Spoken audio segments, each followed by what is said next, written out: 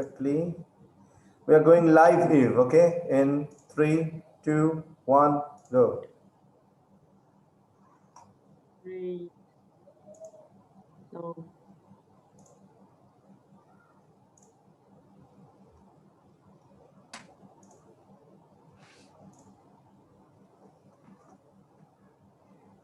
already?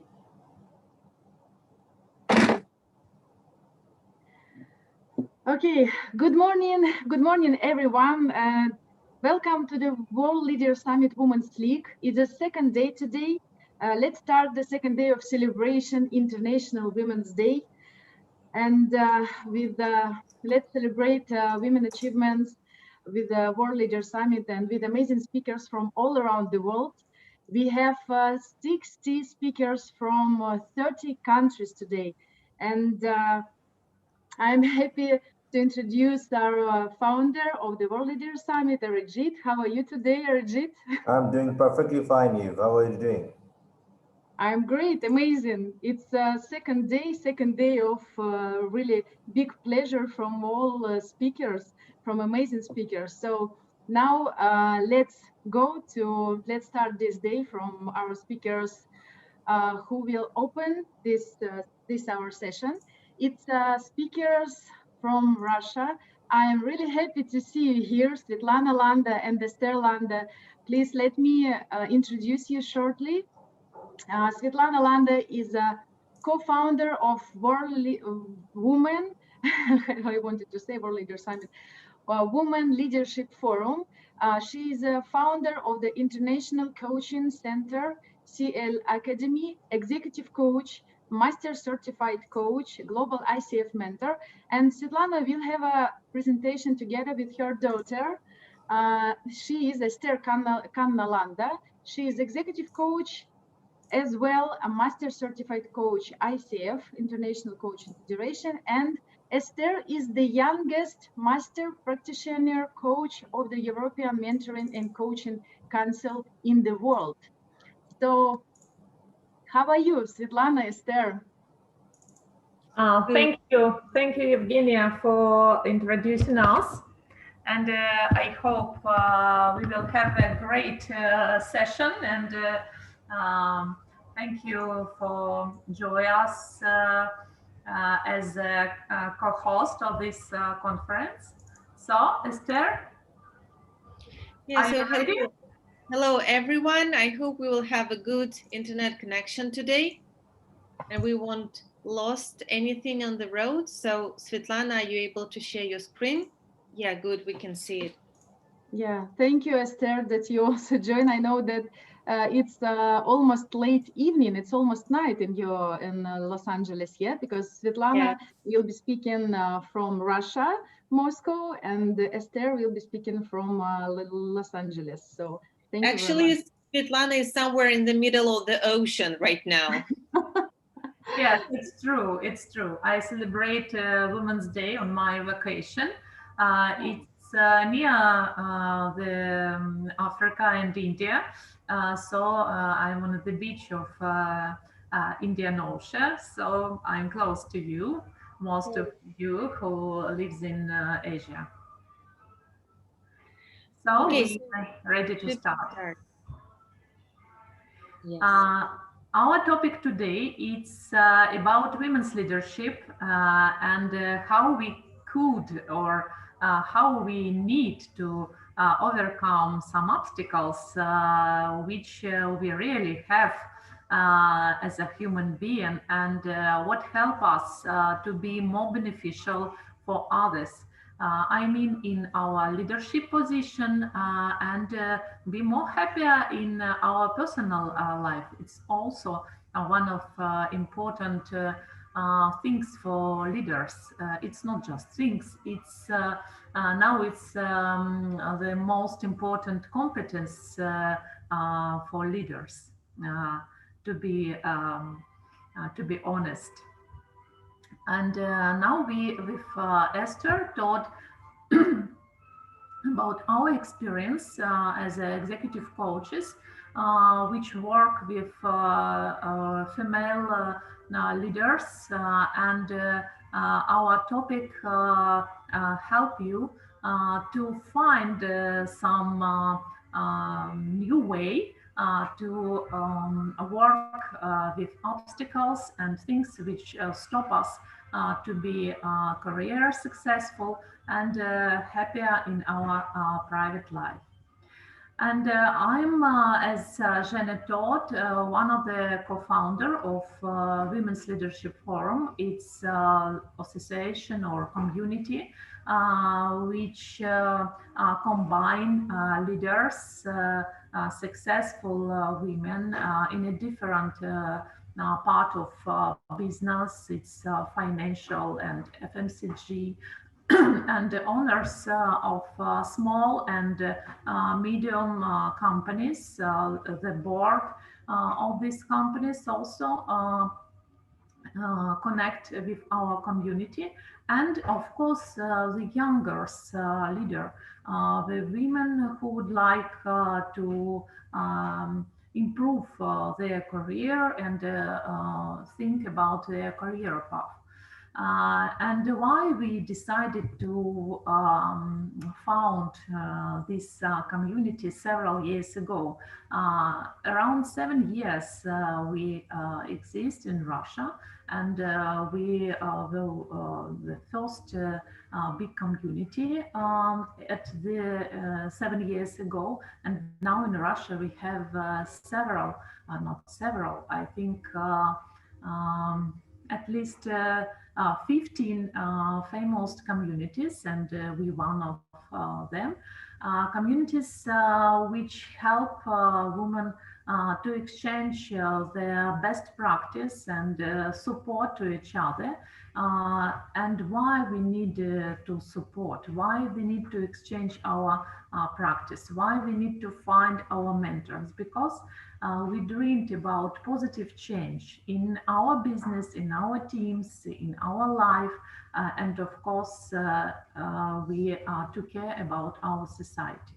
And what I noticed as executive coach, because I work in this area around 15 years, and before that I was executive director of a big pharmaceutical company and HR director in the FMCG companies. So I have 17 years experience before I start coaching practice.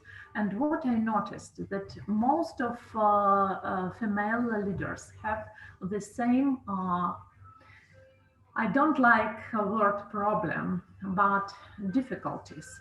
And these difficulties connect of our mental health, how it's popular to call, and about our subconscious bias and obstacles which we have to stop, to influence to us, and try to find opportunity, a new opportunity to create our career, maybe in difficult way, sorry, in different way as a man, or noticed what's they really, I mean men, what's they really do differently, which help them to be successful. Because what I noticed that in Russia we have around 49% managers, female managers, middle managers or line managers, and only 8% of them become a member of the board in the company, so achieve the top of their career. And why? What stop women very talent and very good leaders become more success in their career? And we talk with our members of women's leadership. We talk with my clients what's really stop them, and it's some thoughts, some unconscious bias which we found together. We explore and find a solution how we could be more successful and more happy. And we exchange this practice, and as a result of this, 5 years ago, I created a book and include in this book 20 stories of successful female leaders who really was succeed to overcome these obstacles and be more happy and successful in their life. And the most popular behavior which I observe, it's female leaders, youngest female leaders, and female leaders around 35, 40. They try to work hard, maybe during 10 or 12 hours, and after this work time, they have to, or they need to be a good mom, a good wife, and be successful in the different roles of their life. And it took around 4 or 5 hours, and they try to be good manager and best leader, and the good mom and good wife. And it's really very hard job to be perfection in whole role. And the result of these thoughts or habits and emotional state, which we call house in our life, because we try to be everywhere and like a Shiva. Now the result of this type of thoughts and behavior, the emotion trouble, and this emotion trouble very influence in our personal feeling of goodness, and also influence to our team, and as a result of this, sometimes women stop their career or don't like to continue their success career, and decide to have a break or to have sabbatical, and managed the emotional part, because they believe that we can't work everywhere and always, and need some vacation, some really strong vacation, not strong, a long vacation, and find another way to manage our different roles in the life. But do you really need to work hard everywhere and always, 24 hours, 7 days per week? I think not. But at the same time, we have a lot of responsibility as leaders. Our work, business, career, and sometimes it's really work which we love to, and we need to be a good mom, and we the best way to say we could be a good mom if we are in a balance.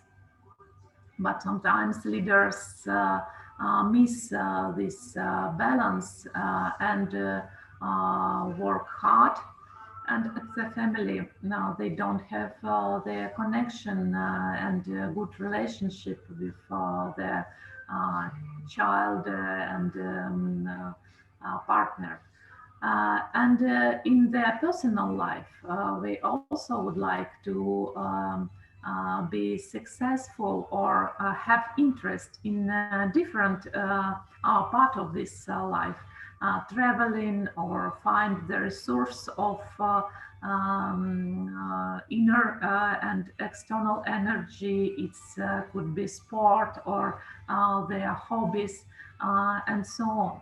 And we also, as a leader, need to be more reliable for our society. And a lot of female leaders leading their charity organization or their charity project at the same time. So we have a lot of responsibility. And one the most important, our area of responsibility, our inner state, our balance, the quality which help us to be right now, right here, and feel our quality of awareness, our creativity, compassion, good quality of our spirit. And it's a key for leaders how to be successful in different areas. Be on balance and with good connection with your spiritual quality, with your inner human quality, help you to manage all important areas in your life, your personal life, your career, your family relationship, and at the same time feel the strong connection with society and others.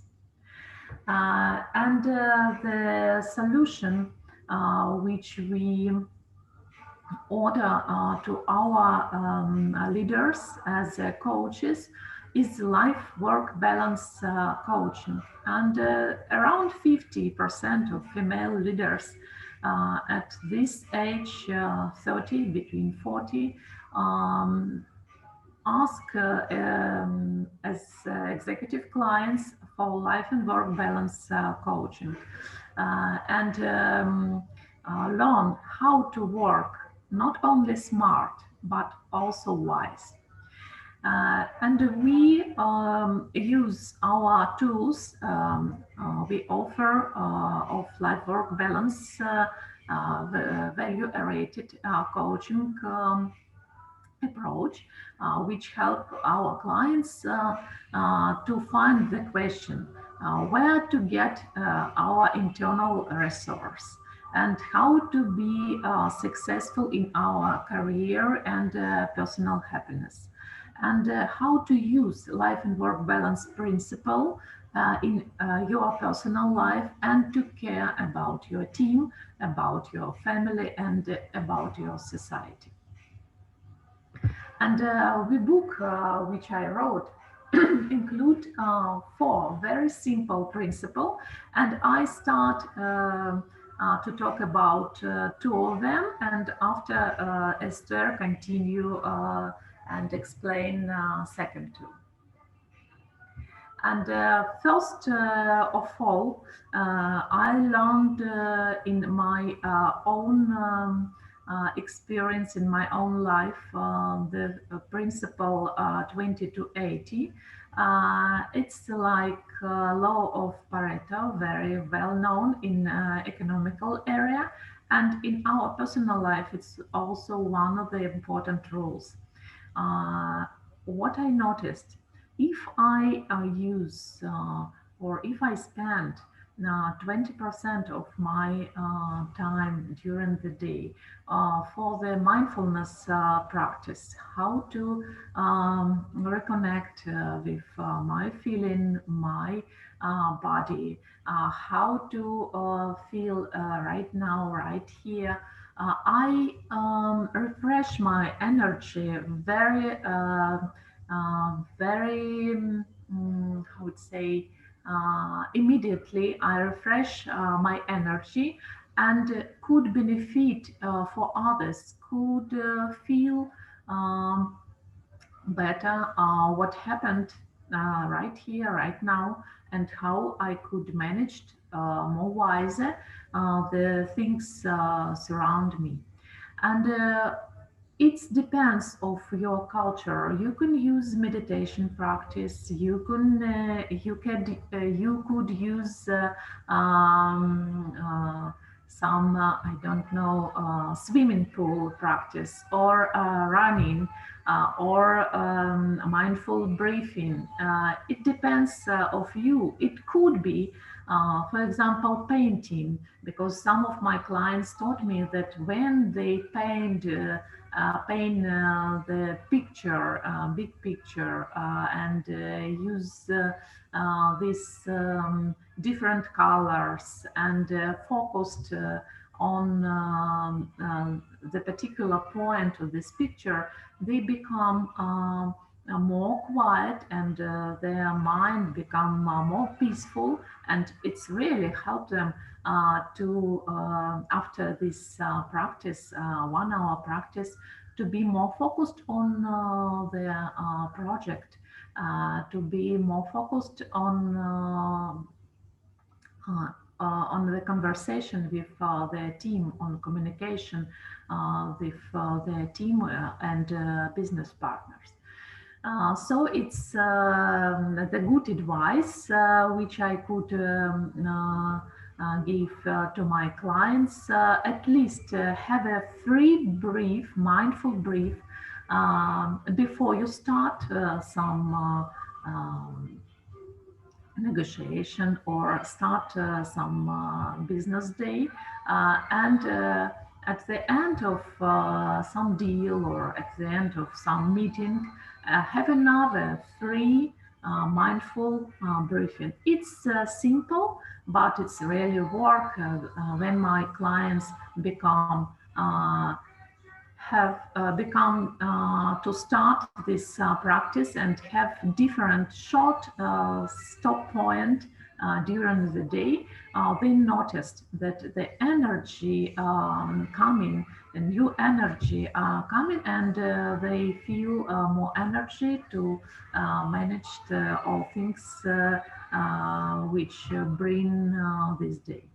And the second principle, when you refresh your energy, when you mindful of you as a person, and all things which happened right here and right now, how you could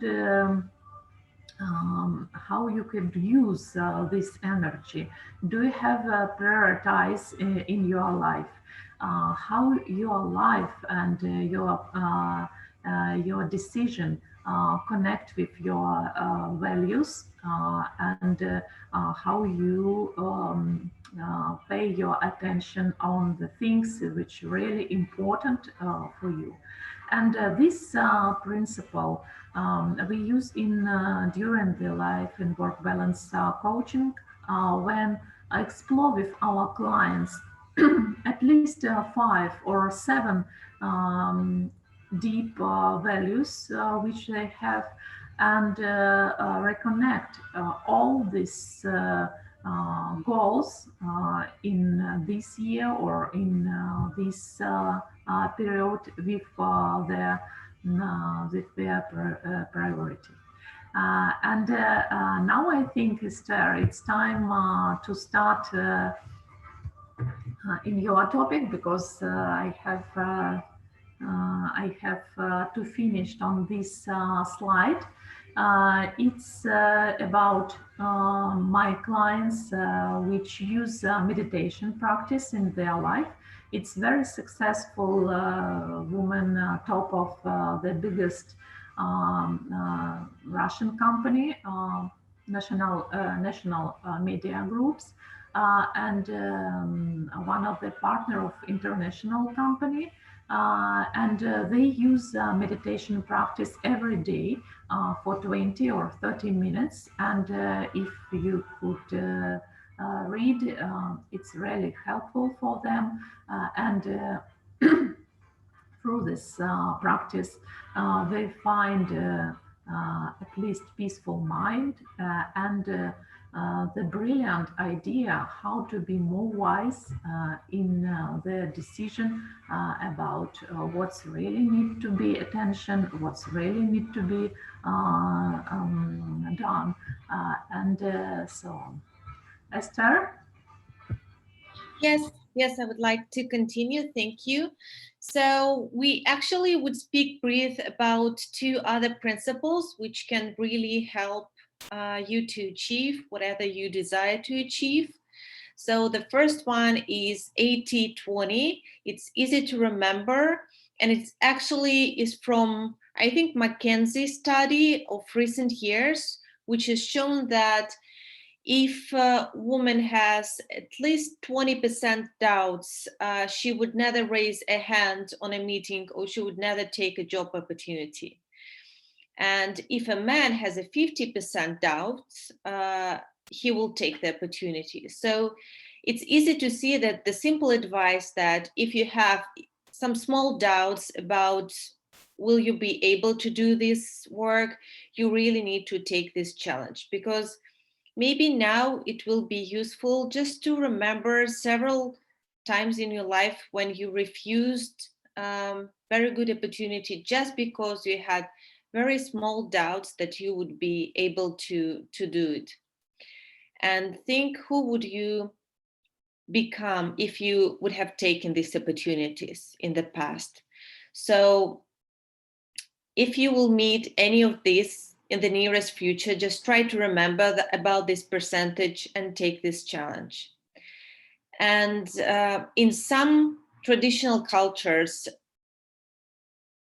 women, I think since the early ages, they are taught that modesty is very good quality, but actually it's not good for business. And if you want to become a really successful professional, if you want to become a successful manager, you should really rely on yourself and on your skills, on your talents. There is an easy exercise which you can do even today, for example, is that if you have something which can be called like imposter syndrome, you should remember all that you have achieved in your whole life. It can be some big achievements or even small achievements. And what most important is just to remember what helped you to achieve them. So what kind of skills, what kind of knowledge, what kind of beliefs helped you to achieve this or that particular achievement, no matter, it can be big or it can be very, very small. And in the same, folder, you can collect all the positive feedback which people have ever given to you. It can be your friends, it can be your colleagues, it can be your colleagues from your past work. Just collect everything all together. And the next time you would experience something which can be called imposter syndrome, you should read it and connect with it. Just connect with your strength and the positive feedback that people give you. That is how you can actually build your inner self-talk, which is usually stopping you from taking any challenges, because it is saying to you something like, oh no, you're not too professional for that. Oh no, you have never done it. Oh, maybe not, don't try it, just maybe next time. And if you want to stop postponing your life into some illusional future, you should probably do this, and it can help you, because what is really stopping us, it's our inner talk and inner beliefs. And if you can collect as many facts as possible and look at them regularly, and regularly maybe just add something if you remember something, or if you hear something positive, or if your client gives you positive feedback, or your boss, if you just will collect and remind yourself about these facts, it will be much easier for you to achieve your next results. And one of the other principles we would like to share with you today, it's 60-40. So it's much more important right now to be a listener, not a storyteller. but because by asking questions, you can really hear something you would never hear, probably a new angle or something which can slightly change your mind and maybe the whole team view on the subject that you are discussing. And as you know, the strong questions, they really create strong teams and strong leaders.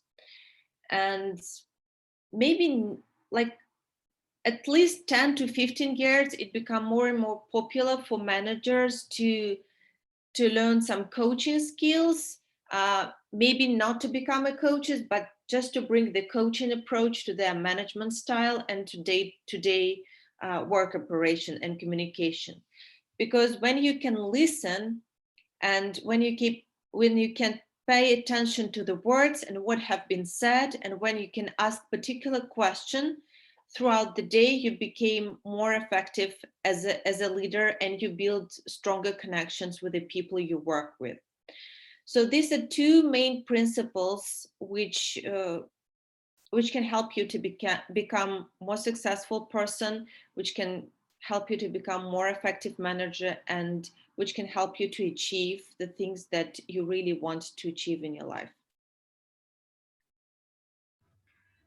I just add, what does it mean 40 to 60? It's more about how to have more flexible schedule in your life, because usually we noticed that women leadership, women's female leadership leaders have only 1 hour for lunch, and it's all. They're always busy, but it's not wise. Maybe it's smart, but not wise. And try to have 1 hour plus, and after 1 hour plus, for example, for creativity thinking process, for strategy process, and also for being more flexible and find more interesting solution, fresh view of the problem, and it's really help you to be more successful in a strategy way. And Esther, would you add something at the end? What's we really have to manage? Well, I think I would add that we're not becoming younger, and that we actually need to invest not only in our education, not only in some additional courses, MBAs, and etc., but we really need to invest in our emotional health and in our physical health. And in some cultures, it's more popular to also speak about spiritual life. In some cultures, it's strictly forbidden. But by spiritual, we mean what you understand, what is spiritual totally for you. Because for some people, it can be some meditation practices. For some people, it can be some religious practices and religious values. We're actually talking about tolerance, about connection with a bigger purpose, about living, translating your values and meaning. And by actual emotional health, we mean self-regulation. And sometimes you can find yourself at the point of the burnout when you really when you really are not able to do it by yourself, and you need some professional doctors who would manage your health, and maybe you need a help of psychologists who will help you to balance your life and your emotional burnout. And of course, if you work with a coach, you would probably not reach the burnout, and you would probably find out the best life and work balance specifically for you. It's very important to work on your relationship, because we have seen throughout our lives a lot of examples when people devote themselves totally to work, and if they have families, sometimes they don't spend quality time with their kids or with their spouses, with their relatives, with their friends. And so throughout the years, they're building their careers, but they are losing this important connection. And then nearly in the end of their career, they understand that they're actually alone, because throughout the last 30 to 40 years, they've been creating their career, but they forgot about other important parts of their life. But thanks to the progress, thanks to internet, thanks to those kind of conferences, people become more and more aware of how important it is to build the life and work balance and not to be totally devoted to their work life. Yeah, and at the end of our presentation, 3 simple thoughts. First of all, seeing what's important in your life. So find your core values, feel the present. So it's very, very important things to manage all things, to be present at all, and use a round of meaningful purpose. And it's about all of us have this purpose of our life, but we need to be absolutely clear about what's really important for us and how we would like to benefit for others, because it helps us to outgrow complexes and limitations which we have, and be more happier, feel freedom, inner freedom, and feel full our potential. We are finished, so thank you very much for your attention, and thank you, Zhenya, for inviting us to this conference. Yes, and we are wishing you the great continuation of your day today, and I'm sure you would love it. Yeah, so Thank you, Esther and Svetlana, for the beautiful presentation. I have a small input to share. Well, of course, this is probably very, very important for people to understand how to manage their life and how to balance their life. But in my entire career, I have learned that probably people don't understand how to manage their time. It's not about managing life, it's about managing time. And a lot of people say that I don't have time, I'm super busy. I can't go to gym because, I have a schedule. I can't eat because I have some meeting. You know what, I have to skip this because probably I have to pick up my dog from the cage. So these are all excuses. Probably we are giving excuses to ourselves. Probably we don't know how to manage our time efficiently and effectively. So for me, I find love and joy when I'm working. Work is not work for me.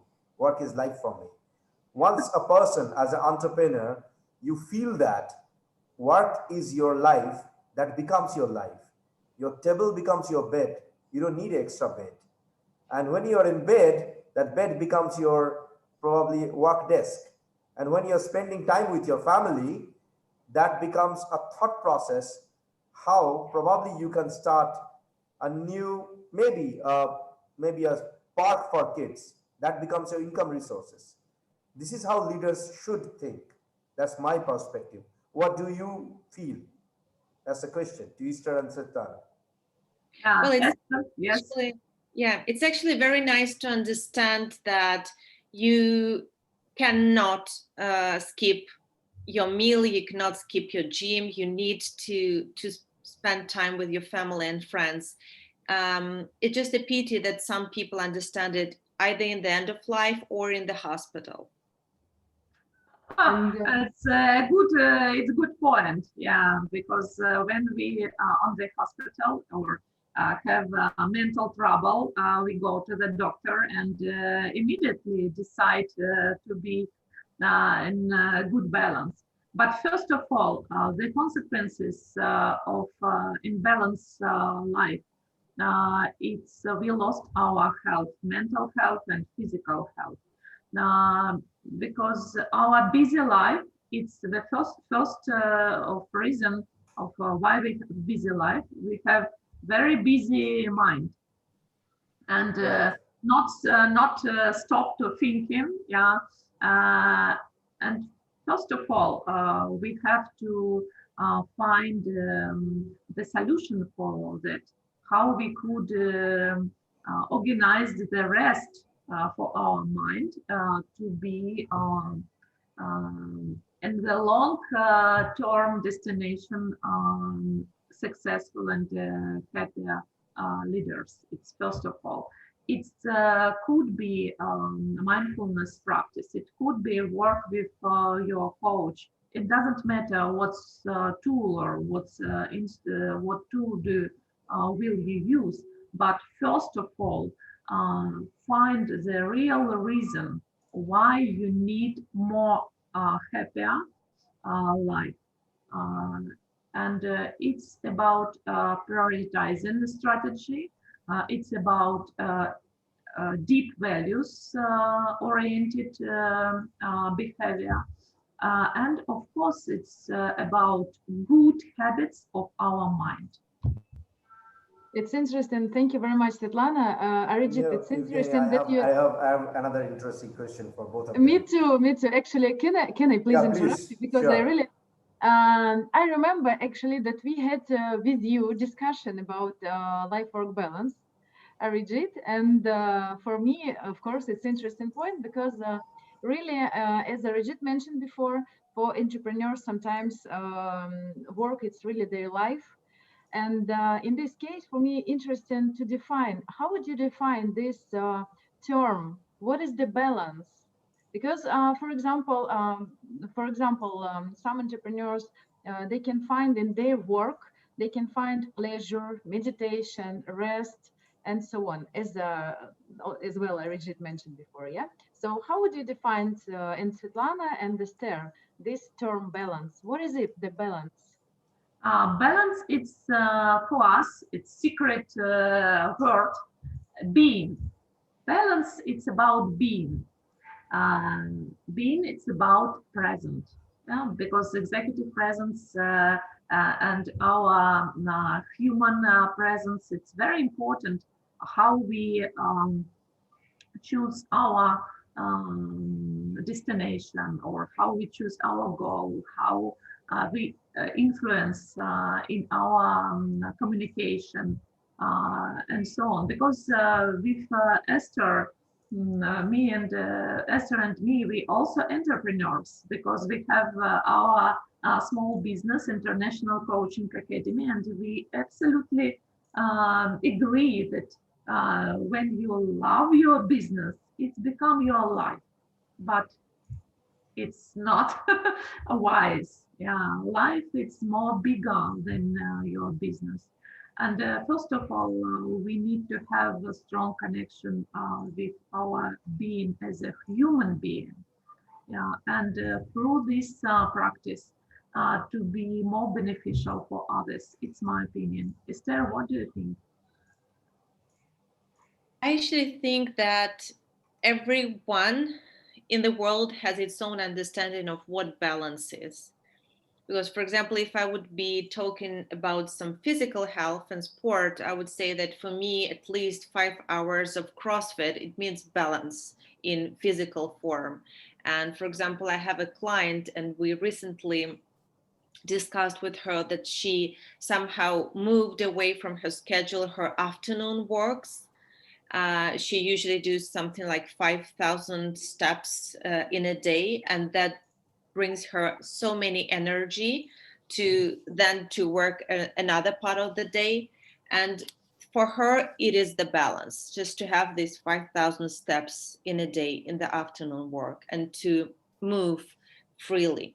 So it's actually, balance is so unique to everyone. Of course, we have some basic understanding that it's we need at least 7 hours of sleep. Some people need 8 or 9, and we need to eat at least 3 times a day. Our food should be balanced in the nutrition and so on and so forth. So, but I think the main thing, not to speak like for hours about the balance, is just to remember that we work to be able to live fully, but we are not live so we would be able to work, because as Svetlana said, life is so much brighter than just work.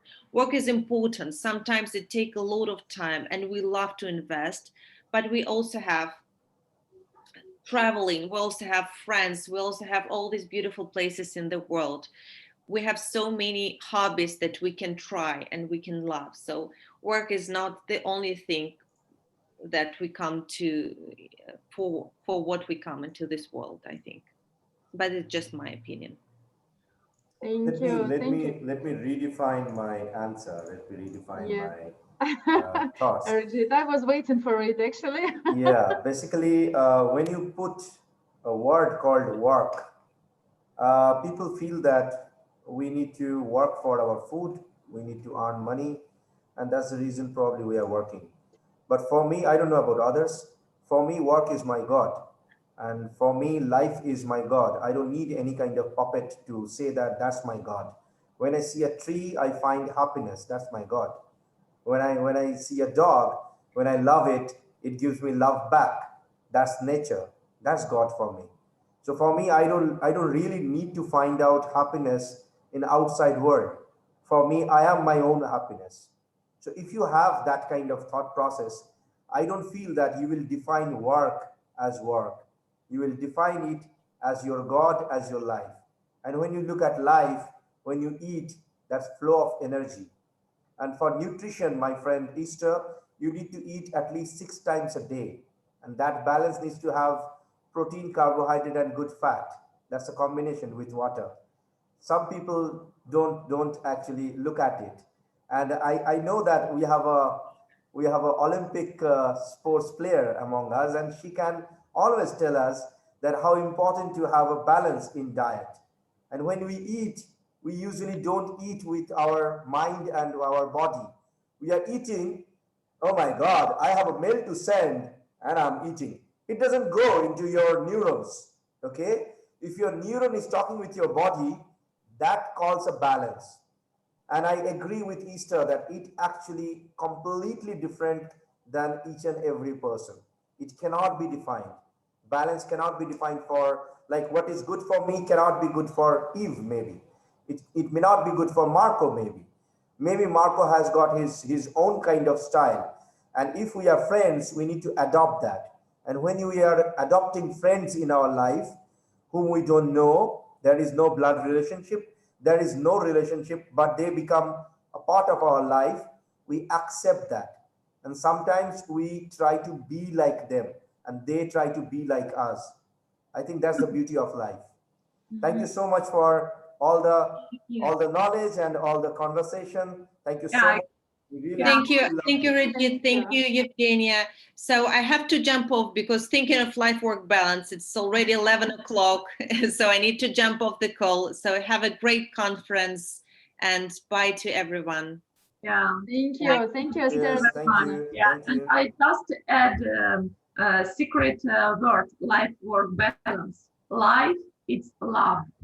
Work, it's wisdom. And balance is being.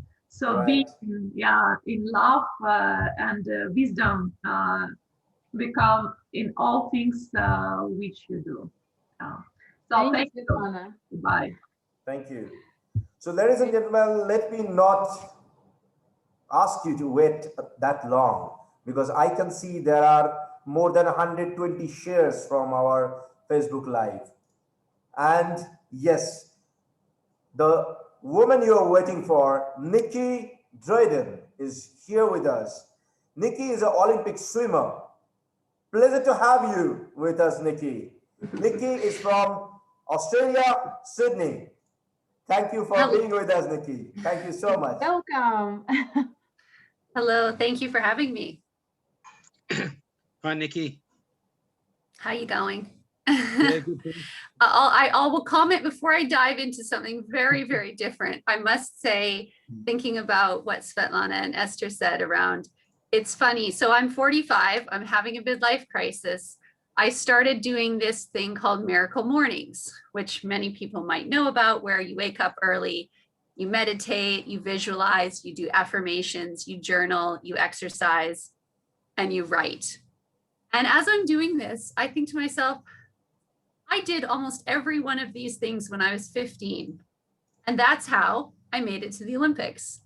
And how did it take me 30 years to come back to this place where I knew how to be exceptional or extraordinary, however you want to call it, when I was 15 years old, maybe even younger. And now I'm 45 and I'm sitting there journaling going, oh yeah, I used to journal. I used to think about my feelings. I used to visualize my success. So it's very funny. So I am going through all of this. And the sad part is it's a constant learning, right? So I knew this when I was 15.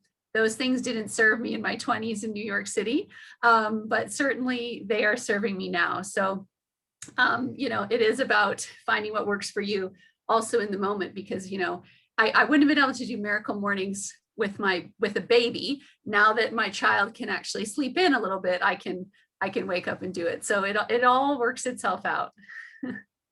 That's true. I think, Nikki, too, like, it's funny you say that at 14, 15, I had the same period of my stage in my life, being an athlete, being a long distance runner, getting a lot of success, being very patient, achieving goals that I thought I'd never achieve, and in the football area, also in Sydney, Australia. And then it's funny, like, I didn't get the chance to speak when the ladies were there because I came in late, but sometimes it's about reinventing yourself, reinventing what you knew in the past that worked, or where you get people, that coaches in your life that can give you that support and mentorship and direction that you lose. Sometimes you lose your way, and I'm a middle-class man now, I'm 51, and you lose you might lose things emotionally. Like, I find my patience is not as good as it was in my 20s and 30s. Time is very, short, because I have 2 young kids. I had kids late, and I've had a lot of different types of businesses internationally. So all these, life expectations that you put on yourself, sometimes it restricts you in your personal life as well. So having a balance is so important, Nikki. And I've never been a early riser, so I find it hard to do what you're saying. But I love staying up late, which is not really good because it's hard to get me out of bed in the morning, but to get to work. So sometimes I have the pleasure these days not to run to schools and to work as a teacher, phys ed teacher.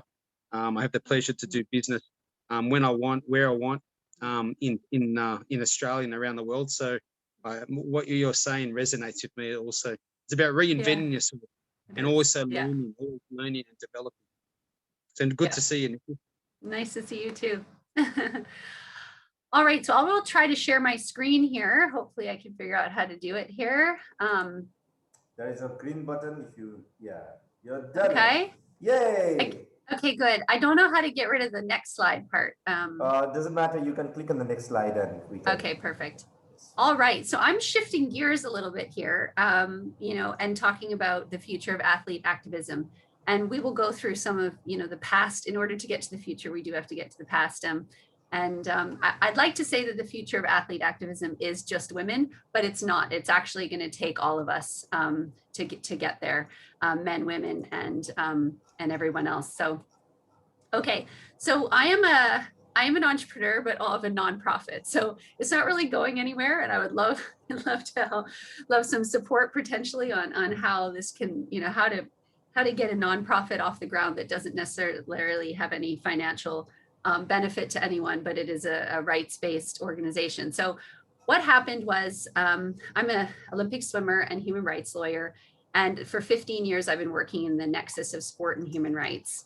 And I realized that for athletes to be able to be activists and to speak out on all of these things, we needed to make sure that our human rights were protected first. And so I founded Athlete Activist with the idea that we would secure and protect the human rights of athletes, and then we could connect them to the broader human rights movement and connect them to other athletes in order to really deepen the impact that athletes can make. As I was going along, I realized we might need some legal support, and that's what Lex Athletica is. So it's a coalition of legal professionals that could potentially represent athletes in human rights tribunals around the world. So what am I really getting at here? And I think I sort of alluded to this idea that in order for us to be able to really fulfill what I think is my mandate as an Olympian, which is to make the world a better place through sport and Olympic sport. What we really need to do is we need to be able to be free ourselves. And I feel very privileged to come from, you know, Canada, the United States, and Australia, where I can be free and I can speak up, but not all athletes are in that position. And so athletes can be human rights defenders and speak up for other people in our communities, but we need to be secure first. So these two athletes are Hakeem El Arabi and Megan Rapinoe. And we'll talk about Megan a bit later, but I do want to start with Hakeem's story, because not every story is, you know, World Cup victory and, you know, turning the White House down, right? So Hakeem was a Bahraini national footballer who was arrested during the Arab Spring in 2011 and targeted specifically because he was an athlete. The regime targeted athletes and other sports people specifically because they were in the spotlight. And so the president of the Bahrain Olympic Committee was Prince Nasser, who's also the son of the king, and the controlling Al Khalifa family, targeted a whole bunch of sports people. Now, Hakeem was fortunate that he was able to escape Bahrain, and he was granted refugee protection in Australia.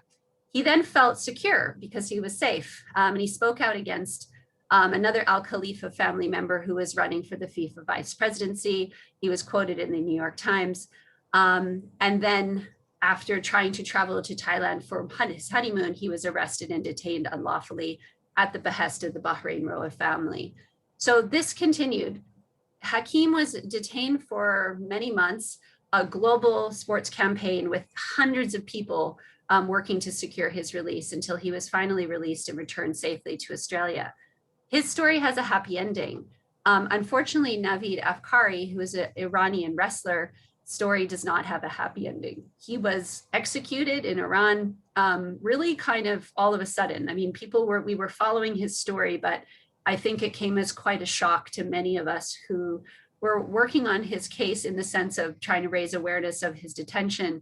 But again, he was targeted for being an athlete who spoke out against the regime. He was executed last year.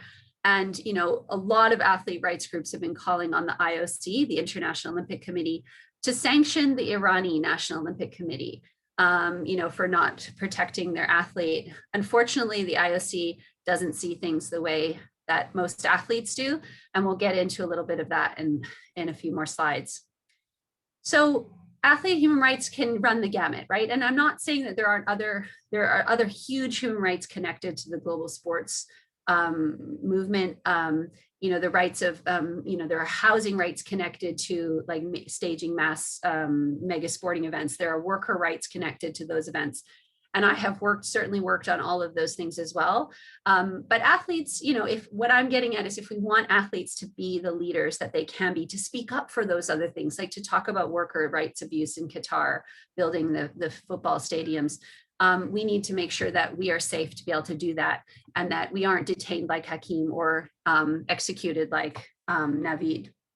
So under international law, freedom of expression and assembly, which is the right to free speech, freedom of movement, freedom from abuse, due process. These are all the kinds of things that we're talking about. And for a lot of athletes around the world, these things don't exist. Freedom of expression is a big one that I'll probably focus on today because it's really critical with the Black Lives Matter movement. We'll talk about Rule 50.2, which is an Olympic Charter rule. I'm particularly focused on Olympic athletes because that's my little area of the world. I'll show, of course, some pictures of some beautiful pro athletes.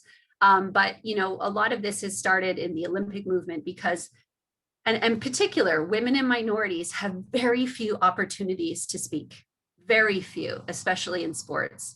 Professional athletes have, you know, any given Sunday, right? Any weekend, they're on TV.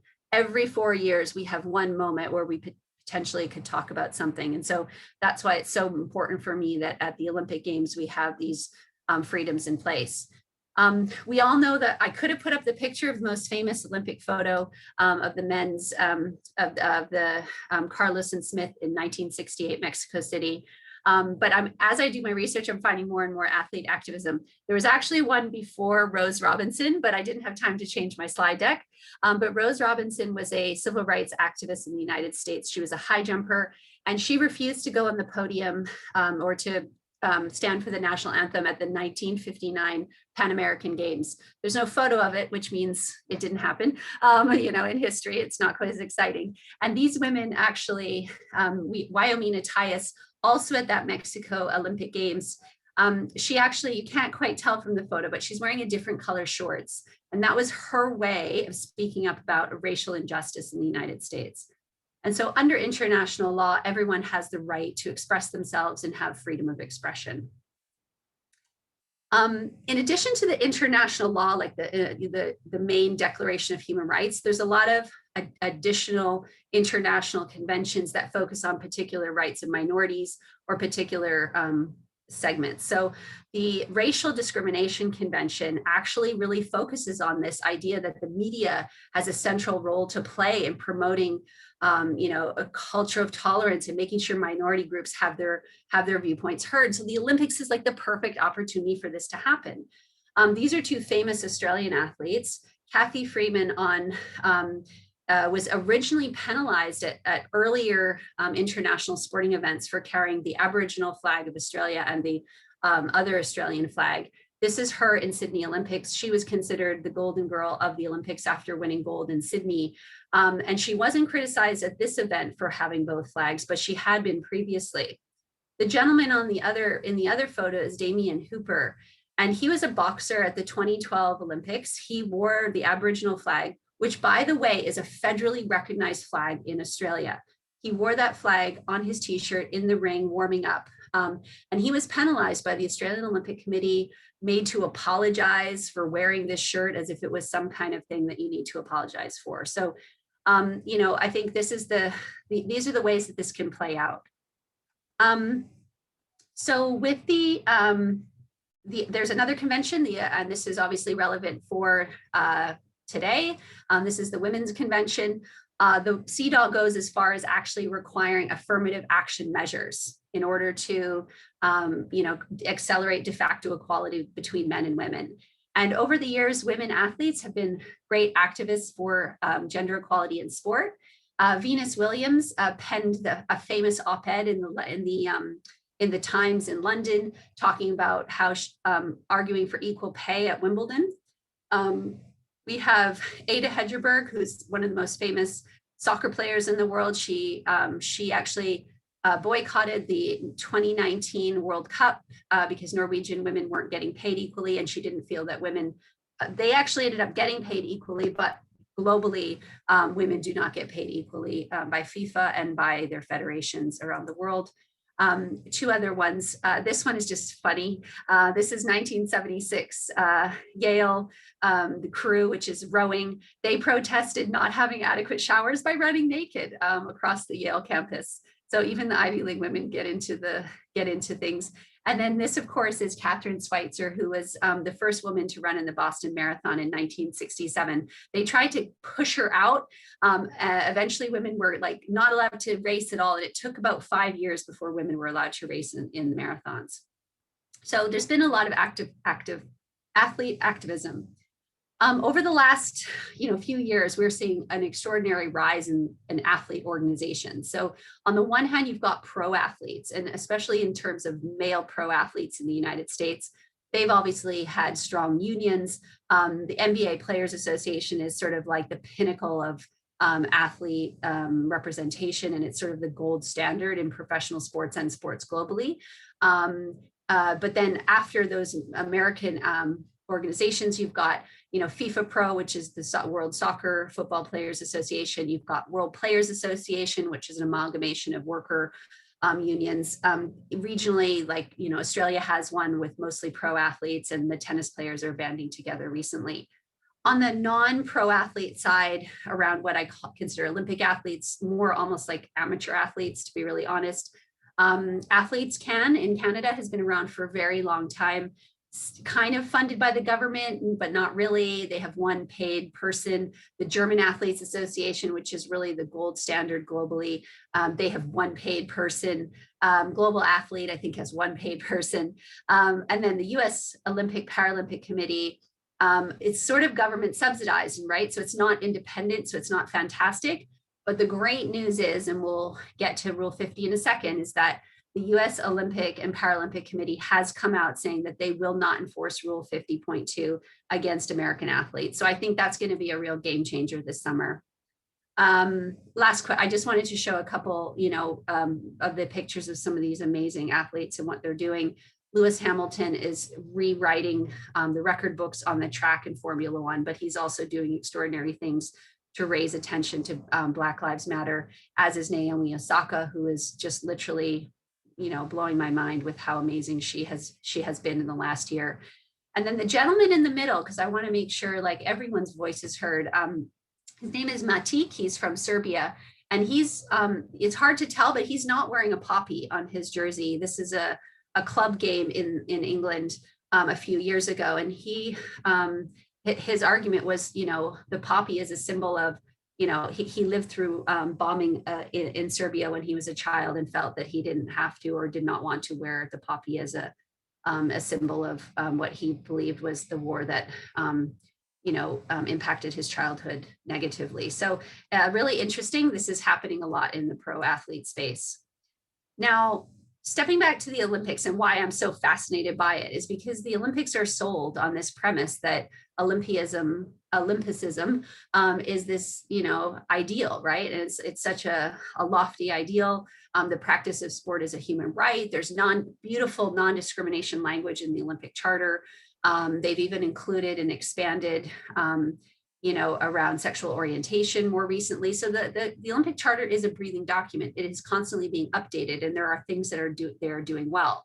But despite this, and despite this idea of non-discrimination and the basis of the Olympic Charter being in human rights, they unfortunately curtail the rights of athletes to free speech.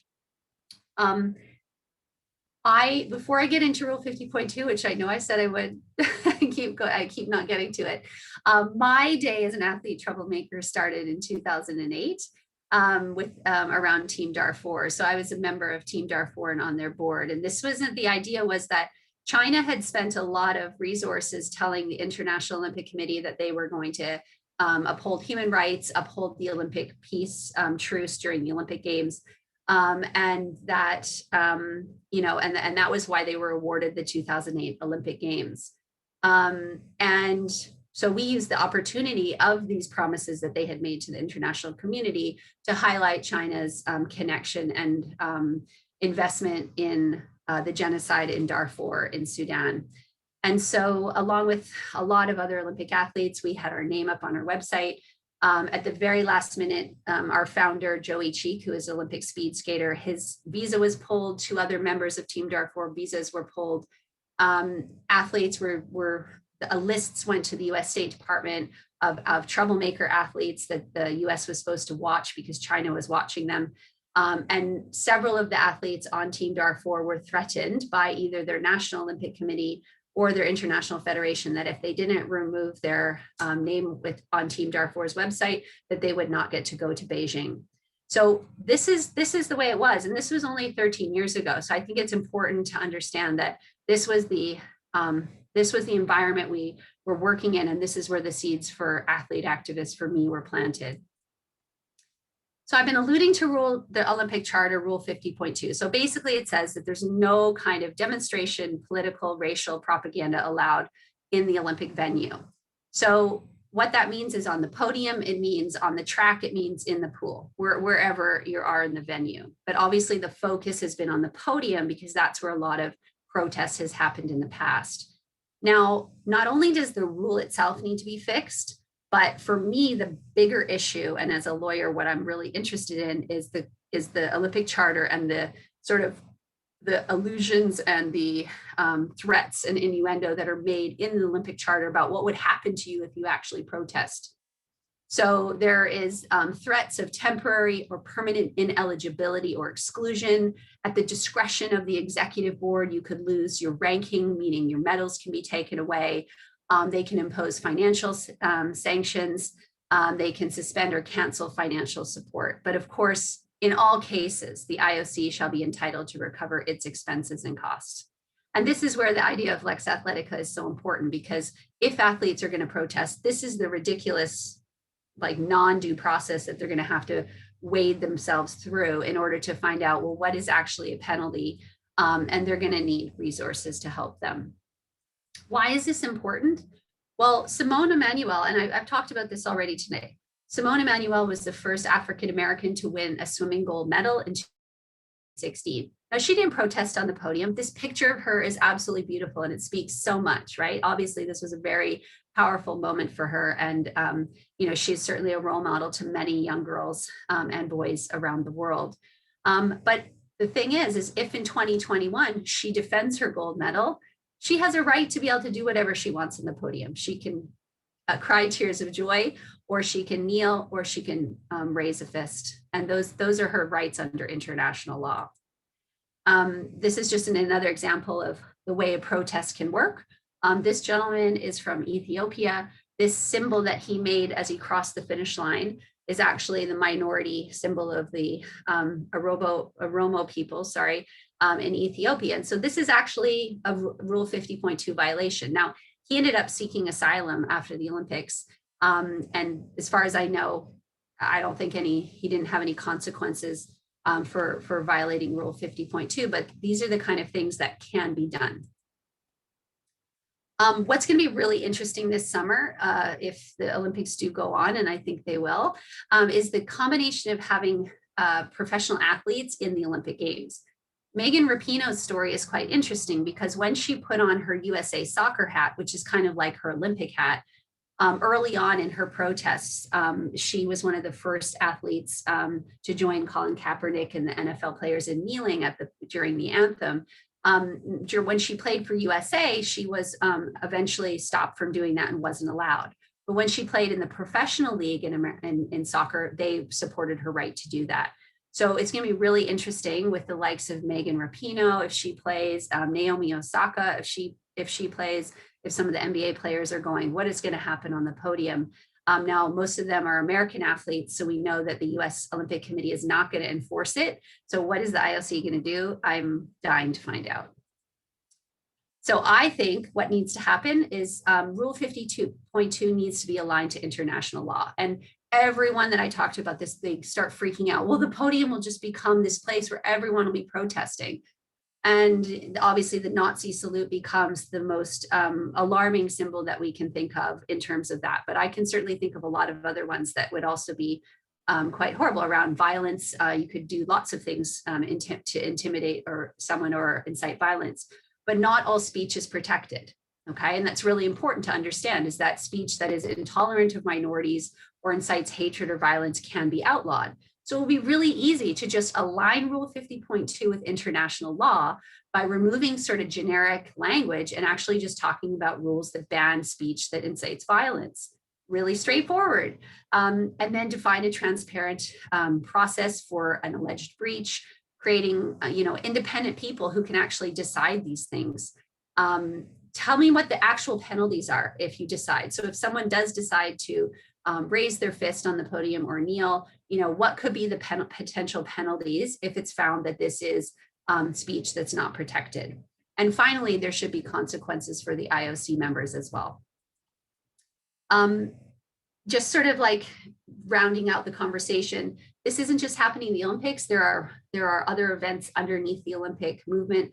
The Pan American Games, both two athletes protested on the podium in 2019. Both were American, both were penalized by the US Olympic Committee, which has since apologized to them. But this is happening around the world at other events. This young woman got rainbow nails at a World Track and Field Championships. You've got athletes protesting against doping as well. So there's a whole bunch of things that athletes are talking about. I have a lot of hope right now from that 2008 troublemaker list to the things that athletes have been able to do now. We've got Belarusian athletes called on the Olympic Committee late last year to suspend the Belarusian Olympic Committee, and they were successful. So the athletes actually got together. This is a swimmer from Belarus who formed an organization called Free Association of Athletes of Belarus. Athletes, over 1,000 athletes signed an open letter condemning the authorities in Belarus. And the IOC has refused to acknowledge that the new head of the National Olympic Committee of Belarus, who happens to be the president's son, they're refusing to recognize him as the head of the National Olympic Committee. So things are getting better and it's really exciting. So we need more help and we need support. We need, the IOC to do the right thing and conform to international law. We need sport to just be left to its own devices. We need help. We need domestic and international oversight of sport. We need good governance reform from the outside. Don't trust sport to just do this themselves. And we need true athlete consultation and capacity building. I said it from the very beginning, this is a nonprofit. I do it on my spare time on the weekends. And it's not going to generate any revenue for me. But what it is going to do is try to make the world a better place. But it's really hard to do, right? So we need to be able to empower athletes through education and really talk to them and then provide the support when they need it in order to be the best leaders that they can be to make the world, to actually realize the Olympic ideals. Nikki, is it fine if we connect offline after the event? There something I think we can do together with World Leader Summit, and Marco will be the best guy to connect you in Australia. Marco is the co-founder of World Leader Summit, if you know, and Evgenia is the core committee member of World Leader Summit. So of course I think we can do something together. It doesn't matter whether it generates money or it doesn't generate money. As long as it is helpful for the ecosystem, we are there to support and help. Can we connect offline? Yeah, for sure. And I think it's really important that we're reaching out to athletes around the world and not just, it's easy for, I think it's like athletes in Germany and the UK and the US, we have opportunities to connect to, there's some funding, but I always think about, so I've lived in Sri Lanka and Kenya. And so whenever I'm thinking through these things, I go, what would it look like for an athlete in Sri Lanka to access this kind of rights? What would it look like for an athlete in Kenya? Because we really need to be talking about this from a global perspective. And so, you have so many amazing leaders speaking on your events from around the world, trying to, cultivate that kind of building the capacity of these athlete activists in every country. Because as we saw in Belarus, those athletes came forward and did such an incredible job. But, I don't know, were they ready or did they just go, they just took the opportunity and ran with it. So. Yeah, I think we can do a couple of things together, Nikki. Let's speak after World Leader Summit Women's League, and and we can have a common call with each other. We'll be more than happy to support and do something good with each other. Thank you so much, Nikki. Thank you so much. Thanks, Nikki. Guys. Yeah. Nikki, could you please turn off your sharing and say hi on the screen so that I can take a snap of yours? Yep. Sorry, it's frozen. Just a sec. No problem. I'll do it for you. There we go. I think I did it. Okay, super. Can you please smile for me? Yeah. 1, 2, 3. Here we go. Thank you so much, Nikki. Thank you so much. Thanks. See you, Nikki. Thank you very much. Thanks. Thank you very much, Nikki. And thank you for your impact on the world. I was impressed actually of your presentation, and I read my mind. I also wanted to offer you to continue our talk. We have our next speaker. I see that we have Fatma. Fatma, hello. Are you ready to speak now? Yes. So, Fatma, for Fatma, I think we have Farah with us, and Farah, if you can kindly turn on your mic so that we can hear you. Yes, hi, Arijit and everyone. It's good to be speaking from Malaysia. Sorry, the connection has been quite bad today. I do not know why. So yes, happy International Women's Day to everyone who is watching this program right now. And all of you are awesome, really. I met Fatma over LinkedIn, and I think she's been doing some awesome job getting all of her activities known to the online community. And just a little bit introduction on Fatma. She's an undergraduate civil engineering student, an ambassador at Our Future of Change, the social media manager at Advanced Material Pandemic and Future Preparedness Task Force, EMPT, and also a liaison officer at One Better World Collective. She's really passionate about renewable energy, sustainability, and engineering, and she believes in the empowerment of women in science, technology, engineering, and mathematics, STEM. Fatma is a strong advocate of a world free of racism and prejudice with universal love and peace and harmony. Oh, I like the sound of that. Love, peace, and harmony. Okay, Fatma, the floor is over to you. Go, girl. Thank you so much, Miss Farah. Wow. At World Leader Summit Women Link, the speakers are really amazing. Maybe I am a junior in here and the youngest, but I will try to share what I know. Fatima, that's the reason you're here. We are looking for young leaders like you so that you can take the battle. Thank you. I'll try to share screen.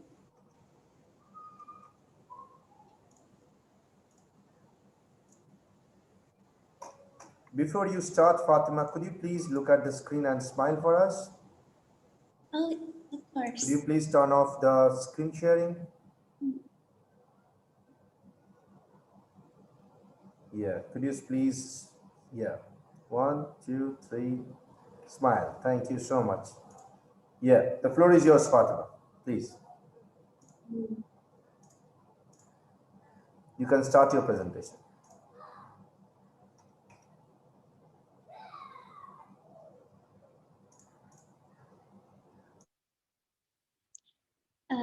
Okay, so Miss Farah,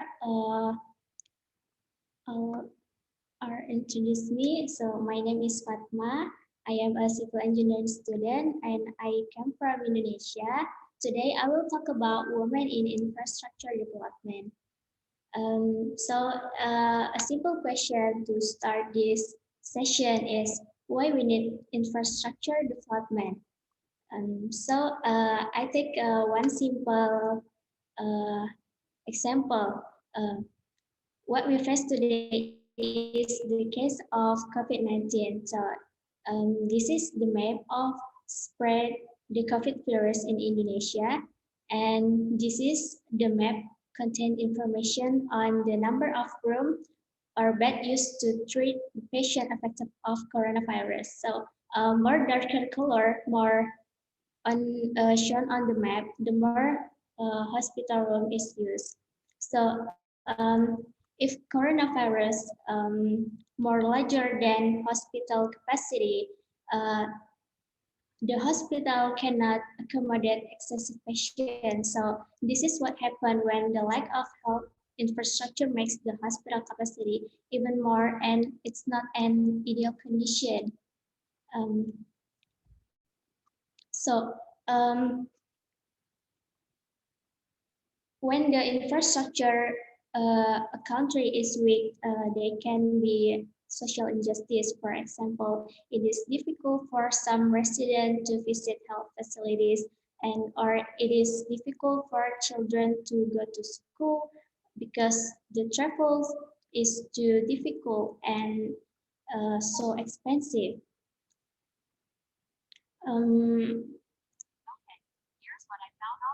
This is the for us, this is the significance of the infrastructure development. So, for example, this is the terms of transportation. The expectation is that transport infrastructure investment will result in transport improvement in terms of capacity, efficiency, and reliability. This is related to lower cost and shorter transit times and business expansion. And this is will make economic activities more productive and competitive. Infrastructure is important to economic development for 5 reasons. The first one is it is usually necessary for certain economic activity to take place, and the good infrastructure increase productivity, while the infrastructure allow information and staff to travel easier, and good infrastructure allow those using to get where they want to go faster, and good infrastructure also can allow company to make investment uh, in things they previously cannot do.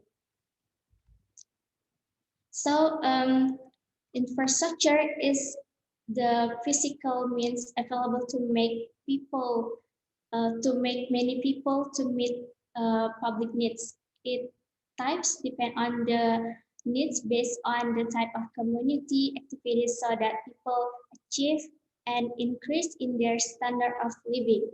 And there are many type of infrastructure. For example, infrastructure in energy, water, waste, transport, landscape, and information.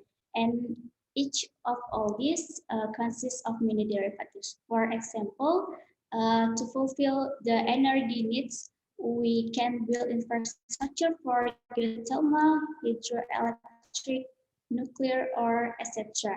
And infrastructure development is a necessity that must be done and become a benefit. But on the other hand, the development can also be disaster, and this is must be complete. So then the terms of sustainable infrastructure, sustainable development concept began to emerge, which was considered to be a solution. This concept arises because of trigger from human habit that overconsumption of their needs. In order to support sustainable development goals, we need a sustainable infrastructure to promote environmental sustainability, to enhance access to basic service, and also support inclusive growth.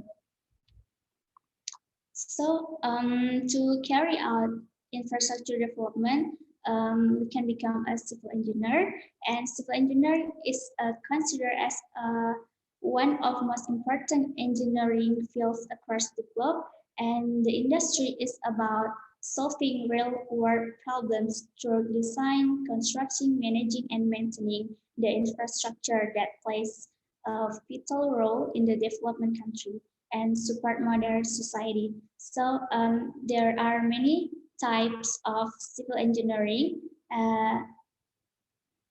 Civil engineering can be specialized of a number many branch.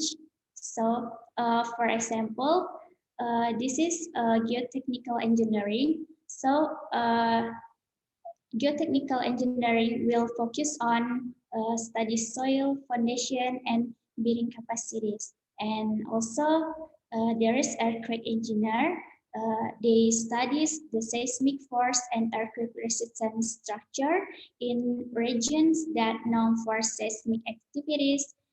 Engineer must design and construct structure based on how well they will react within an earthquake situation.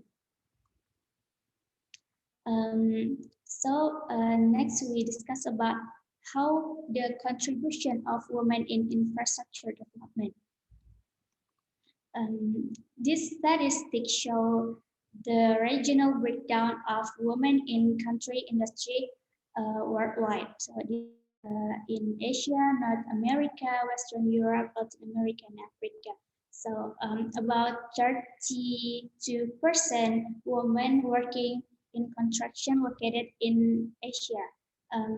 So this is still a small number for women participated in construction industry, and women are still commonly underrepresented in the construction trade. Also, this is according to Bureau of Labor Statistics, women who work in the construction are more likely as office administrative position or admin. By contrast, men have much higher representation in role related to finance, transportation, construction, and extraction, and also maintenance.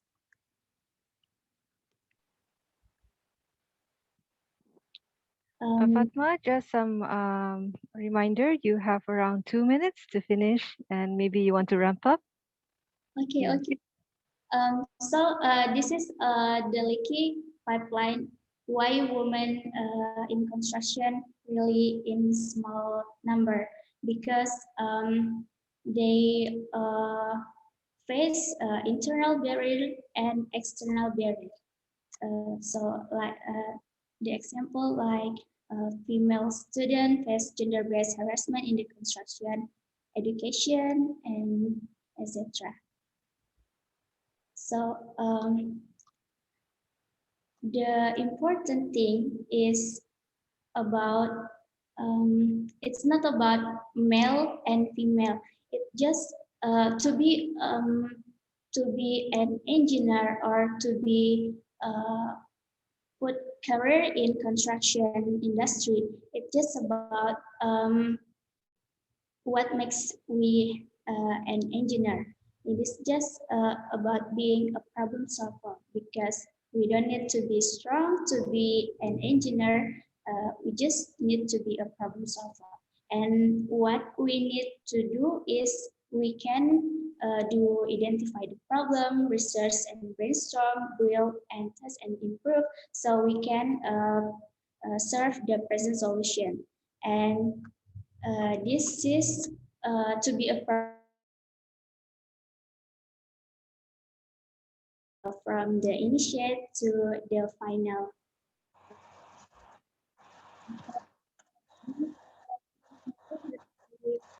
So I am an analysis.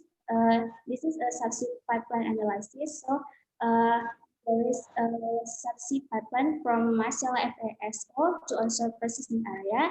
This pipeline will across the transfault, and this area is really high risk because there is geotechnic displacement and earthquake. So I do simulation from gravity and external pressure from the seawater and internal pressure and fault displacement. And the result is we have to make the pipeline when the crossing the displacement of the fault line should be more as possible.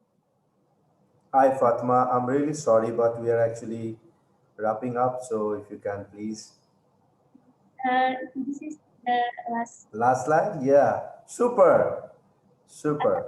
Beautiful presentation, Fatma. Thank you so much. So Fatma, you're basically based out of Malaysia, right? I am from Indonesia. Oh, I'm from Indonesia. Wow, beautiful country. Super, super. And you are at the moment student? I'm still a student, so I'm not have many experience. You have a lot of experience as a student. Come on, of course. That was a beautiful presentation. I must admit that. Yes, thank you, Fatma, for your presentation. It's wonderful. Okay, shall we move on to the next participant? Yeah, sure. So I Yes, think we have our next speaker with us. Hi, Kirsi. Thank you, hello, Fatma, Kirsi. for the beautiful presentation. Please be in touch. Yes. And I'll share you my contact details and please be in touch. Thank you so much. Please check the Thank you. chat box in your Zoom. We can share communication. And so Morning. next, hi, Kirsi. Good morning. Good morning and good afternoon from Malaysia. Thank you for coming to join us to celebrate this International Women's Day. Yes, Thank you for having me. Yes, it's our pleasure. Definitely our pleasure. And let me just introduce you for a bit, Kirsi. Kirsi Ekberg. She is the founder and CEO of Vilike.fi. Is that how you pronounce it? Vilike.fi? Yeah, something like that. A new tech company gamifying education. She's also the active advisor in EduGame startup Studisco.fi, an executive team member of Once in a Blue Moon.co digitally painted movie, and excited for Rehabu.com AI game and volunteering for Encourage.fi to empower girls into education. And your topic today, you will be speaking on co-creative tech development with purpose to make impact with tech, not only business and playful education in digital era. So happy to have you with us, Kirsi. Over to you now. Thank you. Yeah. Can I share my screen? Definitely. I prepared some slides for us. So thank you for the introduction. Van Farah Ayu. Yes. I don't know Yes. if Farah, you can just call me Farah. Yes. Farah, yeah. Thank you for having me. And I'm really happy to talk about the topic because that's also the reason I ended up being an entrepreneur. So it's great to share the experience and learnings along the way. So let's see how this We would be goes. happy to hear from you, Share definitely. my... How you started out from Yeah. entrepreneur. Very Yeah, a little interesting. bit. Yeah, it actually is. And I've tried to also wrap up like my perception on impact with technology on some understandable forms. So let's see how this goes. Can you see the screen? Yes, we can. Yes, we can. I just a moment now. It's loading Good. now, right? Yes, there now, right? Yes. Yeah. Yeah. So the topic is how to make impact with tech and not just business. Like maybe a little bit of my background. The idea of Vileke woke up already 8 years ago. I was studying IT, but also at the same time, as a mother of a young daughter, I started studying children's sport education. And those two worlds came together. And I got this aha moment in my studies where I started thinking that maybe the IT and technology could support our work with children, not just as a children's sport teacher, but also as a mother. My daughter Vera at the time, she was 3. So it was really interesting to start learning how technology and this educational world could come together. And I was very well supported in the beginning, 2013 in my university. I went to talk to our startup school about the idea. And the first version I developed as my thesis. And I got a little bit of funding from Invention Foundation. And then I was advised to start a company. And I didn't even know that the shares can be sold at the time. So the beginning for whole Vilke was really intuitive. But I felt that there is something that can take the life better. So that's why I put this picture of cosmos, because I think every one of us, wherever we are in the world, we have those aha moments that sometimes can be forgotten in like pursuing life with rational thoughts and goals. So, and that was the moment that has taken me into this point. And that's why I would like to ask, I don't know where every one of you are. Here's my friend Liz and his son Nathan. So just close your eyes for a second and let's just spend a little while just to be quiet.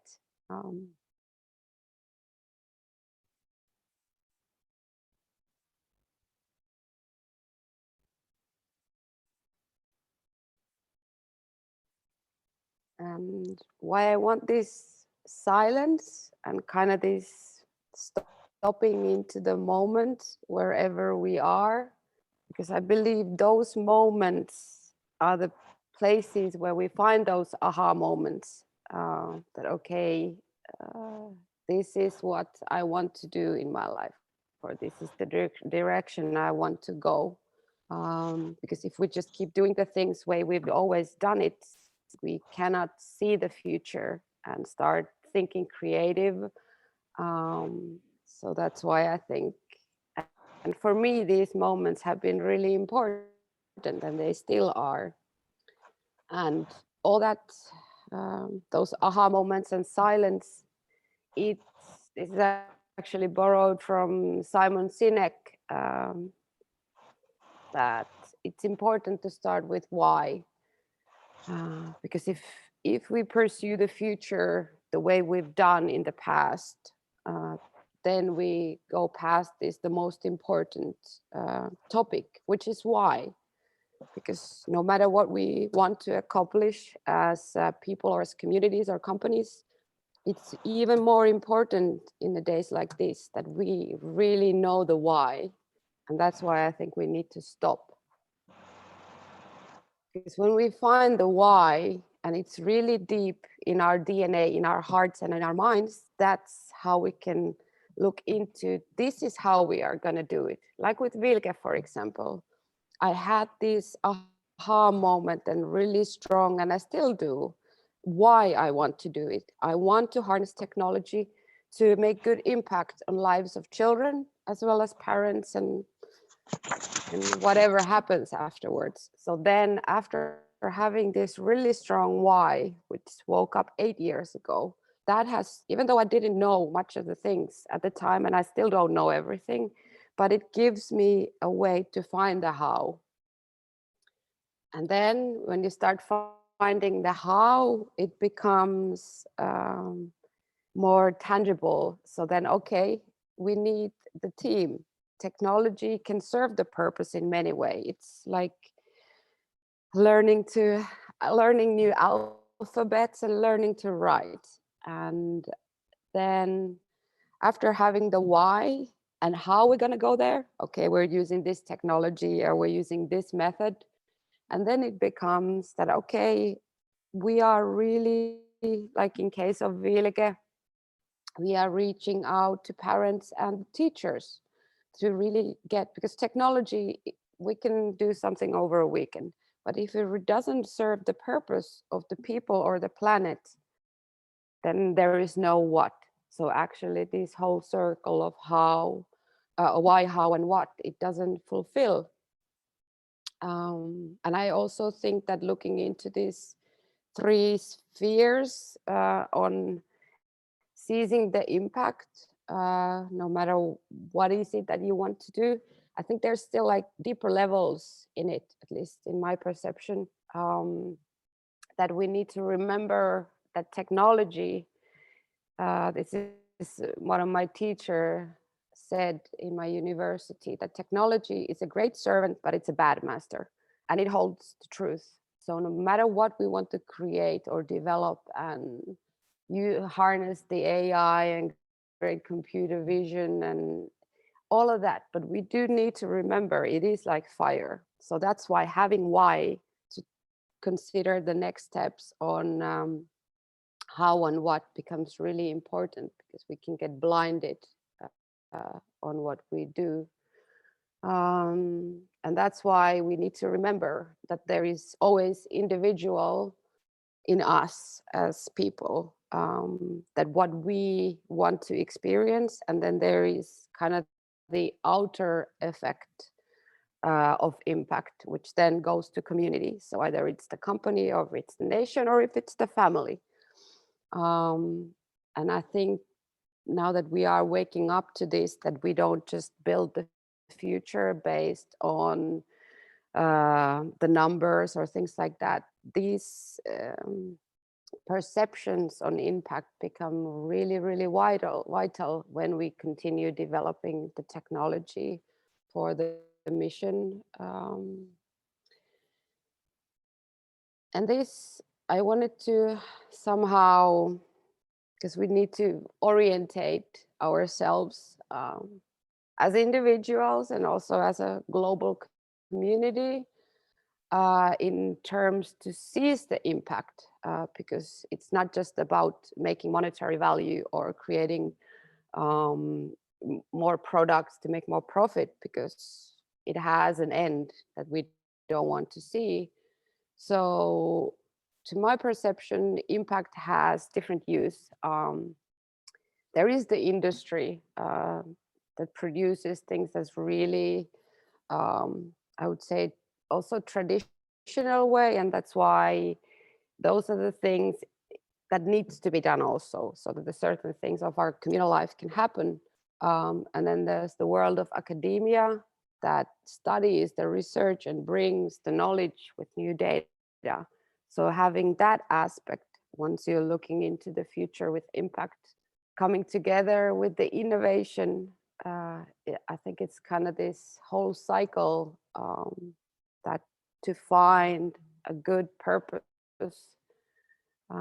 for the technology and the impact, you need to have all these four directions somewhat on site. So that's how we can go towards the future in balance. And it's really unclear picture, but it says that evolution, not revolution. And I also hope that looking into this whole steps of technology for the future and the impact, that instead of trying to break something that's been in the past, let's try to evolve as human beings and as a community with all the possibilities that technology gives us. And I think with that balance, we can build a more sustainable future.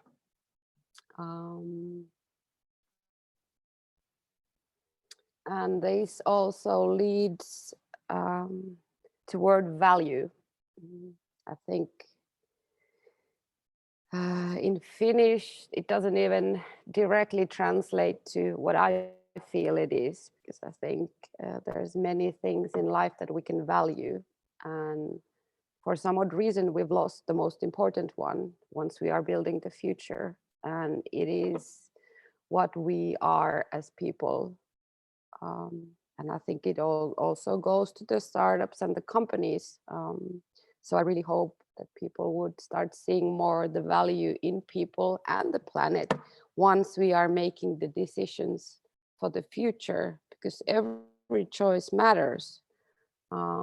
Whether we choose to have less instead of more, even those little things and choices we make as individuals and as communities every day, it makes a difference. And that value is something I hope starts rising more and more. So instead of looking at the metrics of money, which has a value based on gold, maybe there is a way that we can start shifting towards more human and nature-friendly values.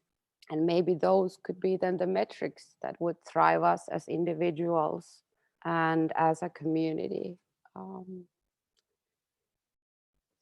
So yeah, I stop. This is also one value. It was taught to me, my friend Sanjay. He said that one wise man said that in between right and wrong, there is a field, and I'll meet you there. And I think this enlightens a lot on this renewing our values and finding ourselves from the past looking towards the future, because that's where we need to step if we want to make, and when we want to make the change. It's not easy, but we can do it. And I think it also, this goes a little bit philosophical. Last night I was thinking my grandmother's last words when I saw her. And she said to me that, do we live to die, or do we die to live? And I thought it actually goes a lot together with the previous sentence, that in between right and wrong, there is a field and I meet you there. It also resembles that we need to die a little to change, to let go something of our past to seize the future, whether the media is then the startups or technology, or whether it's changing our internal patterns or communal patterns. But we do need to be strong enough to make that change, so then the impact can start following us. And yeah, then I'm out of slides. I don't know if I'm out of time. No one can ever be out of time. Yeah, because time is constant. That was time indeed, and we have all the time in the world. But that was my thoughts on impact. I know there was a lot of it was really amazing. So I can understand the kind of conversion that happened into your life, from information to knowledge, from knowledge to wisdom. It is, and then also learning that startups and technology, they are one tool for us to seize this change. And I've also noticed during the past 8 years that it also falls down to the very little things on how we pursue whatever we do in our lives. True. Let me give you another perspective. When you're talking about there is a field in between right and wrong, but in my dictionary, honestly speaking, there is nothing called right or wrong. Is there any background noise happening from someone's end? If it is, could you please kindly mute your mic? Yeah, thank you so much. Well, there is nothing called right and wrong. If you are a doer, you will see that you are actually bad in someone's dictionary if you're doing, and if you're doing, you are good in someone's dictionary. So there is nothing called good or bad or ugly. So it's all about perspective, how you see life and how you want to make an impact. So if you are impacting, just keep walking. I mean, just don't think that who will see, who will speak, and who will do. Doers always do, and they do, and and people are dreamers always dream. there to see. If you get more enemies in life, I feel you are doing massive work, massive work.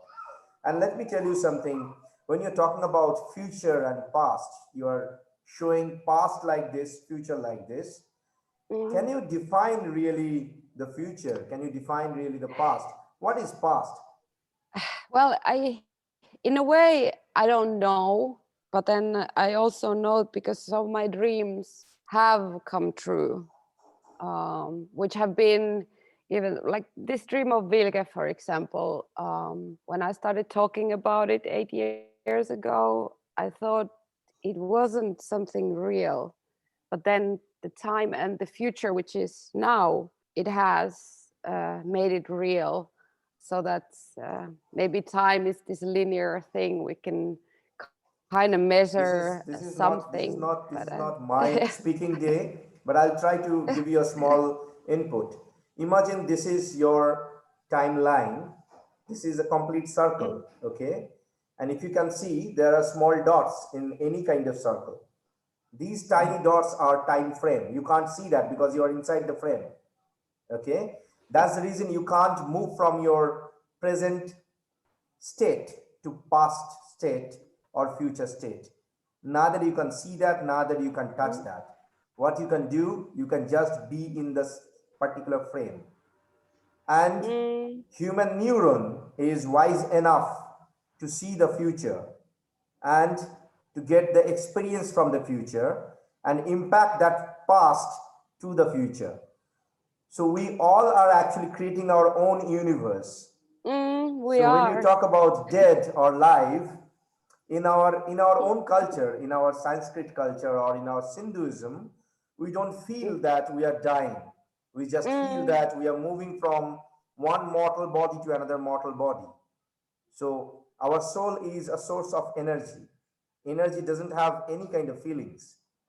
So as a soul, when you have touched your soul, yesterday we actually had a speaker who literally died, Shasha. She actually died, and she saw her body from the top. And then after a couple of seconds, she just came back to her own body. It was completely different, amazing experience for her. She was sharing it with all of us. So when you look at our soul, we actually gather this energy. And the supreme power, if you believe in supreme powers, we call sometimes as God, sometimes as Allah, as any other form. Those are names. Those are all mortal names.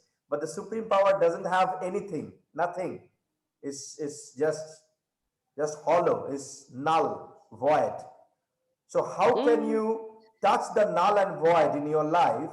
That probably is the life journey. Becoming hollow is not easy. When you become hollow, you are the greatest giver.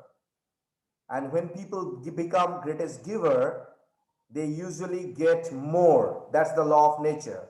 So if you give 5 to nature or your God, you can expect 50 in return, 10 times back. So now we need to feel whether we are giving good energy or bad energy. You give good energy, you will get good energy. You give bad energy, you will get bad energy. It's just like your ATM card. You have HSBC as a credit card. You're punching it to probably in Citibank. You are getting your money from there. So if you have money in your bank account, if you have good things in your heart, you will get it from somewhere else.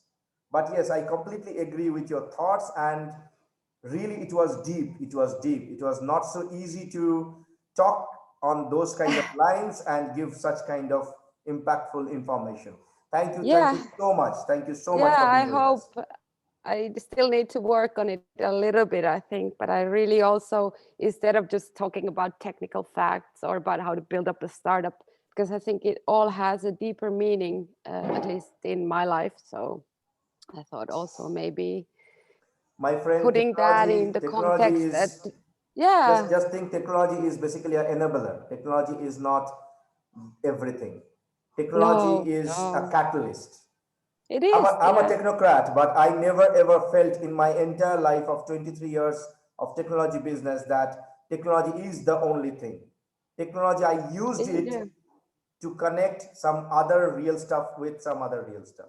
It is, yeah, and it helps us to learn, and that's also been the thriver, because I know that if like this assessment method that we digitalized, it's been used with pen and paper since '94, and if we can use that same kind of the methods that, because children are children, but to have it used and aided with the computing power and new technology, I think we can learn a lot, and that then again can gives us new knowledge to evolve our societies and the education. So of course, there is still great chances on many fields. So. Are you from Helsinki?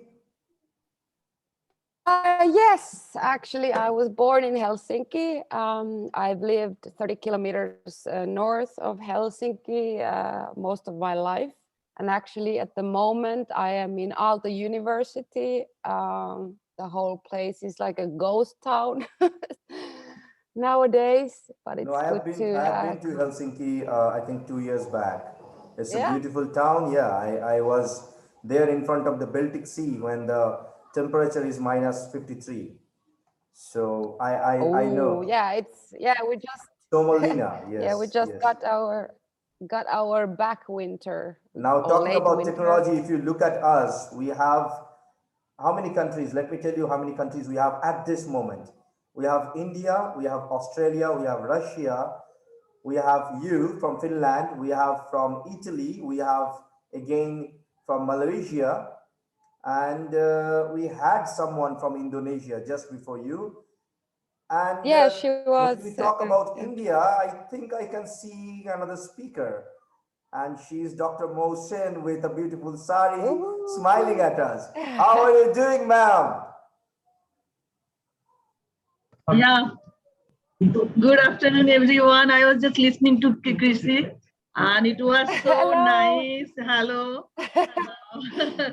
let me thank you all, and especially Arijit, for this wonderful platform where people from different countries, we could come and we could share, we could see each other, we could think how we are thinking, everyone. That is wonderful, actually. And as you said, there is a space between the right doing and the wrong doing. I will meet you there. Definitely, I think this is the platform, this is the space. And here we are, not to say anything special, but to share our lives, how we feel, how we are working. Thank you, Arijit. Thank you, Concetta, for inviting me here. Now, what next, Arijit, if you can? Yeah. So I'll give the mic to Concetta to moderate you because Definitely. you're Yeah, going to be okay. moderated by Concetta. And thank you, Kisi, for being with us. Please stay back with us and please be in touch. Kisi, if you can, kindly please be in touch with me in social media. We have a lot of things to discuss. Thank you. Yes, I will. Thank you. Thank you. Thank Bye you so much. bye. Bye. Thank you. Concetta, Hello, over to Dr. you. Mohsen. Hello. Hiya. Good Hello. morning. How are Morning, you? everyone. Morning, I'm okay. yeah. Absolutely happy to be here. Happy Yeah. to finally see you a little bit more than just over WhatsApp or by email. So Exactly. very happy to. Can you imagine that we had to take 3 days to celebrate the Women's Day? As Arjit said yesterday, it's every day, it's 365 days. Yeah, but you I take believe that. so much interest. So it's really an honor to have you on the platform, of course. It just proves that the subject deserves a lot of focus. So just please, before we go to the little bit of questions, just share your what you're doing, your role with the government, of course, and then we get into more an exchange between us. Please. Surely. I just come like that way, that I am from government of West Bengal, a state from India. In India, the population density is 137 crores, going to be one of the largest population in a coming few years. And in India, as a developing country, as a third world country, there is a lot of problem and lot of other kind of challenges. And especially when it comes to women, the challenges are more. There is some social hindrance, there is financial hindrance, there is less of financial empowerment. So in government, we try to look into all those problems when it comes to economic development of our MSME sector, micro, small, and medium enterprise, apart from the large enterprise that comprises, actually, that is responsible to hold the total economic growth of the country. It gives 45% of the GDP of the country. And definitely the main thing that I should emphasize is that it is the second largest employment provider after agriculture. In India, this is the scenario. So you can understand the vast nature of this MSME sector and how it is affecting and mobilizing the economy of India. That is there. So now with these few words, Concetta, I have a very small presentation. Please, absolutely, do share. Yes. And that is actually, it is a story of four or five rural entrepreneurs, of course, women entrepreneurs, those who are actually working a lot and their full life they are working. Can I request Arijit to come to the statistic, the second slide, please? Yeah, first, yeah. So just to give you one data with respect to West Bengal, Government of India data is showing that West Bengal is second highest in India with respect to micro, small, and medium enterprise in the whole country. And in that, we can state that we have 88 lakhs of MSME units in our state as per Government of India report to 2019-20, whereas the women-owned enterprise number is 29 lakhs 1,324. So you can see more than 30%, almost 35% enterprises are owned by women. Yes. So that is, I feel proud and I feel very motivated when I see even despite so many hindrances, their social hindrance, they're considering them as the second gender of a country like ours, still they are going ahead with full of energy. So that is why I am here to share not my life, but rather some people's life, some women's life, how they are doing. Next slide, please, Orijit. Yeah. Yeah. So it is actually, as I told, that it is a 15 years journey in this government department. I am here before this post as joint director in this department. I was working as general manager, and the general manager post is in the different districts. So you have to work going into the deep of these districts. I was there in Malda district, one rural urban, not very, most of that district, it is a rural area. Then I was to Durgapur, Asansol Durgapur area, that is of course industrially developed urban area, and then again to another district, Bankura, where most of the people are living in a forest area. Half of that district is a jungle, that is forest area. So let me start with Gita Karmokar. Next slide, Orijit. Yeah. So yeah. So this you can see it is a purely village area. I was standing there. Here, 76 families are there, and they are producing this dokra handicrafts. You can see the beautiful articles they are manufacturing. It's special, entirely by their hand, and it is a very old metal casting process that is called wax, and this metal are melted in some very rural crude furnace, and these are the products, and all over world they are selling these. Let me just go to the next slide to emphasize the lady who is behind this. Yes. You can see she is Miss Gita Karmokar. Let me tell you a very brief about her life, and I just wanted to share with you her life, because what we feel, what should be the women empowerment, and what Gita Di proved to be one woman empowerment, it is a completely two different stories. She lost her father at the age of 6, and she was from a very poor family. Her mother compelled her to get married to a person within a night, within a notice of one night, when she was at the age of 12 or 14. When she got married, even she didn't understand what is the meaning of marriage. After 3-4 days, she realized that she has whom she had married is having another wife with 4 children, and all are grown. So she had two options: either to go back to her mother's uh, home, or to stay with this husband and this first wife of that husband and 4 children. But that time she thought, when I was talking to this lady, now she is 65, she was telling, madam, I was just wondering that time that if I go back to my mother's house, there is no one who can feed me, because no money is there. You know, in the rural sector, in the jungle area, their poverty is so hardly striking that she couldn't take this bold step to go back to her mother house. Rather, she went with her husband to that family, and after 6 or 7 years, she learned from that first wife of her husband how to make this casting. You can see this wax model she is preparing. This picture shows. Yeah.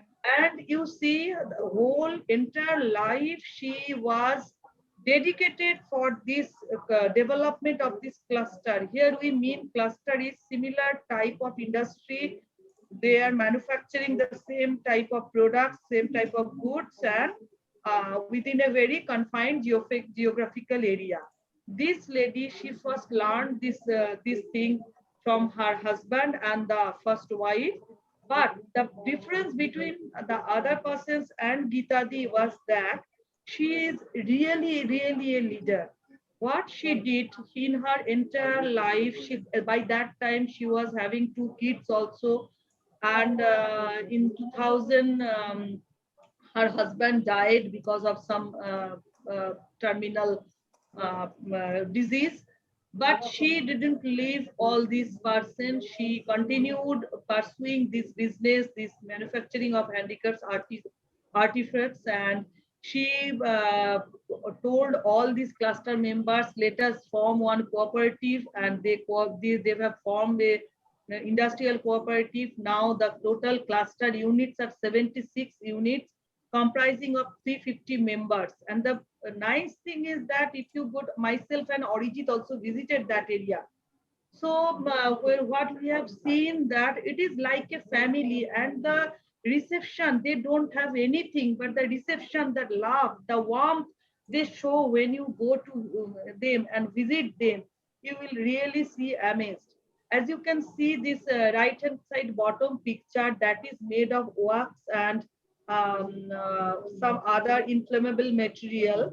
What they do, first they make this mold, then there is a specific type of mud, they cover this entire thing with that mud, and there is a specific root channel they keep through this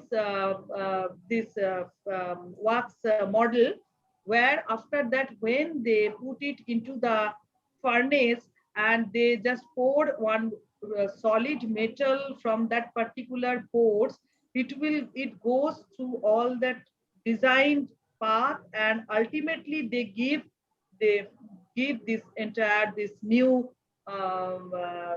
brush and bell metal, this dokra article, this dokra handicrafts.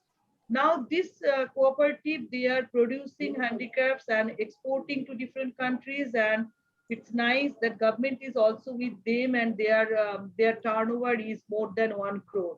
That is their story, and So it is very for the encouraging. audience, when you talk about crore, crore is 10 million US 10 dollars. million Yeah, US yeah. dollars. Yeah, That's sure. great. Yeah. Absolutely And fantastic. Yeah. yeah, and that is also what I mean to say, Consider that you see from the first world countries, some people may not even understand the battle this lady had to do while entire throughout her entire life, and her leadership.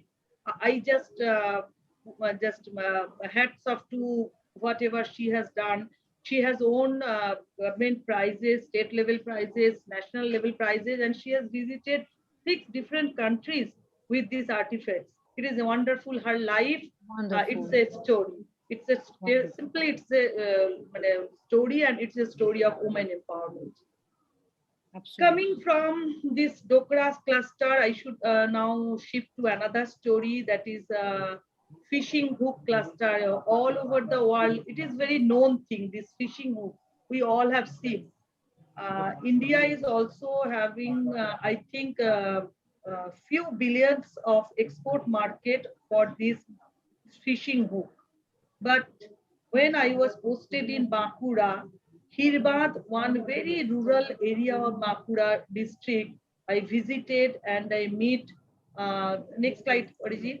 I meet who Kormokar. You can see and just see, I couldn't arrange her face picture, but you can see the this thing, this is the entire machine, or you can tell the equipment or tools, whatever you can call them. This is everything they have. What is that? It is simply a wooden block. This is wooden, and that too you can see it's not any what I mean, it's not a frame thing. It is just a log. They cut it and they put it, and on that 3 or 4 these iron hinges are there. And only thing she has, it is a hammer and one cutter and this wire. This is the tools she has, everything. And with this lady, when she got married to Lalbazar district from other district, before marriage, she was actually from Borjora, another a bit urban area, where she saw one furnace, one manufacturing unit they were annealing and doing this finishing of this fishing hook. This is my hand. When I visited, I took this picture. So this lady, after marriage, when she saw that she has been married to a very rural and jungle area, forest area, she went there, and what she did, she trained 150, more than 500 women. So Women. actually the beauty of this village is all the husbands, they are into brass and bell metal utensils. Okay, so that is a different thing. But all these ladies, they are so empowered. They don't take participation in their husband's business. What they do, everyone at their home, they are having this type of lock, and they are having this ware.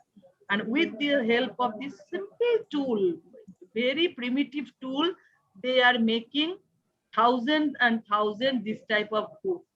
So the entire district and this entire village, they this turnover, you can see more than 20 billion. So this is how what is the magic, this rural community, this women, how they are doing this one. This is the picture. Coming to the third one, it is another handicrafts thing. It is katha stitch. You have been, you can see I am wearing shari. Oh, I am in love. Oh, Dr. Mosen, I'm coming. I want to come. You know, it's one of my dreams to broider. I am okay. So I don't go to visit Arjit first. It was a plan, but no, I come and visit you first. Definitely. Arijit will be there. No problem. And I will show you how wonderfully these ladies are. Yeah, it's really beautiful. It's really beautiful. And another thing is there, apart from our Prime Minister day before yesterday, he has also said a lot about the artisan quality of Bengal's women. Fantastic. And you can see all are, in India, religion, it's a matter. Now election is also coming.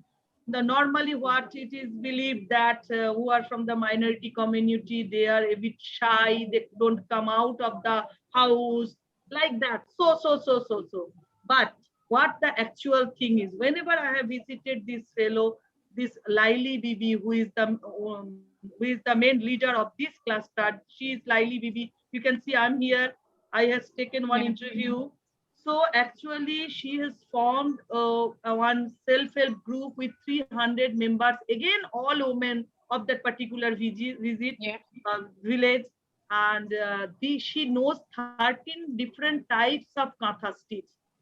And if you can see, if I explain to you, there are different type of katha stitch. One is called nokshi katha, or something is called river stitch.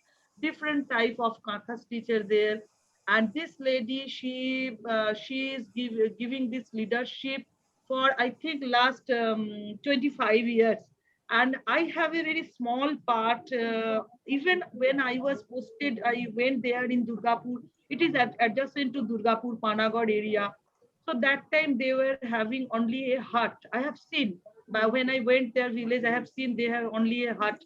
And in 2020, 19 or 20, when I visited their house, I have seen they have two-story building. And Laili was telling, Madam, because of you, we could flourish so much. But I said, Laili, it is because of you. It is because of you all, and your leadership and your motivation and your empowerment. That is what I want to share with the whole world. See, it's nothing that you should be technology enabled. It's nothing that you should have AI, you should everything. But the most important thing is that you should have the motivation and the challenging capacity to accept any hurdles and to go forward. That is there. West Bengal is having different type of areas. One is jungle, one is sea area, and Arijit, next slide. When we talked about Himalayan and Darjeeling, we cannot forget Darjeeling. It is called the Queen of Himalaya. So even in Darjeeling, our sisters are there. They, because of this cold area, they learn how to knit hand knitting this woolen fabrics, how to do that, this sweater, the socks, caps, jacket, shawl, everything. So next slide, Arijit. Yeah. Yeah, this is Sharita Sherpa. You can see the earlier one, the first picture. She is Sharita Sherpa, and she has given training to 60 artisans, and now from there, they have formed a large cluster, approximately 650 women of hill area, all are working there. And everybody, there is no machine. This knitting is not machine. If you can see another part of India, that is Haryana, that side, all these sweaters, everything is machine knitted. But here, the specialty of this is you can see everyone is having this hand knitting system. And right from the morning up to right at 10:30, if you go and visit the mall of Darjeeling, you can see all these ladies, they are sitting, they are managing the shop, at the same time they are manufacturing the sweater, socks, everything, and they're so nicely behaved. And no visitor, no tourist can come back without having a single article from them. And you can see 10 million. In India, it's a huge market, because they definitely, what I say, there is a much bigger scope for expansion, but still they are at least doing their every month's salary, every month their at least 5 to 10,000 rupees that they are earning. And apart from, in India, it's always expected that women should work at the home first. They should take care of their children, they should take care of their husband and family members. So we should consider these aspects while we will see how much they are doing, because these lady, we have this, as per Hindu mythology, there is a god called Durga. This Durga is having 10 hands. So in India, the normal vision is that people want to see every lady as a Durga. They should, because why this is, because you should control, you should have manage your family, you should manage your children, you should manage the business, you should manage the entire family, everything. So actually, I see Durga in these ladies. What they are doing, it's much beyond what I do. That is the story I want to share with you. Yes, yes. Next is I think it is Bakura. Harijit. Yeah, it is again one jungle area. You can see, Yeah. to reach this village, you have to cross this road. You can see this is a mud road. You have to go through the jungle at least 50 kilometers to reach this Anusali, this village. Next thing, yeah. So Anuradha Maji, she is the lady. She is very young. She is very, you can see on, and now her journey just began. It is a 200-kilometer away, one village in the Jungle Mohol area, where she trained 100 women of that village. And now, as we all are just coming out of use of plastic, so definitely jute is the main thing, what is natural fiber, and jute is widely used in India. So she is making different type of balls within bags, then different articles, cartons, shoes, all these things with the help of these artisans. And even they are having 60 lakhs turnover, 60 lakhs. And the main thing is that this each and every lady of that group, they are having an earning of 5 to 10,000 per month. That is the stories I just explained, 4 to 5 very small entrepreneurs, micro sectors picture, and I really bow before their leadership quality. Really, it's recommendable. And this is all about the stories. And just next, I would like to share some statistics. In India, this women population is 48%, and women literacy rate is 53.7%, whereas men literacy rate is 75.3%. In India, it's sad that till date we think that women, if they want to learn something, they can, but it's not mandatory. It's not mandatory that you should be literate, being literate. So there is still a gap of more than 20% in. So why I'm telling this, because despite this scenario, you can see the next thing. See, participation in economy for rural it is 17.5% and for urban it is 14.2%. What does it mean? It means despite not having that much literacy, rural people, they are much more involved in economic participation rather than the urban one. That is the contrary. And we should concentrate on that. And also that another thing, micro enterprises in the country level side, it is 20.44. In West Bengal, it is more than 35%, but overall women enterprise in the country, it is also 20.44%. So that is a small picture I just wanted to share with you. And I invite all of you to visit India, especially visit West Bengal to see what and how we can help them to grow further and not just to flourish, but to grow happily and sustainable way. That's the thing. Sorry, Dr. Mousen, please allow me two comments. Number one, all my congratulations to you. It's rare to see a woman at your level that just puts forward all other women work. This is really a first sign of empowerment. It's absolutely fantastic. It's really great. It's saying, just look what the people here are doing. It's really, you're an example. You should be an example for everyone. And please do share with us, it's the minimum. Please do share with us, how can we help further? When I see this already, the first thing I want is to go there because it's really so beautiful, so beautiful. Yes. Do you think that we can with your message to this beautiful platform, so rich, so many people watching, how can you help? Do you want to keep this at an artisan level, or we can develop it? Definitely. I don't know everyone's profile, but some gap that I understand while visiting, while working with these ladies, is that they lack in marketing, because they most of their time they contribute in manufacturing those artifacts, different things. So definitely, if you can help them by coming out to the global market, maybe through Parijit, Modi. Okay, so the culture is basically for the elder sister for the world. So when I call someone as the, means I'm actually treating her as my elder sister, and she is my elder sister, to be very honest.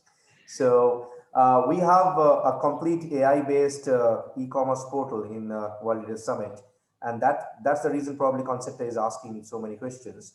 So we'll be more than happy to enlist all these works into our portal. Number one. Number two, we have 30,000 business people connect, and we can share this news to all of them who can probably buy all these products directly from these artisans. We can take care of the marketing. That's not a problem. Our friend, thank you very much. Thank you. But we need a process. We need basically a process. Like we just can't say that give us this much amount of dresses or probably ornaments. We need a process. So we have a specific process in World Leaders Summit. We usually give them an opportunity to give us the exact number that they have.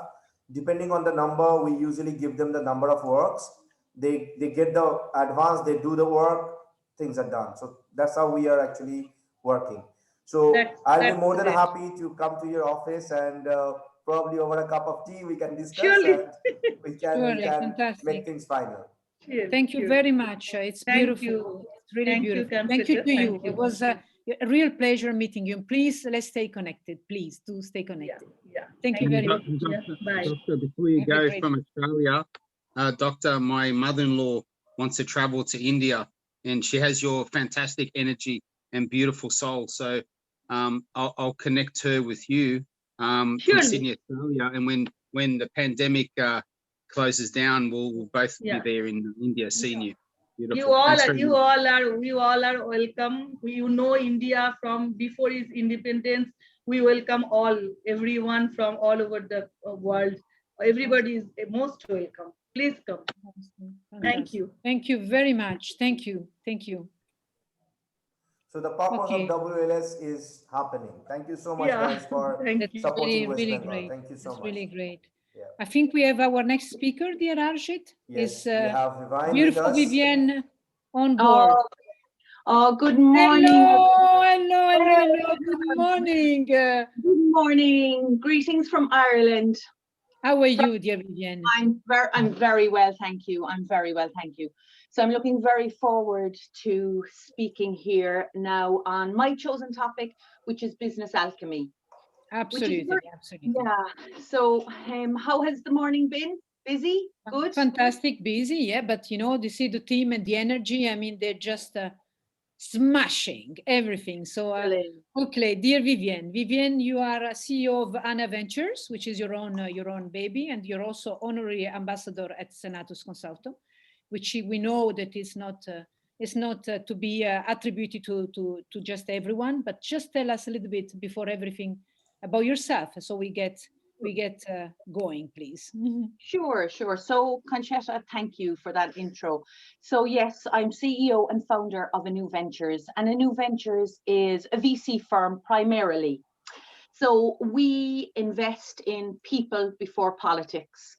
So, a lot of VC firms focus on a few aspects, and really we felt from our journey in Anu Ventures and my personal journey from raising capital as when my business was younger, that whole world is actually a very difficult world, especially for the entrepreneur who really is vulnerable, because they're at a stage of growth in their company, and really, I suppose, in integrating with various VC firms and understanding that you're actually quite faceless, in that whole world. It's all about, ROI and exits, and, and how quickly can you turn revenue, how quickly can you perform, and all that pressure on top of all the normal entrepreneurial pressure really, I suppose, has molded me into the VC firm that I am today.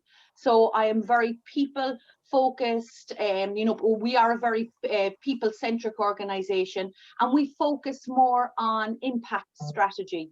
So really, as an entrepreneur, we empower our clients, we inspire them really to be the best that they can be, because definitely if you are, happy, along your journey, that you definitely perform better, and and results just follow naturally. So we prefer to be known as venture catalysts than capitalists. Absolutely, super important. Your subject today is business alchemy. Well, it's super important. You already said a little bit, but how is this so important today, and how is it important for you, Vivienne? Okay, so it's very important. I mean, when you're baking a cake, you gather all the ingredients, that you would think that they would never have the outcome that they would have, and you create a wonderful creation. It's the exact same in business. Business alchemy is a new approach really in the transformation of your business, and it's, I suppose, alchemy itself stems back 4 millennia. So, and of course, its origins come from turning base metals into gold. But taking that metaphor and taking elements of your business that you don't have expertise in, elements of your business that you do have expertise in, putting the right people in the right, where they're most comfortable, enhancing their strengths, not their weaknesses, and having that vortex of, talent, of I suppose rapport, of empowerment, really creates the gold at the end of the day. Yeah. Do you really think that you're focusing really on business, on people talent, which is super important, but do you really think that people do give priority in business alchemy today? What are the impacts according to you if we don't? Well, I think that, that we really should open up our minds more to understanding exactly what business alchemy is. And I suppose in one line, it's transforming your business from where it is now to where it should be, where you want it to be. And how do you get there? And really, that is really by collating talent, by collating information, you know, and making, you know, because I do have principles of alchemy that I go by, that I find, you know, are very easily understood globally. So therefore, I would like to talk about my principles of alchemy. Please do. Please do. Okay, so I break them down into 5 principles really: simplicity, flow, intention, alignment, and synchronicity. So understanding that business alchemy is suitable for all businesses, whether you're a 1-person company or whether you're a 100,000 person company. Adopting the principles of alchemy really can make your day better, your life better, your work better, and, you know, and achieve results. So the principles of business alchemy, you know, as I said, are universal, and they're broken down into these 5 easily understood steps. So simplicity. So this is crucial in business to keep things simple, because then of course everybody understands what your business is instantly, which is actually a very important factor, because a lot of people, you know, when they introduce their company and when people go through their websites, there still is doubt as to what exactly is it that you do, you know, to be able to speak of what you do confidently in 1 sentence. So having direct initiatives under the simplicity principle yields results all of the time. Keeping it simple is your path to success. You must always focus on the output in your business. Always focus on the output, because everything else can take up your day, you know, dealing with personalities, dealing with, you know, I suppose being let down in business, but just for you personally, as a business owner, a founder, a CEO, focus on your output, and that it really, you know, it yields results also. So duplicating your business model. If you have a simplistic business model, the duplication of it is quite easy. Yeah. So therefore, then if you wanted to move on to other jurisdictions that would have different regulatory complications, but the business model is quite simplistic, so that's easily adaptable. So the next is flow, another crucially important one. So promoting a sense, I suppose what flow does is it promotes a sense of engagement amongst your work colleagues. And this model is actually well used and known as the flow theory. So the flow theory gives your employees, you know, a workload that they can manage, not a workload that overwhelms them. And people forget that. You know, we all want to impress our boss and we all want to do our best in work. But if you are overwhelmed in work, you actually underperform. You know, and this leads to great disappointment, not only from a managerial point of view, because you thought you chose the right employee, but from a personal point of view.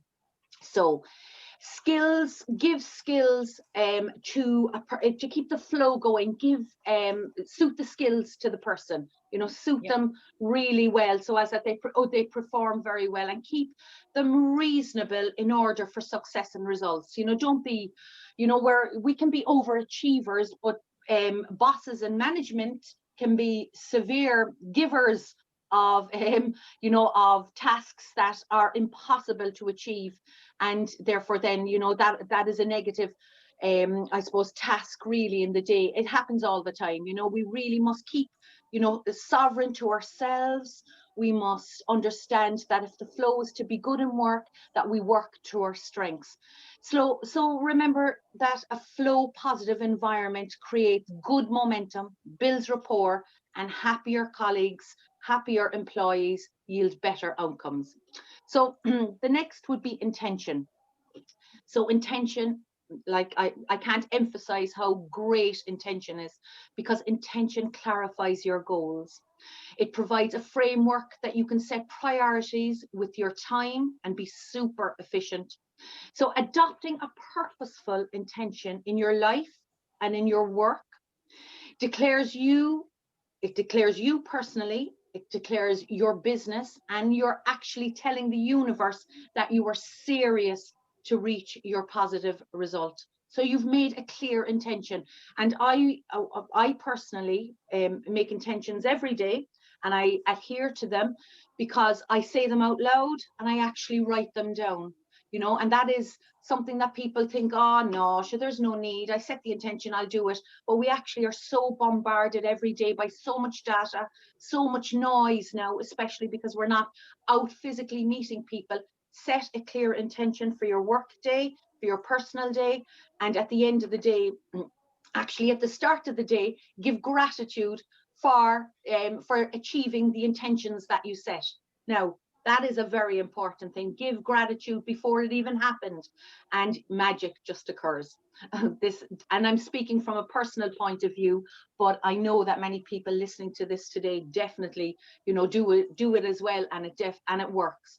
So the next is alignment. So business alignment is fundamental, as it provides clarity in your business, and it gives clarity as to who does what and when, which is a factor that people don't really think about, because when you are working in an organization where there are a lot of people, and especially now because of remote working and tasks need to be done, having an alignment in the business so as that I know exactly from my morning meetings what my duty of care is for that day for my work.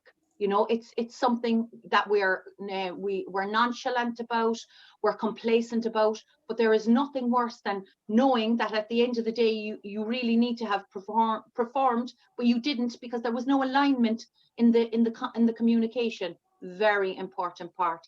So when business alignment is in place, it allows all of the business employees and it allows your business colleagues to focus on their own performance, not wondering, was I meant to do that? Was she meant to do that? So therefore, you know, indecisions, you know, occur then because that alignment isn't there. So you have better employee colleague engagement with alignment, less wasted resources. Let's not forget about that. You know, time is money. And so you have improved self-governance, which is another very important factor, less confusion, I suppose, increased leadership credibility and respect, because if the giver of the information is fully aligned and they communicate in a clear, concise way, everybody knows what they're to do. And like really, unless your business colleagues or the employees really have not got the interest, everyone will perform. And I suppose the final factor in that really is the talent of the person is optimized to the greatest, and that is super important.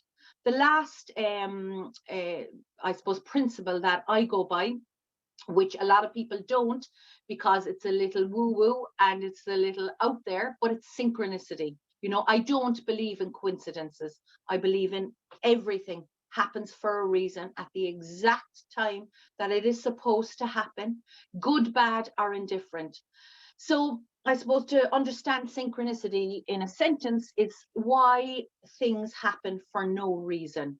You know, what we must do every day is expect synchronicity. You know, as Carl Jung said, synchronicity events occur without our conscious effort. So just, you know, just digest that for a moment. Without our conscious effort, we had nothing got to do with it. It's just the alignment of all the stars and the whole universe. And especially in the VC world and in the whole world of finance that I've been in for the last 10 years, when you speak of the universe and synchronicity and gratefulness and all of that, it's almost an oxymoron to the industry.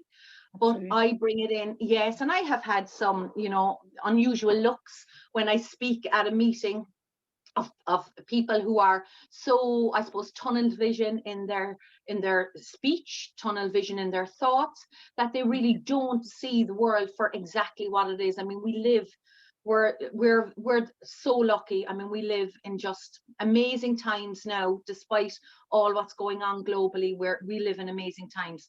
So regardless of what you might call synchronicity, there are three aspects that you must, or four actually, that you really must adopt daily. So one of them is anticipate what your day is going to be like. You know, anticipate it and do it through feeling, not through thought. Everything is through feeling. So you really need something to happen today. So anticipate the result. and you feel it. And how do you feel when you've achieved that result even before it has even happened? The second, as I said earlier, is to expect it. Expect it strongly. Be very, I suppose, clear in your conviction that today is going to be a great day, and you're going to achieve the results that you desire. The next is attract it. And how does one attract the good of the day? By expecting it and by anticipating it. So these are all connected with a chain, really, all of these factors. And the last one is welcome it before it has happened. So here's where the gratefulness comes in and synchronicity. Welcome it with open arms and say it out loud. Say it to your colleagues in the morning. They'll think you're crazy.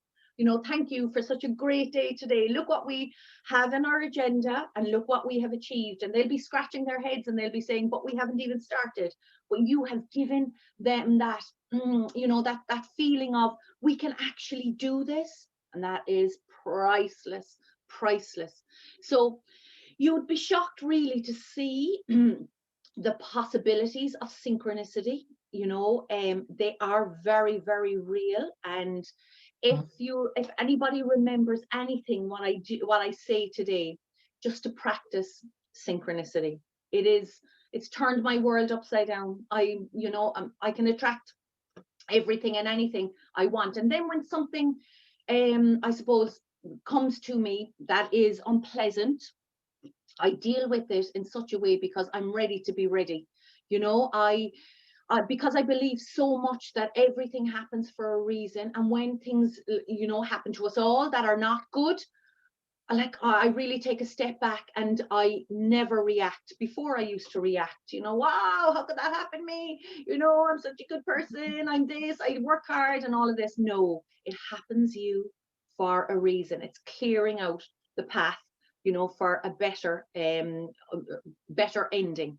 So really, when simultaneous business events occur, they're really, I suppose, telling you all of these events are occurring, good, bad, or indifferent. They're telling you something. We have to really be open to the principles of alchemy, all of them: simplicity, flow, intention, alignment, and synchronicity. It's all very, they're all very, we all know them in bits and pieces, but really putting them all together, which of course is the work of an alchemist, putting them all together and I suppose telling the people that you work with, your colleagues, and having that energy and that passion, and it's contagious. That's fantastic, Vivienne. And then I think we have a concrete story. The two of us is that I was just at the beginning with some of the team here to talk about my NPO, about Willow Thrive, and you liked the energy, the vibrations, and then we created. Just the synchronicity was created by itself, as you said. Nothing happens without a reason. Everything happens on purpose, be good, be bad. What there was very good. We started conversation, and we're not just absolutely just colleagues today. We really want to build war, because on top of everything, a beautiful speech that you have given, which is very concrete for the people. There is one very important message I think that you are going to agree with me, is that you need to be connected. How do you want all this to happen if you're not connected? Sometimes really people say, I have to continue on this. No, I cannot skip this. I have to keep on working with these people. I keep on doing this because, I cannot stop because I don't dare, or because, the problem is that if it makes you unhappy, we need to dare and just let it go. And then this is how, if you're connected with yourself, you're connected with the energies then, and you let go of things, be those bad and not good for you, the rest of course happens, and this alchemy happens. That's really the only way. And then of course the link of values. I think that all of this then brings people and things together because they are aligned by values. Give us an example of maybe not just in concrete of names, but what can happen if people, you come from a very tangible word, VC. So can you imagine, it's very, very tangible, and you're speaking about subjects which really relate with our inner self, with our nature. So it's, you know, it's really kind of a big change. It can be, as you said, shocking with people who are very, you know, capitalist or figures oriented, results oriented, but you can be results oriented when you are connected, when you're aligned, and when you create the business alchemy. So give us an example of a dysfunction, of course, if you don't apply this. Okay, so yes, thank you so much for that. And I just hit on Willow Thrive there for a moment, Conchetta, because like, you know, there are a lot of groups at the moment, you know, and you know, we'd be asked to come on board and, you know, contribute to these groups. But, you know, for me, it's something I have to feel a heartbeat, you know, heartbeat over head count all of the time. You know, it really has to resonate with me instantly. And you did, your message did. And really very, very important for me then, because exactly as I said about the principles of business alchemy, that all of those came together, you know, that brought us, you know, to meet on the one path and really, you know, doing wonderful, wonderful stuff. And just to go on another point, what you said about being connected, and this is so important for everybody listening here, right? In your personal life and in your business life, be congruent, you know, with your mind, because your mind can actually be your enemy, you know, can tell you don't do stuff, don't do this, and it can really be your enemy. But if you are congruent between your mind and your soul, or your gut, your core, and if that congruency, you know, really is solid, then you will always make the right decisions. And sometimes your decisions, you know, might surprise you because they don't seem right. But if it feels good, do it, you know, and sometimes that might hurt because it might not be the best decision for somebody else. You know, we really have to become the best version of ourselves if we're going to help others. And I think that's all why we're here on earth, by the way, not to, you know, not to be creating wealth for ourselves, you know, it's to help others, it's to pay it forward. So just I suppose there was, for many years in my own business, there was a disjoint, you know, in, I suppose, the way I was as a person. I hadn't grown myself to understand that it wasn't just about me and my business and, you know, keeping my head above water. And, you know, I never delegated. I was doing everything, you know, I was, you know, everything I was in my business from A to Z, myself, my business partner, we were doing everything. We never thought that we could bring somebody in, you know, someone with, you know, who's actually talented in a specific task. And that's why we felt that, you know, that we were not successful earlier on in our business. You know, we thought that we were masters of the universe, you know, and so I suppose really as we matured in business and realized that, no, that, you know, having, and what we created in our business in New Ventures is an ecosphere of support. And what that is, you know, as I said, a client-centric organization with an ecosphere of experts. You know, they're all experts in their field that we have now in place through our partnerships. So therefore, I am no longer, you know, you know, an expert in things that I claimed to be an expert in before.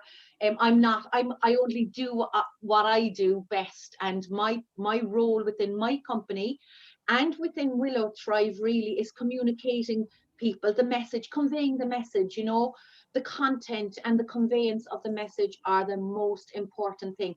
And yes, you have lawyers, you have accountants, you have business developers, you have marketers, they do all their job, and then delegate it out to them, and then you create, you know, you have the perfect vortex, perfect momentum, and then of course results have to follow. Absolutely. Beautiful, Evgenia. I see that. I'm sure that you like this. I know you a little bit. I'm sure you're really enjoying what Vivienne. Yeah. I know that I really know that you like this subject. So please do ask a question to Vivienne that maybe can also help you. I know that these are your subjects and you really like them. Yeah, if about question, for me, I would like to ask a personal question. For me, always important personal things. I understand your way, and I agree with you that everything is happening for the reason. It's also my way of thinking. So for me, interesting. What is, how can I say, what is the most important for you in your work, I can say? What is the most important for you? In my what? Sorry, I missed the last word. Yeah, in your work, I understand that your work is connected with your values, with your core. So this is the question actually not about your work, it's about your life. What is the most important for you? So it's like big question, a deep question.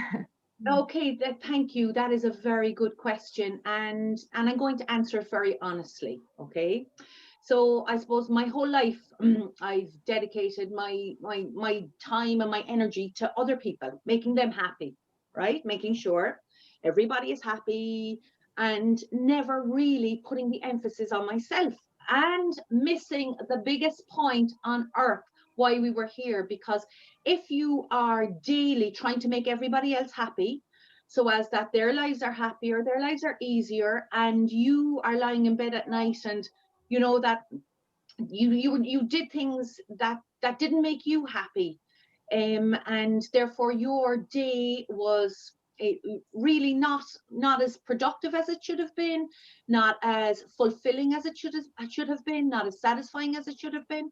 I did it for years. I made everybody happy, you know, from my whole family, my friends, going places I didn't want to go, doing things I didn't want to do, just so as that I wouldn't leave people down. And then I suppose I had an epiphany one day, you know, that I am not the best version of myself by being, you know, a pleaser, a people pleaser. Yes, sir. No, sir. How many bags full, sir? So I started to really work inward in myself. And as soon as I did that, the real me showed, you know, and people would say, oh, that's very selfish, you know. Absolutely not. It's selfless, actually, because when you are the best version of yourself, everybody around you benefits. So we really have to, you know, become a little bit more selfish. Yeah, and not in, of course, not in the materialistic, selfish thing. Not that way, of course, not that way. But I'm talking about our time, our energy more than anything else. You know, actually, to answer that really with this one paragraph, and it's very important to me: maintain your energy like a newborn child. Absolutely protect it with all of your might. Your energy is precious to you. Don't go out aligning to people, hoping that they will like you, hoping they'll work with you, hoping they'll work for you. If you maintain your energy in such a way, you know, and stay within your energy flow, people align to you, the right people align to you, not the other way around. I spent years trying to align with people. So all the years I've wasted, and I've said this to Conchetta many times, you know, trying to please people, telling me that they could deliver. You know, I will do this, oh, I can do that, I can deliver the sun, moon, and stars. And at the end of the day, a lot of people actually can't deliver a pizza. But it's not their fault. It's your fault, because you know you did not you were disingenuous and disrespectful to your own energy. So we're actually all precious beings, every one of us. Yes, we all have faults. Oh, I have many. We all have faults, but you know, talk about your faults, talk about your weaknesses, and then, you know, obviously then people who align to you, who match your energy, can have the strengths where you can have your weaknesses. And this is why Willow Thrive will absolutely thrive, because it's for that fact. We're all maintaining our energy. We're not, you know, people pleasing, and as a result, then people come, you know, that we're achieving results. So it's a very important factor. Maintain your energy. Super important. Yeah, super important. Yeah, I'm just wondering, like Viv and Concetta, both of you. I know that we are partners, and this is a platform for all of us to probably share our good thoughts and share ourselves. Just wondering that how probably from Divine we can get some bit of sharing opportunity and probably thriving opportunity for World Leaders Summit, because we have been speaking in the platform, but I haven't heard people are actually, whoever is coming as a speaker, they're actually speaking. And if you look at as a platform, We are actually a giver. We are not taker. And we are giving the opportunity to the whole ecosystem. But at the same time, we need people to talk about us.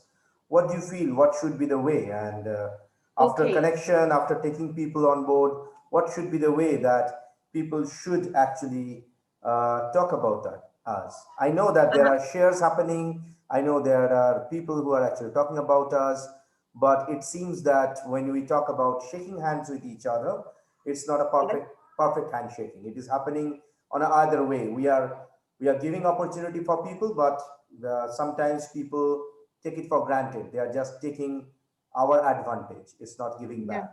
So what should be your suggestion? Okay, Arjit, I absolutely agree. And I was, in my intention was clearly set to speak of the World Leader Summit. Again, another group that, you know, kudos to you, Arjit and Conchetta and everyone involved, and Marco and everyone involved in the World Leader Summit. I mean, you're doing it's a mammoth task. You know, you're doing an epic job. And really, like, you know, the way I speak to others about the World Leader Summit is a group of people who are leaders in their field, you know, all diverse, a huge diverse portfolio. And because it's such a mammoth task, because there are so many verticals within the World Leader Summit, you know, sometimes things get lost in translation. And this is why this webinar today is crucially important, to speak of the importance of the World Leader Summit. And how, you know, because it's only in situations like this do we fully understand someone when they speak freely. Because as I said earlier in the start of the conversation, that every day now we're so bombarded with WhatsApp messages, with Zoom calls, Zoom, doom, gloom. I'm sick of it. I can't bear it myself personally. And with emails, and it's overwhelming. But I think with the World Leader Summit, the message that's getting out there, you know, needs just to be condensed a little bit more as to what the result from all of this needs to be, or is. You know, what is the result? Like, what is the World Leader Summit? Yes, you can write, you know, paragraphs on what the World Leader Summit is, but what does the World Leader Summit want to achieve? So from my own personal feeling, you know, to me, it is an eclectic mix of people who provide product, who provide service, and really understanding that that the only way this will work is if we do fully understand what people do. Again, going back to the start of it, we need to understand, having the simplicity part of our business, and actually the World Leader Summit adopting the principles of alchemy, you know, the simple message, what is it that we're trying to achieve? So of course it's abundant, you know, all the energy here, the people, what everybody is doing, it's just such a good feeling. So we really, I think, as a group of, you know, leaders in our field, really must create tangibility, something palpable, something that the World Leaders Summit can champion. You know, we have achieved this as a group of people together, and here is the result. And as a result of what we have done, you know, it is, you know, there is somebody somewhere is benefiting from it. So the betterment of mankind. And in a way, my company, Willow Thrive, the World's Leader Summit, Sonatas Consultum, all the companies that I'm involved in, everybody has, you know, an agenda to, you know, to achieve, to make the world better. But that's such a broad spectrum statement that we have to really whittle it down a little bit narrower, or people will lose interest, you know. Absolutely, So it's all about, absolutely. Yeah, and then if I can add something. Can I request you to probably talk a little bit about World Leader Summit? Because as a name, Evgenia, people feel that this is only a speaking slot, and that message actually went from a lot of people. Could you please enlighten others, Marco and Evgenia, what is World Leader Summit? Are we only a platform of speakers, or we are ecosystem, and what are the things that has been done in last couple of months? Marco and Okay, Evgenia, if you can so please. from my observation, to begin with, I would have said an events platform, you know, where these groups got together and spoke on specific topics, and all very interesting. But it has changed path and it has changed direction. And from my conversations with you, Arjit, it's more than that. You know, it is really, I suppose, a hub, an ecosystem of clear agendas where, you know, where things need to happen in business, you know, through our contacts. I mean, all of it. Think about this, everyone on this today, look at all our contacts.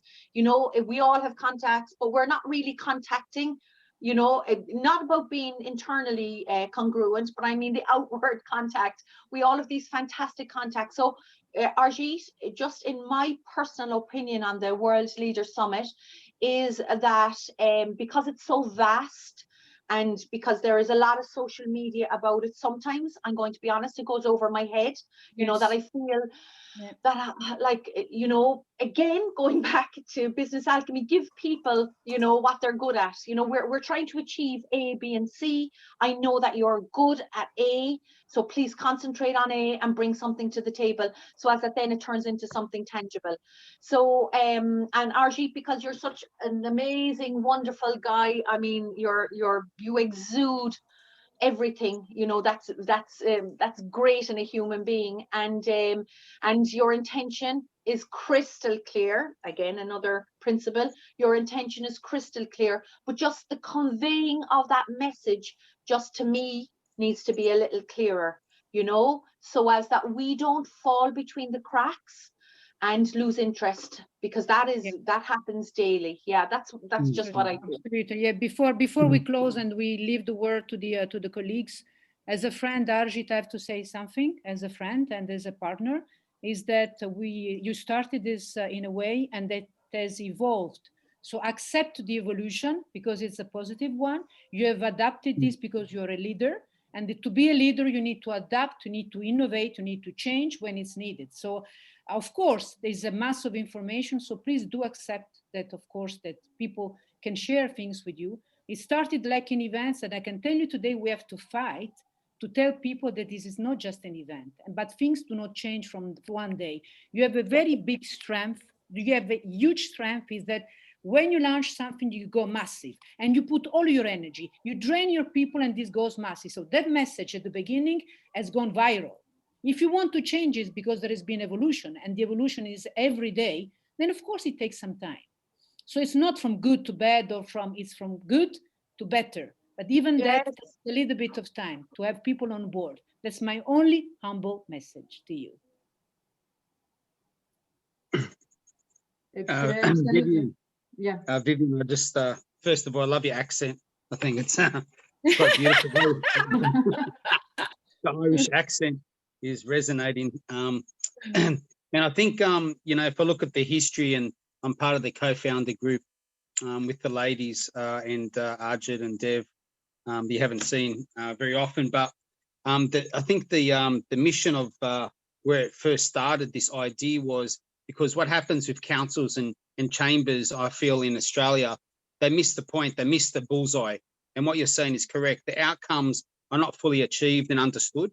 And what Arjit's done, the ladies and myself with Dev, is to obviously present information with great people across the world in various countries, specialists.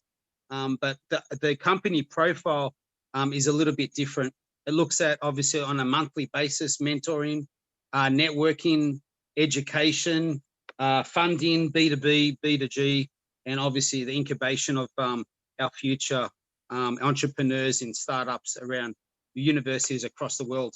So, and then obviously flowing from that is the social impact we can make through monetary money as a group of people across this ecosystem is vital for me. This is the reason why I got into business a few years ago. As an educator in the past to high school students, I felt that, like you said, everyone has the purpose. I found my purpose late in life. At about 40, I was running around giving, like sounds like yourself, Vivian. Every day that I used to teach in sport, I used to inspire, youth and teenagers to be the best they can be.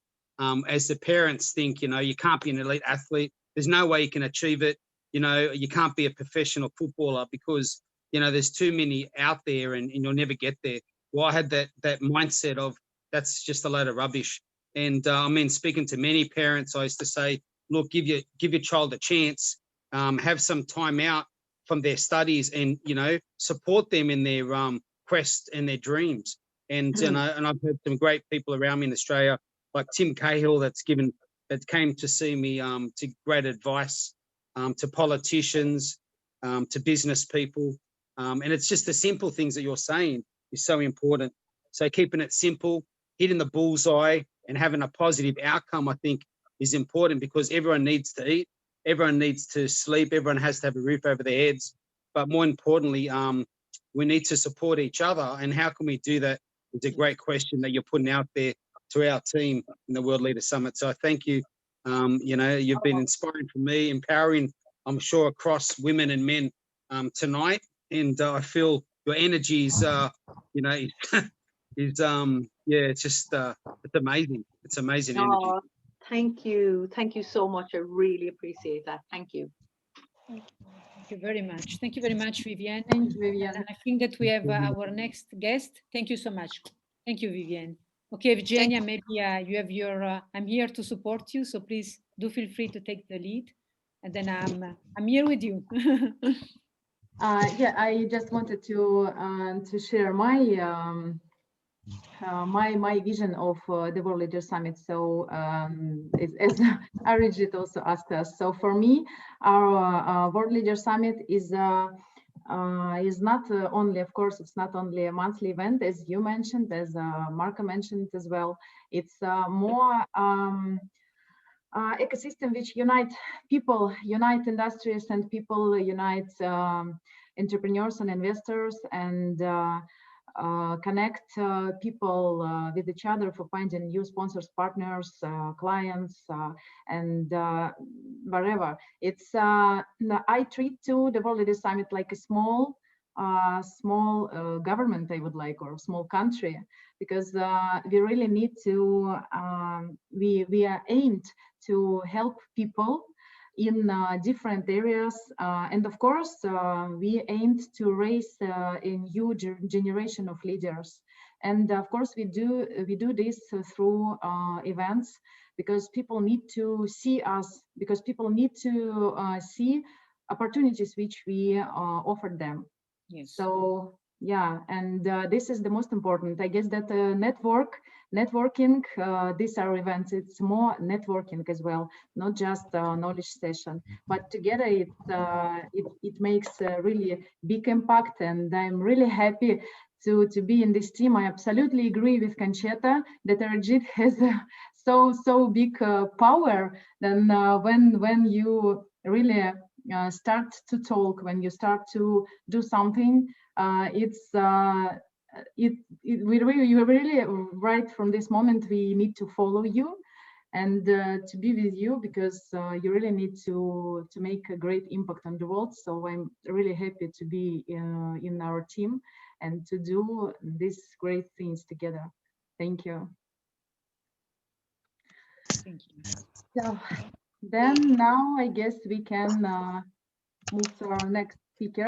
Vivian, again, thank you very much for your presentation. It was really wonderful.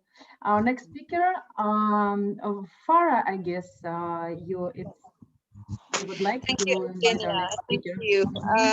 Yes, would like to invite Dr. Ramona Amelia Miranda. I met Dr. Ramona during a talk organized by Majika, a women's group in India, and she's been really awesome. And she has some background here. I'm going to read it.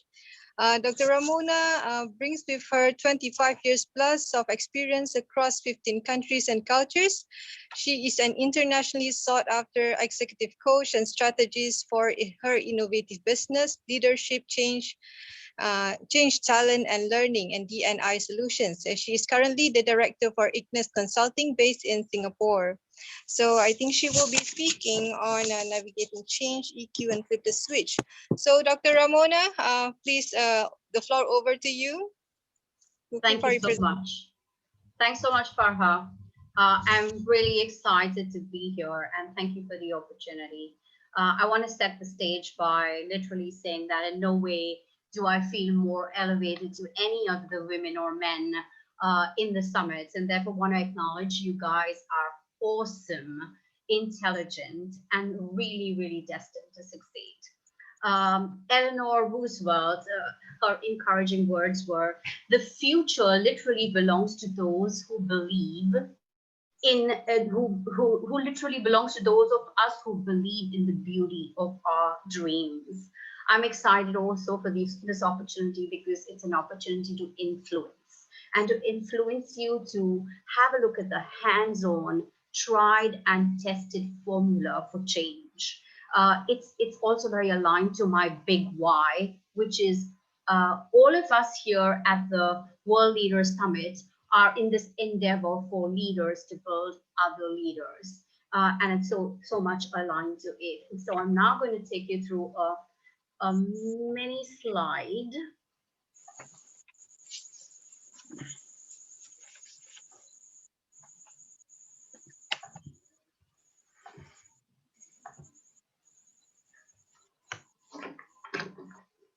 So it's basically about stepping into your future.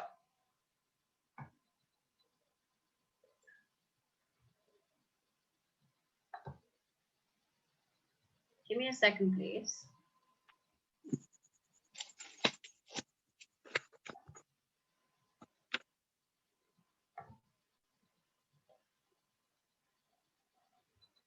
We're having a small technical glitch. Could you hold on for a second, please?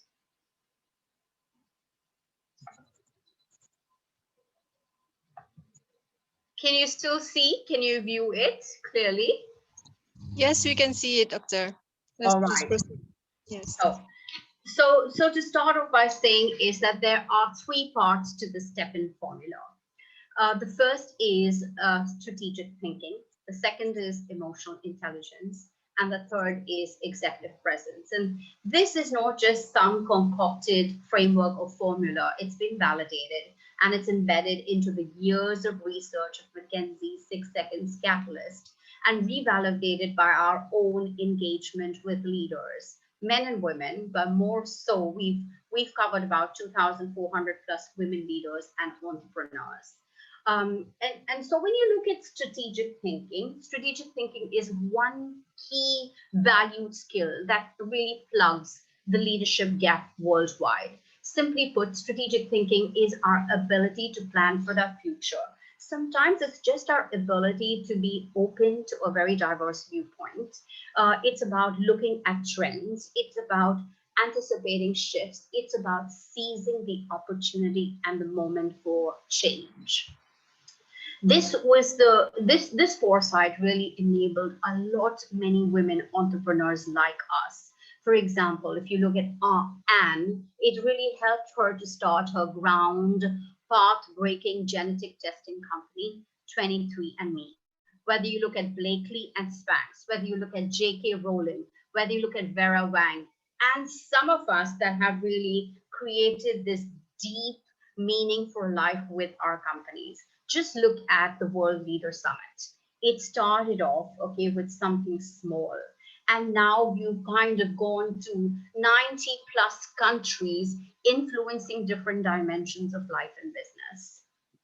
So that's the strategic thinking. And this is really going to, I believe that the Global Leaders Summit is going to spin off with something much larger, not just this year, in the next 3 to 5 years. So I'm keeping my eyes, ears open, and my hands willing to lend support. The second is emotional intelligence, which is really about getting smarter with our feelings. It's not about leaving our feelings at the doorstep before we enter our workplace. And when you look at data comes in two forms. Data from our senses, which is through our five senses, which is really linked to our emotions, and it triggers of our emotions. And the other kind of data is through numbers and other rational data that we bring in. But it's only when we link the two data together, that's the think data and the feel data together, it really spins off into raising our emotional intelligence and our optimal decisions. It's about how can we bring emotional intelligence to the leadership table without raising eyebrows. It is said that 52% of our leadership effectiveness is linked to emotional intelligence. And last but not the least, executive presence. Research shows that when people of any gender, they've been asked to draw a leader, they almost always draw a man. Not surprising for now, but that's changing. At times it is about, some people say it's about leaning in and leaning out. And I'll talk more about that in my next slide. But executive presence has these three very impactful C's. C for connection, C for confidence, and C for credibility. It could change what we say, how we say, and why we say it. Moving further, I want to now focus on strategic thinking.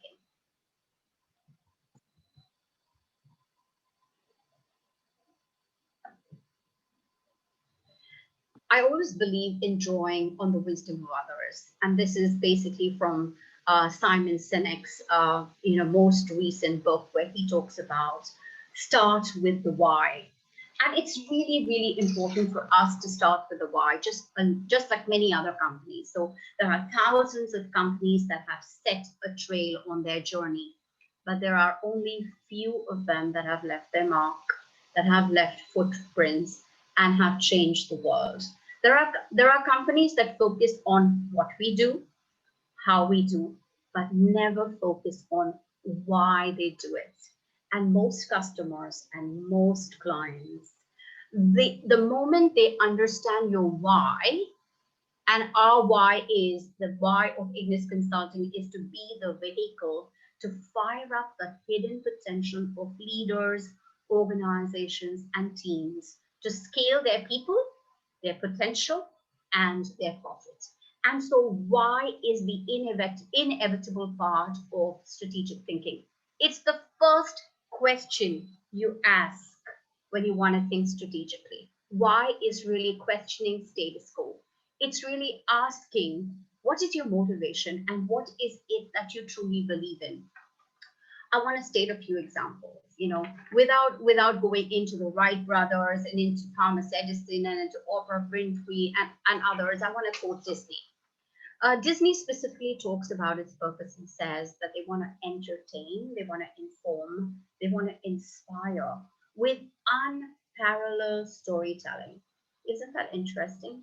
A very interesting way of stating its why. And I'm sure there's not even one person on the summit that would say that they haven't seen a Disney movie and loved it and paid any amount for it, and for their kids to watch, and for their grandparents to watch, and for all ages to watch. So that storytelling is truly unparalleled, and you get customers overnight.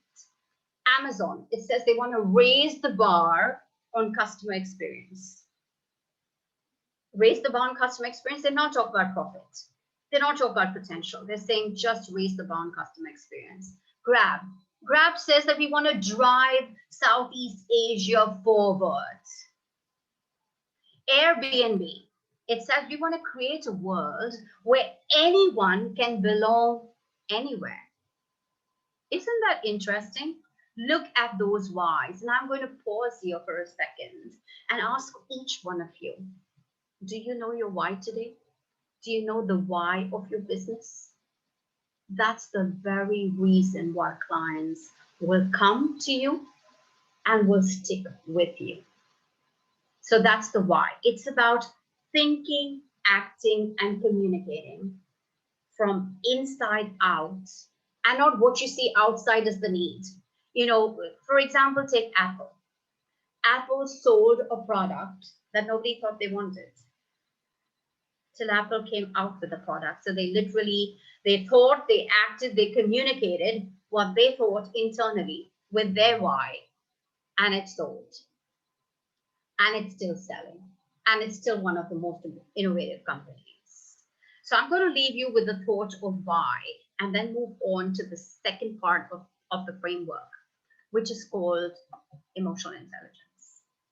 Did you know that you have only 6 seconds to make a first impression? Only 6 seconds. You do not get a second chance to make a first impression. And this is all about our emotions. We all experience them every part of the day. I experience those butterflies in my stomach just as my PowerPoint wouldn't work here. Now, I had a choice. You know, these are chemicals. Emotions are chemicals. They're messengers that are sending a lot of messages from the brain outside into our bodies and elsewhere around us. What they create is F3. And F3 is the either, when you're in danger and when you want to protect yourself, you either fight, you flight, or you freeze. You do either of these three. There is nobody on this planet Earth can say otherwise, because there's extensive research and neuroscience research that kind of says that emotions is 80% of our decisions, and the other 20% is our rational data. It's only when we put this data together, the rational and the emotional data, that we make optimal decisions. But sometimes in the boardroom, and sometimes, you know, it is important to break it down. It's important to pause to make those optimal decisions. And I want to share a very intense combination with you. So I'm going to take 30 seconds and ask you, okay, there are various combinations we choose. Either we can feel, think, act, or we can act, feel, think, or we can think, feel, act. Depends on what your combination is. So I'm going to pause for literally 10 seconds and think, what is your combination? And just write it down somewhere if you can. I'd love to give you a free consult, but we have only 15 minutes on this entire presentation. So I'm going to ask you, so what was yours? I know you're not going to give me the answer in the chat box either, because all of the council is going to shoot me if I even try to do that. So is it think, feel, act, feel, think, act, feel, think? And based on your combination, the level of your pause increases, decreases, and you either are fighting, flighting, or freezing. But there is a way to know what your combination is, and there's a tool that is available to do this. It's with 6 seconds, which is the largest network of emotional intelligence in the world. They have a vision of seeing about 1 billion of us practicing emotional intelligence every day. I want to take you to another very interesting thought. All ears for this one. Emotional intelligence is all about balance and equilibrium. It brings diverse strengths to the table. So many of us keep talking about Happy Women's Day, Happy Women's Week. And, you know, I keep saying this, you know, just break up the word woman. W-O-M-E-N. What do you see? Do you see the men there? You can't cancel them out because they're allies. They literally are allies, and they're two sides of the same coin. When I joined, you know, corporate world about 25 plus years back, I realized that I didn't have any women around. That wasn't a very good feeling, literally. So I didn't have the other half of the same coin. But as Kamala Harris said, I wasn't the first one, and she isn't the first one. There'll be many, many more. And as I see this World Summit today, I feel even more excited that I see so many women leaders, entrepreneurs. They are changing the face of the world today. So let's come back to the slide. There's a state-of-the-art study that has been done over a number of years. And the most recent study says that EQ is on the decline by 5% since 2011. And there are three things that are on the decline. One is our ability to harness our emotions and leverage them positively. The second is, I don't know whether to say our inability, but at times we're not as empathetic as we should be. And the third is, I don't know whether we're pursuing our noble goals. Many times we're teaching our younger ones that, hey, is it going to make you money? But I've started to ask, is your career going to be your passion? Is it your noble goal? And I remember asking my 21-year-old, he's now 21, doing biomed in Netherlands, and he says that his noble goal is medicine. And I was like, oh, oops. I said, Mom, don't you keep asking your clients what's their calling? This is my calling in life, to be that doctor. So many times that noble goal gets buried. And we've got to remember that navigating emotions is actually linked to our well-being and our mental health. And this is linked to the study that has been done by 6 Seconds across 160 countries, 200,000 people, all across all ages, cultures, ethnicities, education levels, and the like. The other correlation is that EQ is linked to effectiveness on the job, your effectiveness as a leader, your ability to change, flip the switch, as I call it, your well-being, and your ability to build positive relationships. Countries that are high in EQ are 6 times more likely to also be high on happiness. I would have loved to ask this question about which of the countries that you think are high on EQ. I would have got varied answers, and everyone would say my country. But there are 2 of them that are up there. One is Finland and the other is Australia, and there are many others that fit into that category as well. And the last of this is there are gender strengths for emotional intelligence. There isn't a male or a female that's better or worse on emotional intelligence. The scores are almost close to each other. However, there are key strengths. For example, there's a Stanford study that was done, and men and women, were given about $1,000 to go and gamble. And it was said that within 4 hours, you're supposed to come back with what you have left. And I'm missing the audience here. Oh, sometimes Zoom, doesn't work to our advantage. It's like, is it the men or the women that came back with more money? I know what's running through your mind, and that's not the right answer. The right answer is the women came back with more money. They have an increased consequential thinking. So the men said, we have $200, let's go and make more. The women said, we have $200, let's come back. We need to give it to others. That was the Stanford study. So women are high on consequential thinking and their ability to label emotions more easily than the men.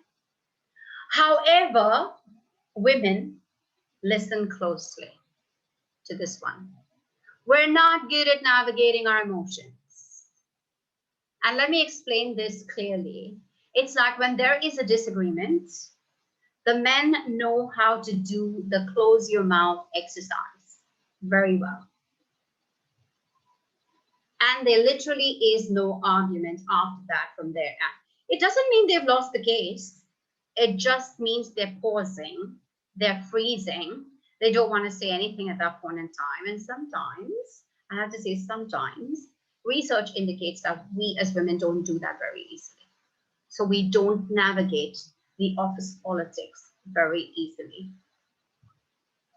And the last one is all around executive presence.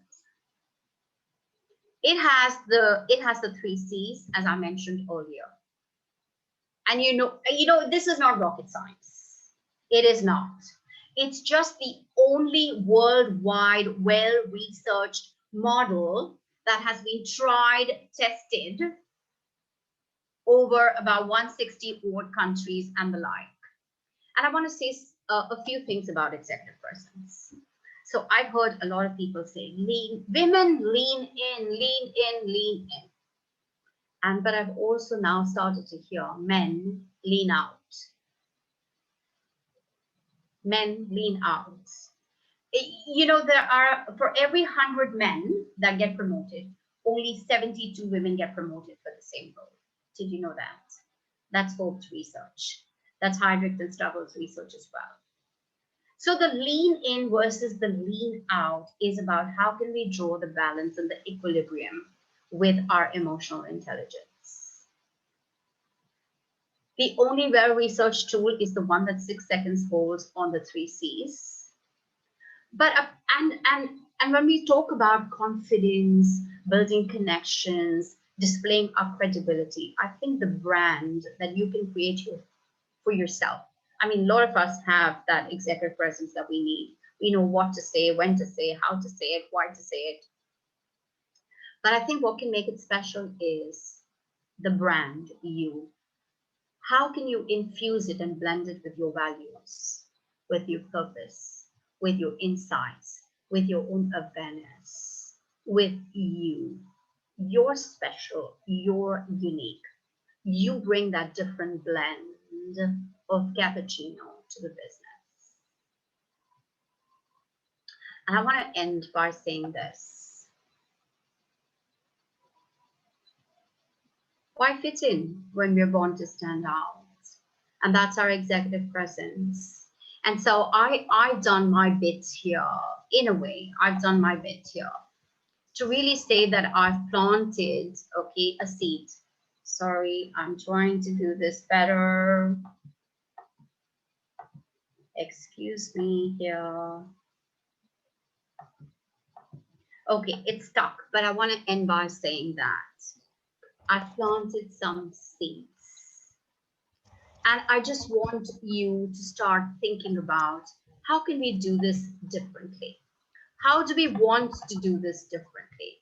And I want to end with this quote from Schweitzer, which says, think left, women, think right, think low, think high. Oh, the things that you think up, if only you try. I'm going to leave with this. I know you're trying hard. I know you're trying very hard. Leverage the model.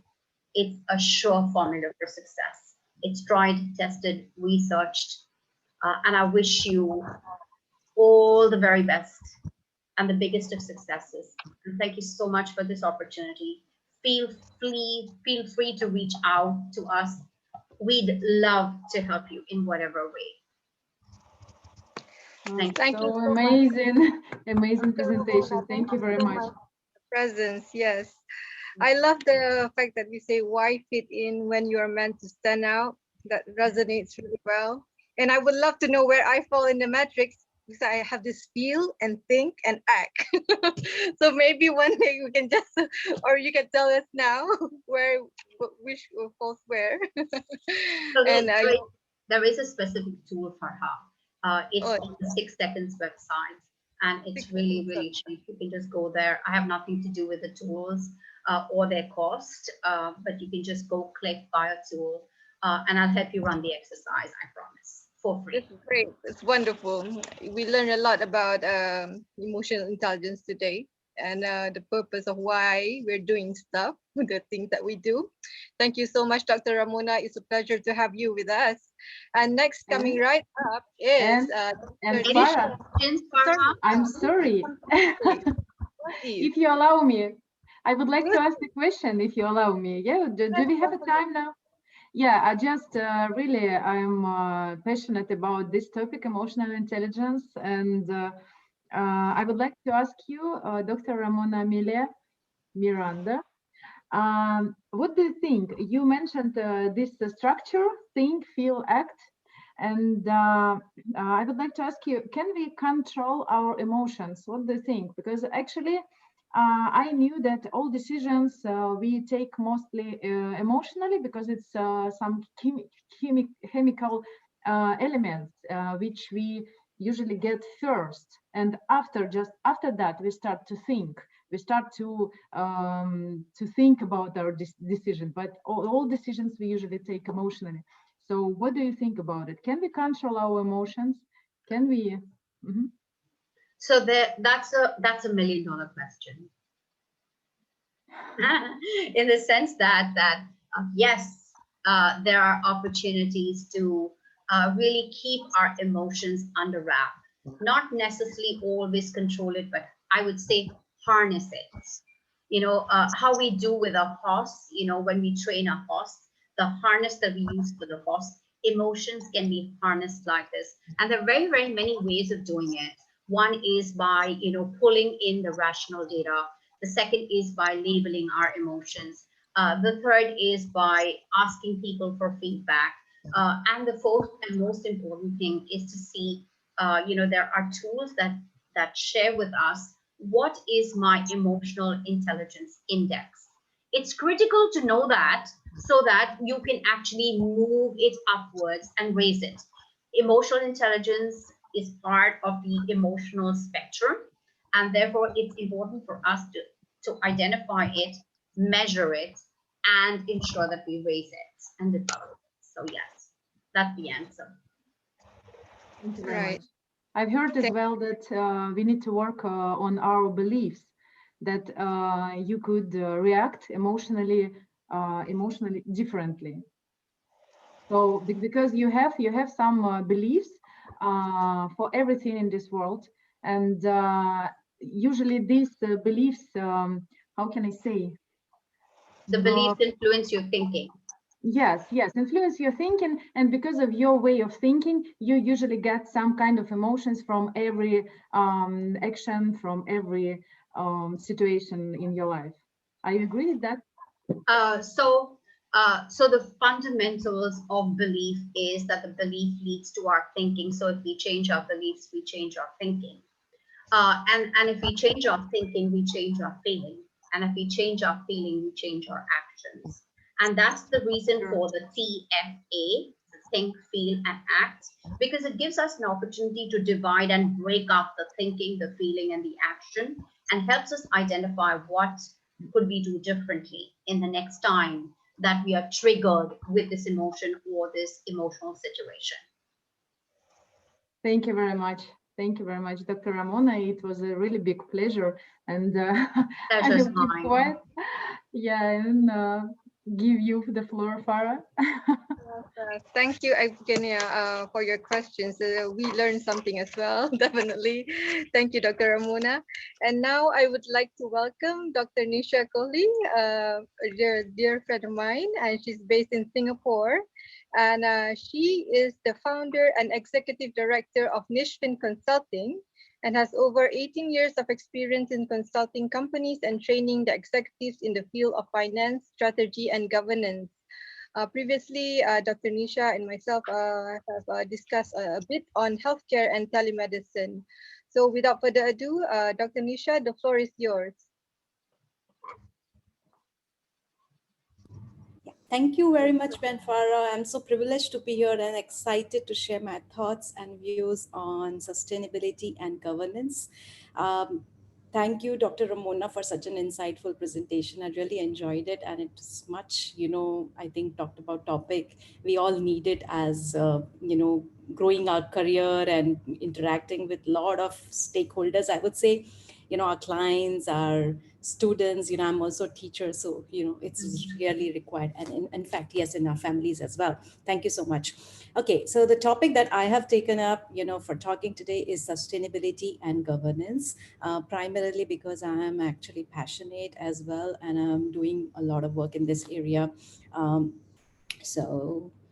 Okay, so as far as sustainability, what we have been reading articles these days. A lot of things are going around as far as ESG, and SDGs, and a lot of things are going around.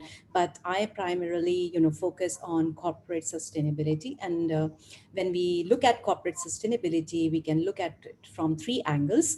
So, and when the companies are environmentally sustainable, let me just, warn you, but in around us, when we read news and articles and various papers, people generally take sustainability as environmentally consciousness, but there are actually more constructs to that. So from corporate angle, we look at basically three things: environmentally sustainable, social sustainability, and economically sustainable. So when we are talking about environmental, we are talking about ecosystems and the support that our environment has for the human life, the air, water, and the overall habitat that we have.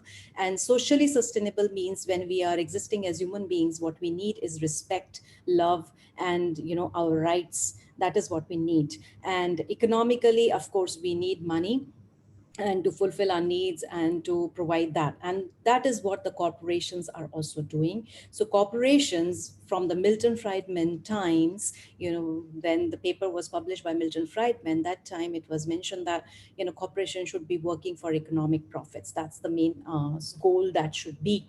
But over a period of time, we have seen with the introduction of corporate governance measures, the CSR initiatives taken by UNPRI, then came GRI, and now we have ESG, and a lot of things are going around, and SDGs now.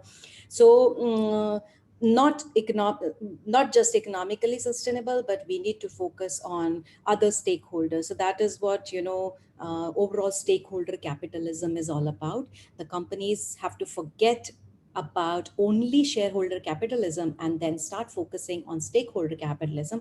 Otherwise, they will not be, I would call them, they will not be future relevant. Okay, when I call them future, the sustainable in future, again, people will think, oh, environmentally. No. I'm talking about whether they will live forever. Yes, they will not if they don't focus on stakeholder capitalism. Okay, so given that, as a study was conducted by Accenture and PRI, where Lise Kingo, executive director of UNPRI, he said that with less than 4,000 days, we are left with actually less than 4,000 days until the 2030 targets. And all of us have to gear up, and especially the corporates, because they form approximately 90% they can give towards this sustainability. So corporates have a very different role. We can conceive that we need a different corporate function to fulfill this role. And this corporate function can come from the corporate boards, the board of directors, and the top management. Because unless and until we have the top management commitment, things are not going to change. So where should we make the change? We have to make the change right from the top. That is what we all would, construe, or we would think. But actually, the change can happen in various ways. So let's look at how can we make the changes. One way to make a change is a proactive approach, and the other one is reactive. So I'll just, put it into two types of classification. One, I put it into proactive approach and reactive, and the other one is top-down measures and bottom-up measures.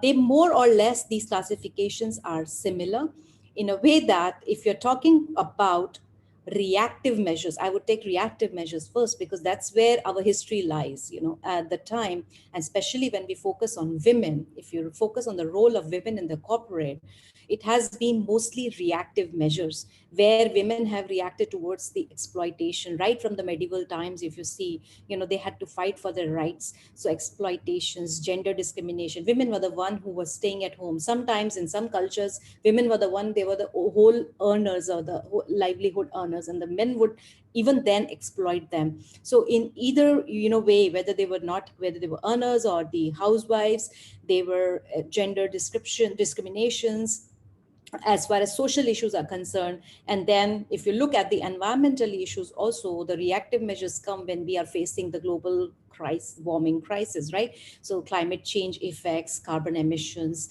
and companies, they react when they get lower returns economically. So when you put all these, different examples together, what happens at the next level when you are exploited or discriminated, the protests, the strikes, and on the government side, the regulations come. But are these regulations favorable? Do they really do the role? Have you seen, what is your experience from the past? We have seen that even though the regulations were imposed, hardly we could stop the fraud cases, hardly we could see the positive results. Even now we are seeing that a lot of regulations reporting wise and things are there, but still we are failing on that front. And 2020 COVID crisis is like in front of us, what we have seen, how the companies have failed to fulfill their things, and how relevant they are, that was seen during that crisis. Okay, so after the protests and these things comes the next level, which is women empowerment. And then there are interventions by various associations and bodies. Then for example, World Bank has taken various initiatives, or other development banks have taken interventions. Then they provide education, literacy, and then finally the women realize their rights, freedom, and the corporates, all of us, we take initiatives towards climate, towards social issues, towards corporate economic profits. Okay, then is the proactive approach. In the proactive approach, the regulations are now focusing on having women directors on the board. Now, if we are having women directors on the board, that is basically coming as the corporate governance codes of different countries. Now, how are these corporate governance codes framed? These corporate governance codes are framed on the basis of the research that is done by various researchers, like I would say academic researchers, and the other organization like CLSA and so on. Now, the basic criteria, what they follow is that if we have more women on the board, or if we have good representation of women on the board, then there will be more EQ, as Dr. Ramona said, right? So women have more higher EQ, that's what they compare. So some of the researchers have said they are high performers. Women are, because they are nurturers, they can nurture the organization. Some researchers have said that women are conservative, so they don't take very high risks, and that is why they are more suitable in the corporate board, right? So that's where the board of regulations, board of directors are now focusing on having more diversity on the board. The second level of initiatives that the corporates are taking is to appoint the head of sustainabilities in their organization. Today only, I was reading an article that the JP Morgan sustainability head is a Black person, who's very pro his rights and so on. So that is where the companies are now looking at either ESG expert or sustainability experts to head the department so that they can continue with sustainability. Luckily, let me tell you this fact that 25 top companies of the world have head of sustainability as women. So to give you an example, Danone has Diana Bratter, Audrey Choi is there for Morgan Stanley. So likewise, the top 25 companies, Kellogg's, you can take any, Google, the top 25 companies of the world have women as sustainability directors or the head of sustainability. Okay, outside the corporate, what proactive actions women have taken or can take is about social enterprises. Now, social enterprises are those which not only care about the society, but they also make economic profit. So Empower Her is working like for the women's empowerment, and that's how they are helping the women entrepreneurs. I also spoke to Wendy Diamond yesterday, and she is leading Women's Entrepreneurship Day organization. So they hold 1 day summit every year. And what she told me that they care about poverty, okay, for the women by helping entrepreneurial women to do their business and sustain their businesses. So these kind of social enterprises actually are really being as proactive actions. Next level is not for profit, which do not make profit, and then they care about people. So like one initiative is taken by Australian women, where 1 million women, they have an agenda, like 1 million women come together and reduce carbon emissions. Okay, the carbon emissions are equal to like the reduction in carbon emissions are equal to removing 240,000 cars from the road. That is the benefit, they will get. Parichay Foundation, that is an Indian foundation which focuses on poor women. This is run by one very good friend of mine. She actually is helping women to make saris, and they sell saris, and they also do a lot of performances, etc., to raise money and help people in that, in that area. And of course, then we are here like the networks, ambassadors, change makers, and well as we can promote sustainability even as well-informed consumers. Okay, so these are all proactive actions. And similarly, if we look at top-down approach or bottom-up approach, same way, top-down approach is like actions taken by the regulators and the governments. So I've already discussed about the action taken by regulators in the form of corporate governance guidelines, where the board of directors, should be diverse and women should represent there. In addition to that, we also have economic policies and laws, the social justice and laws which are based on equality. So a lot of focus is there on equality by the various governments, or the policy measures are taken. That's where the women representation is increasing. And of course, all of us know that we have to break this glass ceiling. Glass ceiling is negative for women. Promotions do not happen, or the salaries are not high for women. And of course, the women empowerment programs taken by the development banks and so on. So these are the top down approach. But what works, in the research says that bottom up also is leadership. While we say top down is leadership, head of sustainability or board of directors, that is leadership. But if you see, even bottom up approach is leadership, because it's a spontaneous, non-institutionalized, unstructured way to show or to ask for your rights. And when you ask for your rights, you're actually leading a lot amount of people, and you're showing your leadership, and you're moving people, you are making them change their actions towards you. So women asserts that non-traditional rights to represent, and they also challenge the preconceived notion of the corporation. You can see some examples here. So on the left hand side, I have a picture of African women from the Ghana mines, how they work in the Ghana mines, and there are incidences how they protested for their rights. Okay, on the right hand side, I have women from Bangladesh who are the ready-made garment workers who are asking for their rights. So you can see that stop forcing pregnant women to resign. They're asking for their own rights. Okay, so that was all about what the overall world is doing about women and sustainability.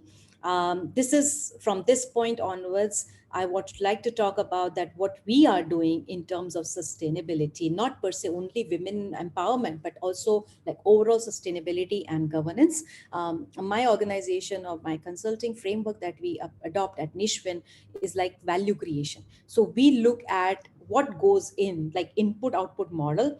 When the input goes in, that goes in the form of, actually, if you see on the left hand side, there are 6 types of capital, right? So the input goes into the organization in 6 forms of capital: financial capital, that is money; manufactured capital, that is assets; intellectual capital, that is your innovation, research and development; human capital is your human beings, like manpower; natural is your environment; and social and relationship is like suppliers, customers, and government. So all these capitals, when we put in the business and we start doing the business, what we need is an objective. So mission, vision, objectives, and we need governance in the business. After having all these governance and risk management compliances, what we get is the output. So in the output model, again, we get those 6 capital back. We get profits, we get growth in assets, we do research and development again, and and so on. Or happy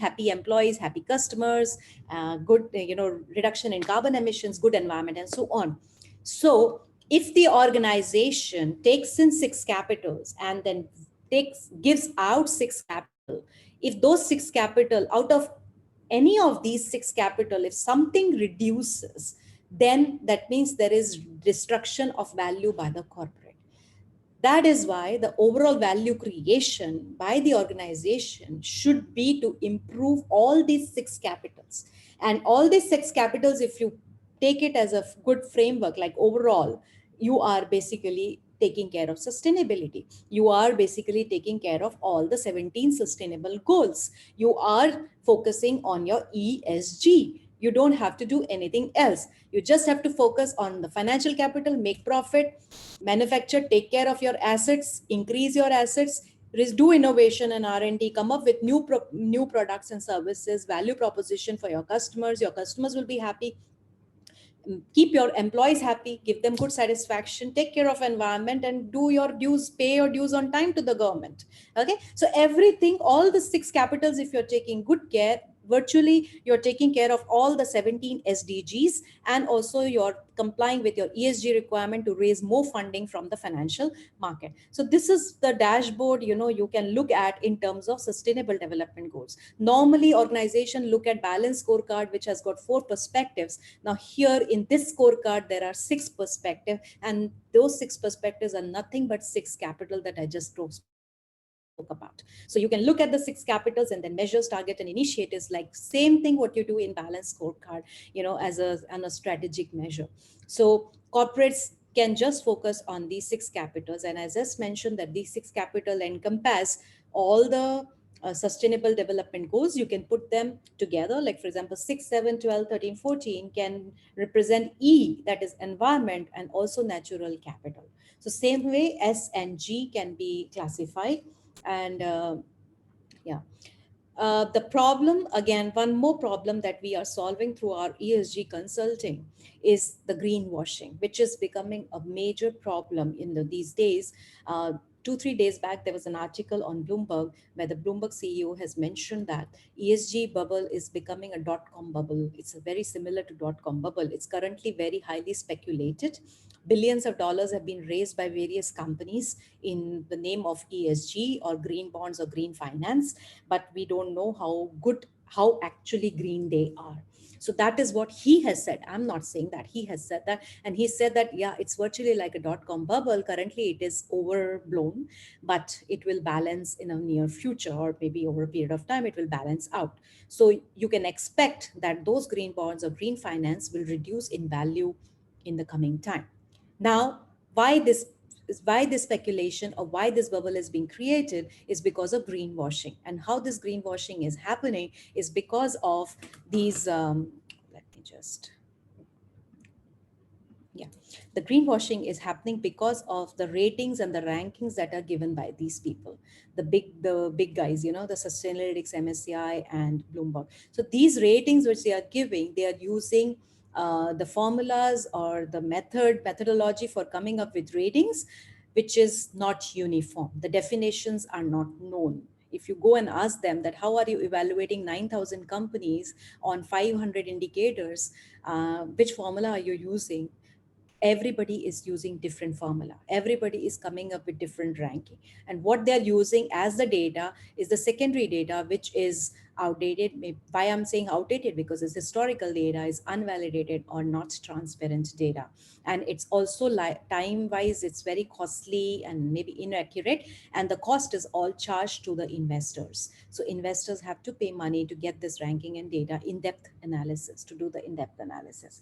And this guy who is standing at the end of the corner, he doesn't have access to any kind of information. That means how good the company is, how green the company is, how sustainable the company is, what are the good practices of the company. He is not aware.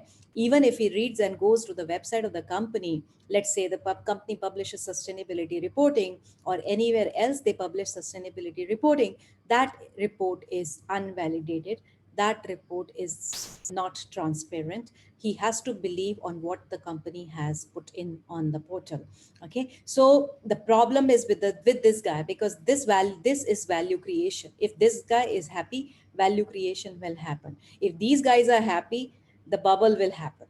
The speculation bubble will happen. If these are the only people happy, who have to be happy? Investors have to be happy, and the stakeholders have to be happy.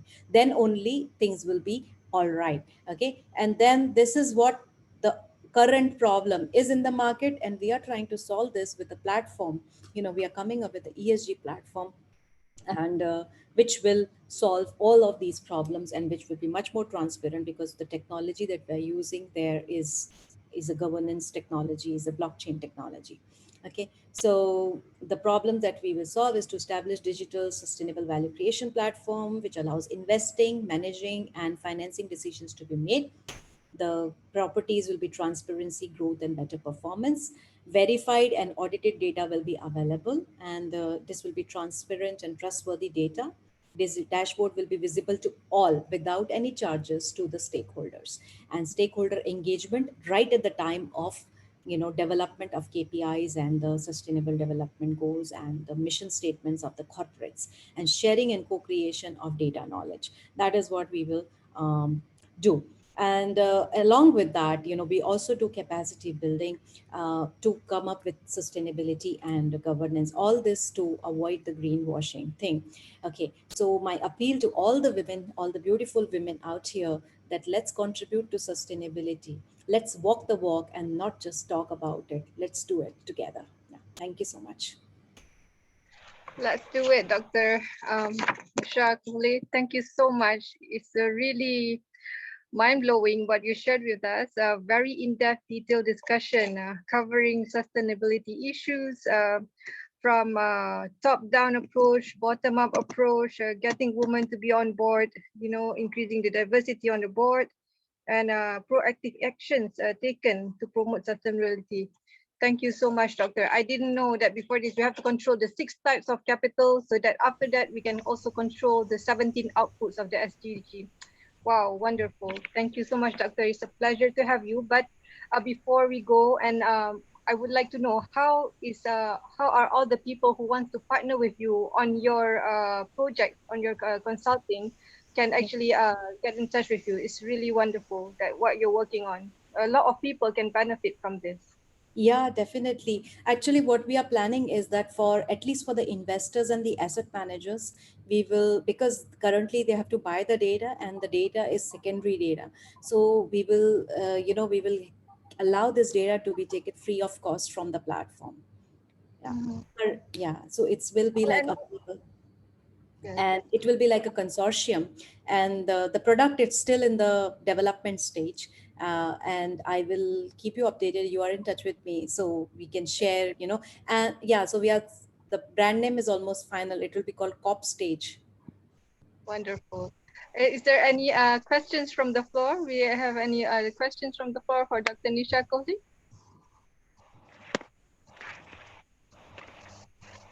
Just a moment, Doctor. Let's just check.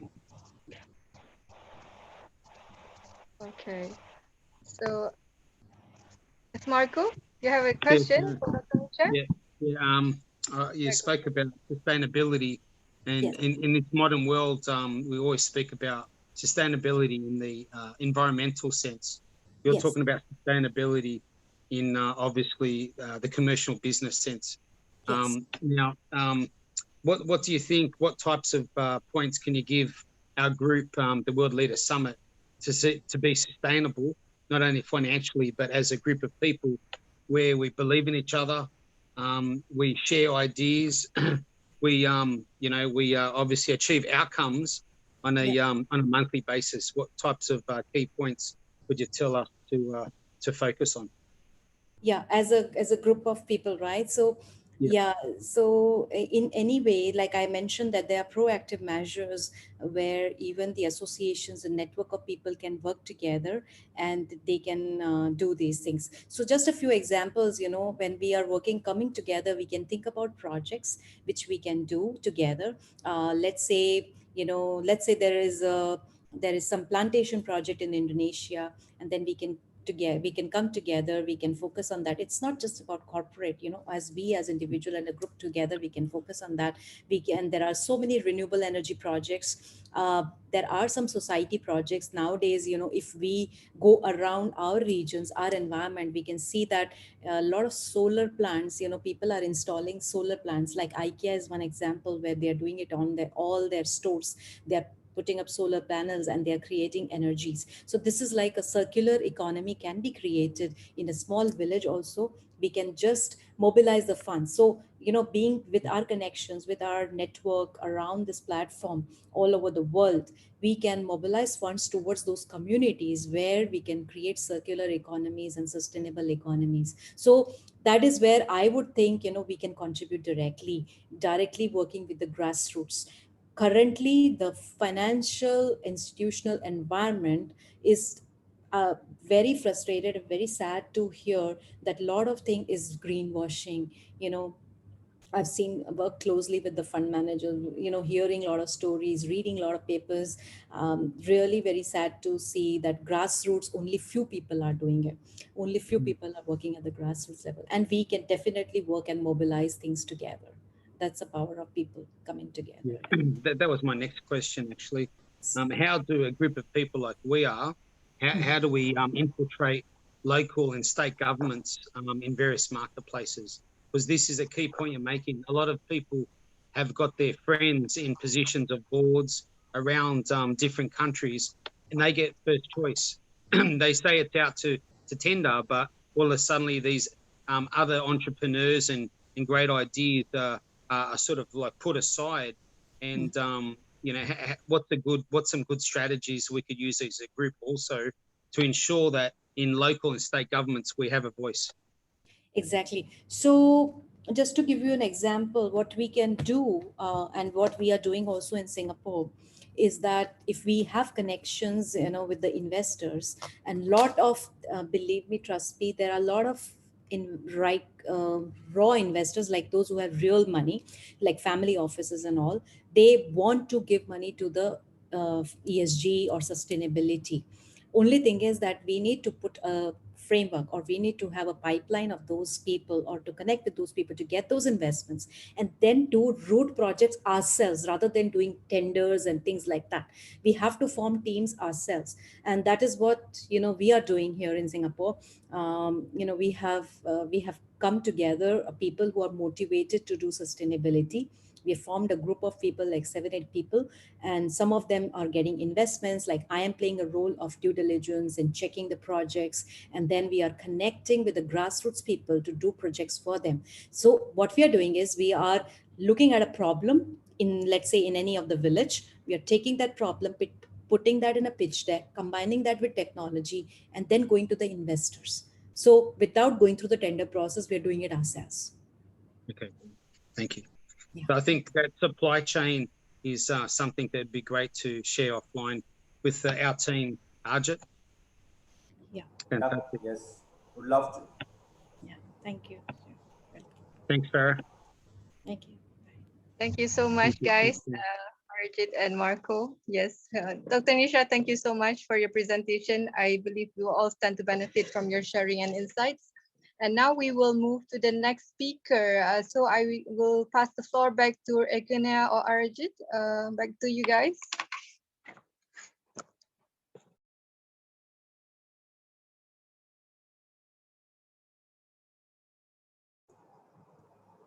If we can't hear you, you are muted.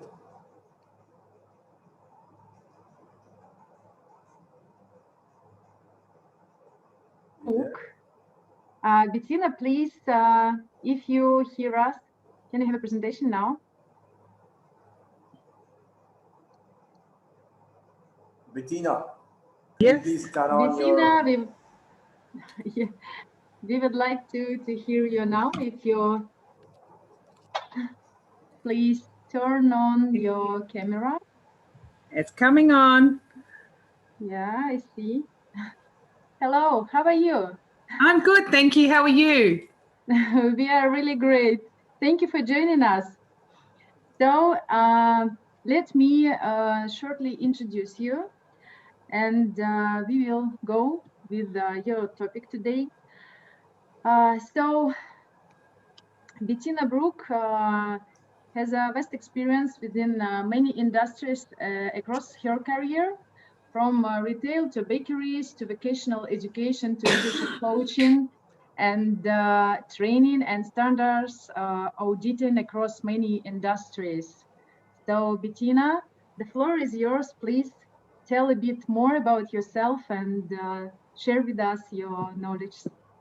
Okay, thank you very much, everyone, for having me. As I said, my name is Bettina Brooks. So I come to you from all the way from Sydney in Australia. So it's nighttime here, so I'm sure it's daytime wherever you all are over there. So again, thank you for having me. I've had an association with Marco, obviously, through the past few months, and got to know him and working through some areas through a local business chamber that's being set up.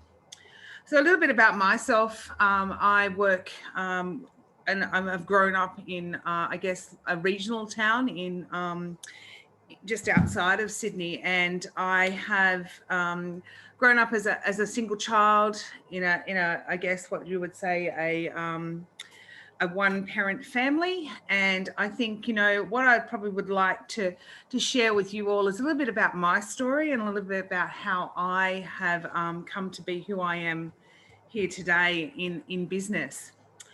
So one of the things that I thought I wanted to say is, you know, be bold, back yourself.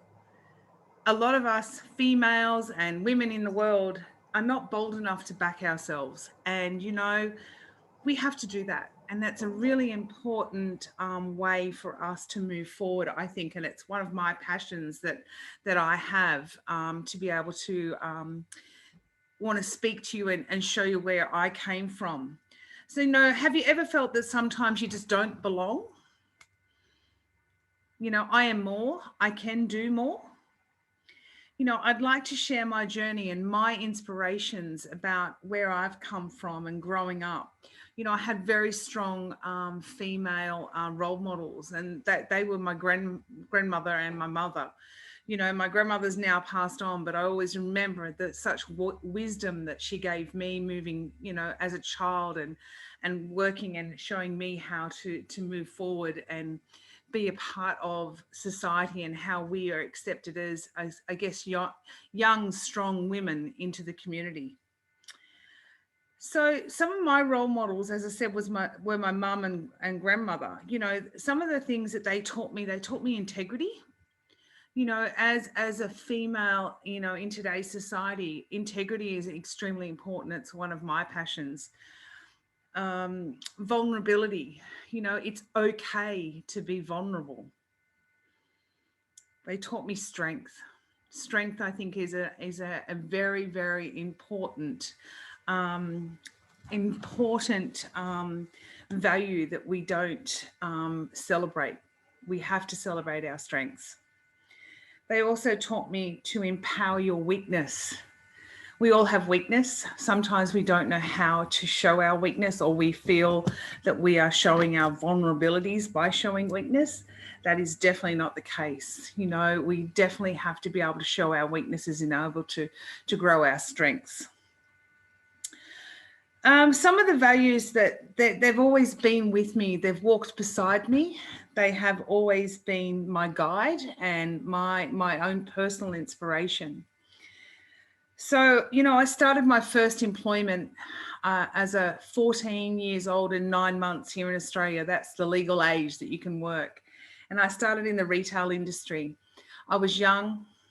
I had no experience except for my mum telling me, you must be there 15 minutes before you start work because that's polite and it's courteous. So I went into those roles, and it wasn't because I wanted to work, absolutely, but it was out of necessity. You know, growing up in that one parent family, you know, we had to be able to sustain ourselves, and it taught me those values around and gave me the good base value of becoming a strong woman in today's society. And I didn't realize how much those particular lessons or experience taught me until today, sitting here thinking about reflecting. And when I spoke with Marco about what am I going to speak about, how can I reflect and give my presence as to what I did and how I've grown. I think, you know, within my journey as a young female, you know, I always felt that I was constantly looking for validation. I was looking for someone else to validate me, to be me, to work out where I was in my journey. And I think the biggest thing that I learned about that is being able to be able to back yourself. And I keep saying, you know, you have to back yourself. Validation, you know, with validating my abilities, you know, I've got abilities. We all have abilities. We, as women in this world today, our abilities vary and they all complement each other to be able to pull ourselves together and support each other as, you know, strong females in this society. You know, how many, I guess, the question I would like to ask all of you is, how many of you have heard or said to yourself, I heard this, or someone told me that. And it's actually you're the one that has spoken. You're the one that has the idea, but you portray it as being someone else's idea. And I think that comes with confidence and comes with us as females to be able to back ourselves and move forward through the journey, and being confident enough to be able to sit up and say, this is me. This is who I am. This is how I can support you.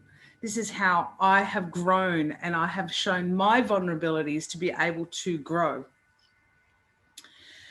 Through my career, I have, as when I was introduced, been exposed to many industries. So I started, as I said, in the retail arena. I moved through and had different areas of and roles, and each of those roles led to another role.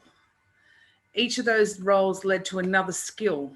Each of those roles led to another level of responsibility. I think my first management role I had was at the age of 19 years. And here I was managing, women and men that were, my seniors. And, you have to, at that point, sit back and say, I can do this. I'm allowed to be vulnerable. I can do this. I can get through this. So some of those other things that I have done through my roles, I have I've taught a lot of leadership and a lot of coaching. One of the key things that I have 2 children, and one of the key things that I said to my children when they were growing up was communication will be the key to your success. And, when they start to recite that back to you, you go, okay, they get it. They understand that communication is the key to your success. So some of the things that, I want to, talk to you about is, how do we communicate? What is the message that we are giving to, our role models, as leaders, as coaches out there in industry? What are we trying to communicate, and how do we communicate it? So I think we have to watch our message and how that message is given and how it is perceived out in the marketplace. I sat back and thought about, what are my strengths? What have I learned? I think one of my strengths is leadership, and understanding what a leader is and how a leader moves forward. I think one of the important components of that is actually having ownership and understanding how to own where you are, how to own where you want to be, how to own what is the path forward. One of my other strengths I think that I bring to the table within my arena that I work in now is coaching. How do I coach? What do I coach? What do people want to be coached on? And I'm finding that I've become a natural, a magnet to people who want to be coached and shown leadership. The other thing that I think that I have and I create and through strong relationship building is connectivity. Currently I am working with a startup business chamber here in Australia, and we are looking at all these areas of leadership. We're looking at ownership of how we do things. We're talking about coaching. We are talking about connectivity and how we're going to get out into the marketplace. It's a role that we are working together as a collective group. It's a new venture. It has taught us lots of different things, and we bring a lot of wealth of experience into that. So we all have these ideas and we all grow off these ideas. And I think that, the key to that success is the passion. I think that we, as strong female leaders in this world, we show great passion. Sometimes people don't appreciate our passion. Sometimes people think that our passion is taken in the wrong manner. But those that are passionate can understand where they need to move forward, and they don't lose their passion. That's the most important thing that I would like to say to you is don't ever, ever lose your passion for what you are doing.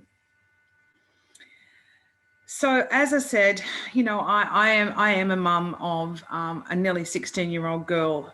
And what I have noted is the fact that with my 16-year-old daughter, you know, we talk about how we empower our fellow women, our fellow leaders and our future leaders of the world. And having had a discussion with her only this evening, I said to her, what does this mean to you? What does this mean to you about how you grow and how you move forward?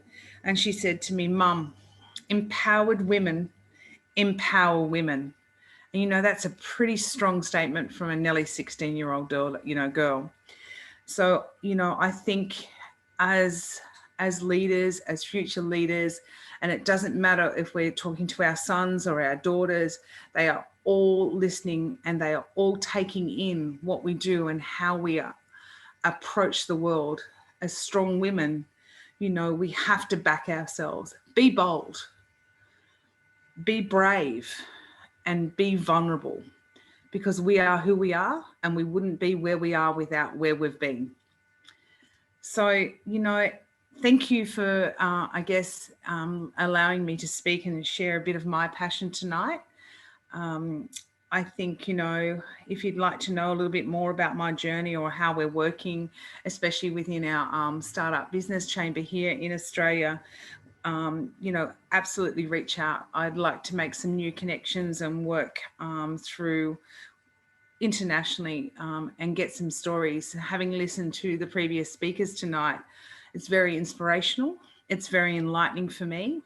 I currently work in the medical industry and in the industry where we are working accreditation, and I audit hospitals at this point in time. So listening to some of the stories and some of the change management, some of the empowering things is very enlightening to me.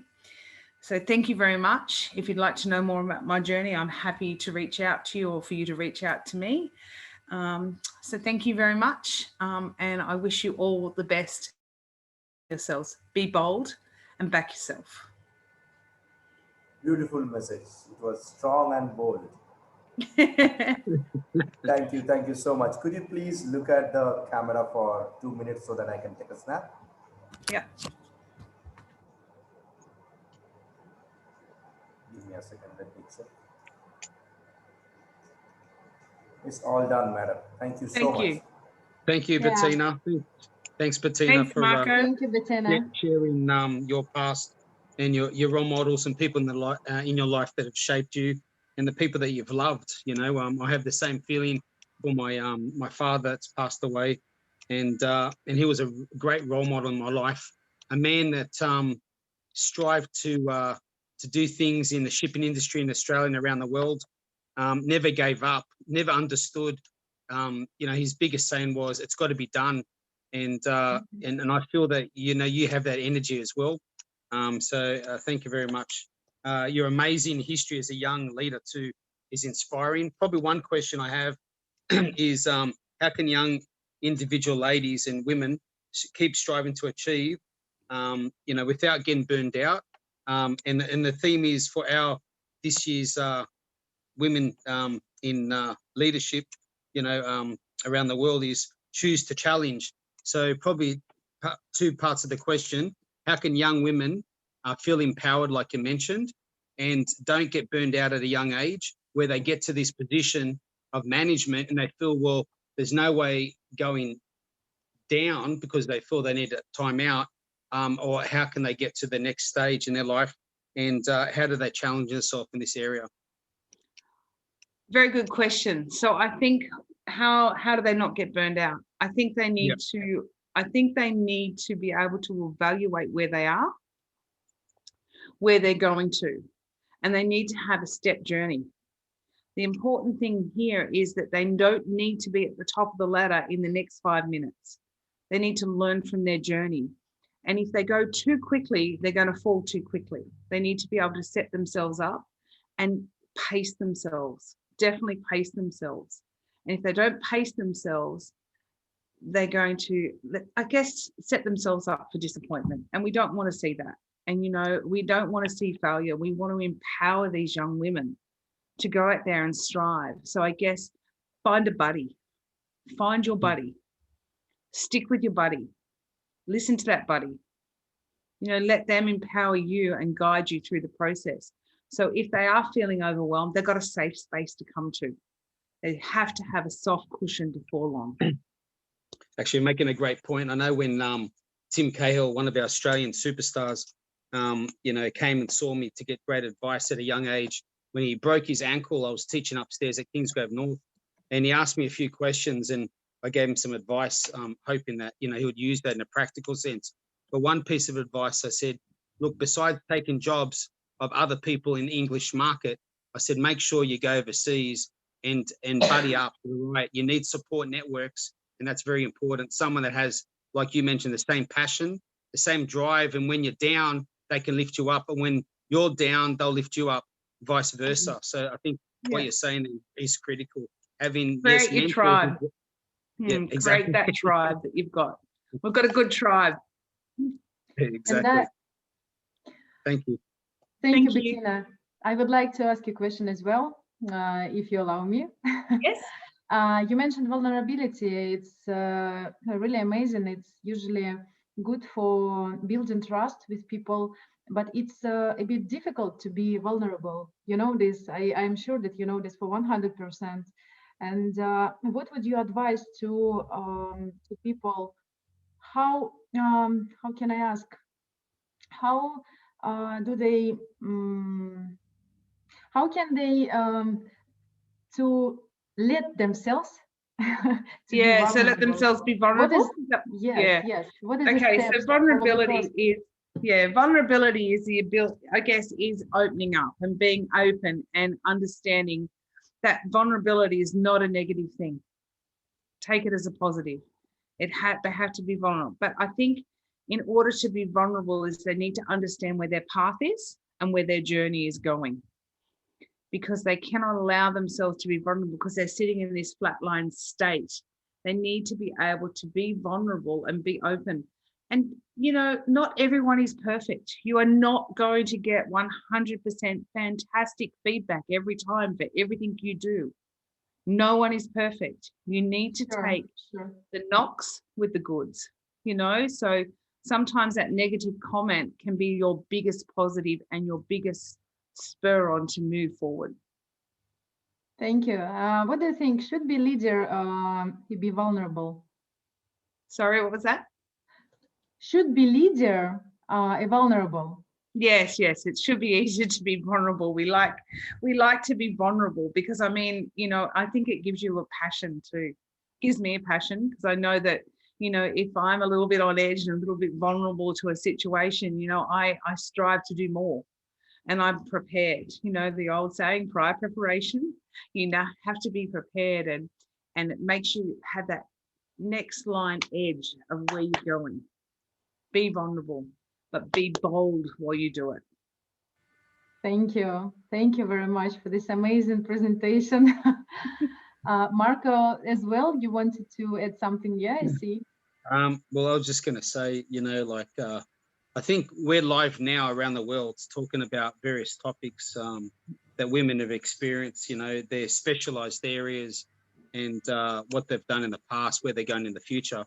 But as a group, Bettina, like, as you know, myself, Arjit and Dev, founders, and there's three beautiful ladies, Eve, Conchetta, and Bianca, have joined us as a group of 6 business leaders around the world. And we want to strive to make, you know, a real impact, not only achieving commercial business profitability, but also to ensure that profitability is done in a way where future generations understand, like you're saying, the values of getting to where you want to go. Being humble, I think, you know, I come from a place of, you know, I always used to get embarrassed when people ask me questions about, you know, who I was. And I know when I was a kid in high school, when I achieved sporting excellence, you know, the most times at high school, when the deputy principal would say, "Come on stage, Marco, you know, share with you what you'd done on the weekend. And I would hide in the crowd. I'd sort of like, you know, swallow and I'd shrink like a turtle, you know, but I would, and on the weekends, I wouldn't like to go to the shopping centre because I was very well known in the St. George area. So what I'm saying is, you know, when you get to this stage in life, and you've seen it with our mega and superstars around the world, where unfortunately, you know, they get to this stage, and once they get there, they just want to walk the streets, but they can't. You know, they get embraced by everyone, and they just want to be normal. Like when I say normal, they just want to do things that other people do. Go to the cinemas, share popcorn with their family, go to the shopping centres, walk and won't be overcrowded. But probably the question I have for yourself, how can people achieve this stardom, but also have some sort of normality in their life? So normality, and that's staying connected to your tribe. You need to stay connected and you need to stay in tune. You never need, you're always going to be equal within that group of people. You are always going to be not the superstar. You're going to be their star because you're all together. So stay at that level with your tribe, you know, and embrace that, because they are the ones that are going to give you the power. They are the ones that are going to protect you, and they are the ones that are going to ground you. Stay with them. And in the tribe that you're talking about, are you talking family, friends? It can be any, I think everyone has their own tribe, and you can have more than one tribe. You know, you can have your business tribe, and you can have your family tribe, and you can have your friend tribe.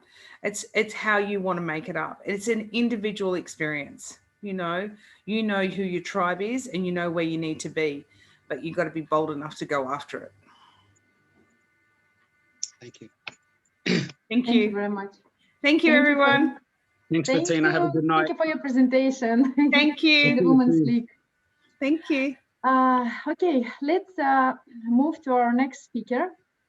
And I see that already Dr. Shaima already here. Yeah, Dr.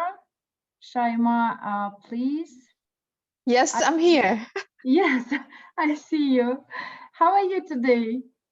I'm very fine. I'm very grateful to be among these wonderful personalities in your panel. Thank you very much for giving me the chance to be part of it. Thank you. Thank you for being with us, for celebrating International Women's Day together. Let me share with your topic what you prepared for today, and after, please introduce yourself and share with us your thoughts. Your topic is using crisis as your catalyst. Transform your pain into passion, power, and purpose. Looking forward to hear from you. Floor is yours, Shaima, Dr. Shaima. Thank you very much. So let me first introduce myself. My name is Shaima Bahauddin. I'm wearing several hats. I'm the director of the international relations in the Federation of Egyptian Industries. And I'm also a task force member in the B20. I was lucky enough to be representing Egypt and then the Federation in the previous B20 in Saudi Arabia, Riyadh. And I'm also a member this year in the B20 Italy in the task force of the future of work and education, volunteering in different activities related to education, enhancing and reforming education with a specific focus on women empowerment.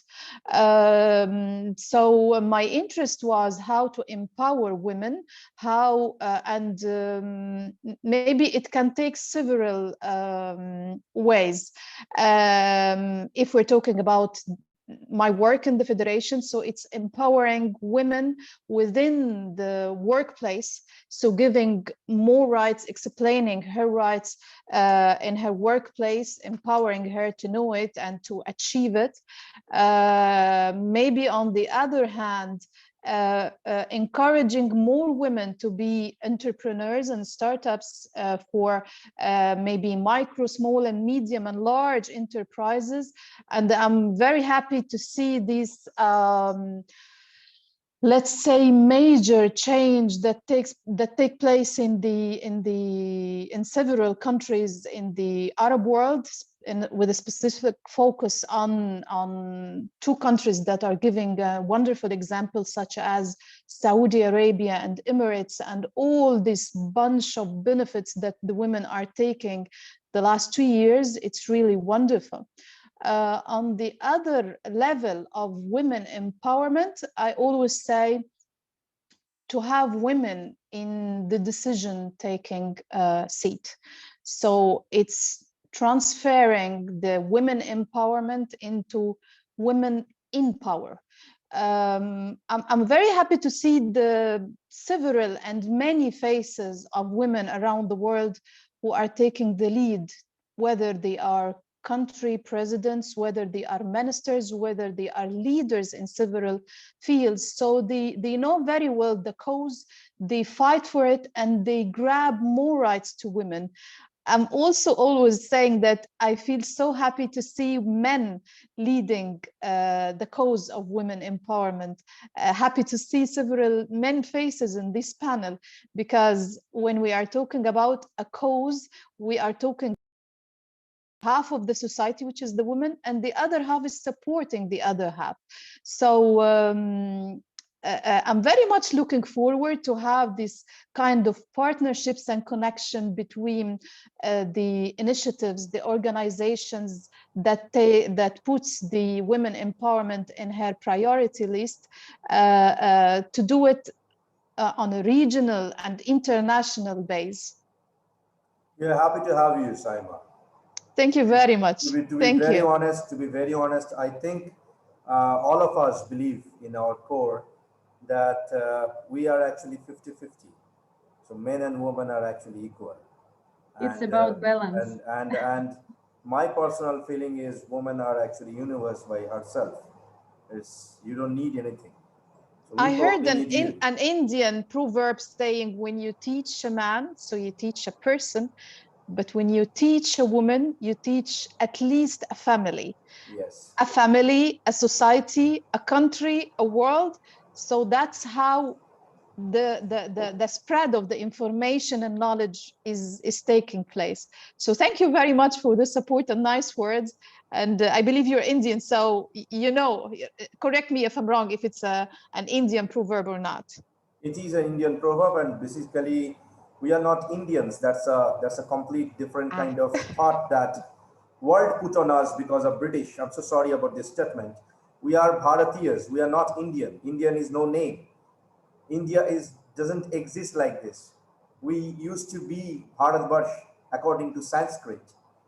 And I come from world's oldest culture and mythology, which started in Dravid culture, based in the southern part of so-called India.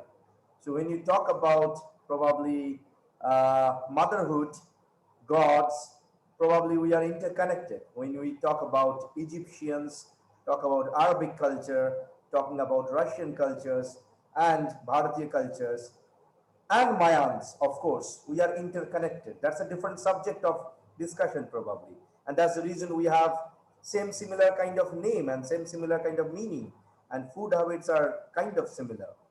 And the way we possess the womanhood, the reason we call our country as mother, we don't call our country as father. So womanhood is completely good point. yeah.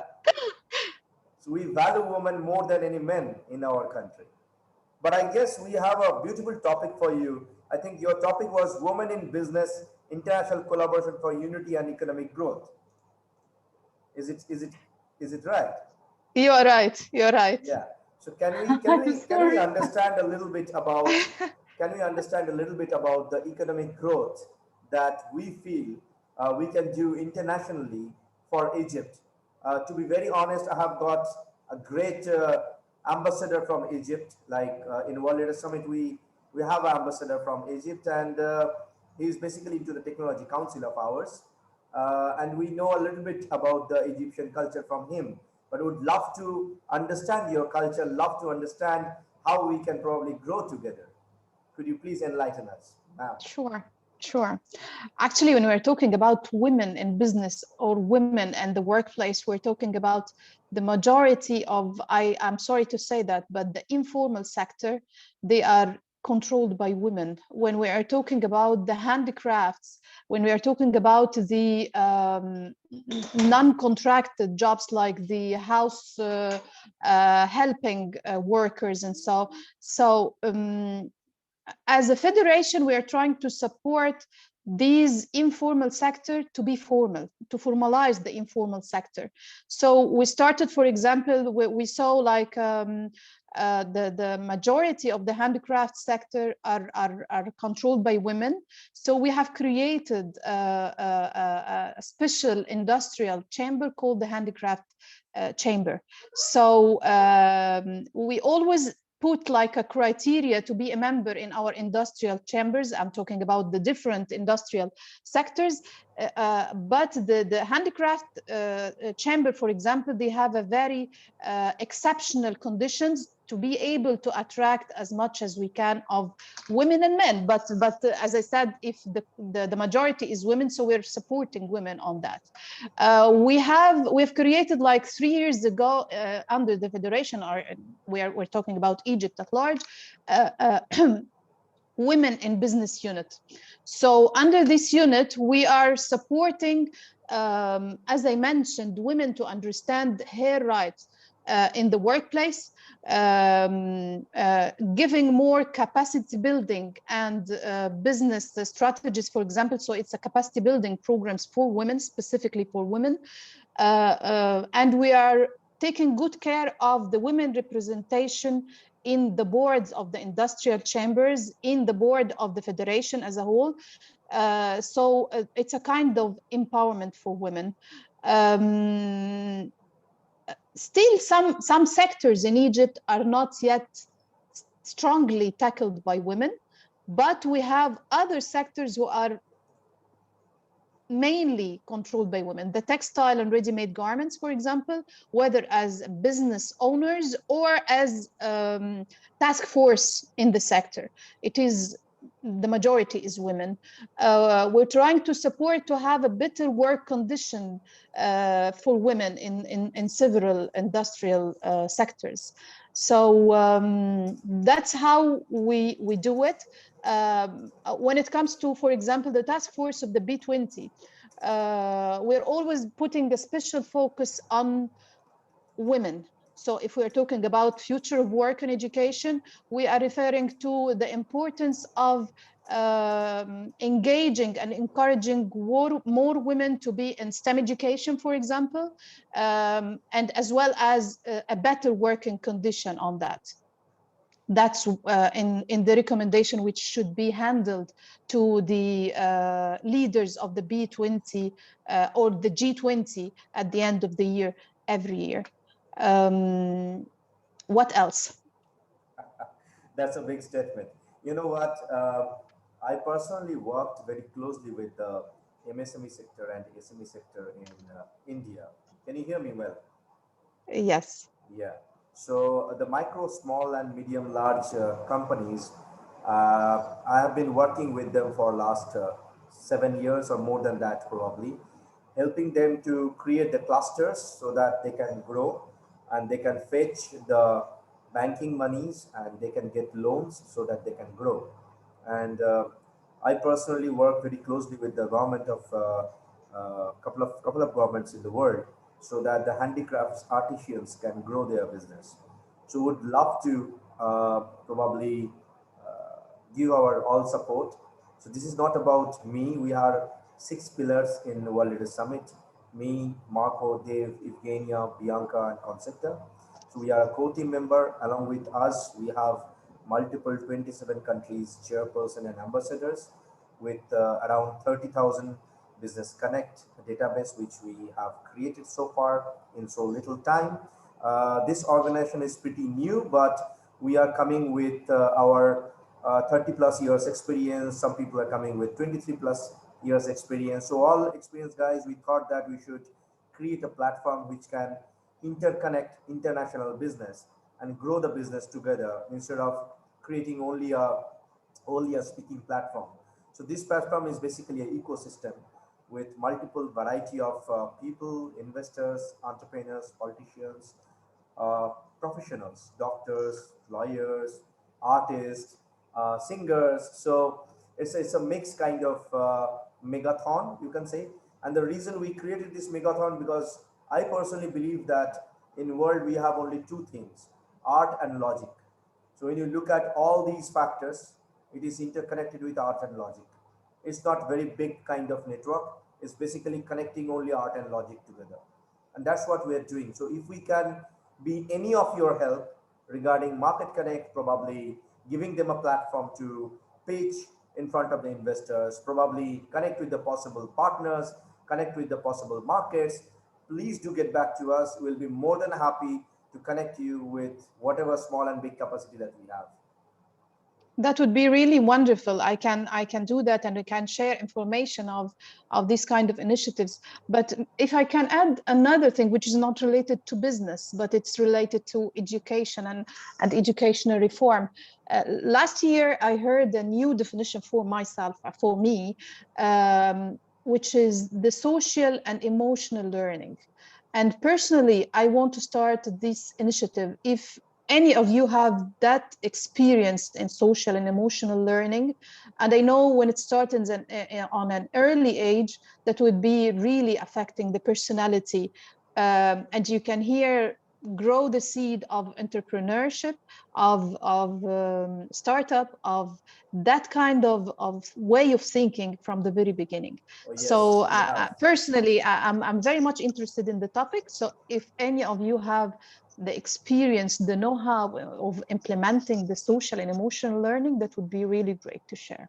Of course, we have exactly one chairperson and one core team member. Evgenia is responsible for all the knowledge sharing sessions and education. You can see her. She is basically from Russia, but pretty well connected in 10 different countries, got around 16 plus years of experience. And we have two more chairperson and one more ambassador who can actually do directly this. If you ask me, yeah, I can do that, but probably I'll give opportunity to others rather than becoming a solo person. But yes, we have people. We'll be more than happy to do that. So we are actually, at the moment, we are very small. We are very small number of countries. We have only 95 countries at the moment. We are not in the entire planet. So we have a desire to grow more. Probably number will increase by 100 or 100 plus in this year. So with 95 countries connect with all those kind of resources, if you feel that we can be any of your support, we'll be more than happy and glad. Thank you very much. Thank you. Thank you, Shaima. With this note, I think I'm feeling a little bit of hot and I need some amount of sea, water, or probably some kind of wind, which can actually give me some kind of coolness. And I can see someone from Australia waiting for us. Georgette, welcome to World Leader Summit as a speaker. Could you please turn on your mic? Hello. Thank you, Simon. Can you hear me okay? Hi, Georgette. Simon, could you please look at the camera for 1 second so that we can take a snap of yours? Georgette, please excuse me. So sorry, I'm doing multiple things. Yeah. Thank you so much. Thank you, Simon. Thank you. Yes, Georgette, my dear. How are you feeling today? I'm feeling amazing. Can you all hear me okay? Yeah, but it's a little bit of far. I guess you are in front of the sea again. Let me put my I'm gonna put my earphones on. Just give me one. Is that better? Yeah, that's perfect. A little bit of perfect, yes. Can you hear me okay? Yes, madam, we can hear you. Hello? Not that loud, but that's okay. You can speak a little bit of louder if you can. You just speak closer to the mic. Can't hear you. Can you hear me better now? We can't hear you. You can't hear me. Yeah. Can you please use the microphone? Probably that will help.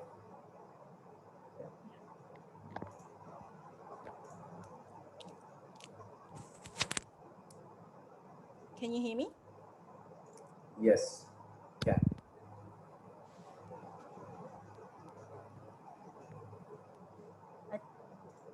Are you feeling okay? You're feeling good? Yeah, great. Because you have a, amazing topic. Transform your pain into passion, power, and purpose. My God, 4P. Well, in management, actually, I usually teach people about 3Ps and 4P. My God, that's a massive four amount of Ps. Okay. Anyway, so for the world, our beautiful speaker is from Sydney, Australia. She's an international speaker, a passion coach, trainer. She's a multi-talented, highly focused, passionate coach, trainer, and a speaker. And of course, a leadership speaker.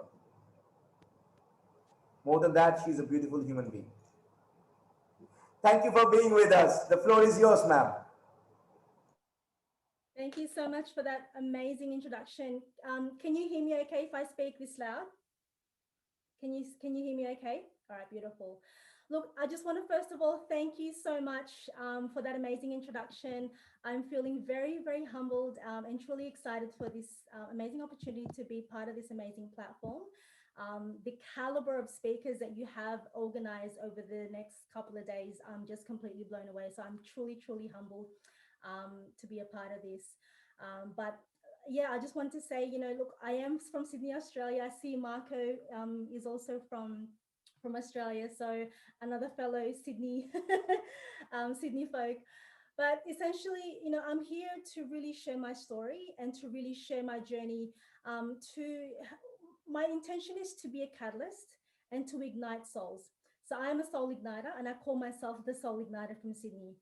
And a lot of people are probably wondering, what is a soul igniter? So essentially what I am is I am an international speaker. I am a passion coach. I am an intuitive guide, and I package all that into the one. And my purpose really is to be a catalyst for women and to ignite their souls. I'm here to support women to rise and to transform their pain into passion, power, and purpose, so that ultimately they can live their life of passion and ultimately love their life. So I'm here to share my story, and I would love to just ask you, all of you, have you ever felt like you were dying inside because you have lost your sense of identity? Have you ever felt as though something was missing in your life? Have you ever had the yearning to be more, to do more, and to have more, but felt torn, having to choose between your family and your purpose? I don't know if you've ever felt that way, but if you ever have, I know how that feels because I've also been there. Because I too once felt stuck and I felt like I had no other choice. You see, I know how it feels to want to move in a certain direction, but I couldn't because I had the unsupportive husband. I know how it feels to put everyone else's needs above my own and being made to feel guilty if I actually put my own needs first. You see, I was once that woman who was living my life according to everyone else's expectations of who they thought that I should be as a woman, as a wife, as a mother. But you see, I always have known that I've been here for a bigger purpose. Ever since I was a young child, I knew I was seeking. I was always asking, what is my bigger purpose? And ever since I attended my very first personal development seminar back in 2005, it was, all those years ago, I felt that calling. And I still remember sitting in this massive auditorium, listening to this amazing speaker. And I just felt so ignited and so excited about this fire that actually had been lit deep within my soul. Because from then I knew that I wanted to be of service in a much bigger way. But you see, being newly married and having young children at the time, I wanted to uphold being, the good wife, the good mother, according to everyone else's eyes.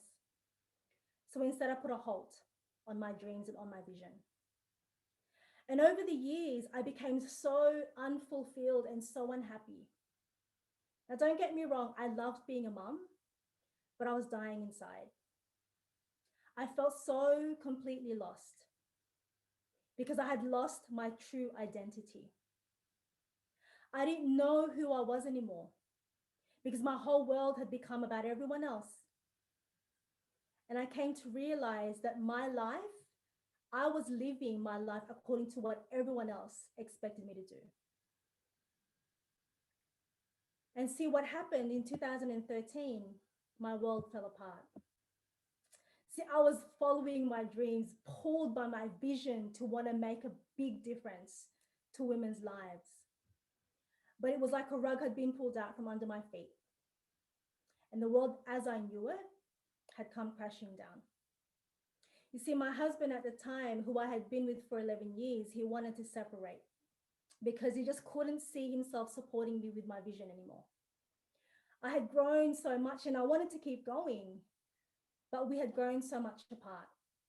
And I just thought to myself, you know, how could our marriage how could this have happened? You know, how could our communication have broken down? And I still remember driving home that night, grabbed some clothes, put the kids in the car and drove to the only place that I knew I could find some solace. And I drove to my parents' house because I had nowhere else to go. And I had no one else that I could turn to because all my friends were happily married, you know, and I couldn't go there. So I just went back to my parents' house. And as challenging as you can imagine that was, the only thing that I could really do was keep moving forward. So I chose to stay strong, not just for me, but for my kids as well. So I continued to follow my passions and I noticed that when I started to do the things that I loved, my future started to become so much brighter and my life started to become so much clearer. I started attracting like-minded friends, like-hearted souls. I got back in touch with my feminine and I even started doing salsa classes. And that's where I eventually met my soulmate. Now, fast forward to now, I have an amazing soulful partnership with my soulmate and together with our twin girls who have just turned 5 a couple of weeks ago. And I've got 2 older kids with my ex-husband. We've created a beautiful tribe together. And I call ourselves a tribe because that's what we are. We're a blended family. See, after all these years, I never stopped dreaming. I held on to that vision of being able to have everything, to have it all, because as women, we can. My dream was to be able to live my passions and purpose while still being an amazing partner and mother. Now, being a mum of 4 beautiful children, you can imagine that my journey hasn't always been easy. I've experienced the highest of highs, the lowest of lows. It's been a massive roller coaster ride. I have hit rock bottom on multiple occasions. I've experienced multiple deaths and rebirths in one lifetime.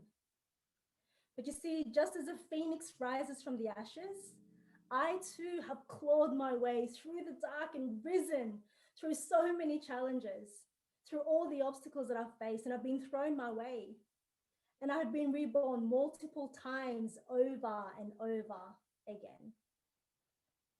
And I sit here in front of you and I live each day now with such a grateful heart. I embrace all of life's perfect imperfections. I see things differently.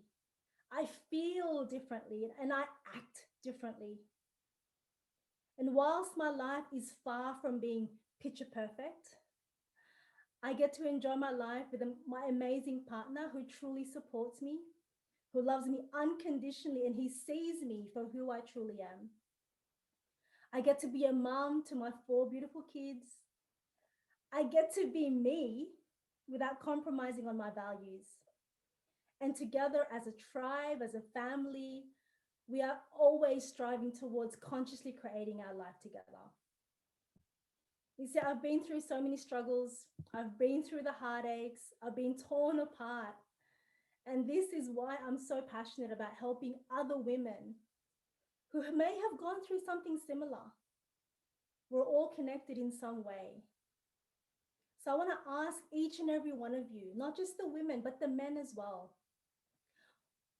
What if you didn't have to choose? What if there was a way for you to live your purpose and still enjoy your family? I invite you to just imagine, just for a moment, what it would be like to live your passions, Do the things that you love. Live your purpose and still be an amazing partner, a mother, a father to your kids.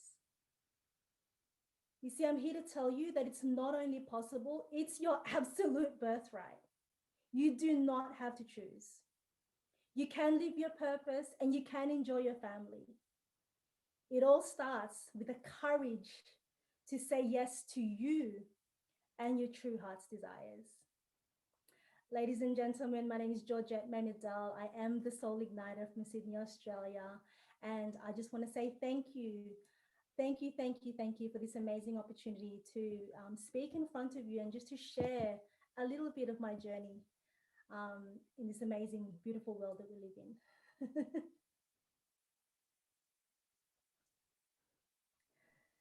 This is very inspiring, by the way.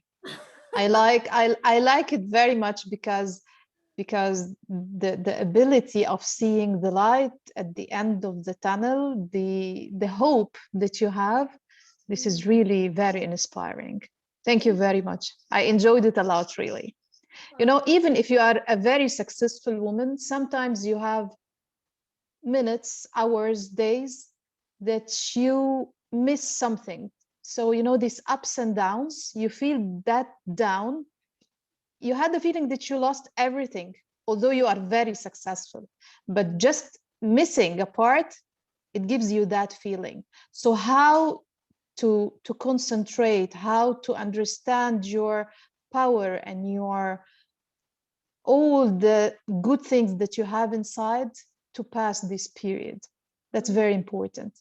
Absolutely. And I think that's the key. It's just not remembering who you truly are, you know, remembering that beautiful light deep within, because we all have our journeys, you know, each and every one of us, we all have experienced the heartaches, you know, the tragedies, the crises, but it's not about what happens to us, as I say, it's about what we do with what happens to us and the meaning that we make of that.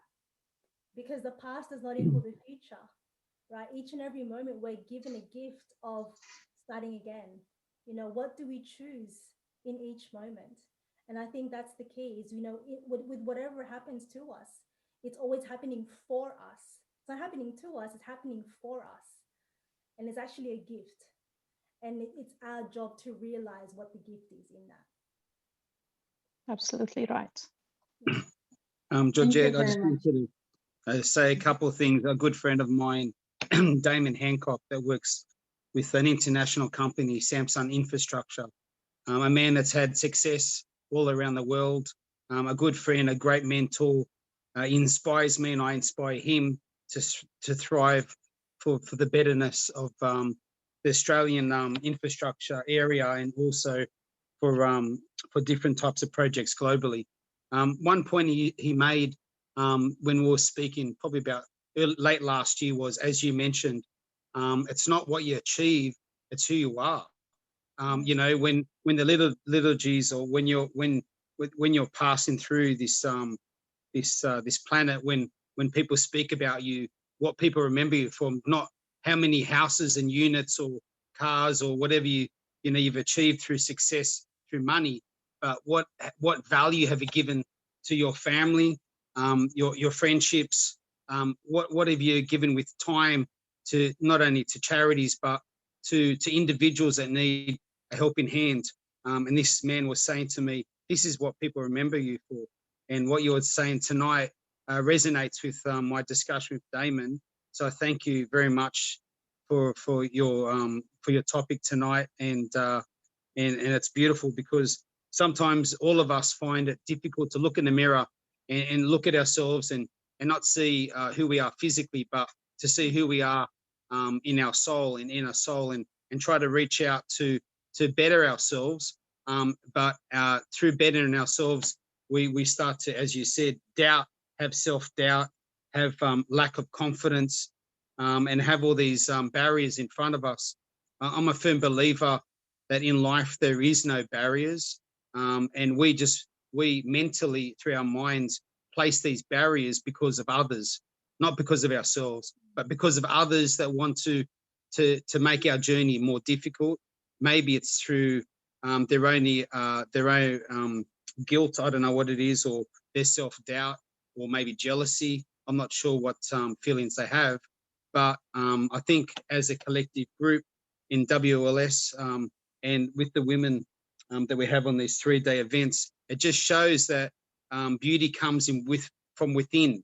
It's not just the physical appearance that you ladies present, and all of you are beautiful in your ways, in your culture, in your religions, and what you have achieved as individuals, as mothers, as daughters, as business women. But I feel that you're presenting, Georgette, you know, an important area for all of us, so men can not feel intimidated by women, but can work together and provide a future for both boys and for both girls, to feel that, you know, stereotypes not threatened, the feeling of you know, inclusion is important, and also the feeling of you know, empowerment is achieved by both genders together.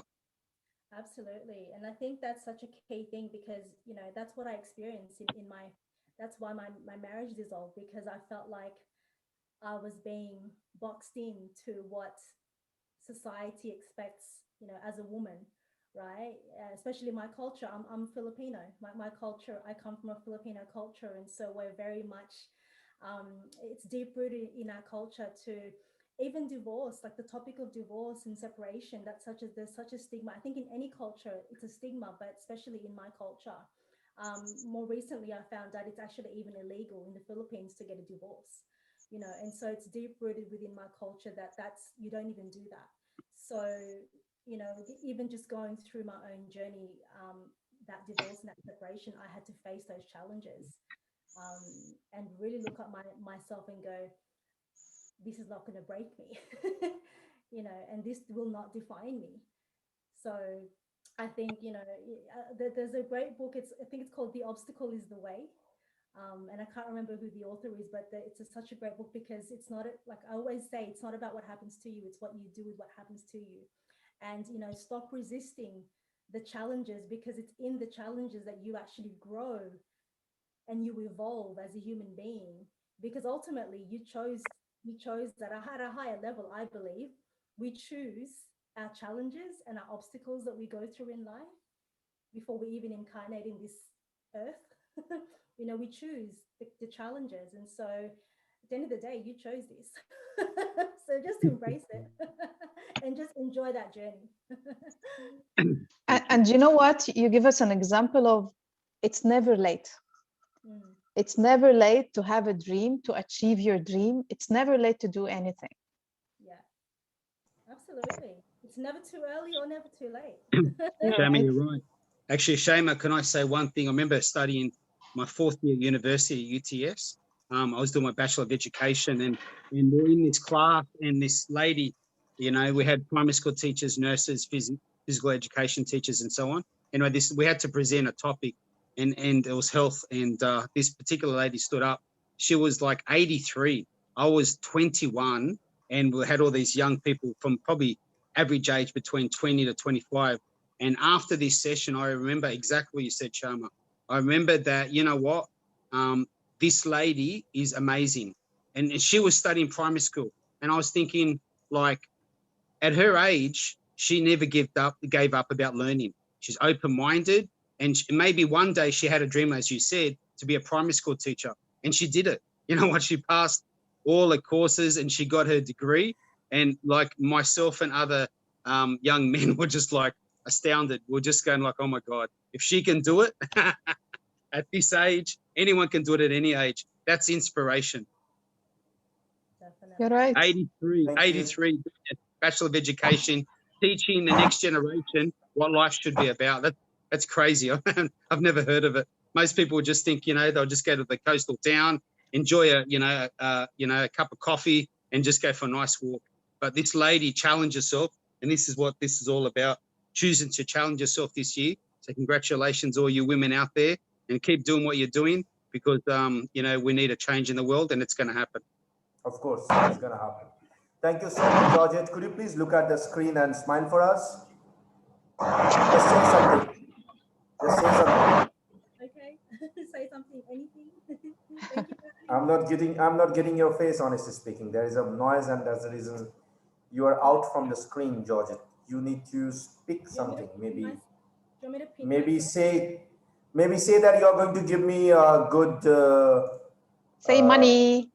No. Say you're going to give me a pasta. Okay, smile please, and so that we can probably take your picture. I can't have you say something. Anything. Money. Now that song's in my head now. Okay, all good. Thank you so much. Farah, I think it's time for you to call upon your speaker, and over to you, Farah. Yes, thank you so much, Arijit. A very interesting presentation by Ms. Georgette and all the input by Sharma and Marco. Wonderful, really. Actually, there's something that resonates with me as well. It's like she touched on the fear of missing out. And there's this one saying that says, what is meant for you will always be going to you. Even even if it's under two mountains, and what is not meant for you will not reach you, even if it is between your two lips. So that is just a sharing from me. So our next wonderful speaker is Miss Raizi Bedi, and she is from Gurgaon, India, and she is the founder and managing partner of Magica. I met her during an event, a women's event, last year, and she's truly amazing person who brought together all most women entrepreneurs in India together to join forces and put forward the businesses to be seen more towards bringing more businesses to them. So she's a business mentoring and providing a networking platform for women entrepreneurs. Magica is a strong entrepreneurial ecosystem of over 100,000 women members across the globe. So without further ado, I invite Ms. Raizi Bedi. Raizi, the floor is yours. Shira.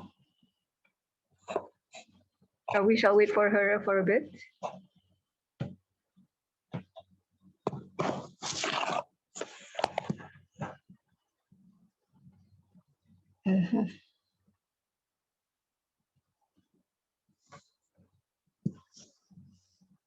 It seems that she is not yet around. Is Rabani around?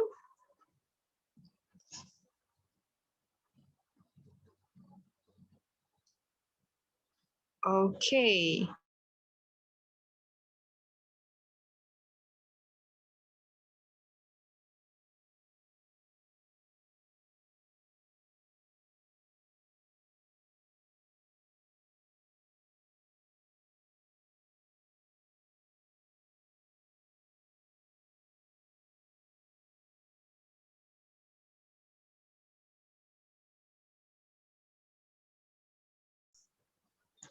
Just hang on.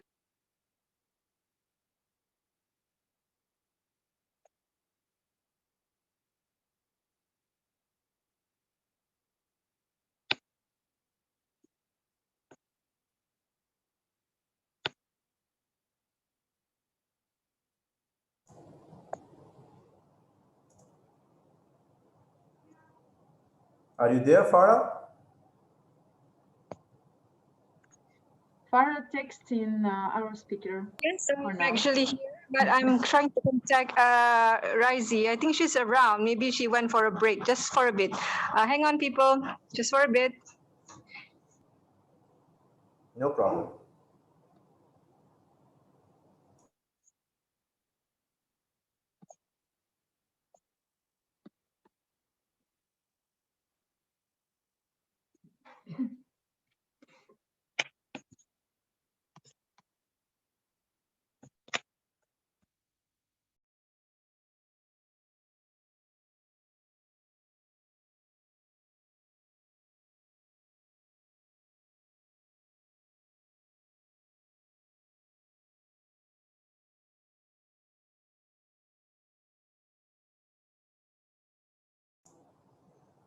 Farah, if it is okay, just let me know. We have our next speaker. We can go with our next speaker. She is from Ukraine, and then we can probably have both of them in your speaker panel. If it is fine? Yes, I think it's best that we go ahead with our current speakers who are already here to save time. Yes. Yeah. Sorry about this. I will No introduce them problem, soon. no Thank you. problem, no problem, no problem at all, no problem. Natalia, ma'am, are you there with us? Yes, thank you. Hi, all. Hello, how are you doing today? I'm fine, thank you. This is WOW community. Thank you for gravity of thoughts and persons who are there. Thank you so much. Can I start share my screen? No, you are not allowed to share your screen, not at all. Okay. I'm joking, you can, of course. But let me introduce you, please. Yes. Okay. Madam Natalia from Ukraine, she's an ambassador at 100EDORG. She's a video wiki. She's a digital member of World Economic Forum. She is a professor and doing massive work, and of course, a CEO of a beautiful organization. So ma'am, welcome to World Leaders Summit as a speaker. I can see that you already started sharing your screen. So yes, we have a great topic, which is, I think I shouldn't speak on that. That's her own specialty. So the floor is yours, ma'am. Thank you. So I will start. Narrow pedagogy and visual content, long-term impact, construction, their architecture. I'm here really to hear from you, to learn from you, and I'm here to tell you my story. It was still in school because I was excellent student, and I'm the head of the student parliament, and I was very dependent on grades, on my grades. High marks and I can fly winds of happiness, and low I lose my heart. Also, everything has to be revised. Recognition of your result is a reason to stay cool and allow score. It is the start of a new energy of victory. Perfectionism is still playing with me now, but now I'm trying to replay it for myself. Today, the era of visuals, and what areas were before that? Has mankind now seen and began to see something that was previously invisible? What has changed? Have we seen? Has the content changed? Did we put on our glasses to see better, or did we remove those that prevented us from seeing clearly? The age of visuals was born together with neuroscience. Visual content proceeds faster but by our brain and leaves a long-term impact. Visual information affects us more dynamically. Since 50% of people are visual learners, according to the Social Science Research Network, one of the best ways to drive the message home is through visual content. But now is a newer era, the era of video. Video shorts, TikTok, YouTube shorts, video presentations, stories and social media, and so on. Videos can be harnessed in all manner of ways, from convincing buyers that your product is worth the investment to learn a new skill. YouTube alone sees more than 1 billion unique visitors a month and has made stars out of everyday people. In fact, Forrester research found that your content is 15 times more likely to make it the first page of Google results if it includes video. What do a pastor, a politician, and a teacher have in common? Unifying ideological content. Content that creates communities. Content that is extrapolated and can be extrapolated to everyone. I name it touching content. How to create it? Audience research on various indicators. Ideological matrix for determining their priorities through that points of influence on the audience can be remarked.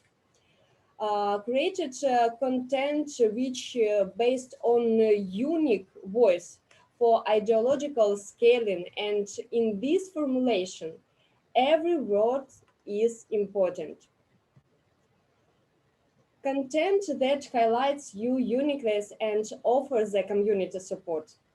But that's not all. This is the base, broad of touching content. It's time to add some paper. Will you offer an interview, a story of your life, or maybe a top fans or nominee for an awards and so on? Fascinating content demonstration of your story with unique design and scaling. Touching content is what scales your personality. Encourage your students, customers, employees, start creating their image in your company. They will be grateful to you, will persistently develop it and yours accordingly. The brand is the most concentrated picture of you. In education, the creation of a visual brand originates from the assessment, ratings of students, visual recognition and visual content matters. In the Soviet Union, honors boards hung both in school and in factories, in enterprise. Thus, a brand was created for a leader in production who cannot betray his native plant, slow down, and so on. In education, everything is the same. Only now the visualization of the brand consists of electronic badges, certificates, posters, and so on. How can educators, coaches, entrepreneurs use this? To build strong communities in which to value their individuality, help to form your brand of a professional in the ecosystem of the particular company. Visual recognition is the best way to establish long-term engagement. A long-term relationship is always a responsibility. And now it is important to pay attention to neurosciences, neuromarketing, neuropedagogy, not because now it is trend, but because a person is the center of any process. Thank you very much for your attention. Wow, that was crisp and to the point. Madam, could you please look at the camera and please allow me to take a picture of yours so that we can tweet? Your camera, ma'am. The camera is, I think, in your right-hand side. Yeah. 1, 2, 3. Thank you so much. So I have a small question. When we talk about neuromarketing as a tool, there are various different ways which can be utilized to give some amount of impact for human brain.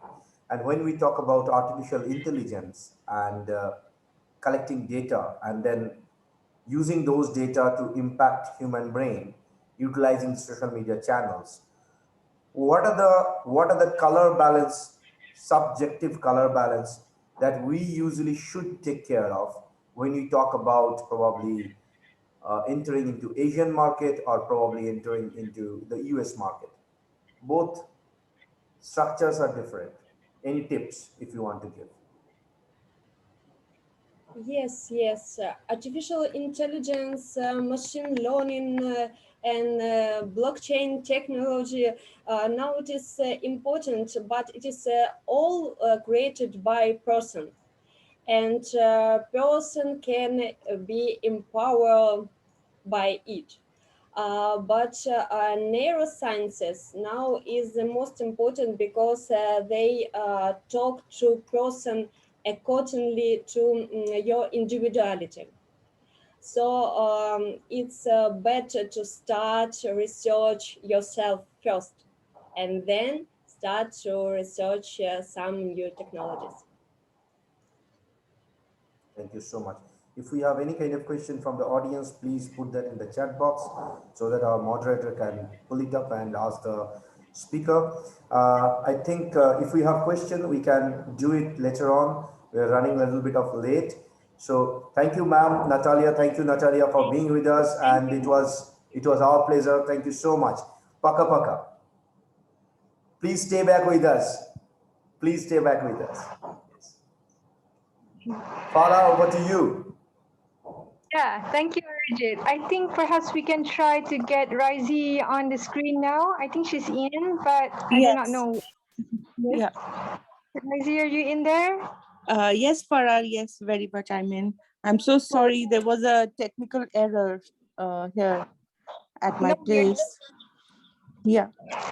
Yes, And kindly. of course, I was listening to all your talk, and thank you so much for the wonderful introduction that you gave about my company. And I'm really glad to be a part of this wonderful webinar. Yes, I truly enjoyed the sessions that you did with Majika as well. It's truly wonderful what you're doing for all the women. Yes, over to you. Thank you so much. Yes. So I think the topic that I have today is very close to my heart because I motivate women entrepreneurs to be how to fight, and how to be resilient in the hard times that they face through the entrepreneurship journey. So thank you so much for giving me this topic. So I would like to start with a small introduction about how I started and the difficulties I faced in my journey. So it was not an easy start for me. I started it around 9 years back when I shifted to another place, and there was a cultural difference. And being from a very affluent family, it's not very easy in my country, in India, to be to start some work or do some kind of uh, uh, I mean, it's not very invited that women do some kind of work which they think that they are born for. But I had this passion of uh, supporting women entrepreneurs as they have huge talent, but I found that there was a lack of there was a gap in which they could find a real platform to showcase their abilities, and also how could they balance their families and their work together. So I started this, and with a small group, and eventually it started growing. It was a very difficult journey. I had to convince my family, my friends, that I'm doing this, and they were, why do you want to do this? I mean, you don't need any kind of financial support. But I had some other plans. I had my passion that I wanted to follow. So of course, I was fortunately able to convince them, and this is how it started.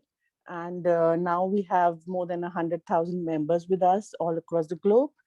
And so these are the kind of challenges which entrepreneurs face. Uh, this is not gender specific, and many entrepreneurs experience social isolation, even more so than within they from the last 10 months, we've seen so much of social distancing for a year, I think.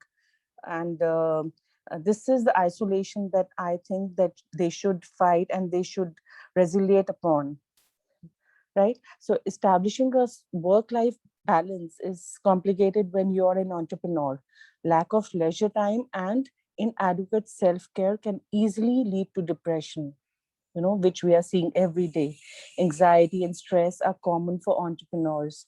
Some statistics, estimates that 80% of startups fail, and worrying about going out of business or not being able to grow fast enough can, it can wreak a havoc on your well-being. So it's really important to be mentally strong if you want to be successful, if you want to achieve your dreams, and the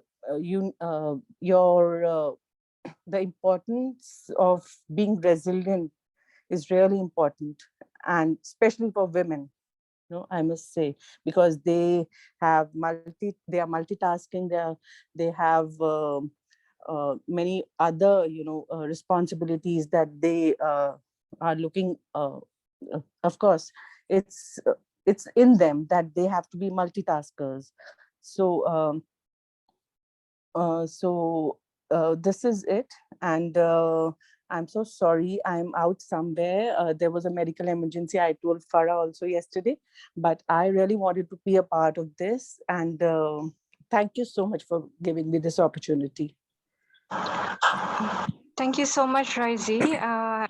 Sorry, my apologies. Maybe I did not see that message coming in, but whatever it is, we wish you speediest healing. And what you shared with us just now on the importance of self-care and leading a life of balance is truly of utmost importance right now during the COVID time. Correct. Thank you so much, and I wish you speediest recovery, Madam Raizi, and we hope to see you again soon. Thank you so much. Thanks a lot. Yes. Thank you so much, Raizi. And yes. Thank you so much. Thank you.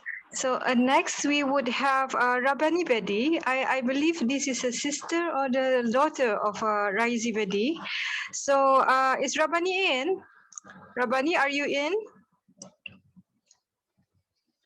Okay, Arjit, could you see some, I think she's waiting to get in. Just now she there texts is no me. one who is waiting to get in. All are in. Mania, okay. So if not, can we just go to Isabel? Is Isabel in?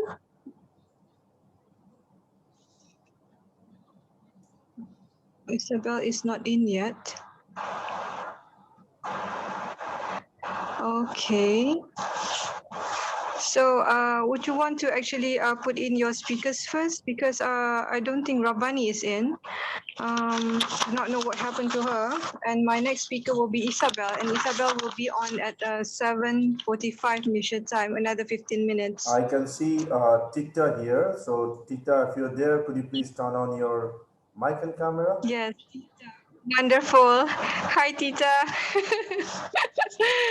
You saved You're me muted. again. You're muted. You're Tita, muted. you're muted, Tita. You unmute yourselves. Yes. Many greetings from Finland.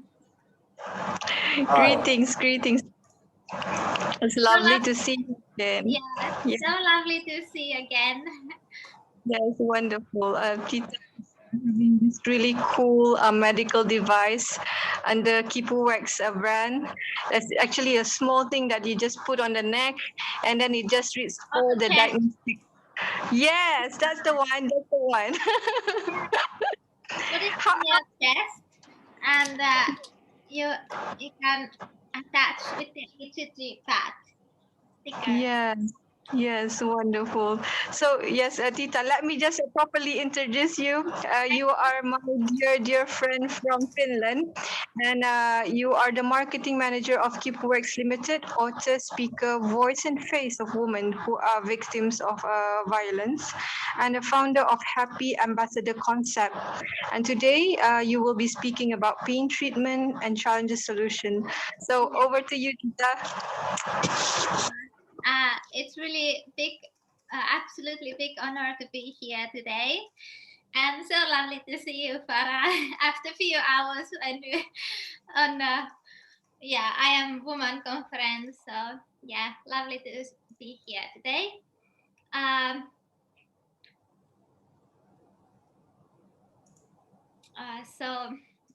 Today I will be talking about the KipuX. I'm very honored to be here today as one of the panelists and to represent KipuX Ltd, medtech company from Finland. KipuX mission is to combat healthcare inequality and help millions of people. Today, my topic is pain treatment, challenges and solutions.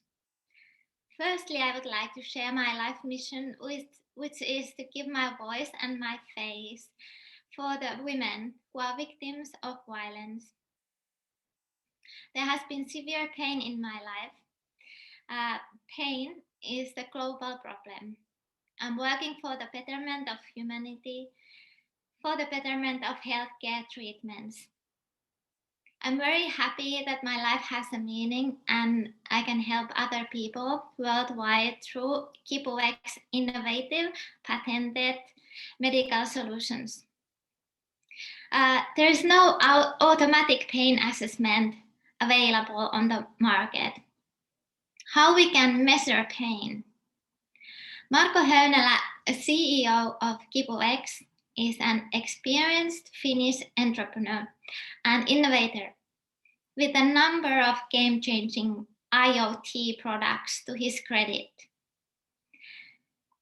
KipuX as a company was formed from Marko Höynelä's own life experiences in seeing firsthand how destructive chronic pain can be. Pain is often underdiagnosed or overtreated, both having long-term impacts on the lives of those it affects. For decades, the medical community has been looking for an effective way of measuring pain and distress. Around 1.5 billion people are suffering from pain every day, and about 50% of doctors' visits are pain-related. It's challenging to assess pain for those who are unable to communicate. Pain level is incredibly difficult to assess, and currently assessment is conducted by observing the behavioral or physiological indicators manually from the patient and from numerous different monitoring devices. It's especially difficult to assess pain for those who are unable to communicate, such as babies, small children, individuals with mental disorders, elderly care, and critical ill patients. Development of pain assessment is important because only the identified pain can be treated. Good pain management can affect many things such as relieve of suffering, reduce complications, promote patient recovery, and shorten hospitalization. It's especially important in prematurely born babies whose neutral system is still immature. KipuX mission is to decrease the pain in the world by providing reliable pain assessment.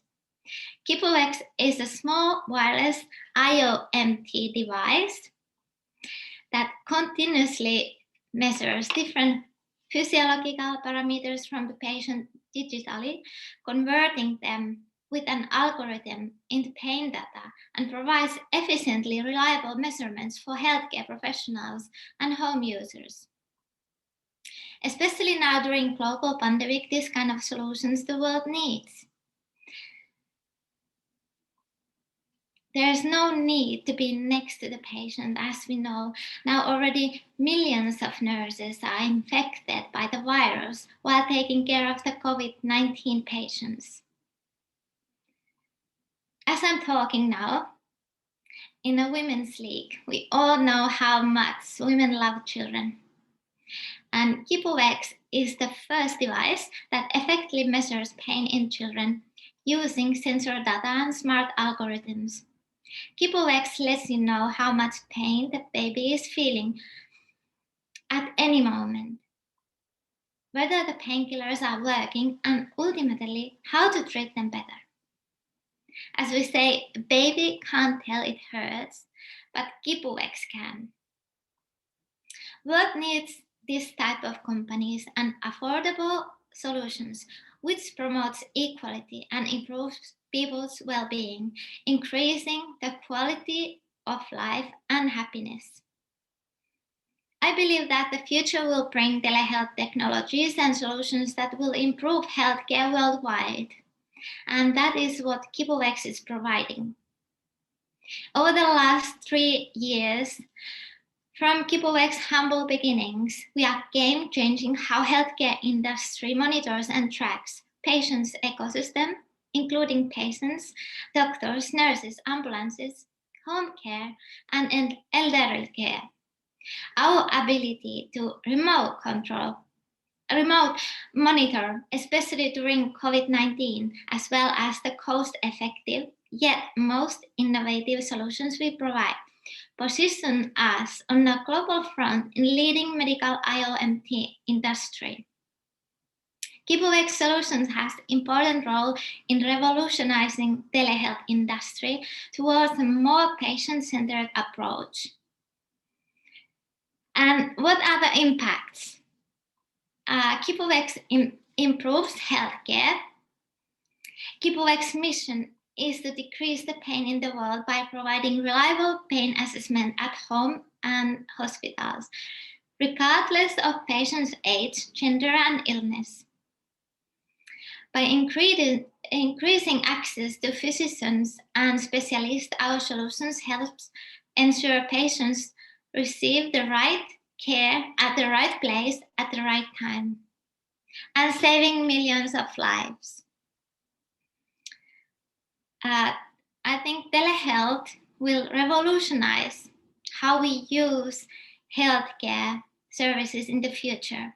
It will improve patient engagement with remote monitoring, expands access to care and reaches more patients, improves clinical workflows and increases practice efficiency, increases practice revenue, reduces practice overhead, cuts patients' costs, improves healthcare quality, reduces patients' no-shows, improves patient satisfaction. So let's work together for the betterment of healthcare, which is necessary foundation for a peaceful, prosperous, and sustainable world. Thank you so much, Gita, for your wonderful presentation. I just want to ask you a few questions on celebrating International Women's Day. Can you share with the audience maybe some of your experiences? What are the best things that you can do to overcome pain? Or what are the strategies that you do, or the things that have happened to you that you can actually share with the audience? And the habits and regime that you think every woman should possess to ensure a fulfilling and successful life? That's just a question from my side. Yes. Yeah. So I have severe pain in my life because I have faced death threats, threat of child abduction, death witness program. So my pain has been really severe. And I am happy to say that the KeepAWAYX has healed me. I suffered past 16 years from traumatic attacks. So also during this past 16, 17 years, I have learned to my own coping methods. And I think it's really important to learn to manage with the pain, because all the people that we have pain in our lives, we have, there is too much pain in the world, and it's different for all for all people. But what is important is to learn to manage with the pain. And personally, I have directed my pain into different things like creativity to well-being, sports, mental and physical health. And first, my mission was only to survive hour by hour, but later on, you can when you when you learn to control your pain, to manage with the pain, the life comes easier. And due to my life, I wasn't allowed to talk for 16 years. And that was affecting me, that I had to find my own coping methods to survive from day to day, because I'm a mother and that's the most important thing in the world. And I want to be a good mother and active with my children. So yeah, I have worked so much and so hard in my lifetime, but what I work at most hardest is myself. So to cope with my mental stress and because we all know how much mental stress can affect your well-being. Gita, true. I think you're such a strong person, and you are like superwoman, if I may say so, to have overcome all those pain and still take care of children and still offer healing to the world. You went through a lot, and then you overcame the pain, and then you want to heal the world. Mashallah, you are a real hero, Shiro. Thank you. CEO from KeepWex, Marco Hönela, was placing me a question that what is like what I really want to achieve in my life, and that was the best question ever, because 17 years ago, when I had these death threatenings, also from different religious organizations, so I was thinking that you can't get rid of me so easily, and I decided that I will go to every corner in the world to smile, to impact, and to tell my story. And now I'm able to do this with the KeepWex, and I'm spreading the awareness of KeepWex, and hopefully save millions of lives and helping people around the world. You're such an inspiration, really. The people be really good. Thank you so much for your words, Tita, and your sharing. Truly inspirational. Thank you so much. There would be still a video from the KeepWex Solutions if I'm able to share with all of you. Yes, I think we have a little bit of time. You want to share further? Yes, I would like to share my screen and to show the. Yeah, okay. Just for 2 minutes, it should be okay. We're waiting for the. Yes.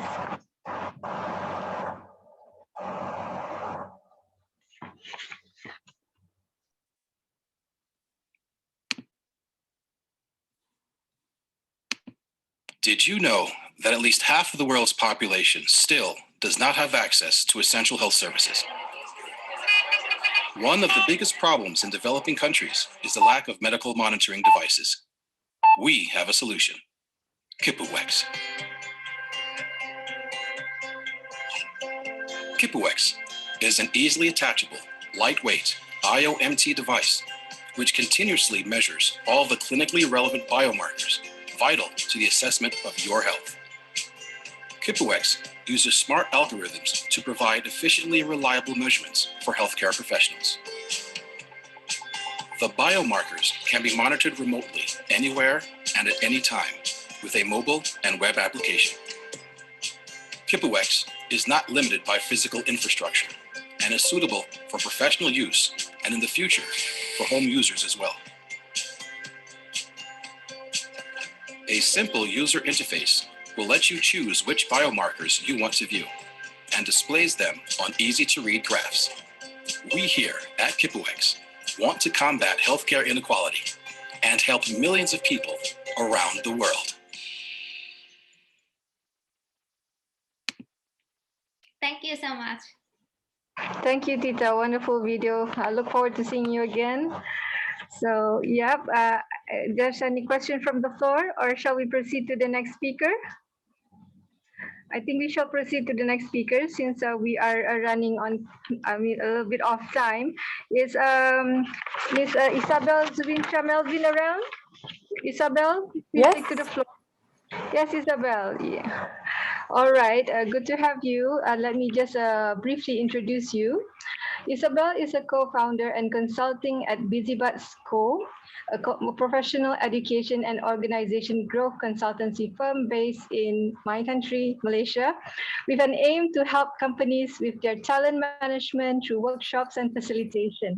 A creativity myth buster with 5 years experience as a design thinking practitioner. Today, she's a certified professional coach and trainer. So I actually met Isabel through her friend Arif, who also is a partner of BusyBuds, I believe. And today, Isabel will be speaking on learning, experience design, and professional coaching. Over to you, Isabel. Thank you, Farah. So specifically within the realm of learning experience design and even coaching, I thought we'd go into something a little bit more applicable for everyone in all organizations, right? So have you heard these words? Just create breakthrough ideas. Our company needs to be more innovative. Stay ahead of the curve, they say. Oh yeah, sure. Is that it? It's easier said than done, right? How do we achieve all these things? How do we create new frontiers, breakthroughs, and stay ahead of the curve? The answer is pretty simple. A lot of people just tell you to get creative, right? So come on a journey with me, especially for those of you who want to move your organizations from slow growth to creating breakthroughs, and for the individual who's just looking for a way to move past that creative block, which is sometimes the biggest thing that holds us back, right? I want to share with you the power of generative dialogue. So here's a little story about me. I'm actually a lawyer by profession, and I began my career straight into it as a practicing lawyer. One day I was exposed to a design thinking program, and I thought, okay, what is this design thinking all about? Let's check it out, right? And when I went for this program, the most amazing thing happened as I was exposed to the power of generative dialogue. I was able to talk to different people from different backgrounds. I was able to learn tools, tips, and techniques that allowed me not only to put forward output, but realize more about myself. The amazing feeling I experienced was, wow, I'm actually creative, right? And this little shift in my mind, this thought that everyone has the potential to be creative, it's just how we work that muscle, is what gave me the passion to do what I do today.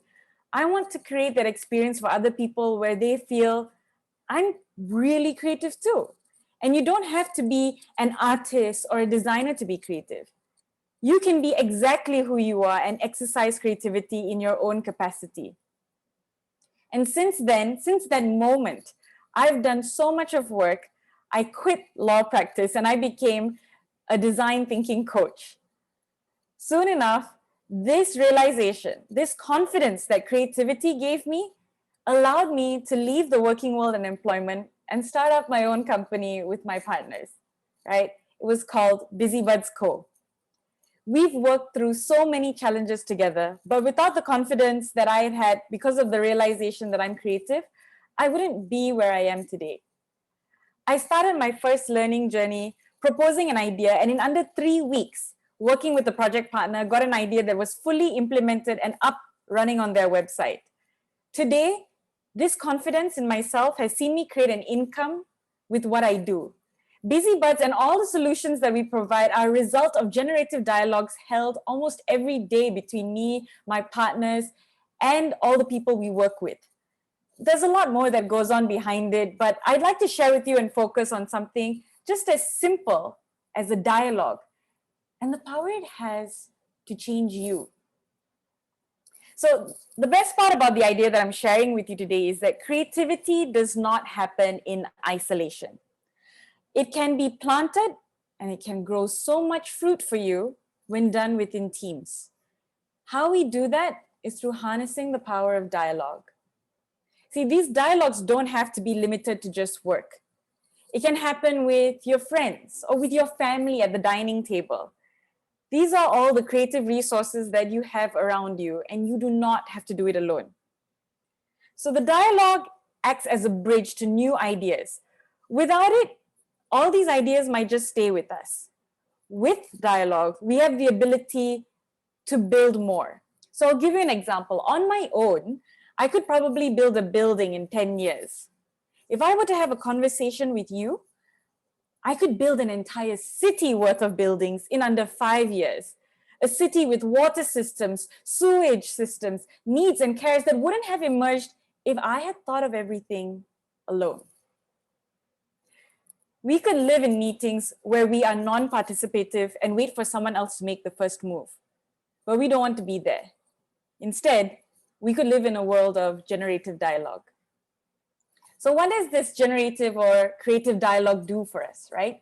See, creative dialogue is important for building a growth mindset. Let's consider the flip side of a growth mindset in order to understand what the growth mindset actually means. The flip side of that is called the fixed mindset. You know, that mindset that we're all born with a certain amount of intelligence and talent, and we can't expand beyond that. Now, a growth mindset, that is the belief that a person's true potential is unknown. It's like having a passport to new adventures. That's what famous author Carol Dweck mentioned. So at an organizational level, what happens when we create these dialogues is that growth is suddenly accelerated when creativity is at play. More people are generating and executing those ideas, and the energy is one of excitement. Isn't that something we want within our companies and for ourselves? On a personal level, like the story I shared, it's really about gaining confidence that arises out of being an active participant versus just being the sit-down observer. See, I'm not used to actually participating in these kind of sessions where I'm the only one speaking. Farah, who introduced me earlier, she's been a part of one of our preview sessions before.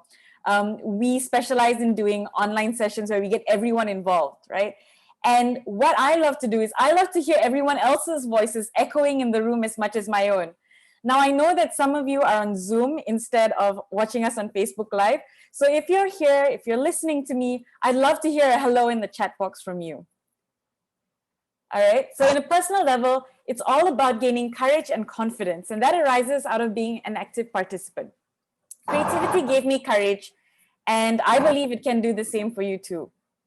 It's been pivotal, not just for growth, but for speeding up that growth in my life. I could have grown slowly. I could have been the amazing lawyer that I had the potential to be, but I grew faster because I embraced this process and I believed I was creative enough. And so I'm looking to encourage it into spaces for other people and into every space that I enter into. So now let's talk a little bit about how we can actually set up for creative dialogue. A dialogue, first of all, is very, very different from a meeting or a sharing session. See, sharing is more like the track race. When we're running alone, we follow a path and it's about beating the other person at the end. Dialogue is more like a team sport. Think of it like volleyball or basketball. We're playing with different people. We've all got different energies and different roles, but everyone gets a chance to hit the ball and move it across to achieve our goal, right? That's the beauty of dialogue. So that's why it's so important how we set it up. We need to set it up very purposefully. And at BusyBuds, we do this in a way that is, well, we like to use this acronym. At BusyBuds, what works for us is to remember we need to keep it REAL, real. So keep it real, guys, all right? Real means R, a role. Everyone has a role to play in a dialogue.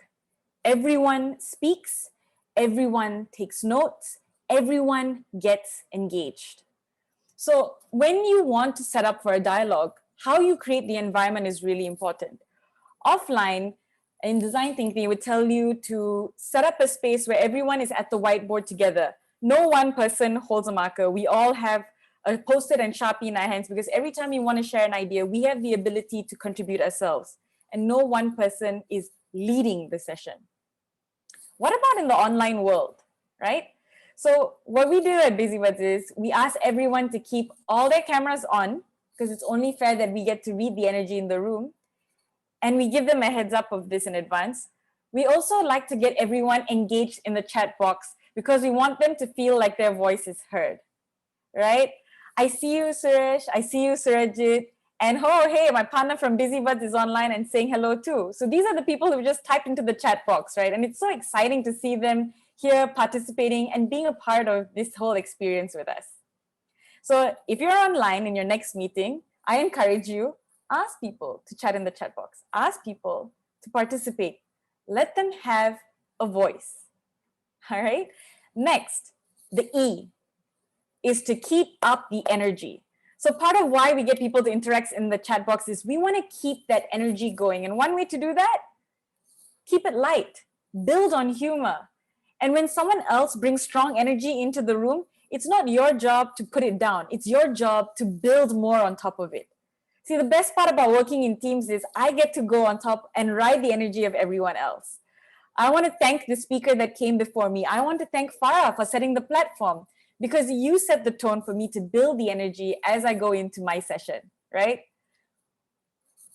Energy is such a huge part of what we do offline and online. And it's one feedback that we always get: how you smile, how you speak, how you get others to speak with you is so important in creating a wonderful experience for ideas to come forward.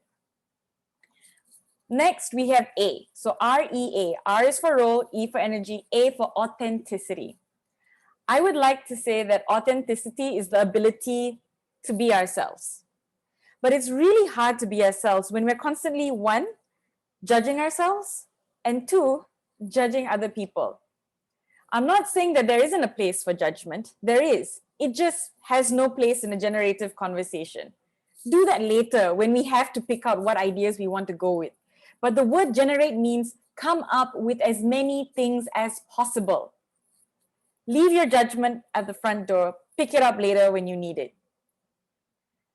It's worked in amazing ways for me, I know, because I've always felt like I've been in a safe place the minute me and my partners come into a conversation, and I know that I'm not going to be judged for what I'm saying and what I'm sharing. Out of all of these things, I would really like to deep dive a little bit more into language, the L. See, language is powerful. Language has moved nations. It's moved people to actions. Don't we still have the words of Martin Luther King ringing in our ears, or the famous JFK speech that helped us launch a rocket into space? How then can we use the power of language, right? Experiences, in my experience in creative conversation, one of the most powerful parts of language is don't say no. Always instead use this phrase, yes and. If someone has an idea to share, go great. Yes and I would like to add. But out of all the different language tools that I could probably share with you, and because I'm really limited on time, there's one really powerful tool I'm going to impart on you today. And if there's one thing you could take back, try this. It's the statement, I wonder if. So every time you disagree with something someone has to say this instead. I like blah, blah, blah. Say what you like about the idea. I wonder if we could take it in this direction instead, and share your thoughts there. Trust me, it unlocks so much more conversation instead of just shutting the person up and making them feel insecure. A very quick story about an experience that happened to me. So I was facilitating a creative program, and we had a CEO for the company join the program and come to watch the storytelling session. All right. Now, as we know, when a CEO or a leader steps into the room, we were working with frontline managers. There's a really high power distance. We tend to look at a superior who is much higher than us because they have all the power with their title. And this kind of makes it really difficult for honest sharing. Lack of honest sharing leads to lack of creative expression, leads to a lack of solution, leads to a lack of growth in the company, and so on. So the CEO comes in and I brief him and I say, if you disagree with whatever the participants are sharing, I kindly ask that you use this statement. I like, state what you like, and then go into I wonder if. The participants presented. The CEO went ahead and gave his feedback. And you know what happened? The most quiet participant in my group spoke up and said, I like that suggestion. I see where that's going. Instead of feeling disheartened, this person who's been quiet for so long suddenly had the ability to speak and share his idea because he felt like he was invited into the conversation. For me, the lesson here was so powerful because I had affirmation that language plays a huge part in how we accept things and how we relate it back to the world. For the person who was the most quiet participant, they suddenly felt like they were significant and they were still excited to share something. They even accepted the feedback that was given by the CEO. For the CEO, what he gained was a new perspective. He looked genuinely delighted and pleased that someone on his team was willing to share an idea and give that feedback. For the group, right, all the teammates in that group, they looked at this person in a different way. This unexpected person, they realized, had the potential to grow and be creative.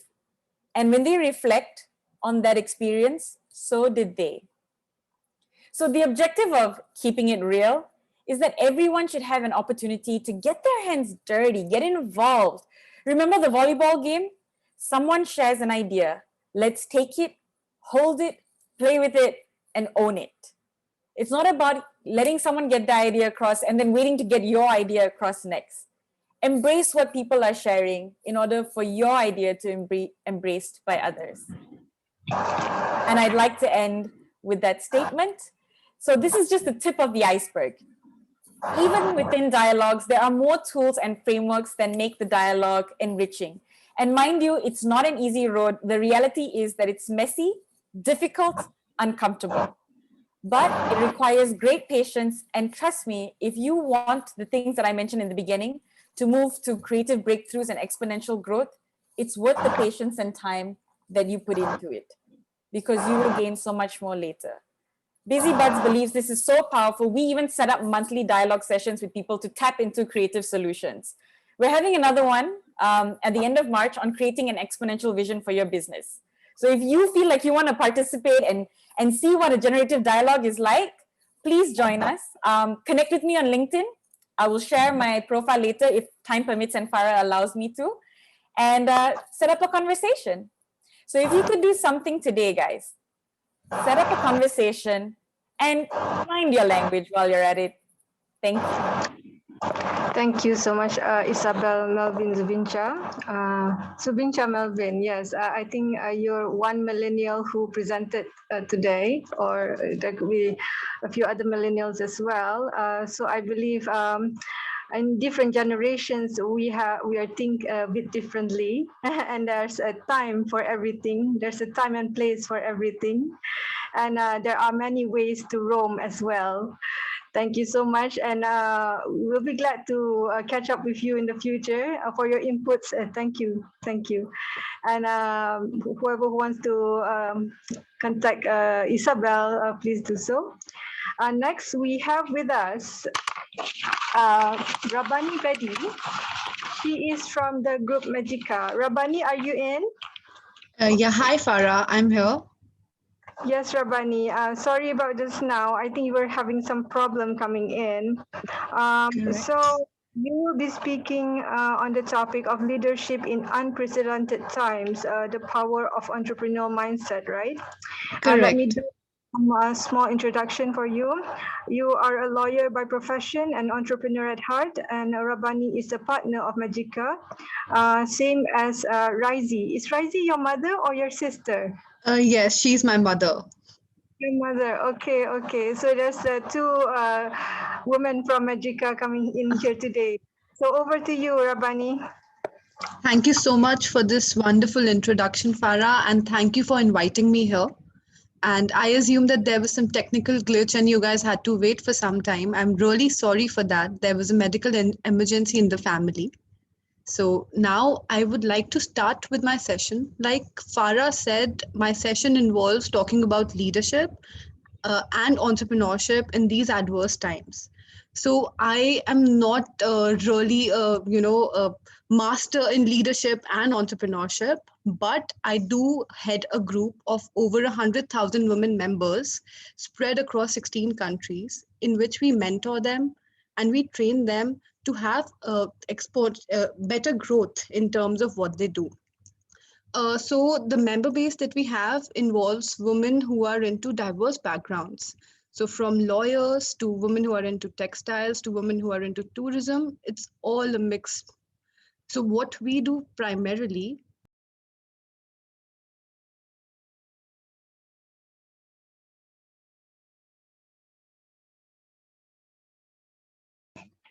Rabani, I think there's some sound problem. Can all of you hear? She will probably come back, don't worry. There is a network glitch probably happening. Network disruption. Okay, just I wait for understand it her. is actually happening in various parts of India. So that's the reason I'm using 3 different connection. Okay, so you just Not wait a for her problem. for a bit. This is a beautiful topic. Let me define Lakshmi, what she meant about Bharat Ki Lakshmi. So Lakshmi is actually a goddess. Goddess Lakshmi is a symbol for money and prosperity. So when we embrace any kind of good things that is coming up into our house, we usually embrace Goddess Lakshmi. And we always feel in our culture that a woman, daughter or sister, mother, wife, they bring money to the family. And that's probably the reason that they're in their tagline, they're using Bharat Ki Lakshmi as probably as a tagline. So, but she's the best judge. I can see that she's trying to connect again and again, and we hope that we have her very soon. Farah, do you know that in our culture, in old Sindhu culture, if you look at any region, it can be south, it can be north. We always tell that our country is our mother. So when you talk about homeland, we call it as motherland. And in our whole culture, we have multiple goddess and multiple gods. People say that Hinduism have lot of god and goddess, which is uncountable. But to be very honest, we have a beautiful circle. That circle is creation, destruction, and protection. And that's the main mantra of Sindhuism, where we teach how to create, protect, and destroy. So if you really want to create anything, you need to destroy something so that you can create it.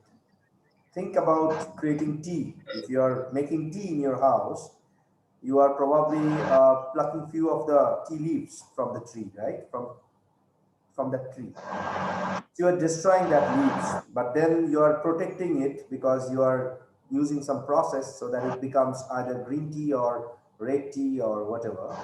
Then you consume and it flows into your body. So the energy goes in. And when the energy goes in, that's another part of creation. And when you have that creation, you are again protecting or creating anything. That's the flow of life.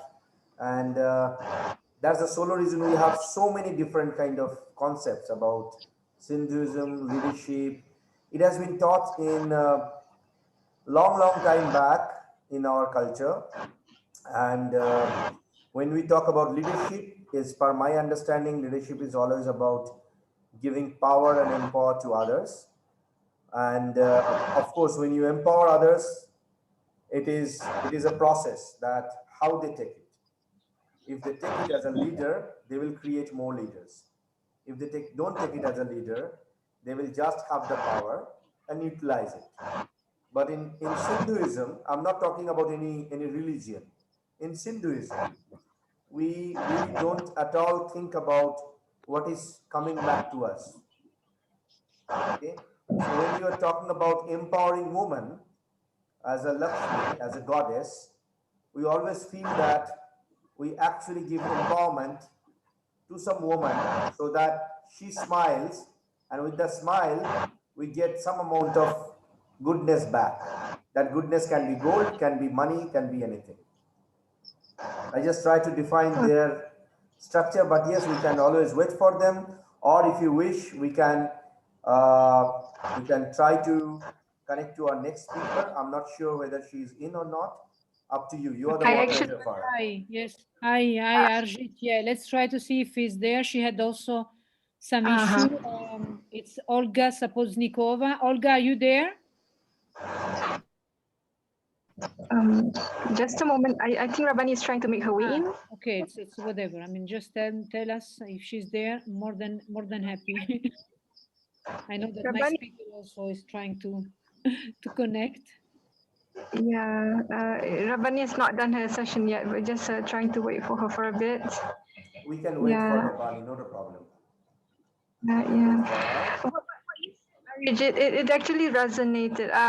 Just a few weeks ago, I had a conversation, not to say with one very peculiar person. He deemed himself as a spiritual person, and he said, I asked him a question. How do you know who you are? I asked him, how do you know who you are? And he told me, well, you have to die first. That's what he told me. And I was like taken aback. I have to die first to know who I am. And then when you said the thing about the creation value cycle, the value creation cycle, that you have to, something has been destroyed, and then after that is going to be created. So that sort of jive for a little bit for me there. Well, no, sort of. Yes. Die doesn't mean, at least if I may define die, death. I don't know about him, but if I define death, die doesn't mean that you are dead in your physical body. Die means you are wiping away all the bad things from your brain. And then you have a clear picture who you are. If you have a complete filled up glass with water, you can't fill it up with some more water. Okay. Yes. If that water is around, say, 10 days old, it may happen that there are bacteria and virus. So when you need to have a clean water, you need to clear up your glass, clean all those kind of junk that is there in your brain, and think from the perspective of others, how they see you. If you always see you, what you want, then probably you can't see who you are. So the very term who I am is a big term, and that's a very different kind of subject and topic. I really don't want to use the time of speakers. I am not the speaker. I'm just a small catalyst here. I think that Rabani should try to connect. Is Rabani there? I think yes. Can you guys hear me? Good. Yes, fantastic. There we go. Right. Great. I'm so sorry. I think there is some major technical error here. I'm in a hospital and I'm connected through a hospital, so I assume that there is a problem with the surroundings here. There's a technical glitch. Don't worry about it. Don't worry. I'm just trying to explain what is Lakshmi from Bharat's perspective, madam. Please continue. Oh. That is wonderful, wonderful. So great. So as I was saying, that I am not an entrepreneurial guru, or I am not a person, who can give you a lot of understanding and knowledge about what leaders and entrepreneurs should truly have. I personally am a learner. Like Farah said, I am a lawyer by profession and an entrepreneur at heart. I started this journey with Magica along with my mother. When we saw these women MSMEs who had great products, but they did not know how to market them. They did not know how to create them into brands. And that day, 10 years back, I decided with my mom that we will extend all the support that we can and create these small MSMEs into proper ventures, into running organizations where they can grow their businesses. So I did my graduation in law. I practiced as a private equity attorney for Fortune 500 companies for 2 years. I quit my practice just like Isabel, and I actually ventured into this, and this is my passion. My passion is to assist women and convert them into leaders and actually make them realize the true power that they have within themselves. So when we talk about having an entrepreneurial mindset, generally people think that Steve Jobs, Mark Zuckerberg, all these guys who have created ripples of entrepreneurship all across the globe are the true leaders. But if you ask me personally, true leaders are the ones that are working from their homes in a remote area where they're creating products, where they have an idea and they're trying so hard to implement that into a running business, where they're earning bread for their family. And there we assist them in growing their businesses. So their Magica as an organization comes in and assists these leaders. So during the COVID-19 pandemic, there was a lot of chaos amongst all our members because these are all women who do not have adequate resources to grow that much. They already are, kind of fighting with a lot of things, their surroundings. Some of them do not have finances, some of them do not have proper training or entrepreneurial skill set. And then there was a hit with this new pandemic, which actually shook all of us. So we realized that this is the time where you can actually emerge as a leader. We started a mentoring program for women members, and we started training them in terms of how they can utilize this adversity and convert it into a proper, effective running venture through homes. So I will give you a few examples of how women MSMEs set up their home kitchens, and now they are a running venture. So I had this lady who was into hospitality. She had her own restaurants. And during the COVID-19 pandemic, since we were all in lockdown, she being a single mom was unable to actually meet the requirements of the family, take care of everyone, and also, have that financial stability. So we mentored her. We told her that, there is nothing to be worried about. And after that mentoring session, we assisted her in brand building and we assisted her in creating a home kitchen.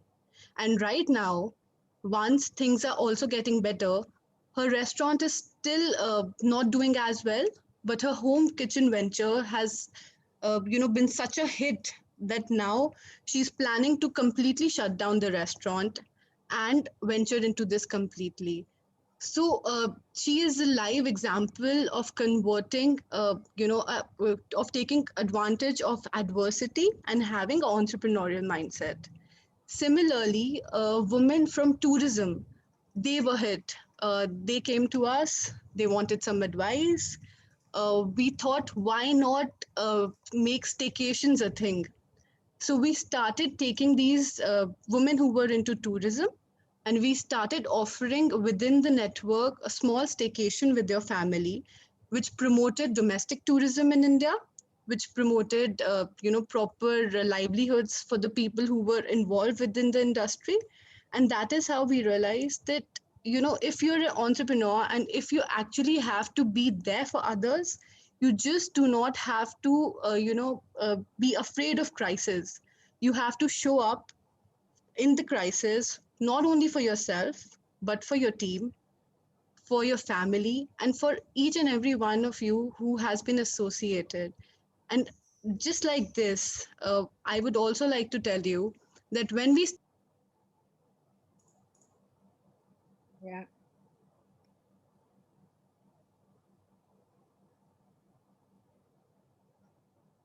I guess again there is a network glitch.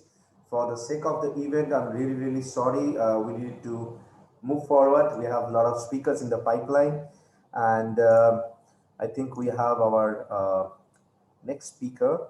She is. I hope so. I hope so, dear Arjit. I think that Olga is there. Olga, if you're there, she was also having trouble with connection. Olga, are you there? No, I can't see anyone named Olga. And maybe let's start with Priya. I think that she was. Yeah, I think we have Priya. Priya, are you there with us? I can see that you are online. I am here, Arijit. Nice to see you. Nice to see you, Sue. How are you doing? Very well, thank you. How are you? All good, all good. Okay. Fantastic initiative for the week of Women's International Day. So wishing all the women here happy Women's Day. Thank you so much. For men like you who celebrate women's successes each and every day. Has to be. Without women, we are nowhere. Okay. So for the audience, Priya is a MIT certified leadership professional and an Oxford certified blockchain expert. She heads operations for Government Blockchain Association UK, and she is the UK Senator for WBF. She is an author, a speaker, and innovative technology and sustainable space. Welcome to World Leaders Summit, Priya. Marvelous. Thank you, Arijit. That was quite an introduction. Thank you for it. Today, I'm going to talk about sustainable aquaculture. And I've always wondered why aquaculture never gets discussed in forums outside of agriculture or ocean summit, etc. To set some perspective, aquaculture has reached a market size of more than $250 billion globally already and is further growing by 6% annually. It is expected that by 2030, 60% of the global fish consumption will come from aquaculture. Hence, aquaculture is no longer a niche market and it cannot be deemed as such. Before we deep dive, I would like to answer some of the basic questions that usually people have about aquaculture. To start with, what is aquaculture?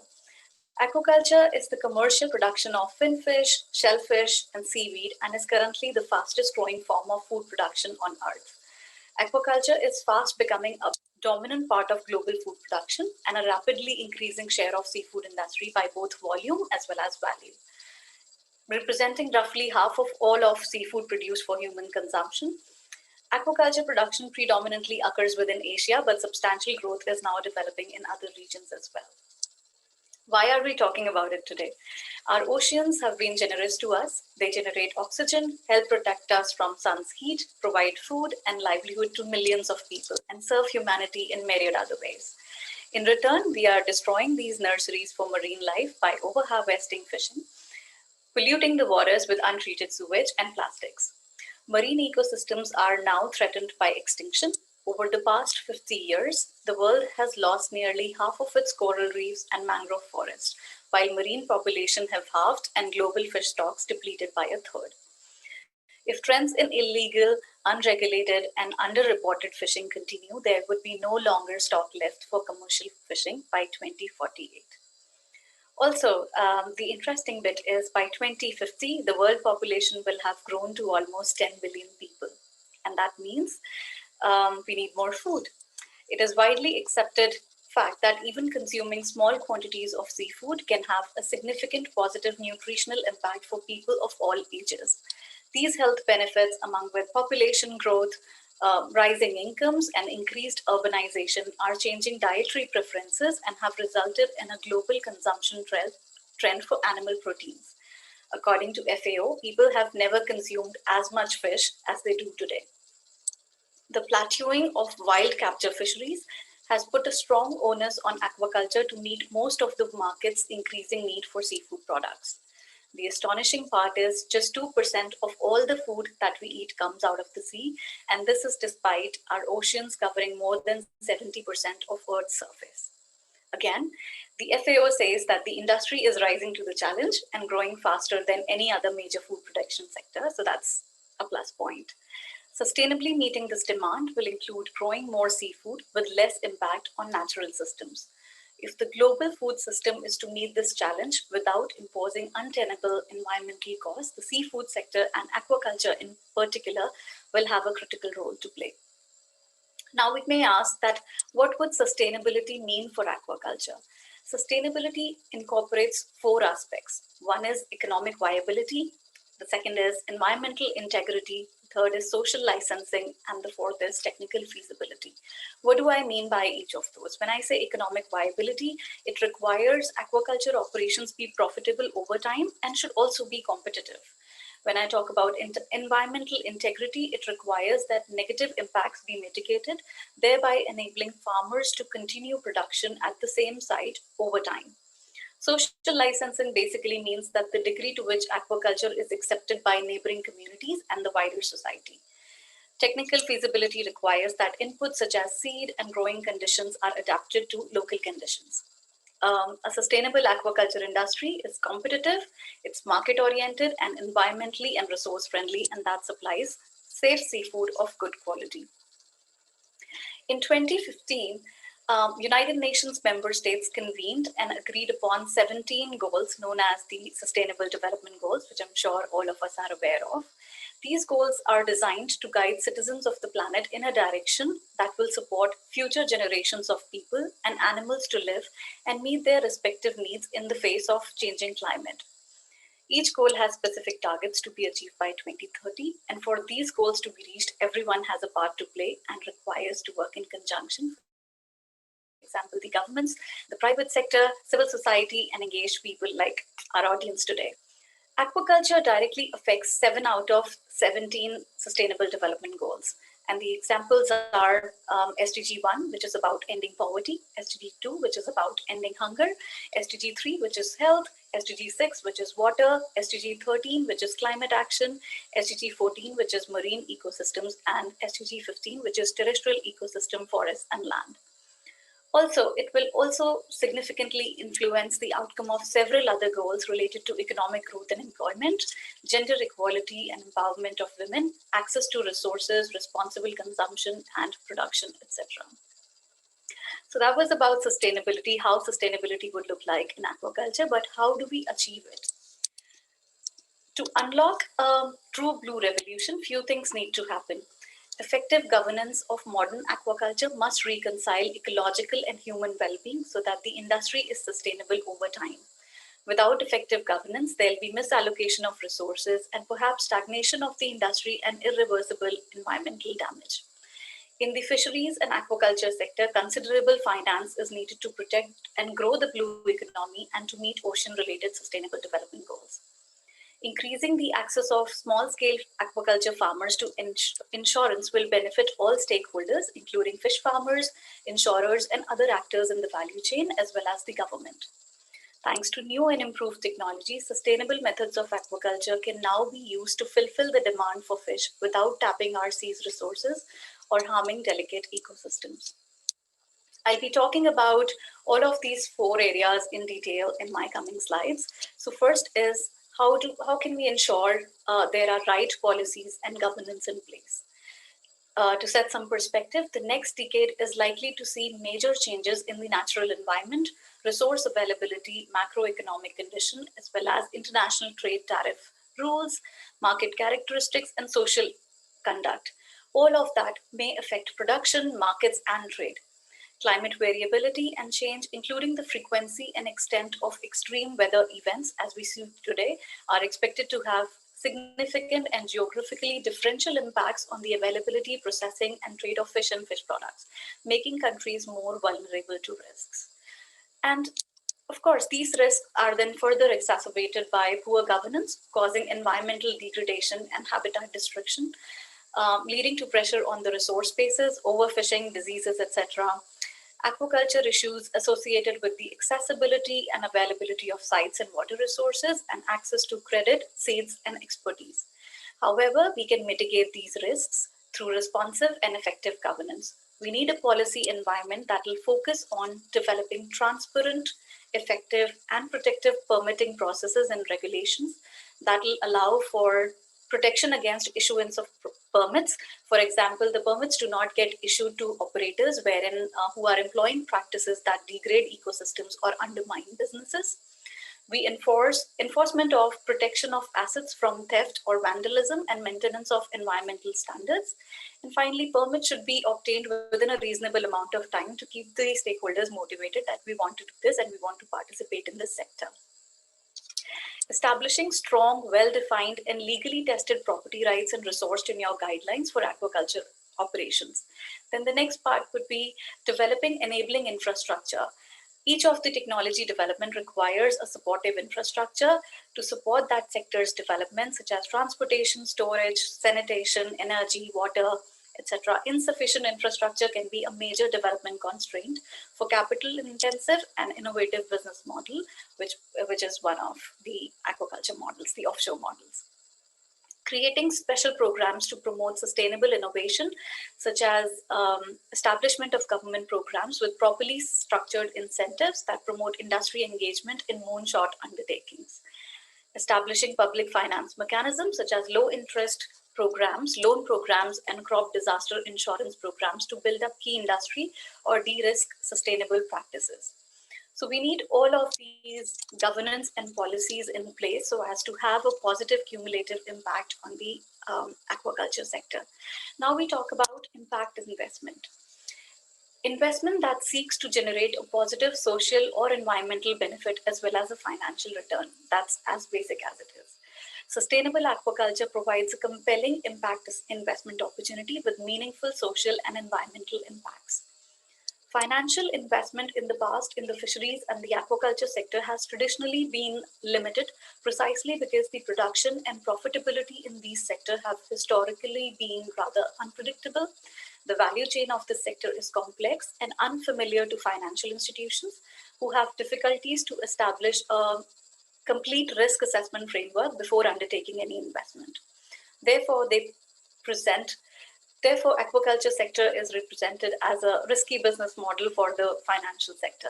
However, the understanding of how to manage this unpredictability through established best practices and ever-improving technology can shift the paradigm. The financial sector and fisheries and aquaculture sectors can mutually benefit from collaboration given the important scale and impact of these sectors, including contributions to employment, value addition, as well as food security. For investments to happen in this sector, there are some crucial impacts that you need to measure. For example, qualitative information. For any investment to happen, you want to interview the stakeholders, gather enough knowledge about the industry, the market, the trend, etc., like you do with any other investment. You also have to ensure that you do quantitative metrics. For example, how many jobs it will create directly or indirectly, or for example, quantification of the carbon count. Then standard frameworks, for example, SDGs, are used to measure the impact and can be very useful to assess that whether this area is right for investment for me or not. Finally, insurance. As I touched, aquaculture farmers face many risks that can threaten their production, their incomes, as well as their consumption. Farmers can generally cope with small and recurrent risks by adopting best management practices and self-insurance tools such as savings or contingent credit, but they're often not able to manage the less frequent but more severe losses resulting from diseases, theft, predation, floods and water shortages, water pollution by herbicides or pesticides used nearby, storms and swells, climate change, induced perils such as warming of the water, increased damage from harmful algal blooms, etc. When fish farmers suffer from disastrous crop losses, the entire value chain gets affected. Losses can affect the entire economy, especially if aquaculture products are important export commodities for the country, like they are for India and most of Southeast Asia. Appropriate financial services such as insurance are thus imperative to prevent such losses from becoming catastrophic for aquaculture farmers and for society as a whole. Just to talk a little bit about aquaculture insurance, it is a financial tool that will provide a mechanism for transferring risks faced in the aquaculture production and is used primarily to hedge against the risk of production losses. Perils covered under aquaculture insurance include technical failure, extreme weather events, environmental pollution, natural disaster, which separately or in combination may cause fish stock mortality and damage to aquaculture facilities. The benefits of providing insurance to farmers are multifold. Of course, their capital and their they get protection against events, hazard or natural hazards, and then they secure their incomes. They have increased stability and economic welfare. They have improved access to investment capital and credit, and of course, increased access to risk management strategies as well as opportunity. We can see how well all of these and how nicely these interlink together, and thus an ecosystem where farmers get access to blended finance, insurance, lending and credit support, and are supported by cutting-edge innovative technology solutions could be a boon for aquaculture industry. Last but not the least, Technology has a huge role to play in sustainable aquaculture.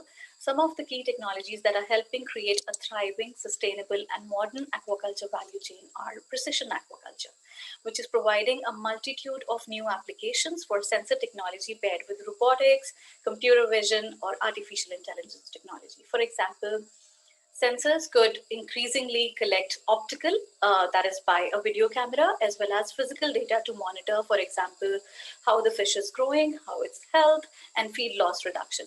AI and data processing is helping identifying patterns in feeding activities and presenting strategies to farmers as well as other stakeholders in the supply chain, ranging from cost-efficient use of feed to maintaining fish welfare. There is a massive opportunity to capture data from various stages of the crop life cycle through sensors, drones, and weather stations. And once we have the data captured, we must analyze it. When we talk about data and analysis, it has to cover two aspects: the hindsight as well as foresight. For example, a look at the past performance to determine what happened and why, and then also to do an analysis of likely scenarios of what might happen, which is usually known as the predictive data analysis. Now, the seafood industry has often been criticized for its complex, data deficient, and particularly opaque supply chains. These provide room for operational efficiencies and open the door to issues such as antibiotics in the produce, mislabeling frauds, and labor rights violations.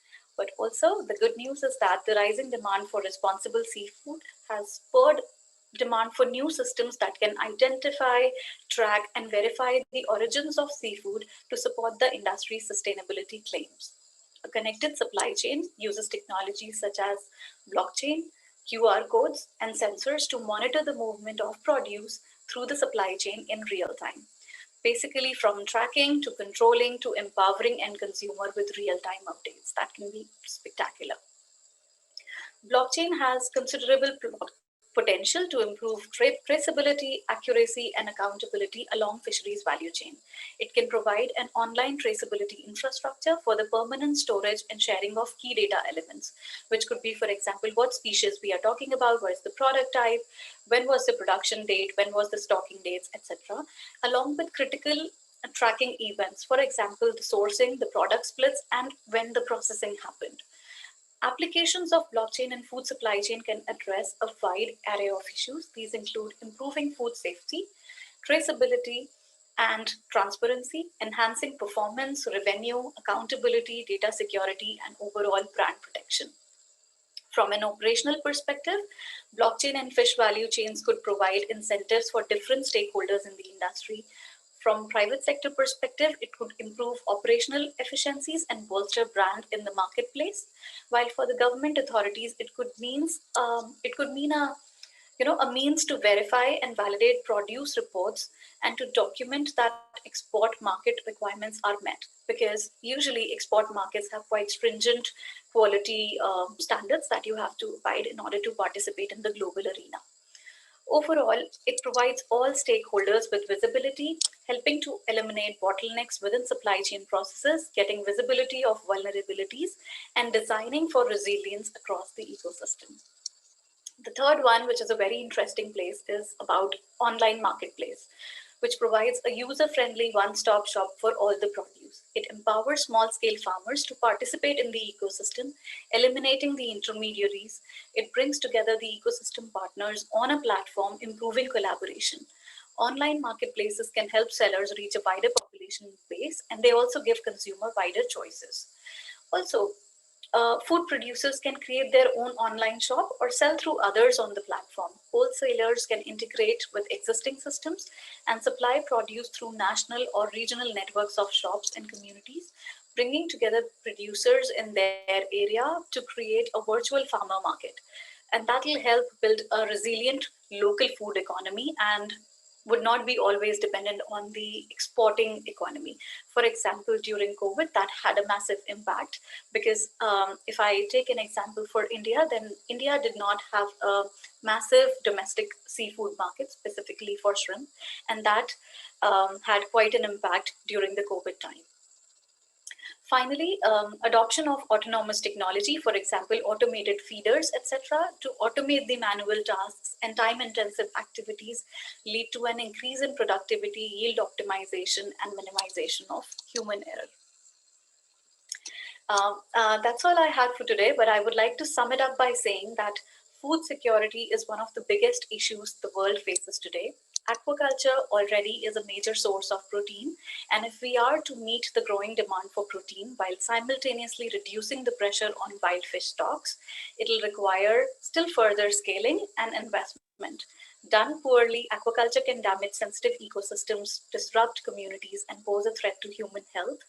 Done well, it can be a force for ecological and social good as it has a low environmental footprint, develops a wide range of jobs and skills in rural communities, and provides healthy food for consumers globally. Okay. That's all.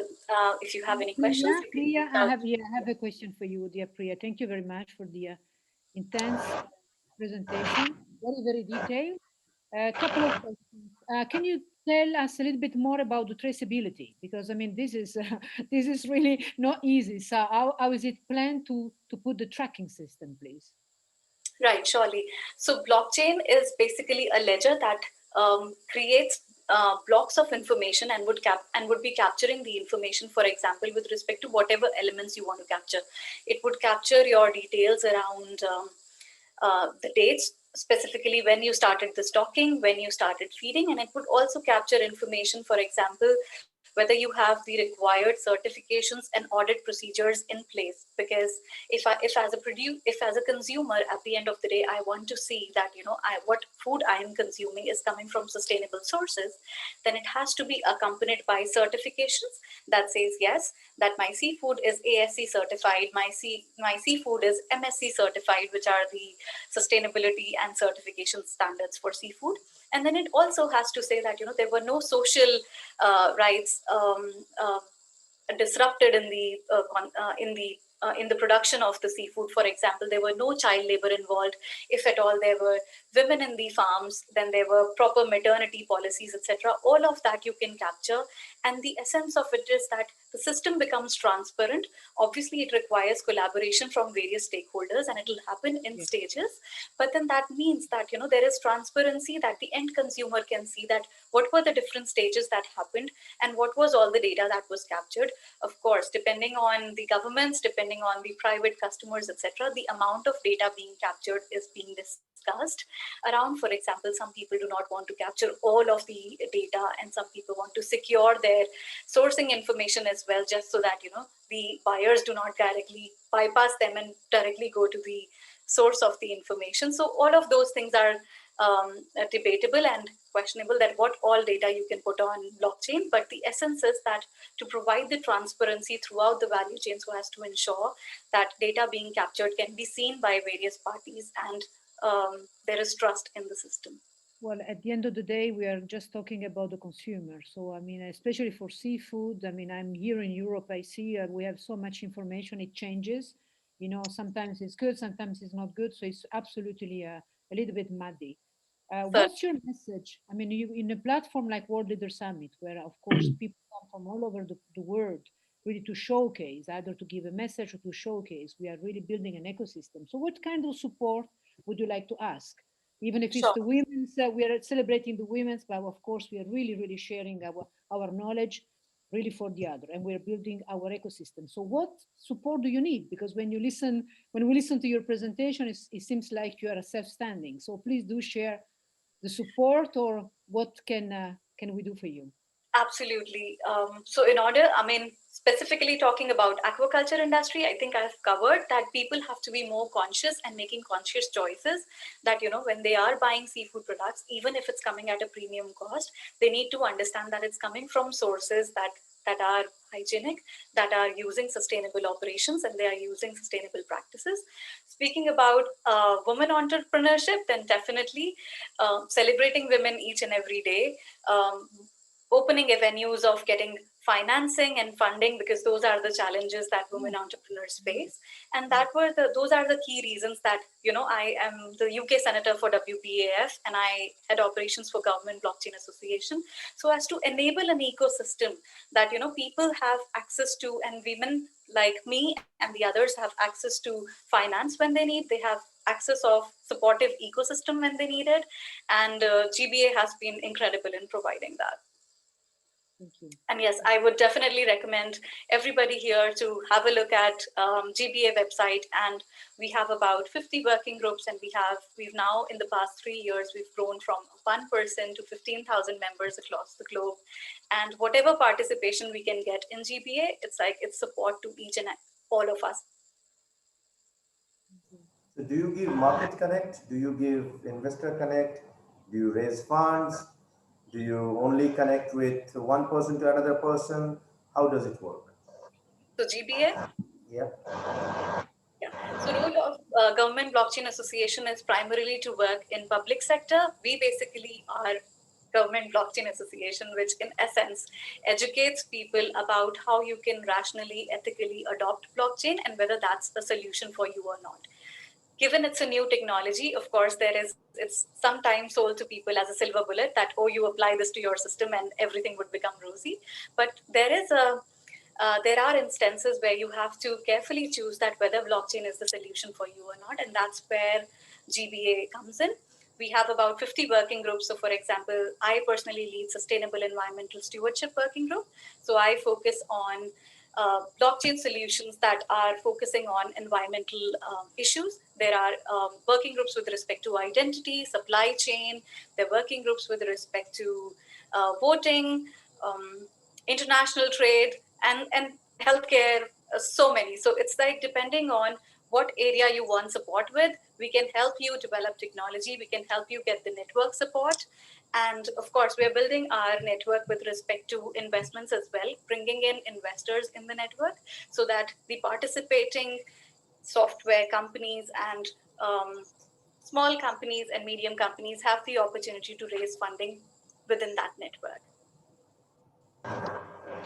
So the way One Minute Summit works is like we actually connect market with one company to another company. Probably Marco can enlighten us on the same, but before he goes there, we have investors connect, we have investors pool. In fact, we have our own investment fund, which we invest on specific projects. And we work very closely with multiple different angel HNI funds. I wouldn't say VC fund at the moment. VC funds do have their own kind of mutual understanding with us.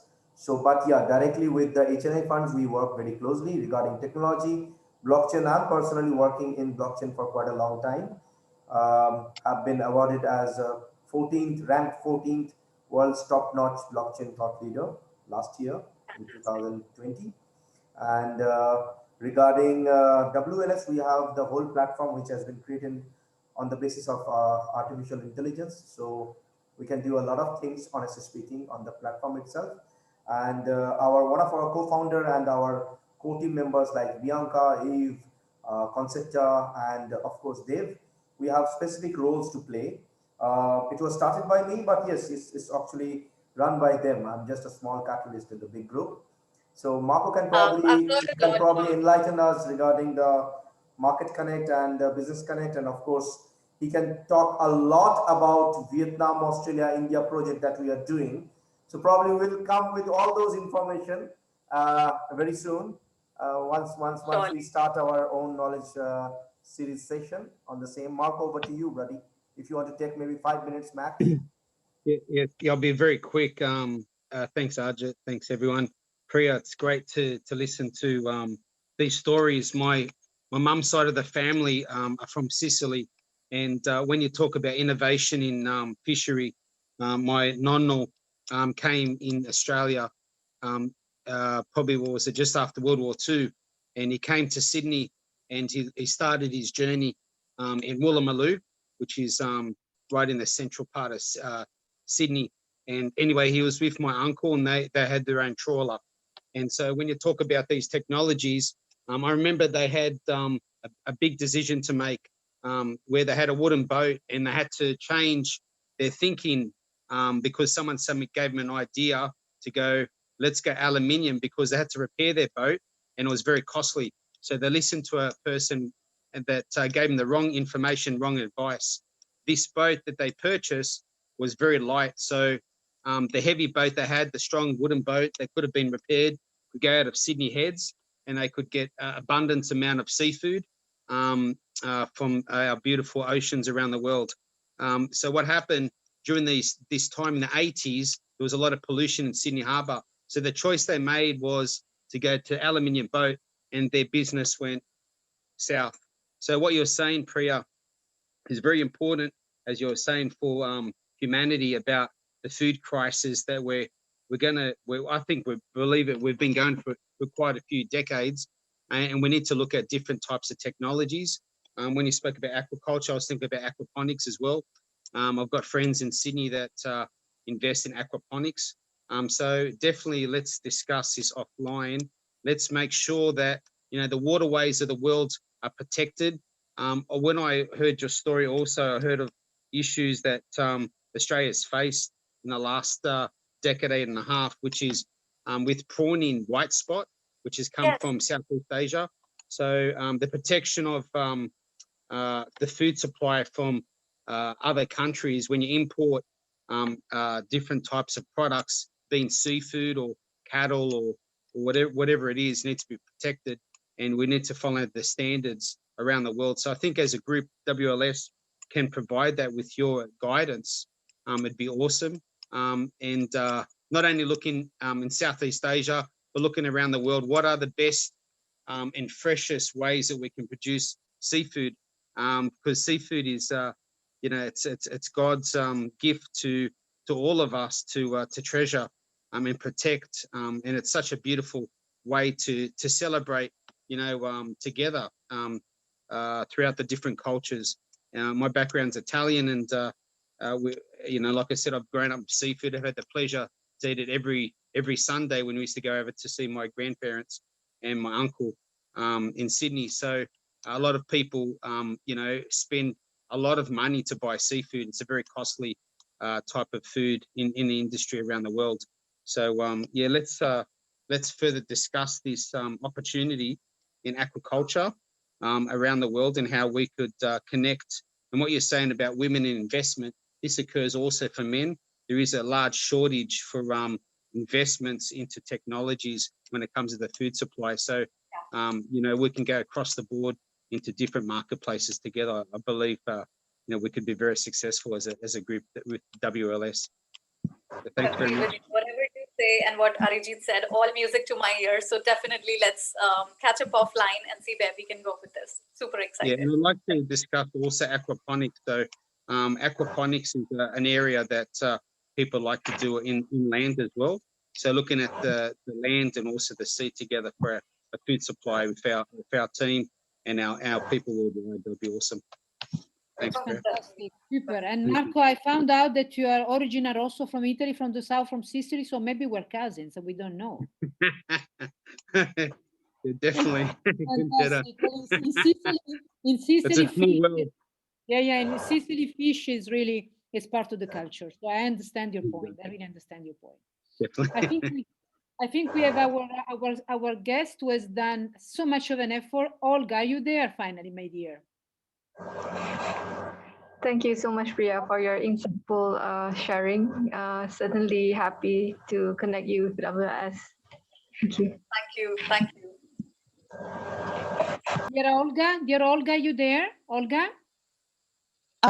Yes, I'm here. Thank you so much. Thank you so much. I'm so happy to be here from Dubai. I have so many challenges and all challenges are overcome. And I'm so happy to be with you.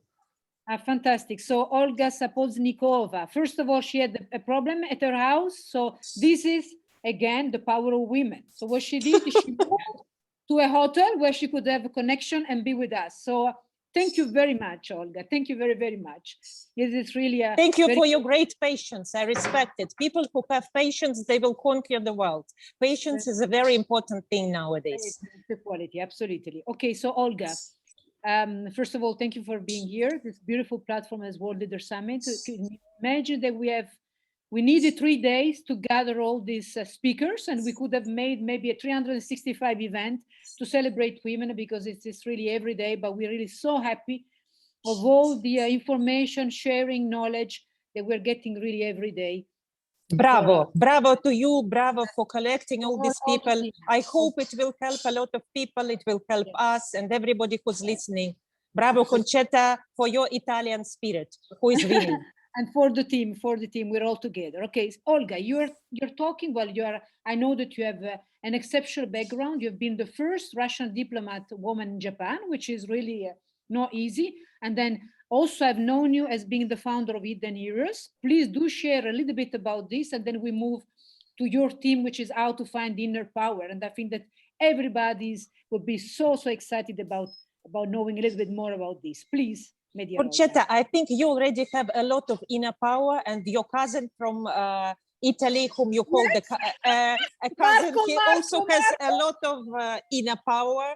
Yes, yes, he is. He has a lot of power, you know. Yes, my background is diplomatic.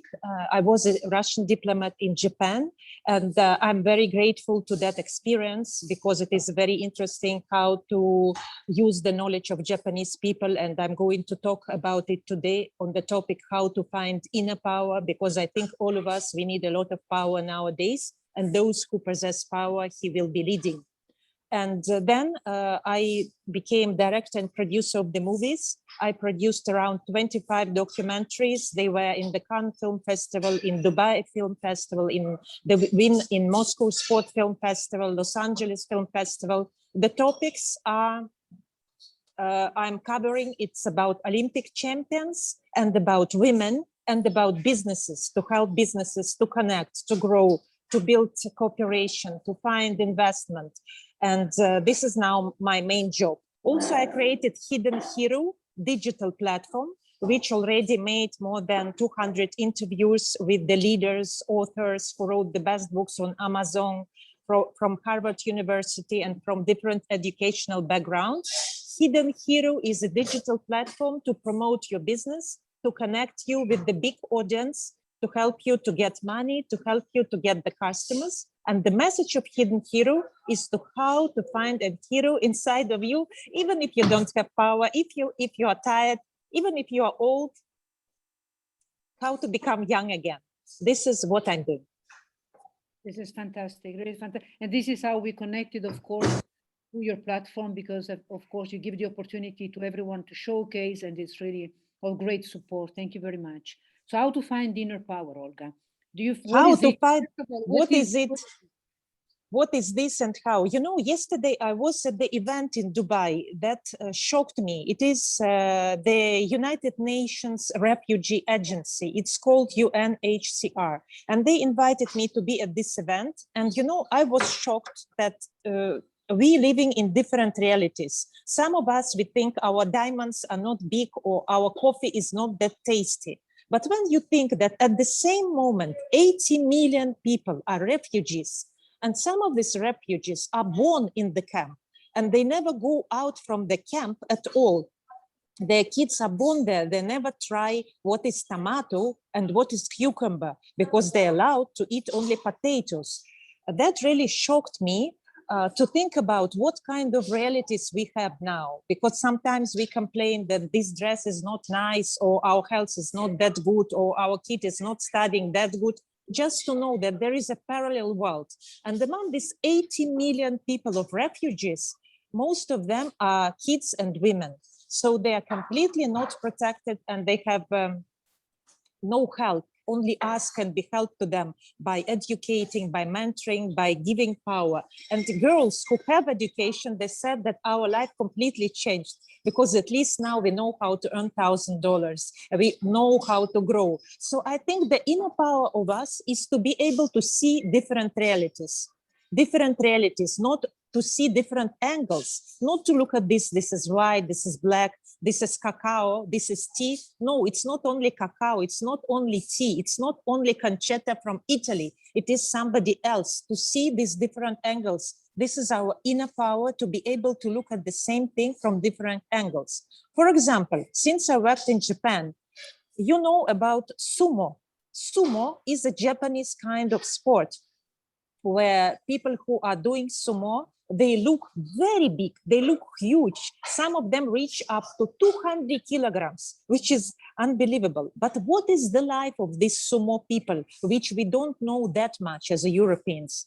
They wake up 4 o'clock in the morning and they do very strong discipline. They put their bed together, they clean their places where they're living, dormitory.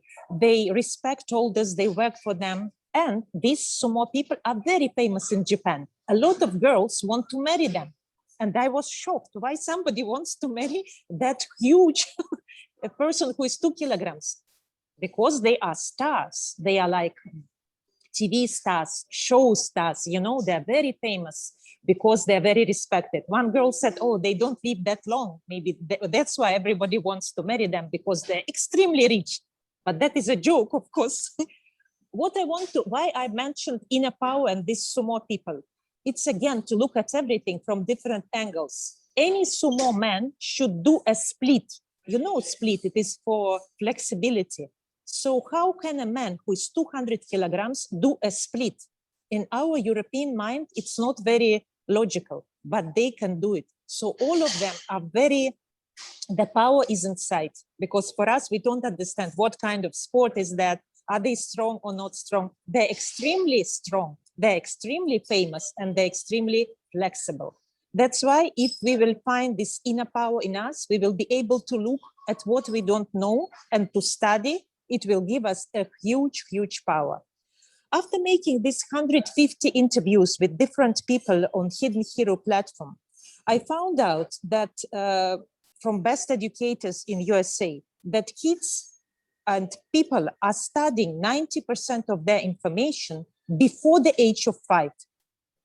Before the age of 5, we got all the information, and then only 10%.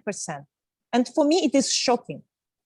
What's happening with us? Why we're studying so much before 5, and what's happening with us later? What's happening with us? When you ask a child at the age of 5, whom you want to be, he will say, I want to be a cosmonaut, I want to be a doctor, or I want to be a businessman and earn $100 million. But do we often meet people who can answer this question at the age of 20, 30, 40, or even at the age of 8? No, only maybe Elon Musk or somebody. And that's why we say Elon Musk. Why? Because he behaved as if that.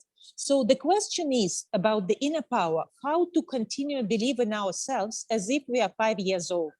Because there is a lot of things, social media, different kind of media, different kind of boxes. Like in Italy, you should behave like this. In Japan, you should behave like this. In Russia, you should behave like this. At the age of 50, you should be old with wrinkles, with cellulite.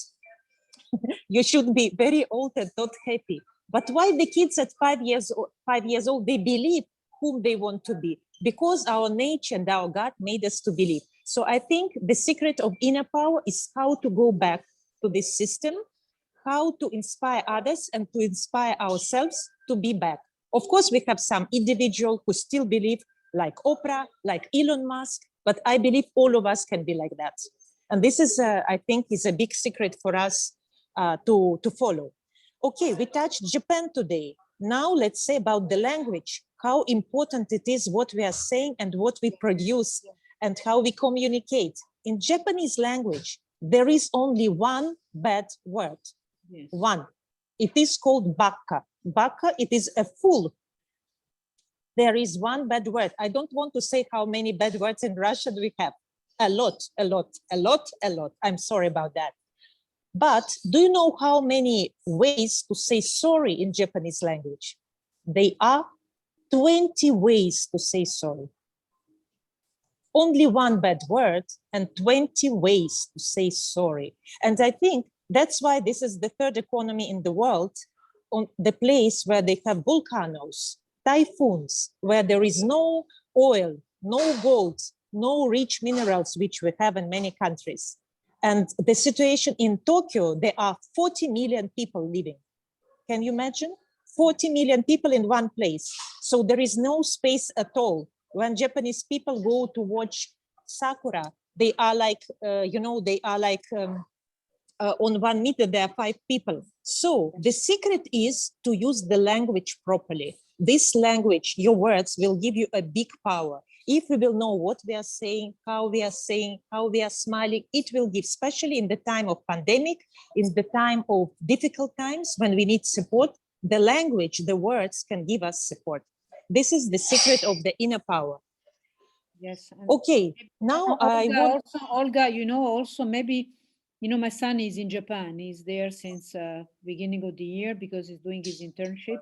And this European he loves, and he's also attracted by all what you say is confirming, but also silence. He's so surprised to see that, when he takes when he takes the underground or the tube, no one speaks. And it's just a sign of respect. No one is, like us on the phone. Well, especially Europeans and Italians, you take your phone and you start chatting, and it's just something that they don't do because they have this very strong respect for the other people who are sharing the space, so they just don't do this. So it's also another strength for communication. It's a very good comment, Concetta, what you said and what your son noticed. Even being a boy, it's especially important because normally women notice that things. And for boy to notice that means that he's very curious and he's a gentleman.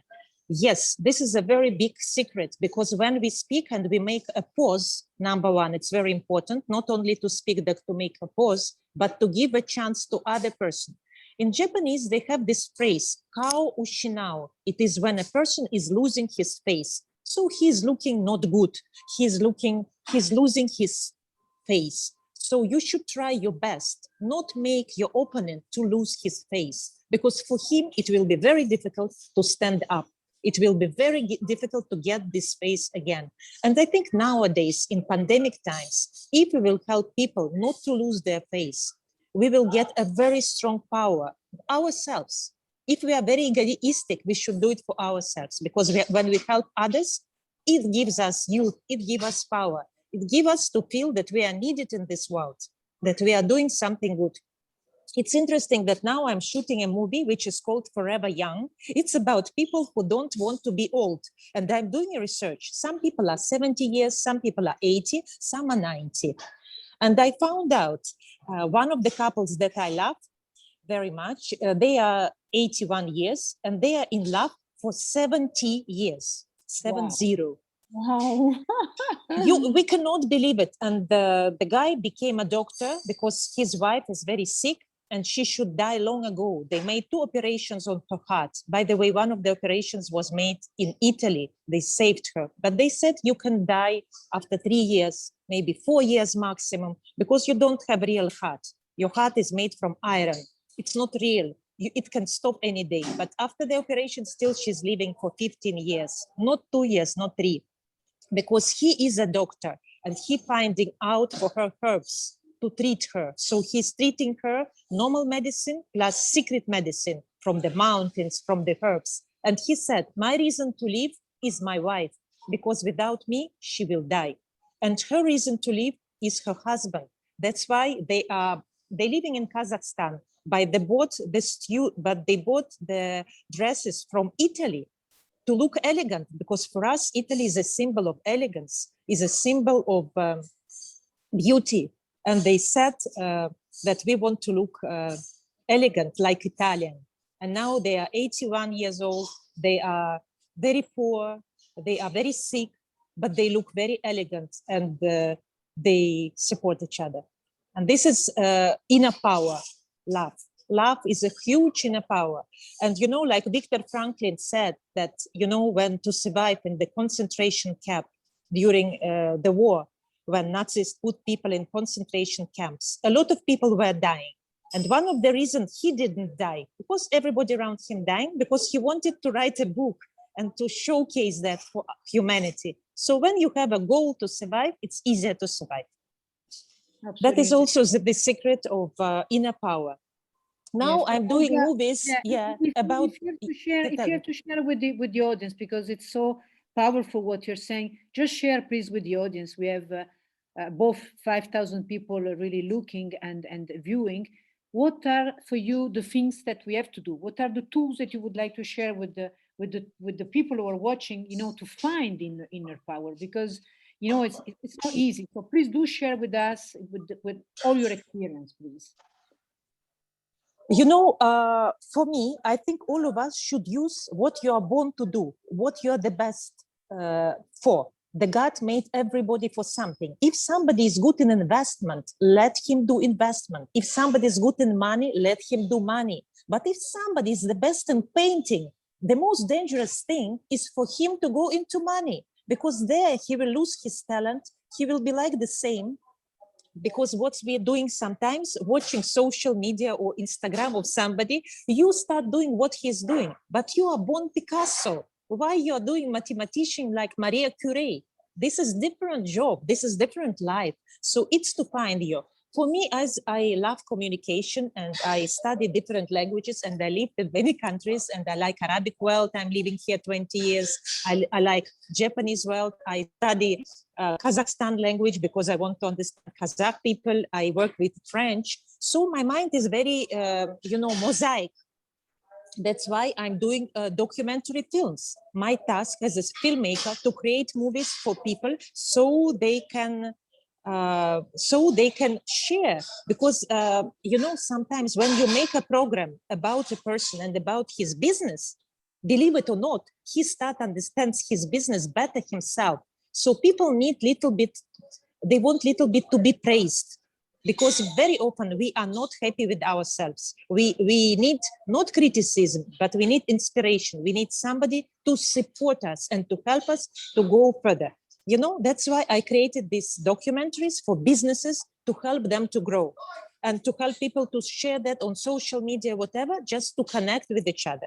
And I'm very happy that I have the possibility to do for somebody free of charge, because the others I charge too much. So I'm like Robin Hood. I can take from somebody who can afford it and support those who are so poor that they will never do it, because they never eat tomato. They never eat a cucumber in their life, because for 15 years, they don't know what is that. So I think our task is just to be ours. Like I took an interview with Angela Myers from America. She is an educator. And she said, just say to yourself, you matter. This is her manifesto. You matter. So every person matter. We matter. Don't think this is not enough. I'm not enough because I know only 5 languages. Halas, Olga, you know 5 languages? Enjoy, do movies. Don't look at people in the Forbes list. This is not your job. You're a woman. You're not a man. Don't compare yourself with others.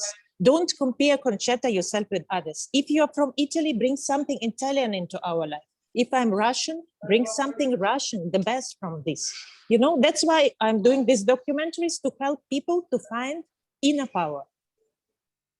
That's fantastic. That's really fantastic. Absolutely. And not just the showcase part, but also the part which is about the women who are in difficulties. Maybe you can tell us a little bit more about that, because you shared a couple of stories with me, which really marked my day. So yeah, how doing your documentaries, you met to know people and women who are really, really in difficulties, that they find themselves old when they are just 40 years old. So do share also with us this highly purpose that you do, please. Okay, I will tell you some things that surprised me very much. There was, some movies are very successful. They go to the festival. This movie was not successful, but this movie teach me something and changed people's life. I made a movie about Fatma Al-Minhaili. This is a lady on the wheelchair who is the champion of United Arab Emirates by throwing the disc. And her dream, she's on the wheelchair because, by the way, at the age of 7, they made some injection for her. And after this injection, she couldn't walk anymore. There was some mistake, doctor mistake, which is very, very sad. And the biggest shock for me was that she managed to get married. She managed to give birth to 3 kids, which is already almost unusual. And she told me the saddest moment in my life was when my husband put the milk for the baby on the fridge, but he forgot that I cannot stand up from the wheelchair. And when he left, the baby started crying because he wants to drink the milk. but I couldn't stand up to reach that milk because it is on the fridge. And then she said, I was crying so much with my baby because, you know, it took 2 hours for husband to come back. So I think that for us, it's very important to look around, because sometimes we don't notice these people around us and we don't notice these stories around us. And one great lady from Saudi Arabia, she watched this movie, she cried very much.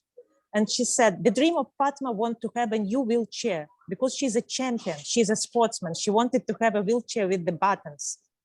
So she can move up, down, she can train, she can practice, she can be a sportsman. After watching it, they donate to her the new wheelchair for $50,000. It was made in Germany, especially for her. So it is great. How can a movie change people's life, and how these people who are looking very small on the wheelchairs, but they're so brave and they're so strong and they are so, you know, she's a great woman. She's a woman, she's a lady. So for me, this is example of somebody heroic. That's why I call my platform Hidden Hero, because I want to support people who are still hidden, because there are a lot of heroes in us, just we shouldn't be hidden. That's fantastic, fantastic. I know that we have a little bit more time. So if from the team, there are any questions, please, for my friend Olga.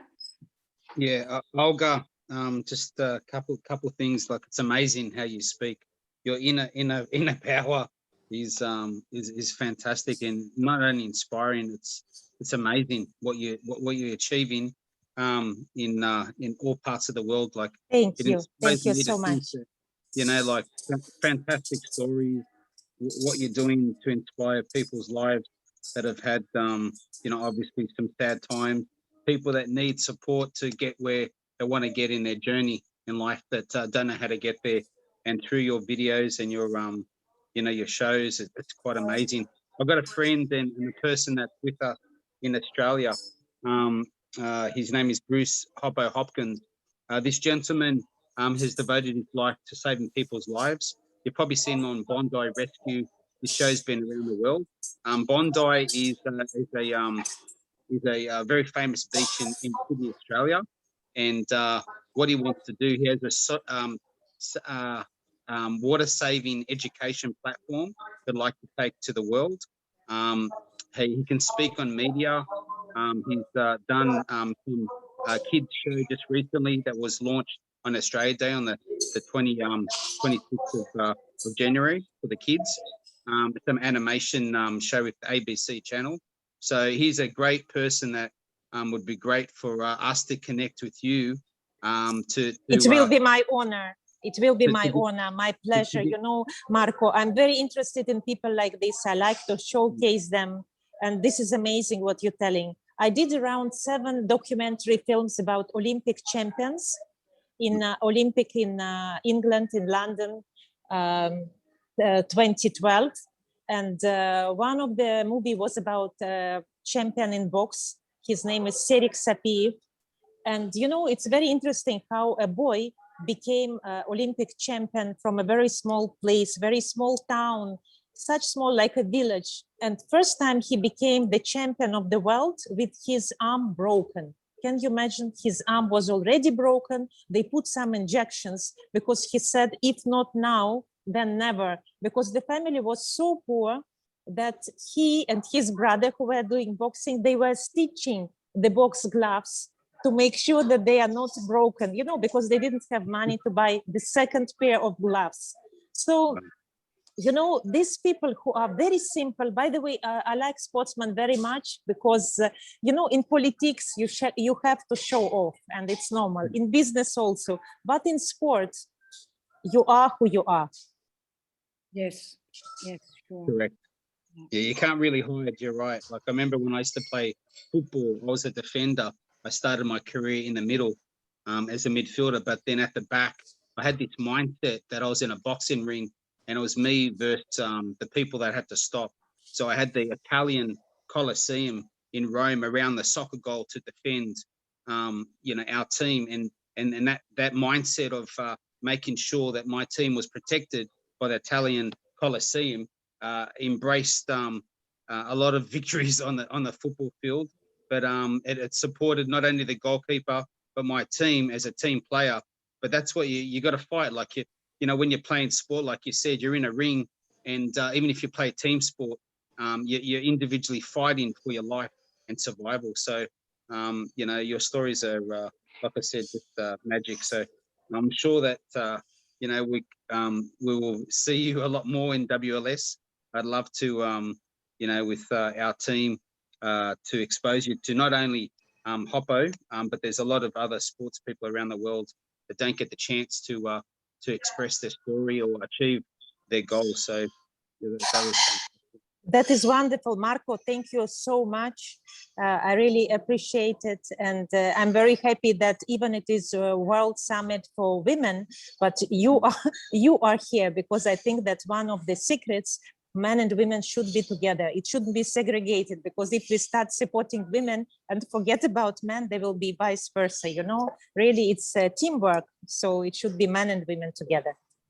Thank you so much for your comment. I'll be more than happy, I'll be more than happy to connect you with a few of the sports person from India and probably in Nepal, Bhutan, and few parts of Asia.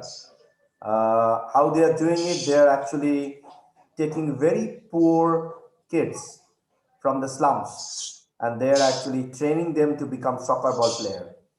And in my past, I actually helped one of the club in India. Uh, I mean, that's a different part of my life. I actually brought in sponsorship and investment for the club so that they can sustain. The only reason for me to do it because they are actually helping the poor kids. So if you want to do some kind of stories of these kind of unsung heroes, we'll be more than happy to connect you. And where are you based out of? Wonderful. Where are you based in at I'm the based moment? Are in you in Dubai. Japan? I'm based in Dubai, United Arab Emirates, So Dubai. we missed meeting each other. Yeah, we In missed. Yeah, Concepta, I we are tried. there I actually. tried. Yeah. I tried. Arjit, I promise you, I tried. I know that you like blonde women, but she was not there. I'm sorry.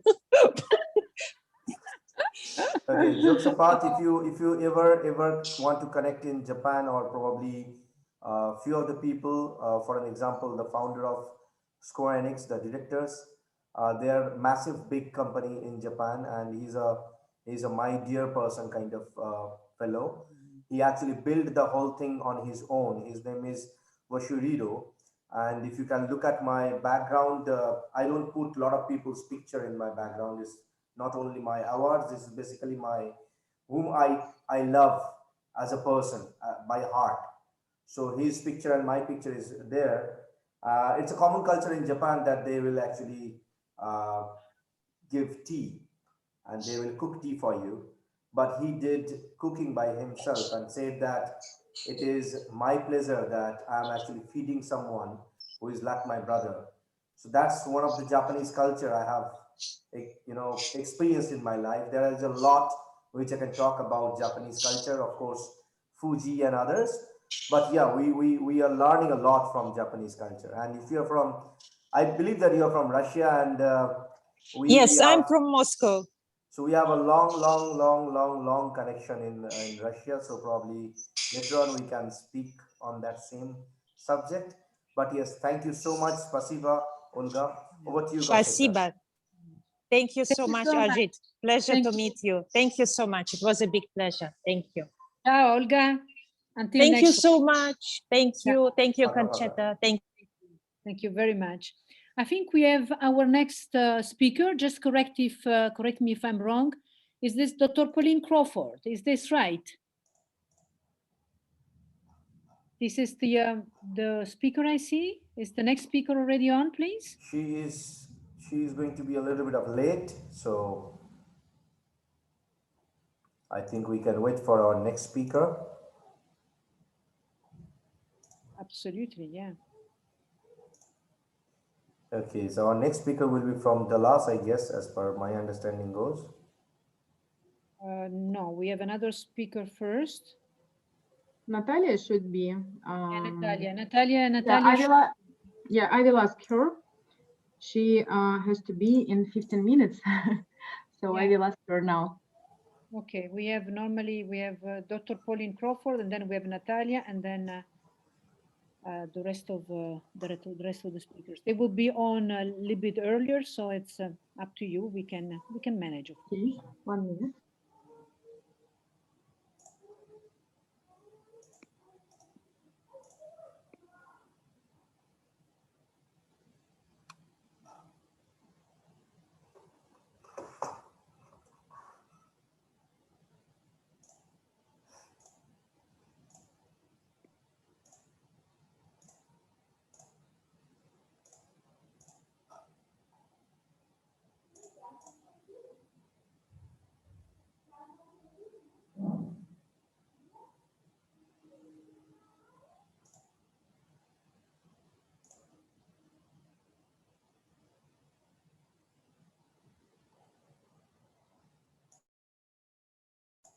So, Concepta, how is your day?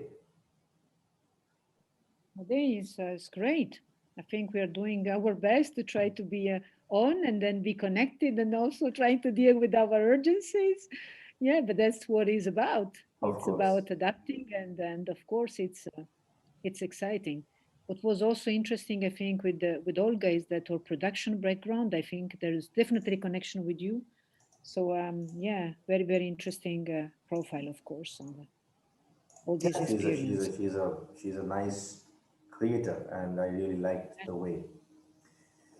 What about your experience? So you have connections in Japan, right? Can you just elaborate? Of course, I'm very interested. So maybe why don't you elaborate a little bit more about your vast, even though you're leaving this place and this platform for everyone, and for the women and for the men who are supporting women, but we also need to sometimes to give a little bit of space to you, because you give so much space to us. So please tell us a little bit, another episode of your fantastic, never-ending life. You look so young, you've done so many things.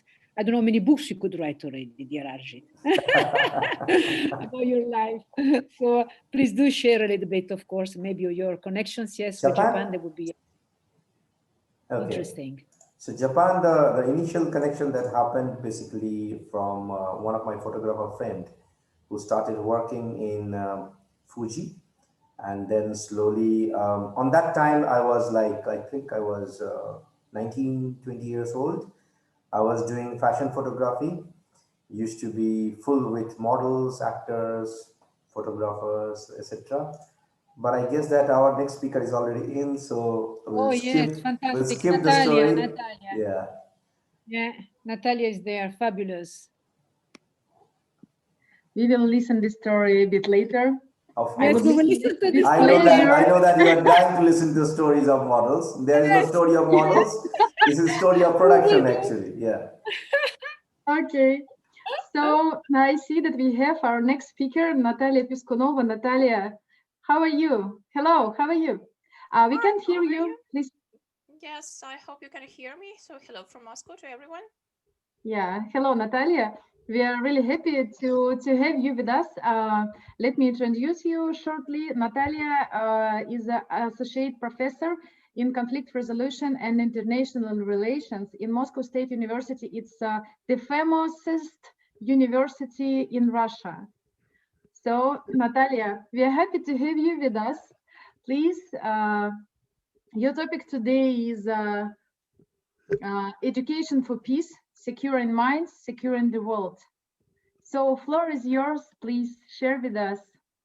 Thank you so much. I'm very happy to join you today. As Evgenia mentioned it earlier, I'm associate professor in international relations, and that's my focus.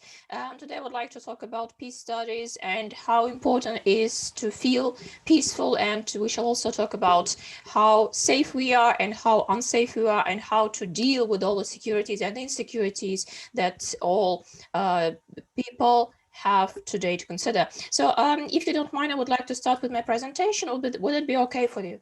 That's okay. So just give me a second. I will just share my screen with you. Okay. Can you see my presentation on your screens? Could you please check? Yes, we see.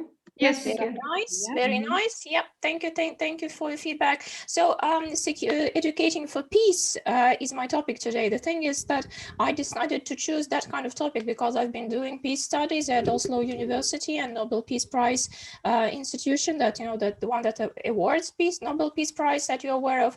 And the thing is that today in Russia and many other countries, we do not have a lot of peace education going on. So the course is quite unique. I've been doing it like for 5 years already. And I would like to start with a question that I usually pose to all of my students, and they try to answer it. So what do we actually mean by peace? So always, the thing is that whenever you hear the term peace, every opinion would be different. I ask one student and try to get his or her answer, what is peace? That would be a unique answer. I ask another person and he gives me another answer. So what do we actually mean? What do I mean by saying that, okay, I feel peaceful or I don't feel peaceful? So what is that about? I would like to start with another question. How safe are you? So whenever we try to pose this question to our own selves, we either tend to answer this question quite speedily and like very fast and saying, oh yeah, I'm very safe and that's it. Or vice versa, we try to focus on it for as long as we can and try to answer the question, okay, am I safe today in this world of the pandemic or post-pandemic that will come and so on?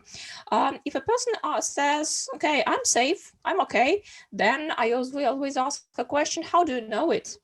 Why are you safe? How safe are you? And that's usually a question that only few people can answer correctly.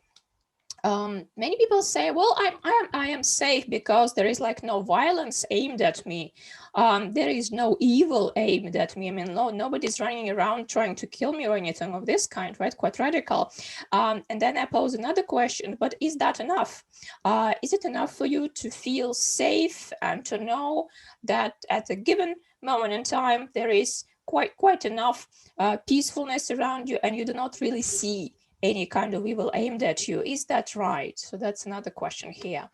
Many people say, well, violence is bad and, conflict is really bad because, look, people suffer and we have victims and there is a lot of violence going on and that's a lot of destruction. So that's really bad. And then I ask another question. So when you have a conflict, does it necessarily have to be bad? Or maybe a conflict is okay because you try to focus on your needs, on what you want, and how to achieve a common resolution to that situation. Can violence be good? Is another question I would like to pose. Very, very provocative one. And people usually ask very, emotionally, how can you say so? People try to react very nervously, saying that no, violence cannot be good, like by any means, by any chance. And then I say, what is it needed to prevent a conflict? Sometimes, do we need any kind of a hard power to do that? And then there is a rhetoric question as well. So last question I would like to ask is, does discrimination matter? And here is how we consider our Women's Day and all the celebrations, concerning women's rights and everything that we enjoy today. Discrimination does matter because you cannot feel safe, you cannot feel peaceful when you are discriminated against. And this is how I ask the final question, what do we do about it? Can we do anything about it? Or should we just be, keep quiet and tolerant and, just tolerate everything that goes with it? So these are the questions which need answering urgently. So one more point here to consider is, what is better, to be secure or to be safe?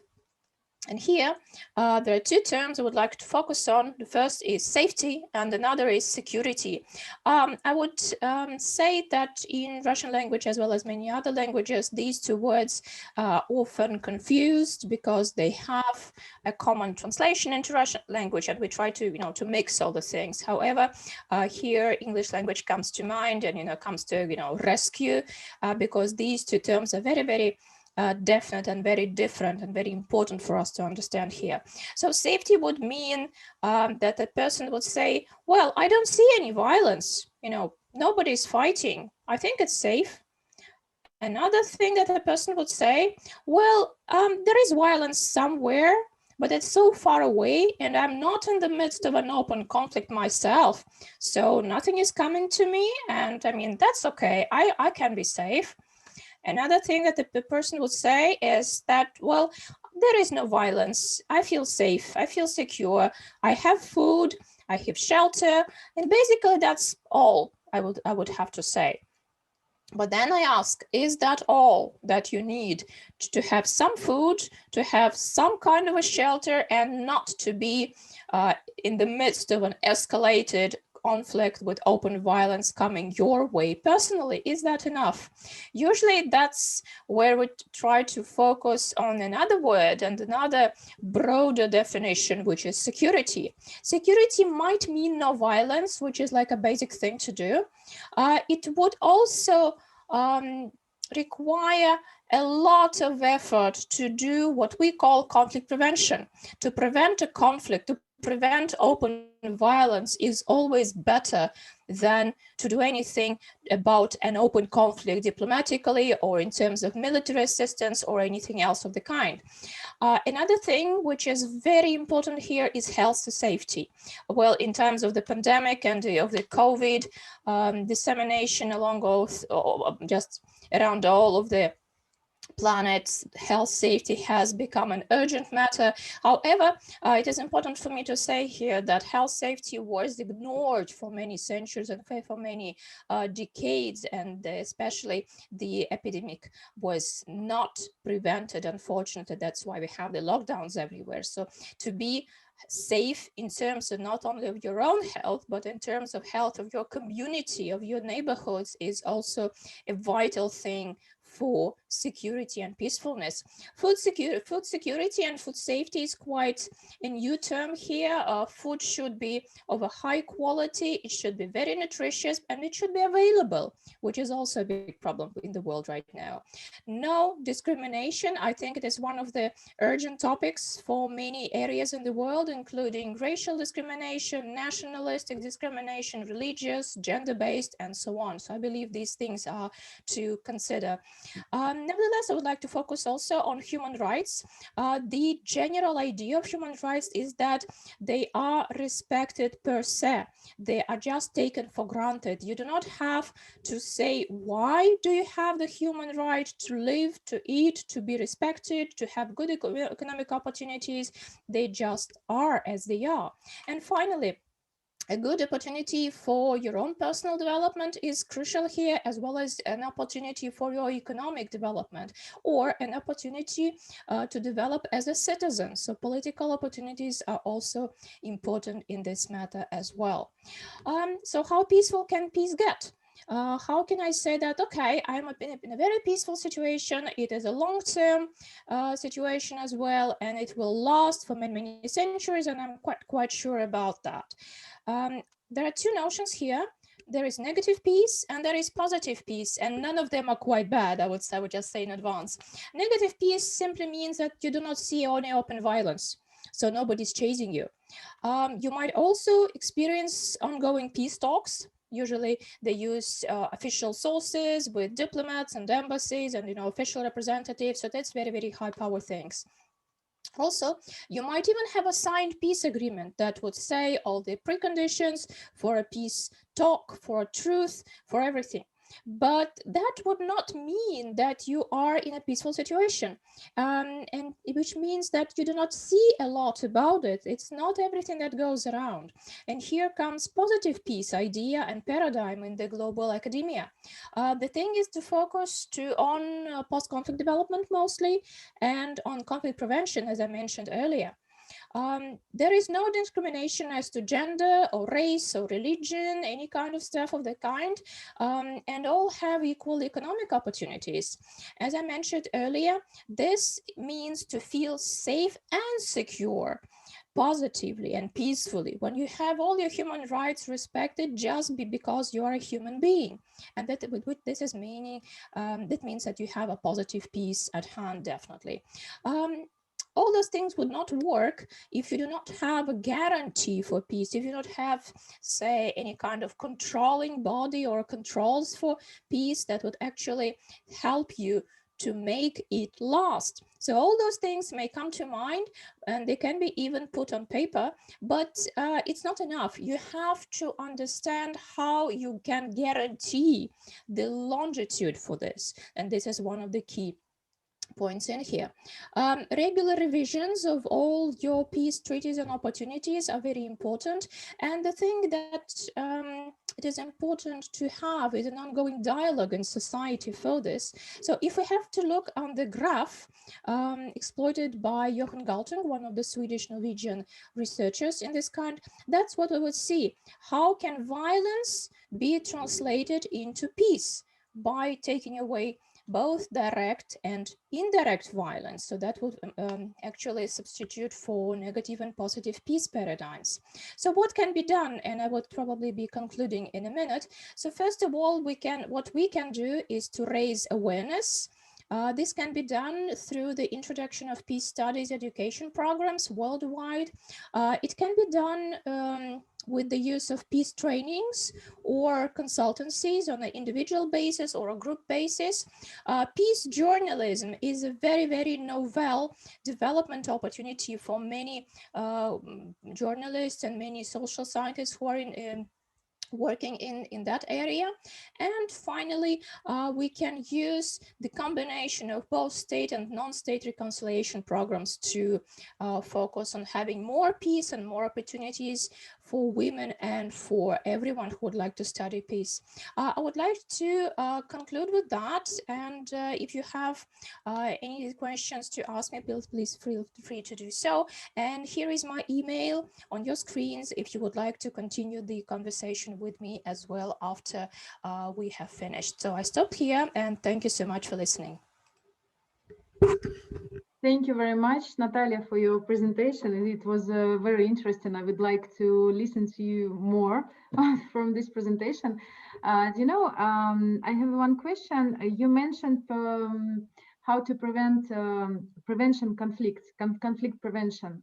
So what do you think? What is the best ways, in your opinion, how to prevent conflicts? Thank you for your question. The thing is that conflict prevention is a great paradigm, and there are different academic and political schools still working on this. So there is no clear answer, that there is no unique scenario of how to prevent all of the conflicts on Earth. But I would say that all conflicts are quite unique. However, focus on economic development and on human rights.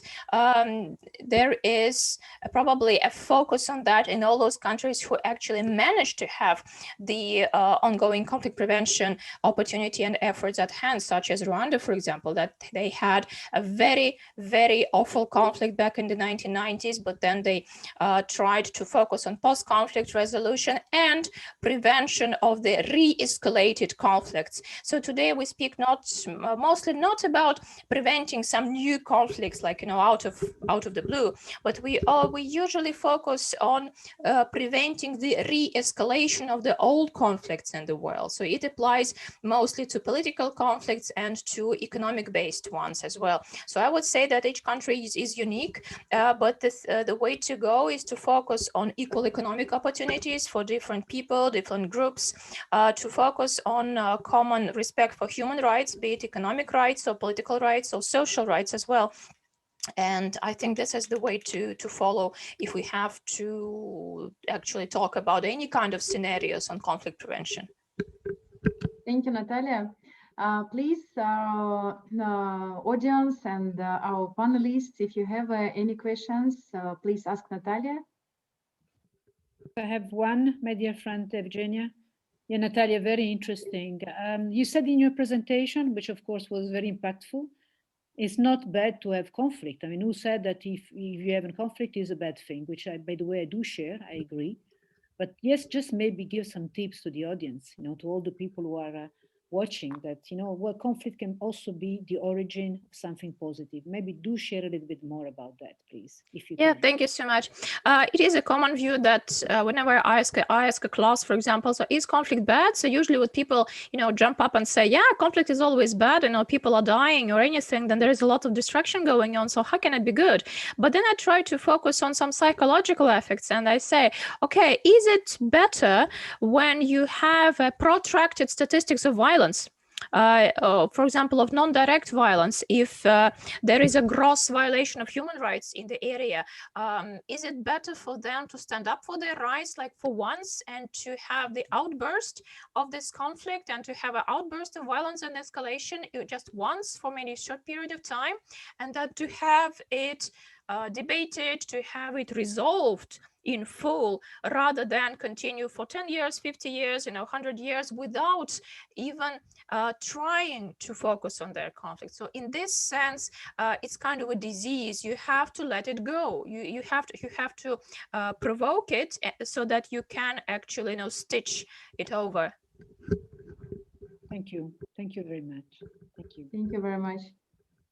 So Marco, Regit, Bianca, if you have so many questions, we can continue with questions, or we can move to our another speaker. Marco. I think we can move to our another speaker if this is fine. Yeah, I just want to thank our speaker tonight. Talking about peace. Peace is very a part of what the World Leaders Summit believes in its vision. So it's very crucial that we have peace in our communities. But like you said, it cannot always be achieved. But a peaceful world is a constructive world, not a destructive world. So I think what you're saying is very important. I think families find, when you talk about conflict, there's also, I know in my education background, conflict resolution amongst individuals is a problem we have right across the world in family.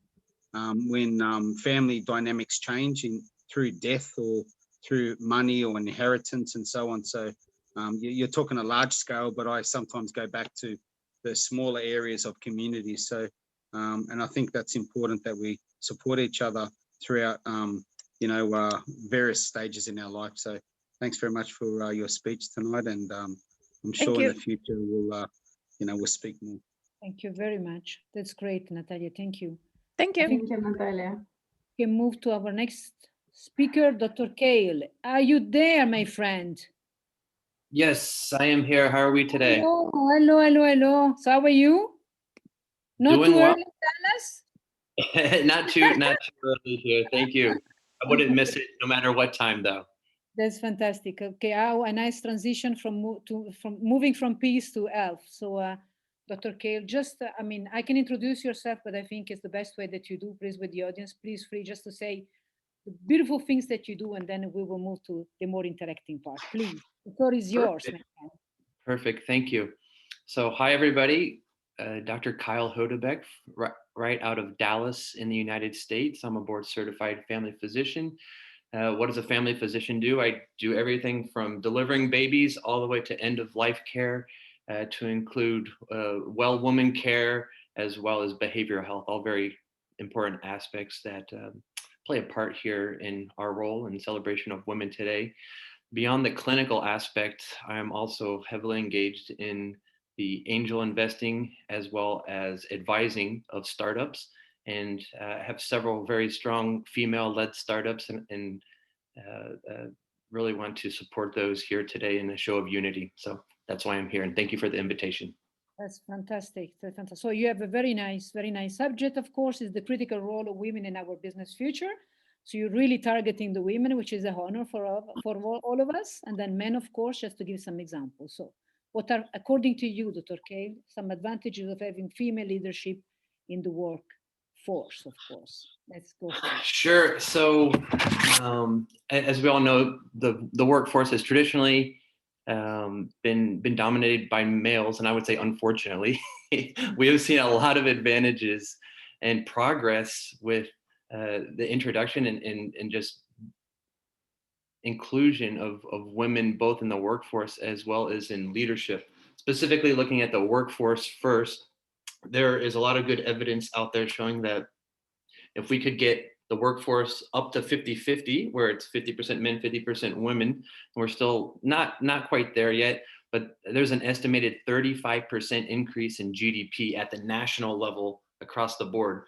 4/5 of that, so 80% of that, is coming just from the increased work power that we're missing from our female cohort. And then there's another fifth that goes into the brain power that women have, the unique insight, the unique decision making that women have compared to men. So we're missing out on a lot by not including women. I'd also like to include that it's been shown over and over again that EQ, or emotional quotient, emotional intelligence, has been consistently shown to be stronger in females compared to men in 11 out of 12 competencies. So that's another aspect I feel that female leadership brings to organizations.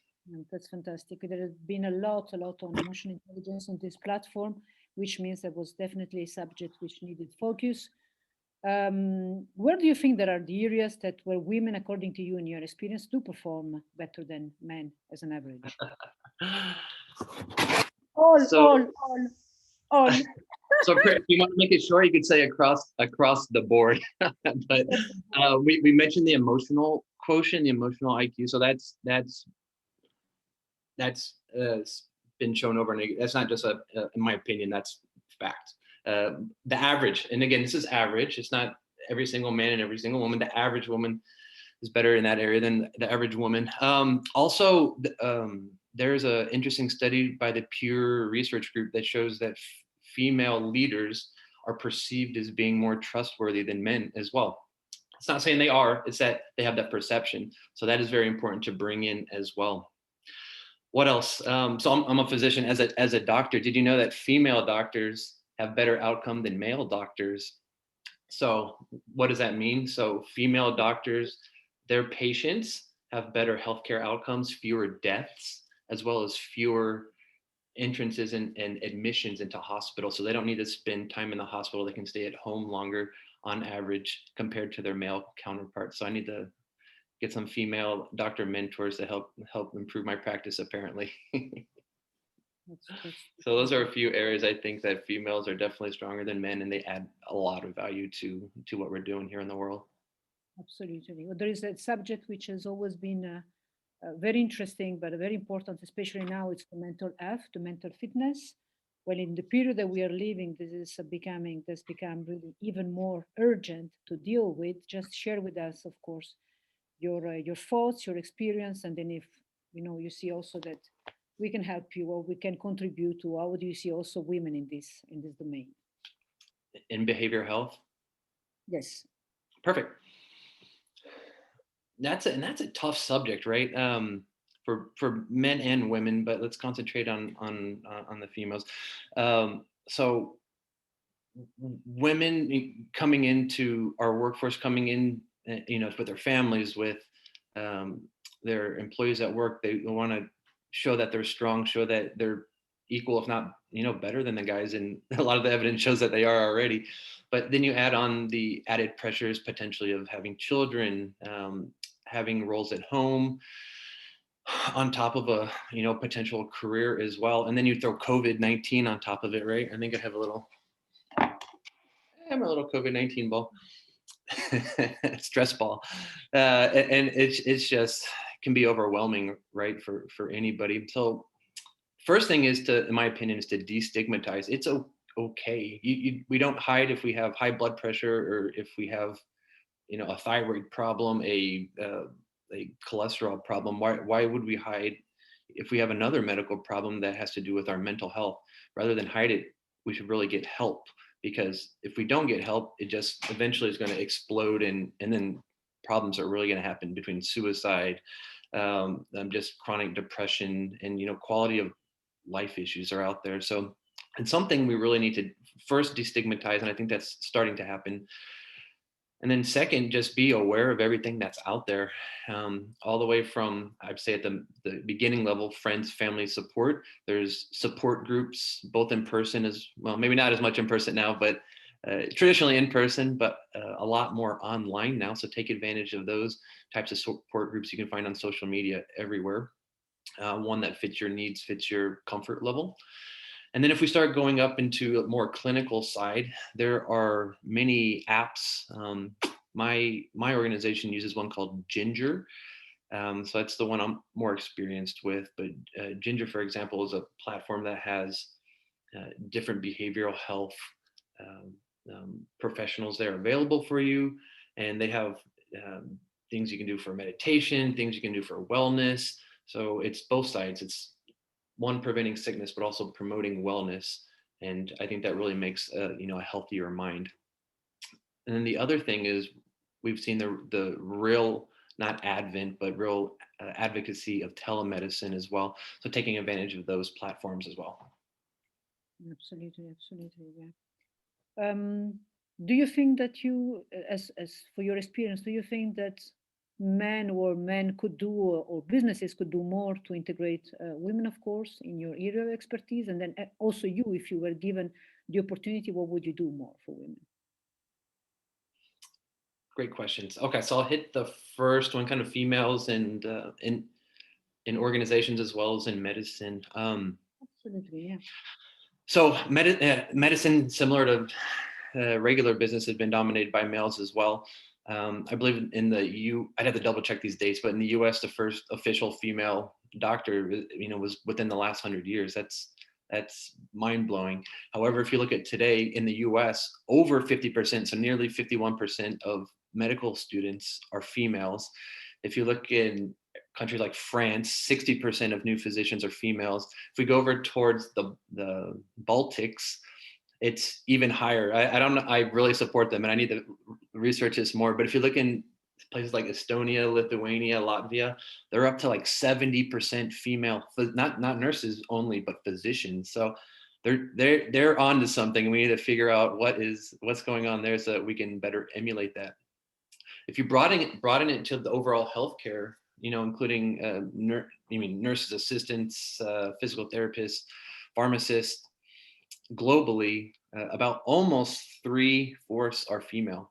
So our healthcare systems around the world really depend on female power. And you all are the backbone of our healthcare systems. I really applaud that and support that.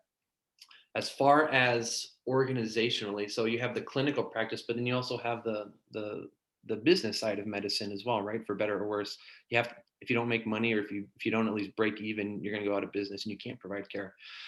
So we found, actually, well, not just us, but everybody has found that adding females in leadership positions is really helpful. And I'm not saying things are all rosy. It's not. There is a lot that we need to do. There is a long and strenuous road ahead. 19% of hospital leadership include females. Female doctors on average get paid less than male doctors for the exact same job. Again, even though their outcomes are better, as proven by several research studies. So this doesn't make any sense. There's a long way to go. And we do need to take advantage of these improvements female leadership bring, as well as, give them the right that give you all the right that you deserve. You deserve to be there. You deserve equal pay. And, I'm here to support that. So what other advantages? So different view, right? Males and females, different view. We already know, we talked about that. The EQ, the quotient that you bring, just leads to better decision making. I just read a study that showed that the small percentage of medical, specifically, organizations that have females on their board instead of an all-male board, they actually outperform those with just male boards. So you're bringing in these female all-stars that are making things better. Why wouldn't you want more of them on your board? So that's really cool. Increased jobs, increased productivity, increased outcomes, all because of adding and including females. And then before I joined the civilian side, I was in the military, and the top military physician medical leadership is called a surgeon general, right? If you're familiar with that. So the last 2 out of 3, we didn't have any female surgeon generals until about 8 years ago. And then the last 2 of the last 3 were females, and really proud to highlight that within the Army, which again is a male dominated organization with female leadership, and really helping us get into the 21st century and continue ahead here in Army medicine. So I wanted to highlight that as well. That's great. That's great. Well, you have this fantastic platform, Dr. K. You see that we have we are more than 5,000 views. What's your message? If you want to share, not just based upon your knowledge, but just share what would you like to give us as pieces of advice, to the women and to the men who are really watching you and listening to what you're saying, please. Well, I'm just honored that they take a second to think that this is such an important event, such an important topic, and that's why I'm here to help support that. So the message I really want to say is it does not take a lot of money, a lot of time, or a lot of effort to really support women in this day and age. If you're almost everybody's on social media. If you're on this, you're probably on social media as well. If you see a really good idea, or you see a female leader, a female entrepreneur, support that message, support that idea. Oh, this is a great idea. Hit like, leave a comment, forward that, connect people. If you have the financial means to do it, support that, invest in that company. If I may, have some really amazing startups with female leadership, that one helping to support as an angel investor, but also as an advisor. So if you have any special expertise that you can provide as an advisor, donate that time and really support our female leaders and get them up to where you should be, with equal pay, equal support, and equal representation across the board. That would be my 2 cents. Absolutely great. And then finally, just share a little bit about your angel investor experience, because I know that you, it's very interesting what you're doing, just for the, of course, for the audience, because the World Leader Summit is not just about events. It's absolutely not about events, but it's about creating an ecosystem. So that I know you also have that part. It's an important part of your business, and you do really have fantastic projects. So please do share with us. I'd be happy to. I can highlight a couple if that's okay with you. Have about 40 angel investing opportunities, are taking advantage of it, with nearly half of those being female led. So I see something I need to work on as well, right? To keep supporting and ensuring that there's that equality there. A couple that I can highlight. One, with the WBF as well, the Swedish Villa. So that's with 2 very strong female leaders out of Sweden, Kat Strandberg and Leila Falkenberg. And that's like a PR and marketing firm with very Swedish ideals of low cost, ensuring that things are reusable, and just ensuring that they're very environmentally friendly. So they have a very Nordic and traditionally Swedish viewpoint on that. So really supporting them, both as on their board as well as an investor. A friend here in Dallas, her name's Ellie Hongtren. She is taking topical, instead of using topical treatments and pharmaceuticals, she's found a way to take advantage of our bacteria that are on our skin. And you've heard of probiotics as like a yogurt or a food, right? These are probiotics for your skin to help ensure that you have the correct flora or bacteria on your skin, so that helps get rid of acne and low-grade psoriasis, as well as eczema. Wow. Another startup I'm working with is called Hikal out of India, and the CEO is Deepthi Natalia, and she and her team have created a cotton-based, it's a cotton and copper infused fabric. And what that does is it's able to take care of 3 problems. One, it's been shown effective against several bacteria as well as COVID-19. And then it also blocks 99.5, I believe, % of UV radiation. And the other thing is smog. So in big cities around India, and I lived in Seoul, and it was quite smoggy. And then Mexico City, you name it, these giant cities, they have smog issues. So it also helps trap and block smog. And you know what? You know how COVID-19, you see these masks everywhere that people have been just throwing away, unfortunately, and they're polluting the oceans and our towns. Well, if you threw this mask on the ground, because it's cotton, it biodegrades in about 3 months. So that's completely great for our planet as well. So there's a couple of areas where I'm invested in, as well as advising in order to help these female leaders really show their true potential and get out there and change the world. That's what I want to do, is help them be their true selves, and change the world, because I know they can do it. That's fantastic. Thank you very, very much, Dr. K. Beautiful team. Any question that, of course, health being such a vast subject and so important, please do not hesitate to ask a couple of questions to Dr. K. He's there for us. Yeah, happy to answer any questions, both online as well as offline thereafter. Always looking to connect and see Hi, how I doctor. can Hi, support. my friend. How are you? I'm doing well. How are you? I'm doing well. I'm doing well.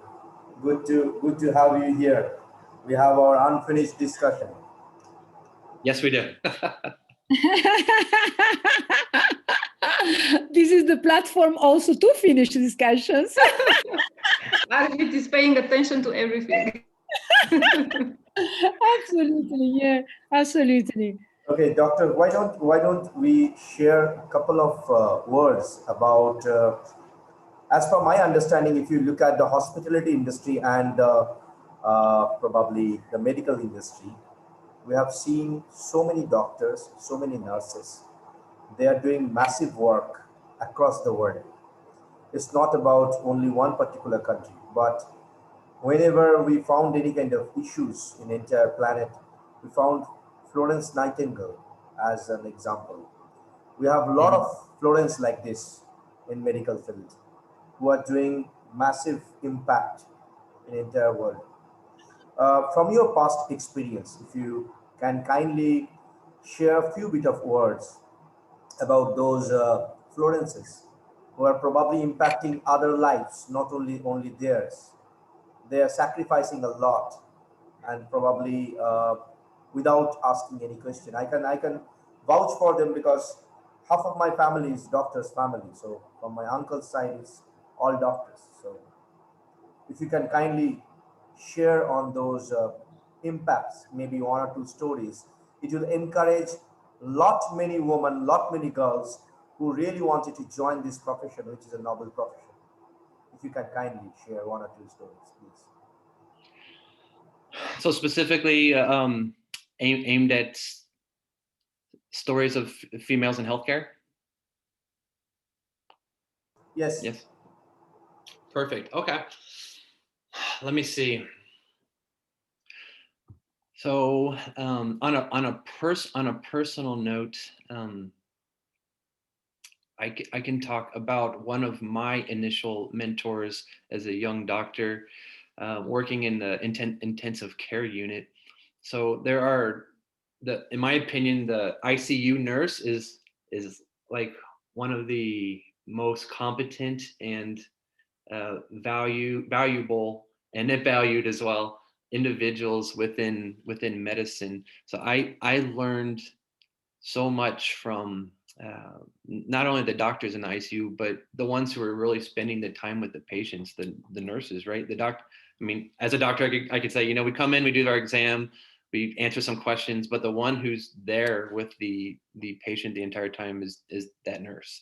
And just by default, about 80%, 85% of nurses are females. So I'd really like to highlight one of my mentors who took me by the hand as a brand new physician and really showed me the ropes as far as intensive care and how to really deal with those frontline issues in the ICU. I'd like to also thank nurses in my life as well as everywhere for not only supporting our physician work, but really, again, being the backbone and the unsung heroes of medicine, both prior to COVID as well as now. So females as well, healthcare and outside of healthcare, put themselves at more risk because of the work they do as relation to COVID-19, as well as other infectious diseases as well. So I think in general that females, specifically in healthcare, deserve a lot more credit than they're really getting, to tell you the truth. And I'd like to take a moment just to thank you all for what you do. Know that you have my support, and the world's a better place because you exist. Absolutely, yeah. That's great, yeah. That's really great. We tend to forget that. It's, very nice. Very, very nice. Very supportive. Thank you so much. Got a little emotional there just thinking about all the help they gave me, and the hours and hours of work that they do to really support us, as well as, more importantly, the patients. Yeah, the patient. Yeah, absolutely. Absolutely. Anything else? Bianca, do you have a question, Bianca? Come on. Please. No, actually, I am amazed by the fact that I've seen yesterday and today as well, a lot of men supporting women, and they are appreciating the efforts they have and the time they invest in mentoring the teams. And I think this is a quality of the women we have in the workforce. They take the time, and mostly they are volunteers in mentoring the teams, in giving help and support. And this is not something they are paid for. So I think it's something that we have to speak more about it. And we have as well maybe to ask men to mentor the teams in the same time, and to give time maybe to mentor women, because we need some qualities that men have in the leadership roles. Yes. So I think that they know how exchange between men and women in leadership positions will be amazing to have. Yeah. Great. Yeah. Absolutely. Yeah. That's completely agree. And it's nice to finally meet you, Bianca. The Alpha Group team says nice things about you. Thank you so much. Thank you. I have a great team. That's amazing. And I'm happy to meet you as well. And thank you for the effort you gave to be today with us. It's beautiful. Absolutely, my pleasure. Thank you. I look forward to, this is just one event and we're highlighting it. So my challenge to everyone watching, as well as our group here, is let this just be the start. Let's keep ourselves and hold ourselves accountable for really making this change happen. Not just talking about it, that's the initial part. We're bringing the awareness, but actually doing something about it. So I'd like to be here next year with you and talk about and highlight everything we've done since this moment. Yeah, maybe just one small action plan after each speaker, one thing we can do together. I don't know, maybe a follow-up email just to see what we can discuss and what we can bring together. And as well, I think it is important to think about the fact that we represent different industries. So it's not about the fact that we have to solve everything, all the puzzle in the same time. Just if you you do something in your industry and do something in our industries, change happens. It's inevitable. Absolutely, yeah. They're great. My friend Arjit, do you think we can have a group photo? What do you think? Oh, Arjit, where is the photograph? Hey, you are the Arjit, are you sleeping? Like Batman, do you sleep in your feet? Dai, Arjit. You are on mute, I'm sorry. Okay, 1, 2, 3, don't blink.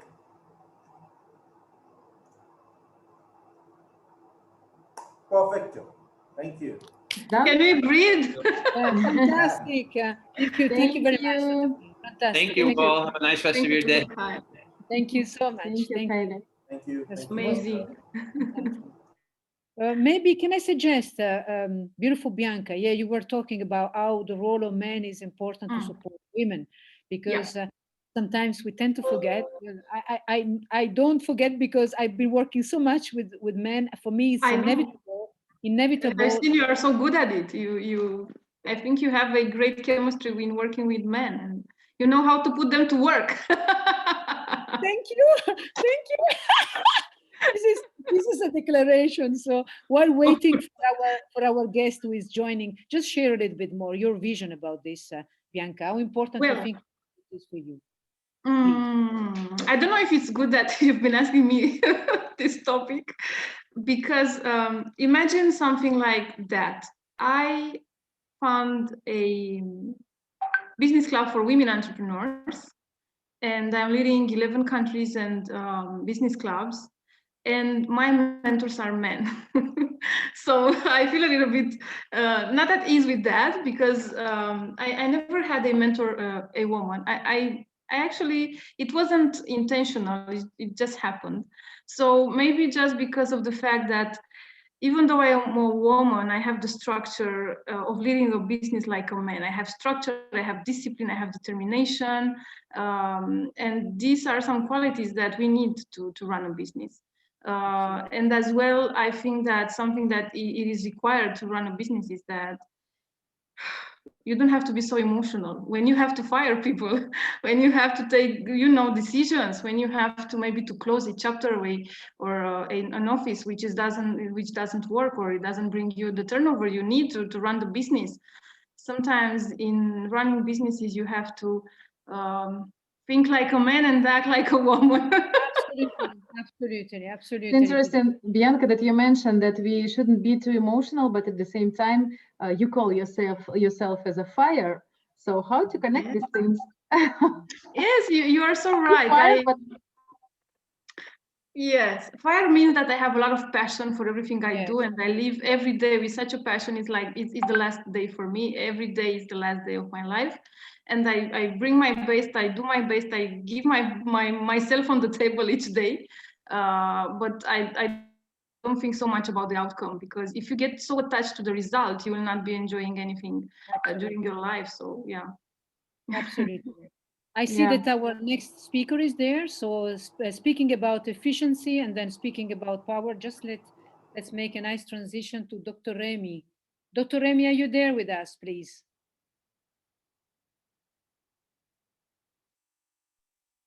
Yes, I am here with my sisters and brothers all over the world.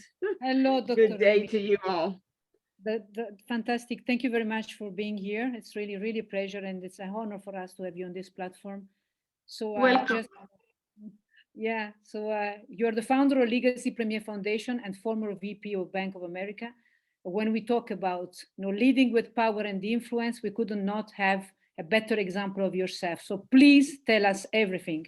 Dr. Remy Duillet, the floor is absolutely yours, and then we will be interacting with the beautiful team here, please. Thank you. Thank you. Would you allow me to enable me to share my slides, or is that not possible? I think it is. Okay. May I be allowed to share my slide? If not, I can still go ahead and talk to us. As you want. Otherwise we have to make you There is a small share screen button. If you can look at the green button. Can you see in your Zoom, there is a green button called share screen? Yeah, I do. I see it. Yes, sir. Just click on that. You'll be able to share your screen. Thank you. Thank you. Okay, great. Thank you so much. What would we do without our men and all of the great people that support us? We love the he for she. So that's why we're here today. So thank you so much, Concetta, for that introduction. And thank you for this great platform that I'm allowed to come and speak on.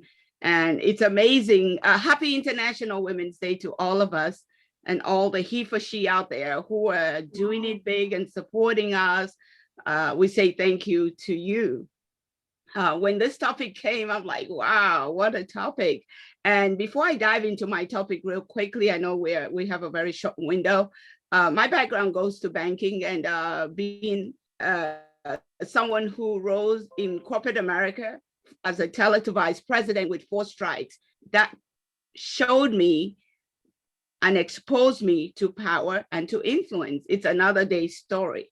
So from there, all of the experiences gathered is what I'm going to try to briefly throw out some nuggets to help us, especially as women, to know that we can truly have it all and we can balance it well so that it's a win-win and a better thing for the world. And you saw that slide. Right now, we have so many successes all over the world. That's exciting for us.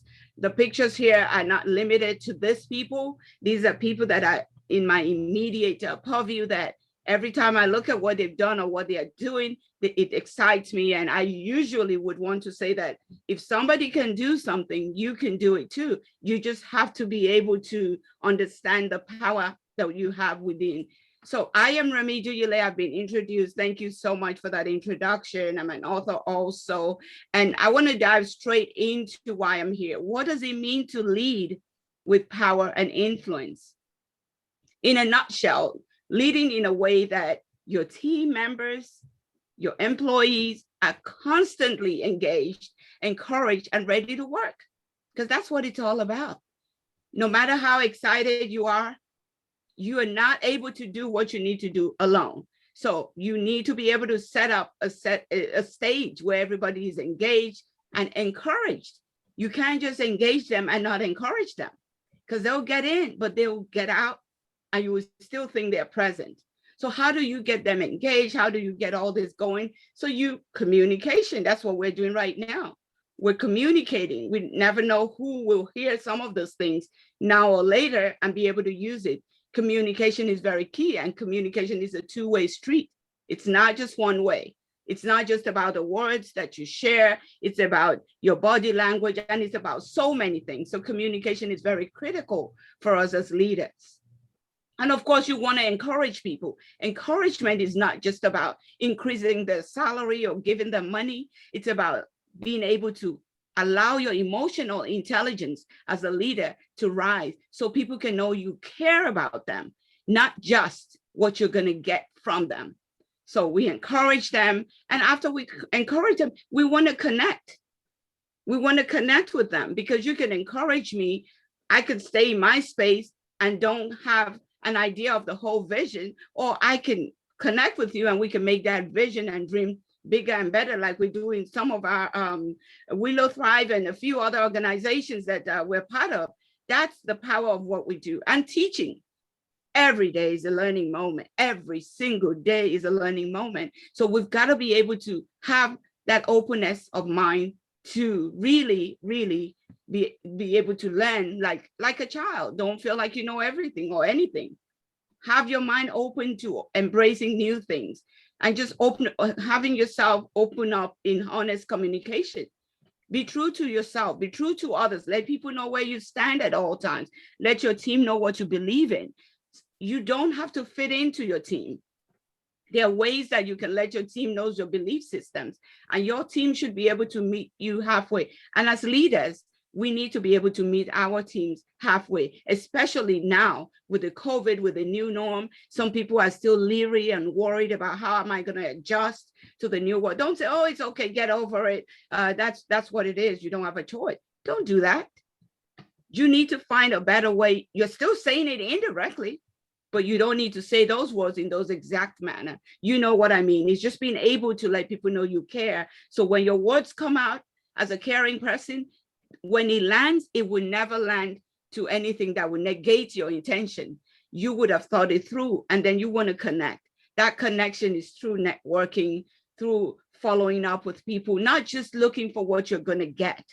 When you connect based on what you're going to give, GIVE. And when you connect to say, this is what I'm going to give, people will see it. Trust me, you have more help than you can even imagine. But that connection has to be authentic, like one of my favorite words, being authentic, just being you, and connect on the level of what you bring. And then, of course, like I said, encouraging personal and professional growth. That's something that has to be encouraged. Sometimes the value somebody has within them, they don't know it until somebody triggers it, and maybe it helps them to see it. So when you are in that position and you see someone who has value, place value on them, let them see the value, invest money.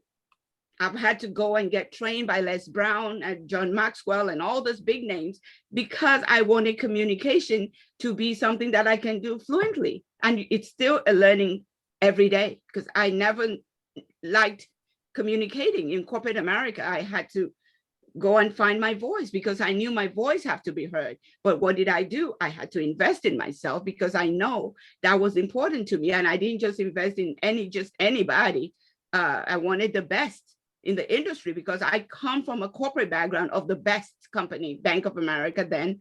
And I wanted to also top it with the best communicators and the best personal development people out there. So what is that thing that you want to invest in? Definitely your personal growth is very critical.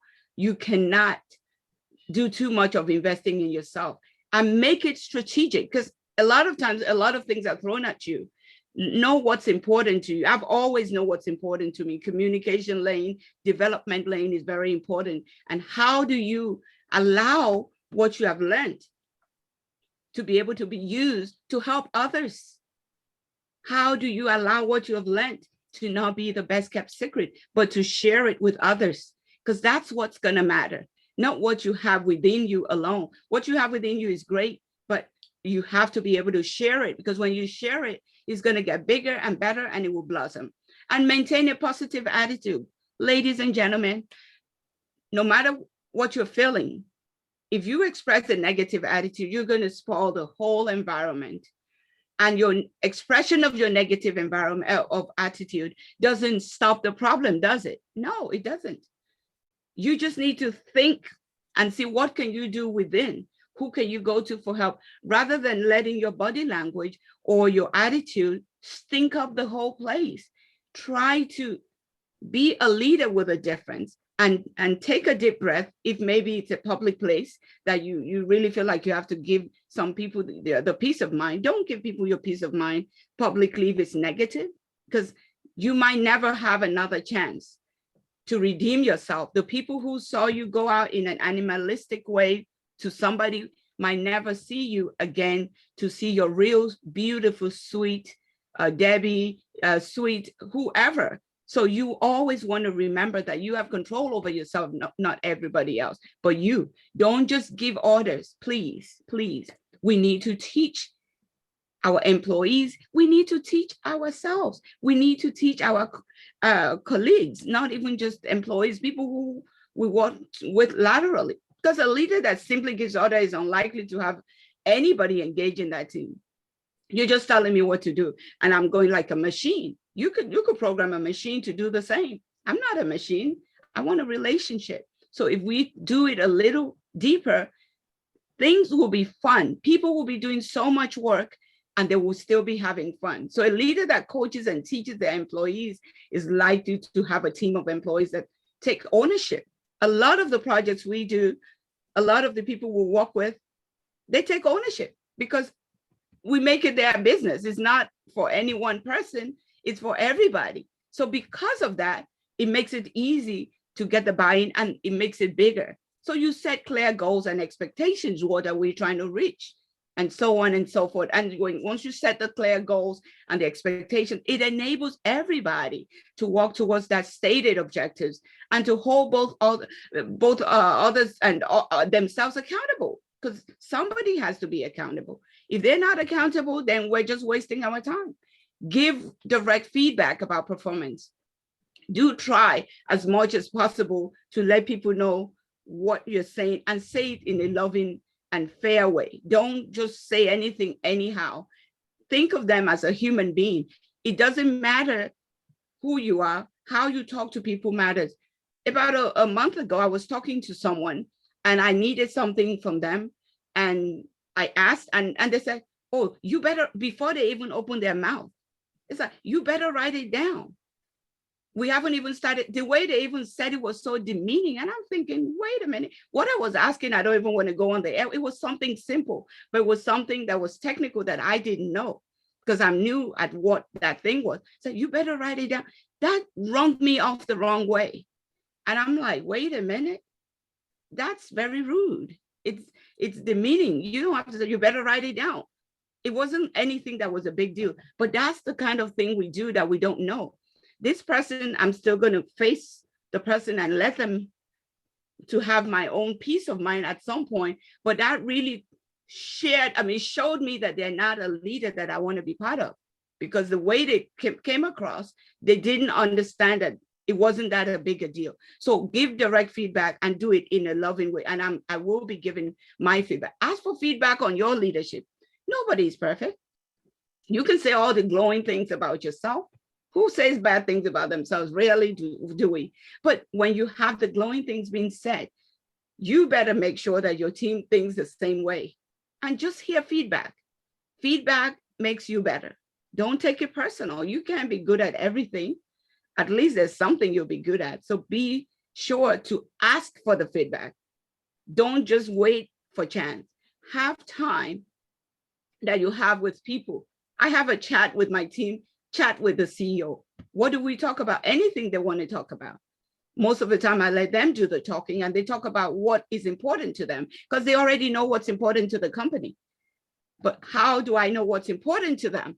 So I know my time. I don't know what I'm doing, how I'm doing with time. The conclusion that I'm going to arrive at is to be, I'm sorry. You're doing good, my dear, don't worry. Okay, yeah, so to really close as I share all of this, to be influential, you lead, you be influential, and you step into power. When you're leading, your leadership is not meant for you to just wear your title and feel super important, like you're all that and a bag of chips. There are other people who, when they know, they can surpass what you're doing, what I'm doing. So we should always come with a humble heart of saying, oh, how can we be big and better? Then our influence will be easily felt. And if you can have influence and not be influential, you can know everybody and laddie-daddy and not be able to make connections or recommendations, or to be in a team where you can support the team and still support your own agenda, because life has to be a win-win, or there's no point to be bothered about it. And then you want to step into your power. What is power? If I ask all of us now, everybody has different definitions for power. Power is nothing that is out of there. Power is just your ability to grant access, to help someone gain access, relevance to something that maybe is important to them. You influence with your power. When you are an influential person, that means you have some powers. Maybe I want to meet Concetta, I want to meet Bianca, and now I'm in space with them. You might not know them, but because I know them, you might think I'm powerful, but there are some powers that are not so visible, because you could be amongst all these names, you might not have access, but on the outside, people think you have it. So be real and be able to assess the level of power you have. Because if you don't assess the level of power you have, people will paint you and make you look like you're bigger than you are. And if we are not careful, we are going to be going down, because we know we're not really what they're saying, but we've painted that picture. And that's what happens in the case of such situations. I know my time is done. The opportunity. Yeah, Dr. Remy, it's fantastic. And we will take questions also from the audience. I have really one important for me to you. Okay. First of all, yeah, I mean, it's, women of power and impact and influence like you are, because this is where you are. Sometimes they are, we are on a platform which is watched by men and women, even though this initiative has been done for women. But very, very often, and it's a mistake, there is a link which is made, automatic link between, power and, that clashes with moral values. Sometimes people who have power, who have impact, they are not good people. So this is very often what people do associate. So please, do you think that being very powerful and very influential can clash with the moral values? Dr. Remy, please. It's a fine line. It's a fine line. And that was why I stated that a leader who is leading with emotional intelligence, a leader who is consciously thinking about what they're going to do. It doesn't mean that I won't fire you. It just means that I would have given you opportunities to have strikes and say, okay, Debbie, you need to do better, and document it in a nice way. I don't have to yell at you to correct you. I can still correct you and be firm. So you can carry your power in a sensitive way that you are not going to wear it on you. But you're right, it's very easy to get mixed up and to get intoxicated by power and lose your moral values. But the minute once you do that, that's the downward spiral for such a leader. You can only fool people so much. People can only tolerate so much. when people have had enough, they are going to speak up, speak out, lash out, and that will bring disgrace to such a leader. So I always err from the section of caution. It doesn't matter who that person is. Treat them with respect.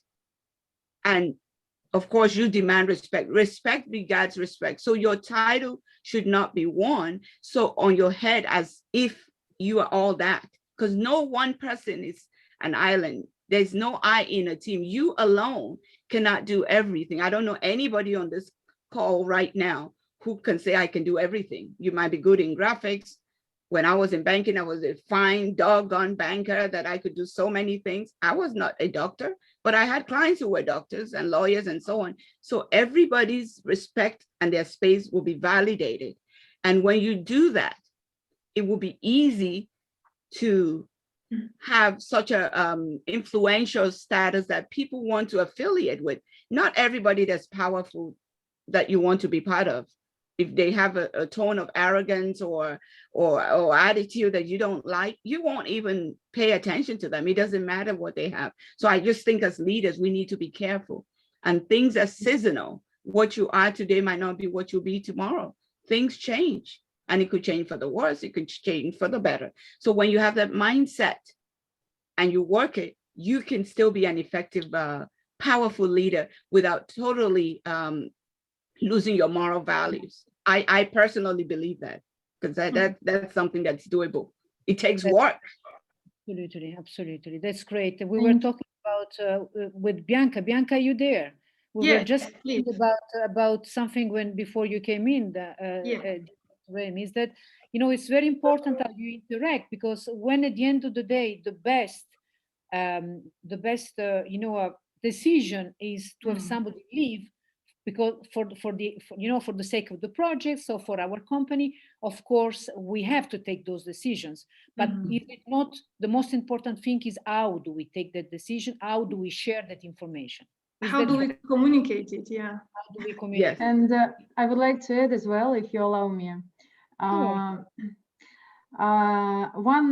of my one powerful leader, my friend, when I told him that it's important to develop your emotional intelligence, that you could build really great relationships with people, he told me, why should I improve this? I just will give them the order. So I guess that the main point, how can we I don't want to say force them, but I mean, how can we encourage, encourage them in developing emotional intelligence, that they really could understand that it's very important for their relationships with others. Sure. Thank you so much. Yeah, that's a very brilliant question, and that's a question we ask ourselves every day. It starts with us. It starts with that individual that wants to do the encouraging or the communication. How are you consistent with your style of leadership, with the work that you're assigned to do, with activities that you're part of? How are you showing up and standing out that no matter what people set, they can't pull you down to not do what you have to do? If you're such an associate or a colleague who constantly find ways to ensure that whatever needs to get done gets done, that you don't let the office politics or people's talking behind and all that distract you, you will be able to do your part. You will do more work, and you will constantly look for how can you connect with such a leader on a personal level, that they've already started watching you, they are happy, and they see that, oh, without her, we can't do much. They will start paying attention to you. And no offense to men, with all due respect, there's an ego that comes with being a man. It's just what it is. And it's hard sometimes for them to get feedback, but there's so many ways to skin a cat, meaning you can find different ways. I find that in my own experience, your action and your attitude close the gap for me, because I will already size you up. I already know your ego. I won't stroke it, because I'm not going to kiss up to anybody. If I'm in my lane, I stay strong in my lane, but I'll respect your ego, and I will find a way to connect and share examples. If you don't know me, I'll give you a little gist about who I am, just to drop a few nuggets, because sometimes they don't know who they're dealing with. So you informally kind of share information without being asked, in a nice way, friendly, maybe sometimes personal. Oh yeah, by the way, you know, I was in corporate America for 17 years. I was a vice president. So by that time, they're coming down and they're thinking, oh, okay, maybe she knows what she's talking about. And then you're showing them your action. At some point, they are listening. They are doing those things, but you might not see it visibly. Honestly, they are. And if you're lucky, they might fess up and thank you, but rarely would you get such a thank you. But the action will change to what you want. So at that point, you can really know that you've done some magic through your actions. You don't have to do anything other than being yourself and adding value and constantly being who you are and doing what you need to do to show up, even when you don't get the support that you want. And eventually everything comes together. And especially if they're business minded, it will come together, and the value, you cannot cover value. It will just, it's like a sweet smelling savour. It's there. You have to see it because it's adding value to people. That's what we are all trying to do. Nothing more, nothing less. Yeah, I don't know if that helps your. Yeah, it's important. And I guess that our role, women's role, I mean, influence on the men with our emotional intelligence, yeah, with our passion, with our gentle, and then probably we can we can help them as well. If you consider men, we will help them to improve their emotional intelligence. And I have one more question. I don't know if we have a time enough. I think that you can do this. Beautiful, Evgenia. Please, you are so fired up. please, Evgenia. Remy, it's very interesting. You gave us one advice, maintain a positive attitude. I even wrote down, and don't express negative attitude. So I'm sure that you know about toxic optimism. Yeah, you know, where is it? Toxic optimism, when you deny negative feelings, and I guess that we all know consequences of that. So how do you think how to find the balance between maintain a positive attitude and toxic optimism? Yeah, thank you. It's not denying the feeling. The feeling is there. So I guess the way to look at it, so if you go out and you just get angry at that situation to address it, does it resolve it right away? I've tried both ways. Does it resolve the problem right away? Probably not. Will it resolve it eventually? Maybe. And if it does, it might take a longer window versus giving that person the benefit of the doubt. It doesn't even have to be a man to woman. It's just a human nature, because I've started thinking that any thought I have, I'm not thinking, oh, it's a woman, it's a man. It's human being. I'm just consistent with everybody. So just being able to know that anger is necessary. It's an emotion that needs to be expressed. But what I'm saying is, does it have to be expressed at that particular time with that individual to continue the conversation? And if it's business, I would say that 2 wrongs will not make a right. It might make you lose business opportunities. A communication dialogue that's serious, verbatim, to express how you're feeling in a positive way is encouraged. Otherwise, if you feel like, okay, this person has to see your anger, what if they don't validate your anger? What is that going to do? You don't want to put your control in anybody's hands. That's the mistake we made when we say male, female, this and that. Your control of your life should be in your hands.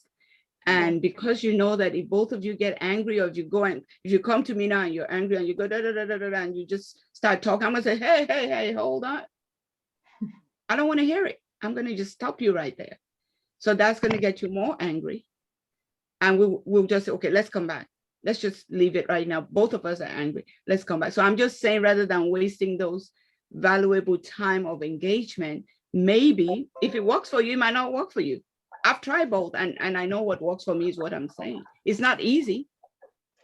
It's not easy, but just taking that deep breath and saying, by the way, this is what I've seen. Like the example I shared with that lady, I told her straight out, I said, oh, you just hurt my feelings by telling me, you need to write it down. Da, da, da, da, da. I said, we haven't even started a conversation. And what I was asking was so minuscule that it was so insignificant in any ramification of life. Just because you know it and you've been doing it for 20 something years, hello to you. So we ended it there. But I wasn't angry. I mean, I was disappointed, but I said it, I said, and we were still continuing the conversation. And I said, you really hurt my feeling from what you just said. I said, but that's okay. I'm right. And I said, oh, I'm writing. Then my voice went down in a very, you can see when I'm angry, I'm quiet. So my voice went so down, and I was just, when she said, oh, Remy, are you there? Oh yeah, I'm here. So I guess her conscience was walking on her thinking, ooh, I just did something to rock Remy's boat for nothing. I think she might be having a bad day. And maybe when I reached out, so I gave her that benefit of the doubt, that maybe she was having a bad day, and I called her. Maybe somebody had just called her who had called her before, who never knew how to separate and write when she tells it. So she just lashed it out on Remy. But I can't take it personal and damn her for life. No, as a leader, because you need each other. She's somebody I'm going to need. Or she would need me. She's a good company when she's in a good mood. So maybe I caught her in a bad mood. So that's why I'm saying that we have the negative energy. It's okay to express it. But I still express mine. By talking about it now, I'm expressing it. That's really what I'm doing, because the more I talk about it, the less irrelevant it becomes to me. So that's just what works for me, but all of us are different. So what works for all of us will be very, very different. So I don't know if that sheds some more light into your question. Yeah, it's an amazing answer. Thank you very much, Remy. You're welcome. Can I share something? Sure. Yeah. Dr. Remy, how do you define anger? How do you define anger, and why, as a human, we usually get angry? Okay, I define anger as an expression, a toxic expression of displeasure. That's just my definition. Is a toxic displeasure. I mean, you're not happy about something. It's an expression of just a toxic disposition. And what was your second part of your question, Ash? Can I share something? Can I share something, Doctor? Yeah, you were asking me a second part to the question. You said the definition, and there was another thing you asked. My first part was actually why we get angry, why human beings get angry. And my second part was a little bit of different, but I'll define it in this way. When as a human being, we feel that we are losing, we can't express ourselves. We can't impose something to others. Sometimes we can't convince someone. Then there is an expression, and that expression goes as anger. And my second part of my question was actually, what is negativity and what is positivity in life? As per my understanding, everything is plus. I don't call it as positive or negative, because if you look at the life graph, when you go towards, if this is the graph, okay, and this is your x-axis, you're going towards x-axis like this, we call it positive. But in logic, if you're going towards this is also positive in negative direction. If we don't have so-called negative energy in our life, we cannot define positive energy. If every one of us feel that we should do good for humanity, world would have been beautiful. But how will you then define empathy? How will you then define goodness? Everything will be so common. So my question is, how do you define the balance in life when you have someone whose mindset changed into negative in your perspective? It is always perspective. It cannot be like he's a negative person, because that negative person is good in someone's book. And how do you define someone who is a positive person who probably all of a sudden became a little bit of angry, showing some kind of agony because somehow he couldn't express himself? It's just like a kid, just like a child who is shouting, "Give me a candy." But when you don't give it, he started shouting, and then he started crying, and then he shouted like, "I need that, I need that." So probably that's there inside that human being. He or she is still that child, is not grown up, he don't want to grow up. How do you define these kind of situations in life? So hot discussion. If I may add, was that for me or question? Yes, ma'am, that is for you. Oh, okay, all right. Okay, thank so you for such interesting somebody discussion. else was speaking. But actually, I just raised the point of anger, the definition of anger. And actually, my question is, when should we express our anger? Is it right to, for example, for myself, I'm like you, Remy. When I'm angry, I prefer to be calm as much as I can. Then I discuss the reasons of making me angry. But in other situations, you have to be very assertive and transfer your feeling of anger to the other person. So when is the right time to express your anger? Thank you. Yeah, and I'll take both together, and they're interwoven. What I just asked, how do you determine who is negative and who is positive? It's very relative. Like he said, somebody that's super negative, in my opinion, might be his best friend, and he might just love that person and whatever they do. So it depends on your opinion of what you're thinking.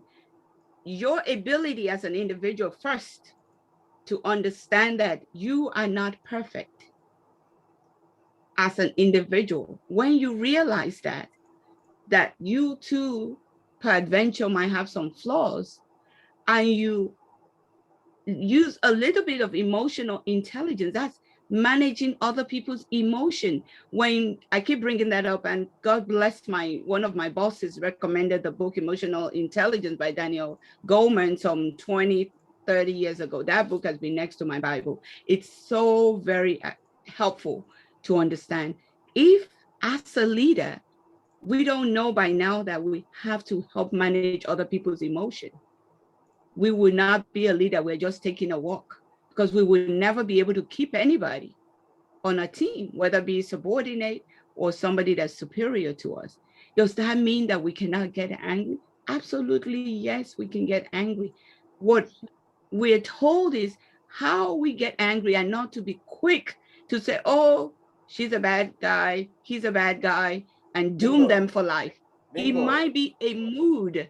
It might be a situation that triggered, like I was just saying, as I was talking, the lady, I shared the example of how she went off and just said, write it down, like she was talking to a kid who was a 1-year-old. Now that I'm talking about it, maybe she just had a bad experience with somebody. So you catch people in different moods, and I've caught her in better moods. So as a leader, you cannot say one strike, you're out. And you cannot label people. Let's get away from labeling. And the best way to get away from labeling is direct communication. Absolutely. Not me picking the phone now and calling other friends and say, somebody said, and all of that. No, I'm going to call her and give her my Jesus talk and let her know how I feel. So to help her, because I'm a coach, to help her to say, next time, if you need to say things, watch how you say it, because you might never get a second chance for somebody to give you a chance to say that you are okay, because what you did to me, blah, blah. And then you will hear, "Oh, Remy, I was having a bad day." Think for that individual. If you read that book, honestly, everything that we're saying will be so glaring to you. Managing other people's emotion. Anger is part of it. Does it mean when they're angry and hitting on you, you're going to be looking? No, you don't let it get to that part. You don't let it get to that part. It doesn't mean that you're going to have that you won't express it. It's just how you express it. Like when I'm angry and I'm quiet, when I'm quiet around the home, I've been married for over 30 something years. When I'm quiet around the home, everybody is wondering what's going on. Then everybody is checking to see, oh, what happened, who did what? Because they already know something happened. But rather than me going off and raising my blood pressure and stressing everybody else, I quickly go into my cocoon, and everyone will make amends and correct whatever it is without me even opening my mouth, because they are already checking and crossing out what happened, who did what, da da da da. And then they go. And later when I'm calm enough and they start doing all of the attention grabber, and then they say one, I say, yeah, and then I express it. Then I let them have it. I go deep. Then they have my attention, right?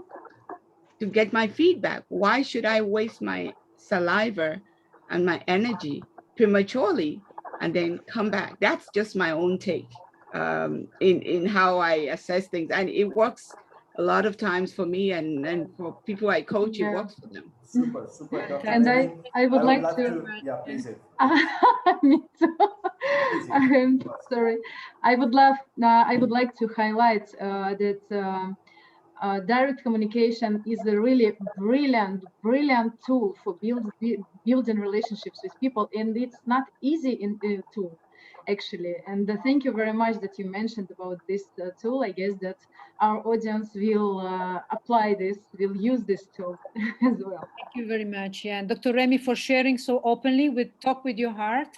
You know, you really have a fantastic background. You're done your way, you're made your way, and you're still humble. You still see, you know, when it's right to act, and all the work that you do every day for us, to women, and for everyone. I'm just really, really super happy to have met you on my path. Thank you very much for the sharing. Thank you very much for being with us. Thank you very much. Thank you, my sisters and brother. Thank you for the invitation, and all the best. Yeah. Pleasure. Thank you very much. It was great. May I request our beautiful Farah to probably lead the next speaker? We can see that Sadia is already here.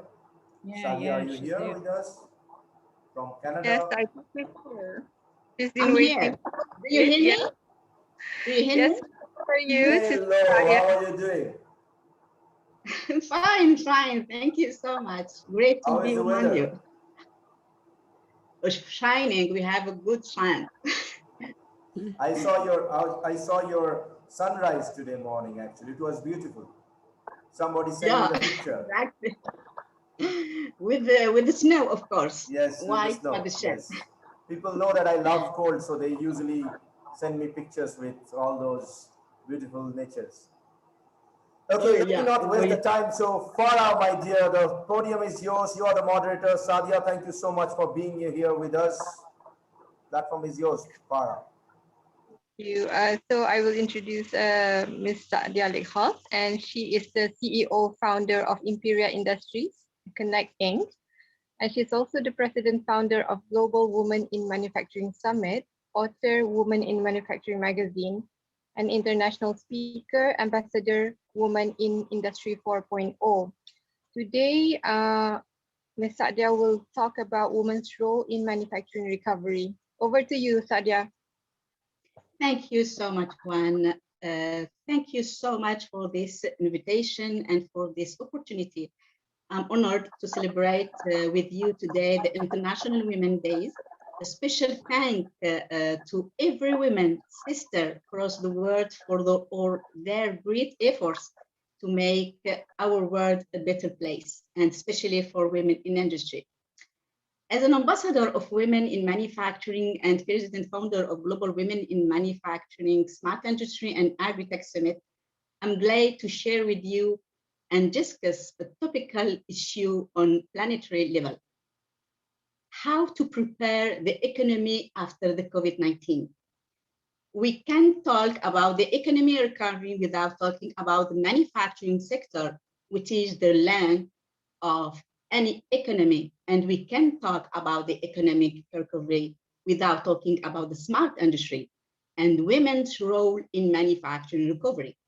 Today, we are living in digital world, a new world where everything it's to be reviewed and transformed, starting by our daily life. And knowing when women have always had a major impact on economic and social development. Gender parity is the big challenge of today. And the place of women in industry is a social issue, but it's also an economic and competitive imperative for our companies. Now, what the place and impact women in economic recovery? Digitalization, diversity have the same fight. No doubt, digital and women are crucial keys for economic recovery. And what the place for the women in digital? The face of digital transformation is feminine. Digital is an opportunity for women, and the opposite is right.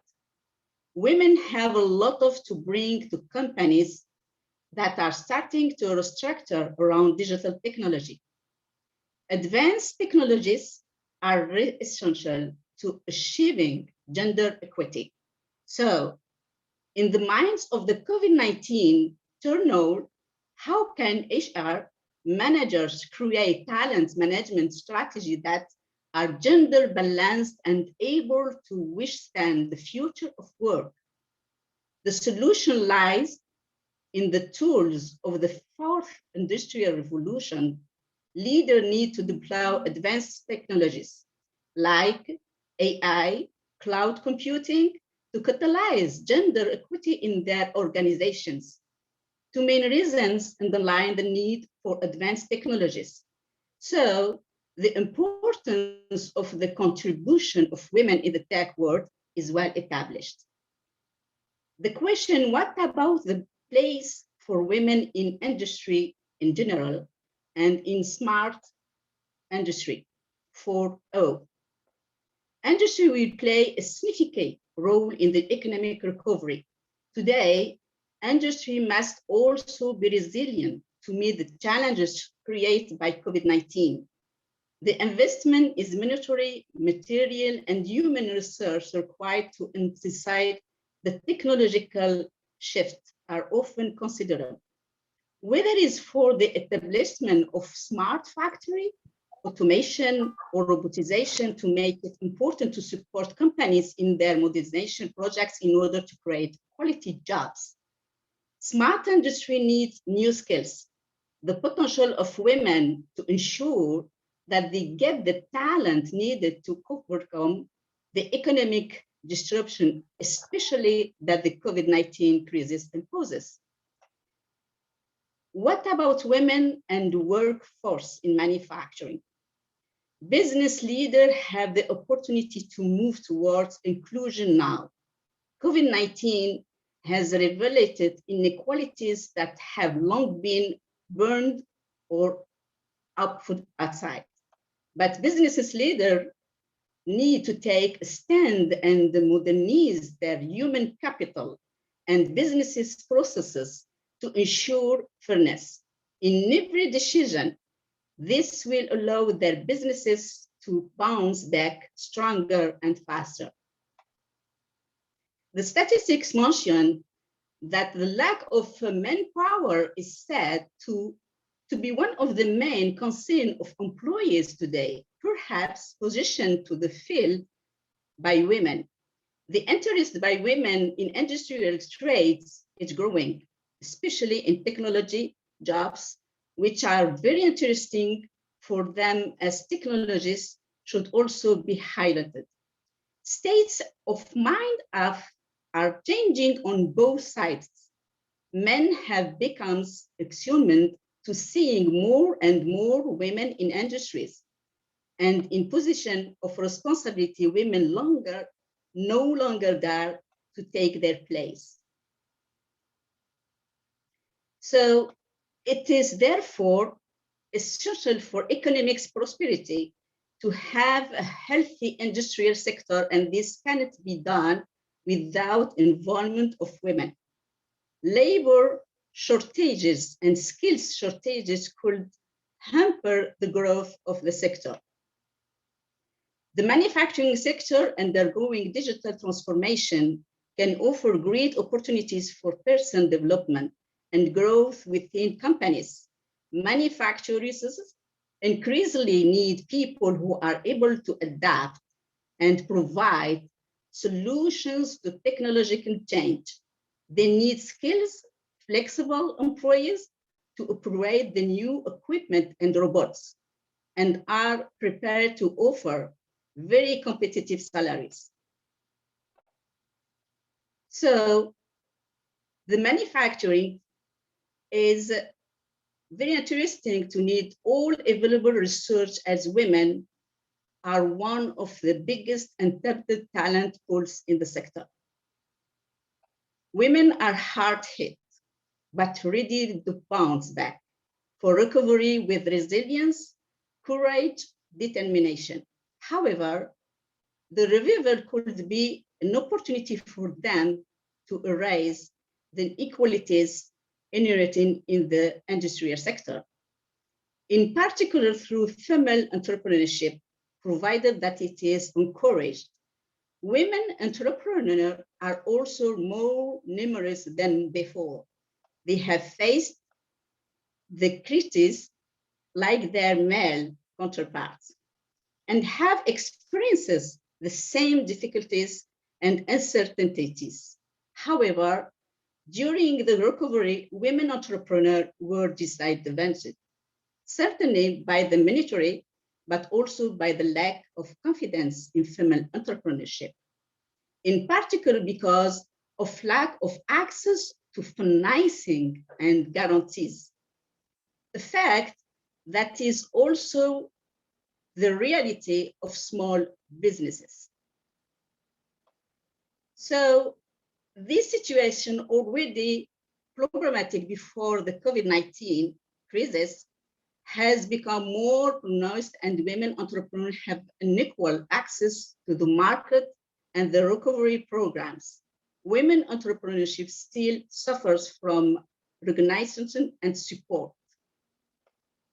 So to have an idea about how we can give the solution about the future of economic through the manufacturing, according to Union Women, urge G20 finance ministers and central bank governance to encourage line ministries to invest in women's immediate and long-term priority.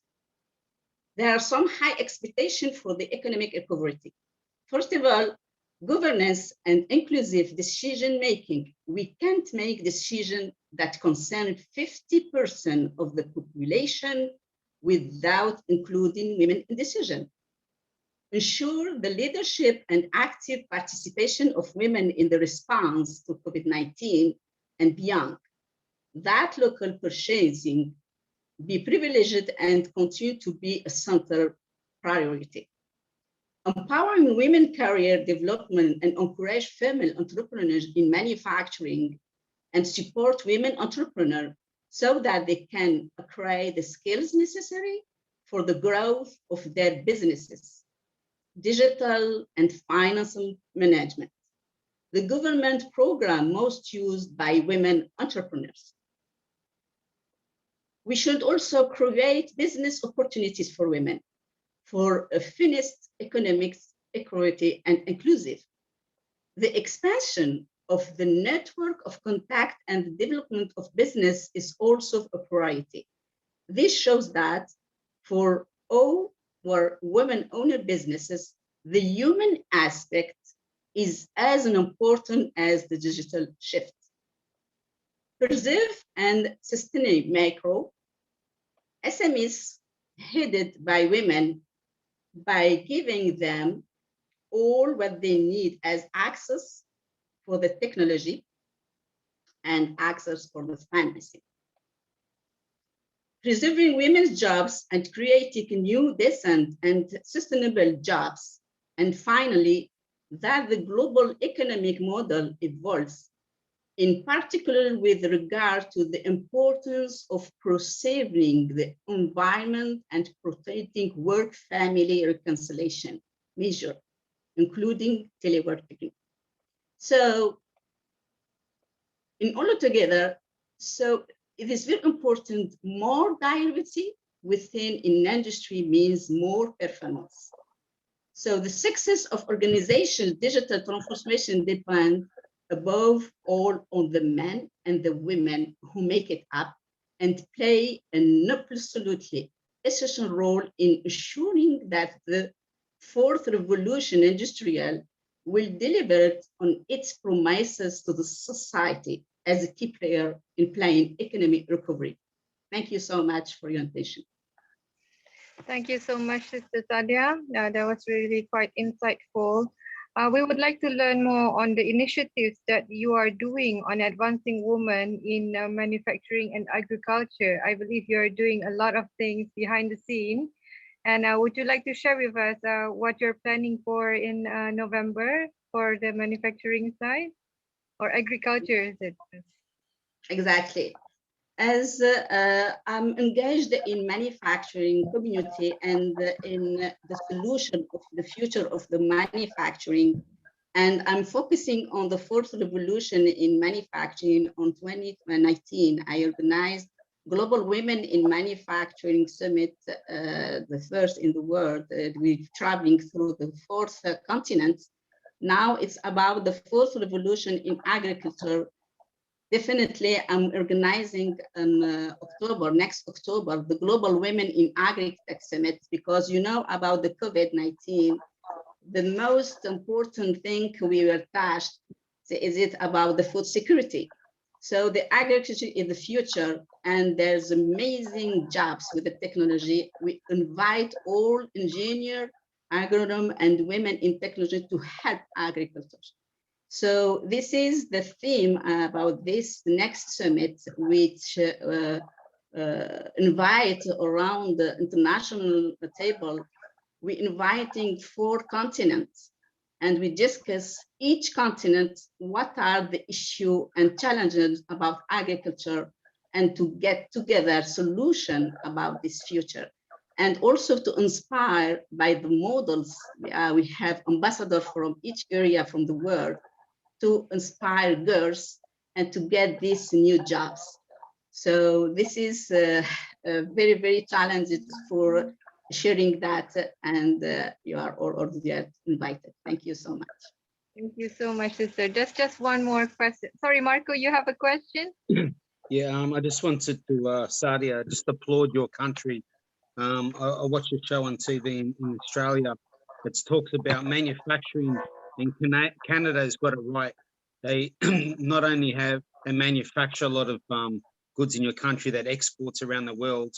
You know, it's amazing, and the innovation that you have in manufacturing food products is quite unique.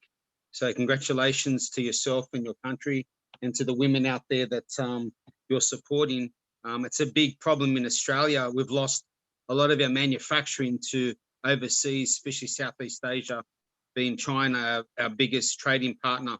And being a man that was born in Australia, Sydney, I feel really deep and saddened that we've allowed this to happen in all industries in Australia. We can't manufacture anything because they say it's too costly.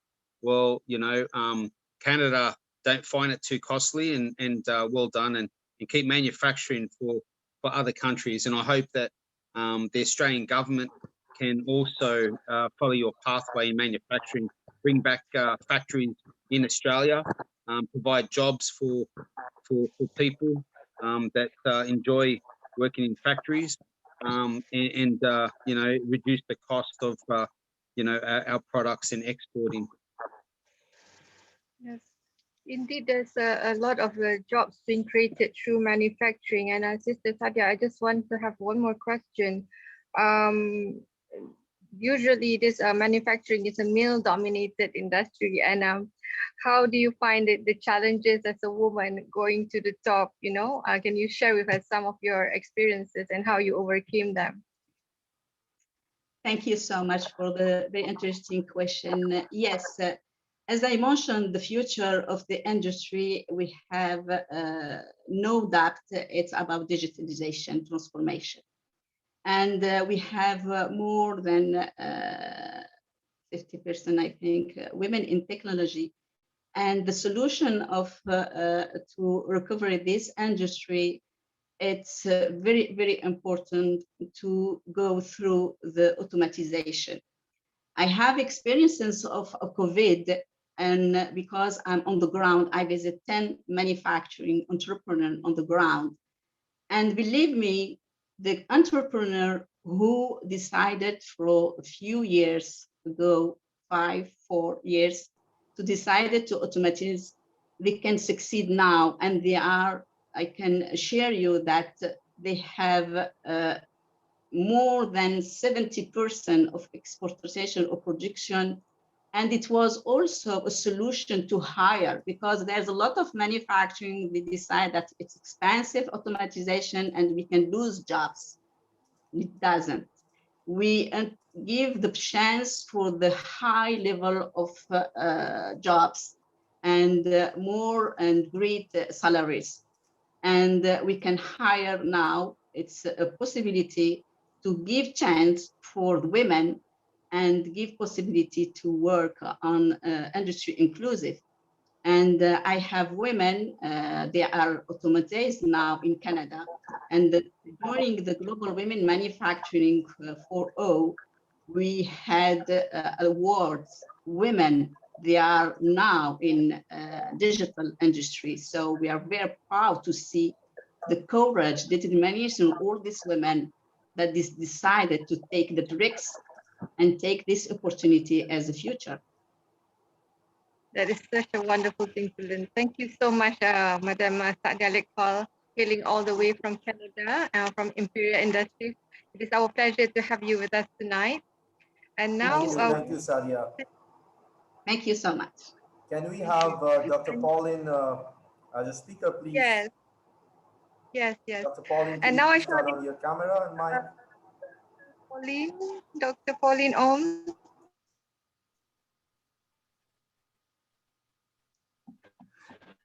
Good day.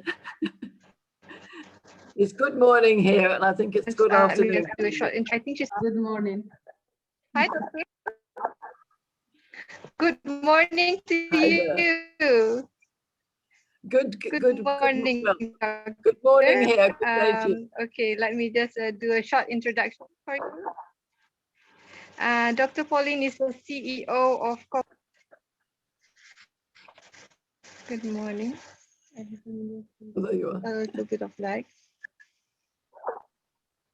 Hi, Doctor. Okay, I just want to introduce you for a bit. So you are the CEO of Corporate Hearts, and you are the specialist on gender dynamics intelligence between men and women. And you also advocate the ambassador. You are the ambassador of Magical Conversations.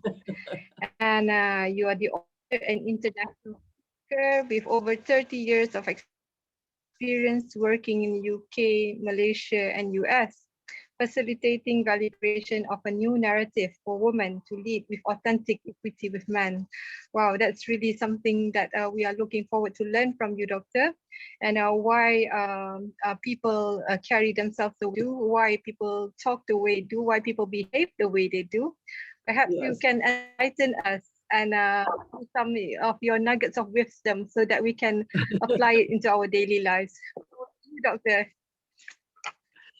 Just to share with you, Dr. Pauline is my mentor last time, and still currently she mentors me. I learned a lot from her.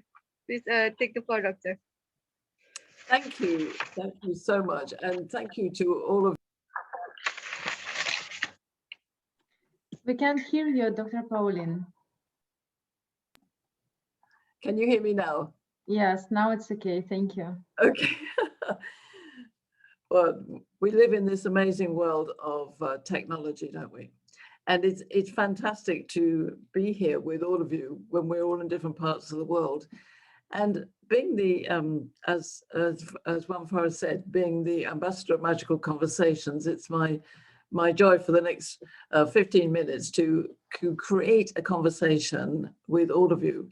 And what I mean by this is that I study conversations all my life. And what I observed from being a child in a British family where we had lots of tea parties, as you may or may not have. The conversation was the juice of the day. And sometimes conversations would flow and sometimes they would not flow. And I think from a very young age, I realized that it was down to me to get involved in a conversation. So as I evolved my life from London, England, to all parts of the world, I've been very fortunate to travel and to live in Malaysia, where I met Farah, and now in the US. What I realize is that everybody has part of a conversation. And what I observe today is that men and women often don't understand each other. Often we get involved in, dare I say, foolish arguments and discussions and debates about who is right, who is wrong. And it's my passion to help everybody understand what I call gender dynamics intelligence. So I think there's an intelligence for all of you in how you have really good conversations with some people and not with others. And over the last 30 years, that's not all of my life, obviously I'm somewhat older than that, but over the last 30 years, I've been really studying how men and women develop the ideas that we have. How do we develop the perceptions we have about women? And our last speaker was talking about, the limitations that some women have in certain sectors. Some sectors in business are very male. How do we deal with that? So as I studied this through my journey, I got involved in the image industry. And in that might sound like a tangent, but when I was in that, I was studying how people present themselves, how men and women present themselves, and especially women. And I really started to study why women were marginalized, why we were not in pole position, why weren't we, as the last speaker said, half of the world is female, half the world is male. Why aren't we naturally just in there together in the boardroom? And we know and we study that it's certainly in America, which I'm studying at the moment, out of the Fortune 500, I think there's 32 female CEOs. So that's not very many. And obviously, women often are not at the top of businesses, but they are the majority of the business employees. So we've got this imbalance. We've always had this over the last century. And everything is getting better. I would agree with that. And I study the increase of women in boardroom positions and in pole position and now in political roles. And as we all know, we read the news about how female leaders are being applauded for how they're dealing with COVID, especially the Prime Minister of New Zealand and Finland and Germany. We have these women being applauded. But why is it not easy for everybody just to be in every position they want to be? So I'd like to share with you a model of how we might do things different and how we might understand each other. And I thought I would just use some illustrations that I'd drawn rather than going into PowerPoint. So I want to bring the first model that I use, which is very important. And I used this when I was in Malaysia, and Farah was one of my students, weren't you, Farah? That was so important. I was working with 35 Malaysian entrepreneurs, and Farah was one of them. And we were looking at what is the impact you as a woman make in your life, but in your business life? And where is the importance you place on yourself as an important part of that scenario? Now, for some people, that might feel like being very egotistical, but it's not. It's about having value for yourself. So I have a principle which looks very simply like this. So if you can see that. And it's very simple, 3 arrows. And notice, the first arrow is me, the second arrow is you and me, and the third arrow is we. So I want you to hold that in your mind. The me arrow is who we are. And I'm going to focus on women, though this is definitely for men as well. But what is the magic of being a woman? What is the me that makes us all amazing, talented women? And what do we give to relationships? The second arrow is you and me. So that's you and everybody that you know in your life, your mother, your father, your brother, your sister, your uncle, your aunt, your colleagues, your clients. How do you make that relationship work if you don't know the me? And the third arrow is we. So that's our collective. Here we are today as this conference. Here we are as a world, and each of us in our own countries, our own businesses. How do we create that collective?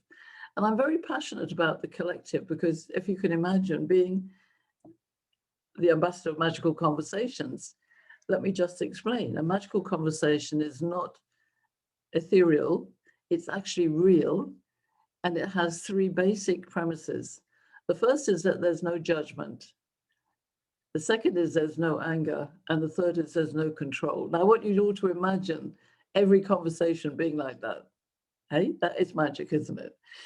So what happens when men and women don't see eye to eye and the magic disappears?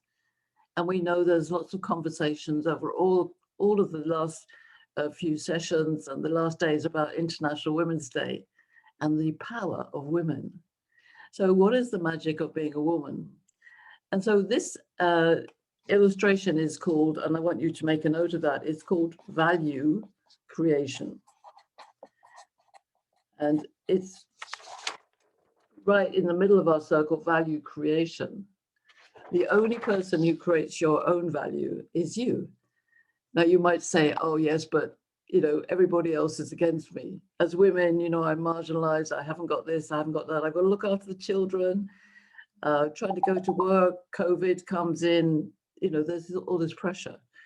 But actually understanding our own magic is what makes us the authentic, brave, courageous individuals that we are. And yes, women have lots of things to deal with. So taking that into consideration and understanding that as a philosophy, how do we deal with those challenges of, but does that other person understand me? And especially if we focus on the magic of women, how do men understand me in this world? And we had some references from Marco. I know he was saying about, you know, male industry sectors where maybe a woman walks into a room where everybody is a man. Maybe there are challenges that are different if she walks into a room of women, for sure. Now, sometimes women don't play to their best strengths, and I'm very passionate about this. So let me illustrate this with a story. I was working with a British woman, and she was actually going for a top role in a non-exec board. And for women who've never been in a senior leader role, that might seem awesome. And she was going to be the only woman in this room. So we were working on her, how she would sell her magic, if you like. She had a fantastic interview with the chairman. She got the role. She went into the room. I didn't see her for 3 months. When I met her again, I said, how's it going? And she said, I don't know. They expect me to make the coffee. I don't know whether you have that experience. I said, what? She said, well, what happened? So she said, well, when I first went into the first meeting, I thought I'd get to know everybody. So I didn't really push who I was. And one of the gentlemen said, would you make the coffee? So she did. Not a good move. Now, this is not just about whether she made the coffee or not, but when you think about it, the impression that we give as women has to be in that me. She was a brilliant financial CFO. Now, what happened was she realized that she had changed the impact of how she was in that room. So what I'm going to appeal to women is that it's about being in your ownership of your place without being, remember, judgmental, angry, or controlling. So it's about being in ownership of who you are. How do we do that? A question I ask you now is, are all women the same? Any nods on the screen here or out there? Not all women are the same. Women and men are different fundamentally, and women are not all the same, men are not all the same. So when I thought about this, I thought, now, how can I help all of my clients to understand this? Now, as a child, I was a very good mathematician. It just happened to be that was my strength. And I loved the idea of logic. I was often in my head as opposed to my heart. And I realized I was what I call a masculine-minded female. And I thought, well, my sisters, a lot of them are more feminine-minded. So that's okay, because masculine and feminine are the drivers in all of us. So in men and women, and all of you will know the yin and yang, we have different energies in us. So the basic difference was, I thought, right, there's difference between men and women, and then there's differences between women. So I'm going to illustrate this with a map. And remember, I'm a mathematician and I like geometry. And you may not like geometry, but I thought, right, I shall make a map in order to help me understand who I am. So I thought, right, let's think of an illustration. What is the main difference between men and women? You might say, well, there's lots of them. So biological differences, there's neurological differences, and then we have personality differences. So I wanted to focus on the biology and the neurology. Now, evidentially, men are full of testosterone, women are full of estrogen. We won't go into some of that medical detail, but essentially, men work on a very simple yes, no, either or principle. And women run on a very and circular principle. So I can see some of the lovely, beautiful, magical women on this call smiling at me. Yes, we are different. And this is going to be very fundamental when we come to our language differences between us. So let me illustrate this. I thought, right, what's a basic symbol in our world? A square and a circle. So you might call me very simple, but I said, right, I would like you to draw that on your pad. And then illustrating that with language, that men tend to ask questions and want answers, whereas women ask questions and don't want answers. I don't know whether you could assimilate that into how you've seen yourselves in this conference as well. Women tend to work on a circular pattern of conversation and action. So traditionally, and in psychology, we know that women are relationship focused and men are task focused. So I'm going to just put that into my illustration. And if you can draw this, and we know that men are more task focused and women are more relationship focused. Now, of course, as I said to you, not all women are the same. And I interviewed many, many men, over 50 men, over my research period, looking at how do you feel about what's happening for men? And I have to tell you that all the men said, life really for me is very straightforward, dare I say simple, whereas I think women are very complex. Now, it's not that we're complex, yes, we are, but we are circular in our complexity. So what happens is men are going either or, and women go and. Now, given that, we're going to put everybody into a bigger map because everybody is in the same world. So we don't exist without other people. And what's happened is instead of having two operating patterns, we've had one. So let me explain this. The operating pattern of business that's been evolved over the last century, and dare I say centuries beforehand, which has been designed on a male principle, is very straight line and very like a square on a square on a square. And women came into the mix in a very circular, emotional, relational way. And this is what I observe when I look at how people are working in the world. We've now got a shift where we know we need relational, circular energy. And this is where women come into their own. Women are fantastic business entrepreneurs, and men are too, but we act on these two different operating patterns. So what do you imagine that square and that circle as now the two operating patterns of business? It'd be like having a PC and a Mac. Now, you know, if you have a PC and a Mac, those two computers work on programs that run across the two operating patterns, but they're not the same operating patterns. And when things go wrong, it's the operating patterns that usually cause the bumps. So you've got to imagine that all the men in the room are sitting around the table, they're organizing business on that square principle, and the women come in and we're working on a circular principle. And we bring, as my client did, she decided to bring that circular principle into that first meeting where she started, yes, making the coffee and being friendly. And it wasn't that the men didn't enjoy that, but they didn't position her as somebody the same as them. Does that make sense? When she changed that and she started just being who she was, which was the financial advisor on that board, she was the finance woman. She could still make the coffee, but it wasn't something that was her primary activity. Now, one of the things here is that not every situation is the same, but generally this occurs. And I'd like to give you an example. Over the last 9 months, I've been running a monthly meeting with men and women from across the world. So we have from Australia to Canada, UK, Europe, in Asia, and obviously in the US now. People, we come together and we're discussing how do we create a new narrative? Because if we're moving to a world where men and women are working and living and loving together, we have to have a different narrative to the one that we used to have. And it's got to combine the either or narrative with the and narrative. And so I'm going to give you a lovely example.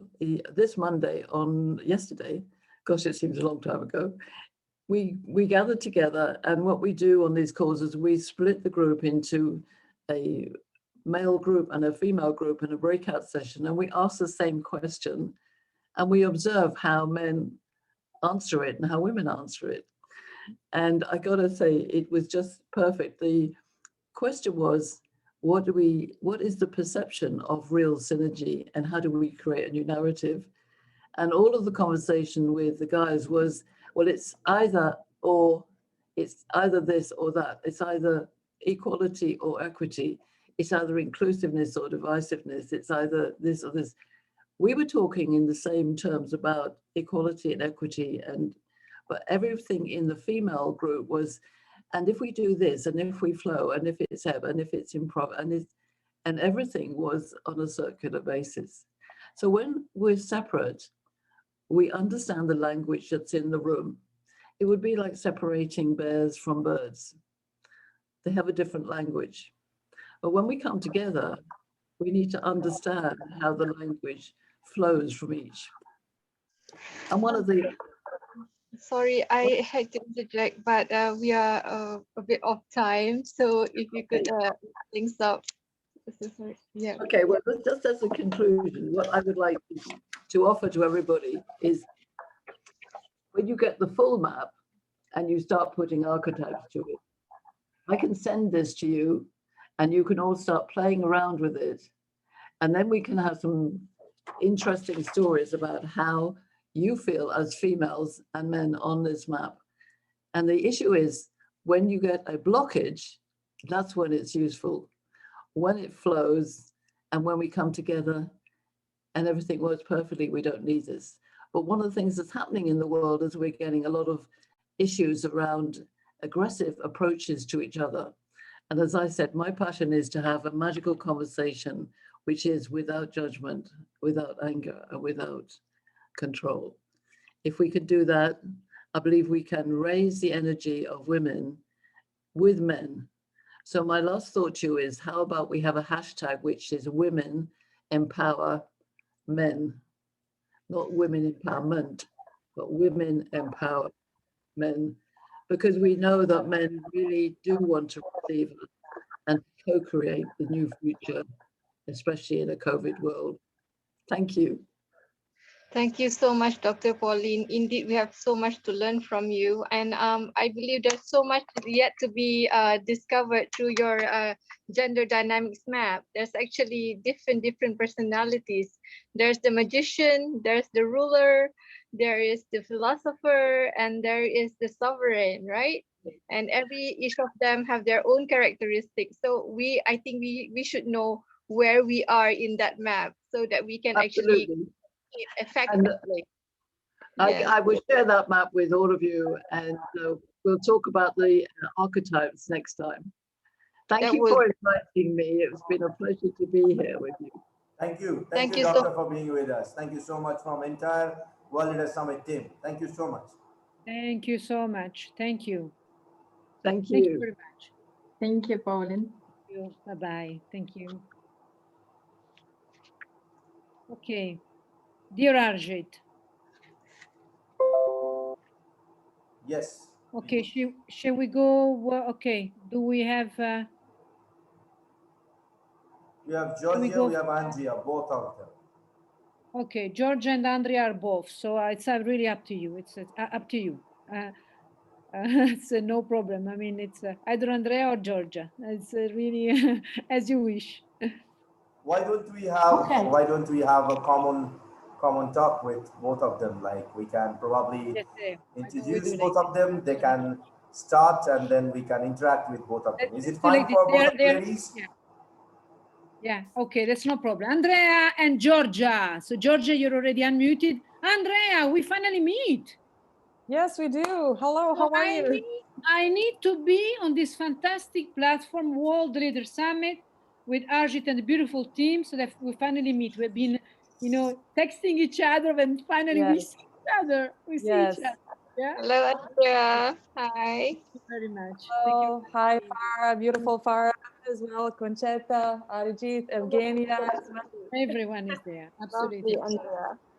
Okay, so we're really, in fact, really running extremely out of time. So please, Andrea, and just if you can start with your team, so that we can already get into this, and then we move to Georgia. We do a little bit. We do together at the same time. So Absolutely. No problem. Thank you. Absolutely. Grazie, Georgia.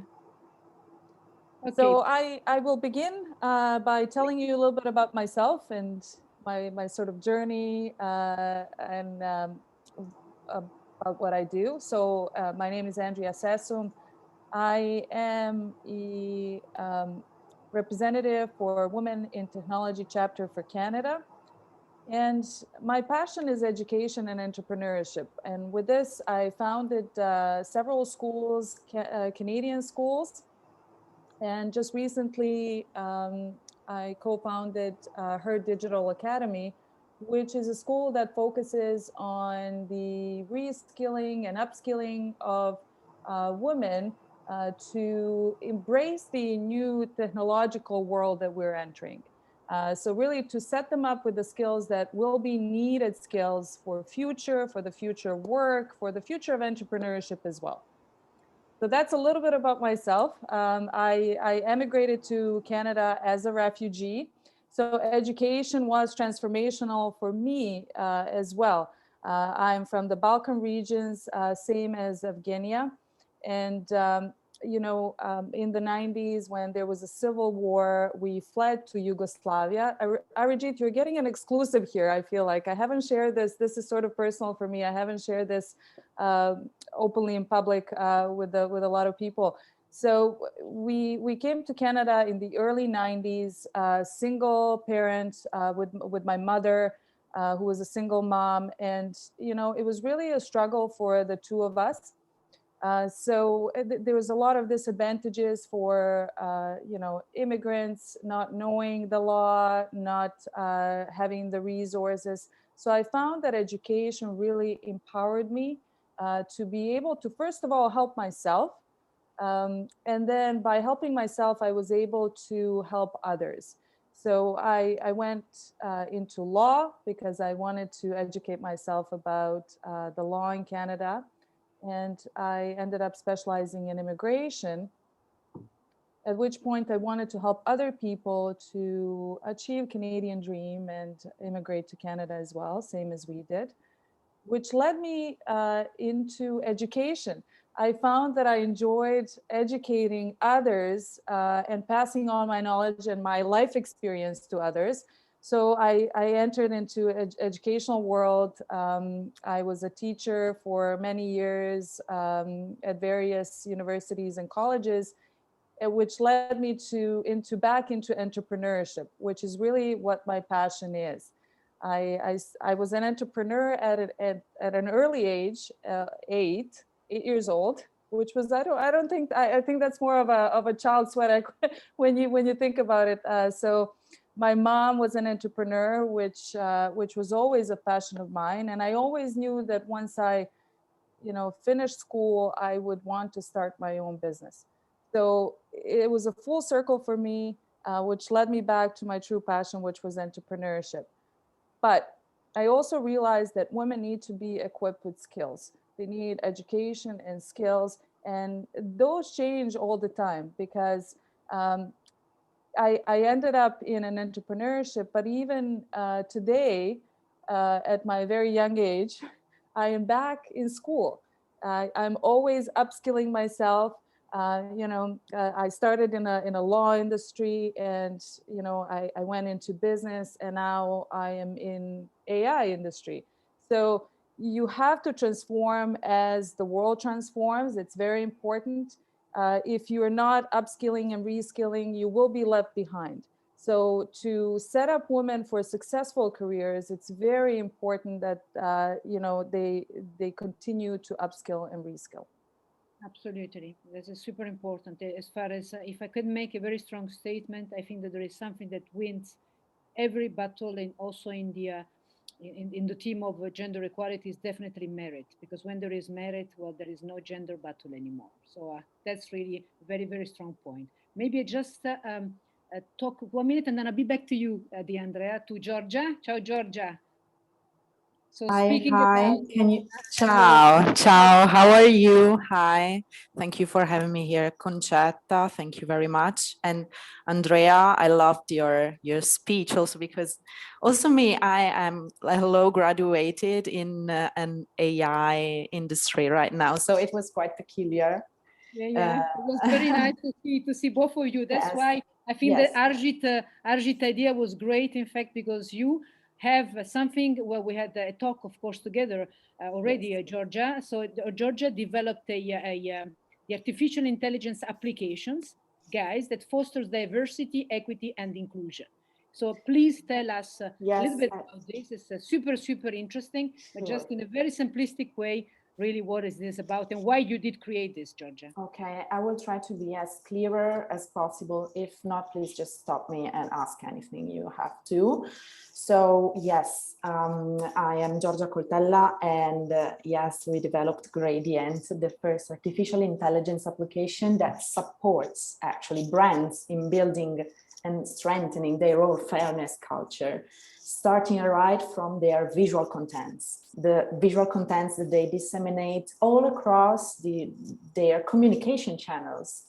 And Gradient evaluates their degree of diversity, equity, and inclusion that brands transmit through visuals.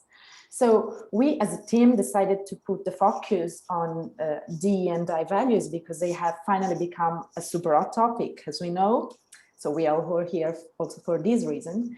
And so we asked ourselves, how can we foster these values and how can we do it with our own technology? Well, with Gradient's parent company, Calify, we already were working with images and videos. So as you may know, visual contents more than words are a self-explanatory universal language.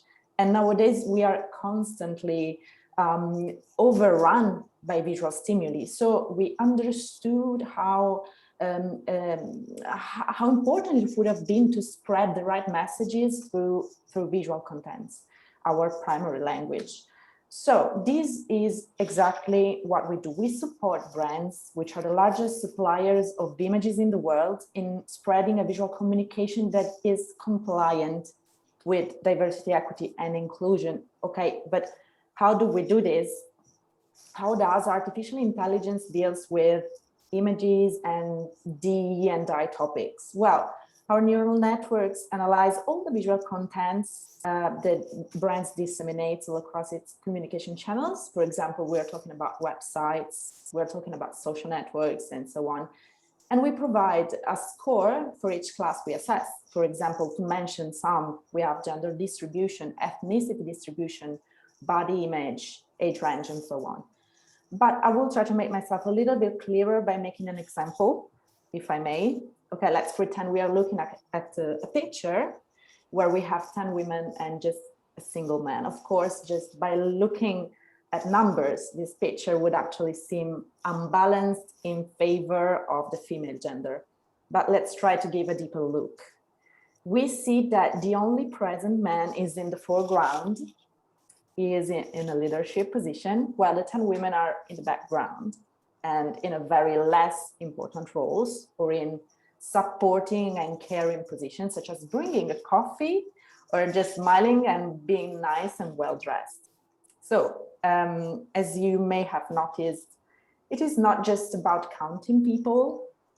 Our science understands the priority given to each specific subject in a visual content. And that is way more important than numbers, which are, let me say, relatively easy to calculate. Okay, once we make our visual diversity, equity, and inclusion audit, we provide brands with reports. And these reports include all the scores provided by our AI, and they can integrate their company sustainability report. Right from the moment the company receives the report, it can take action and change its approach and modify and correct its visual communication where it is lacking. So why a brand should do this? Of course, sharing images and videos means telling stories and creating a strategic brand identity able to tell the story of everyone is key to reach an audience as wide as possible. Again, being perceived by the targeted audience as inclusive, as an inclusive brand means gaining long-lasting credibility, or having a solid brand reputation in line with the brand identity means being known as a coherent or reliable brand. So also I thought about we all understood it's not just a matter of marketing. I would like to underline this thing. I wish to emphasize the fact that we are not just talking about increasing revenues of a company. We are talking about something much more impactful. We are talking about spreading the right message, such as normalizing normal bodies, seeing women in leadership roles, and so on. And let's pretend that a banner pops out on our computer screen. It is an advertisement of a global top-tier football team, and a woman appears as a president of this football team. How would you feel? Would it look a little bit out of context to you?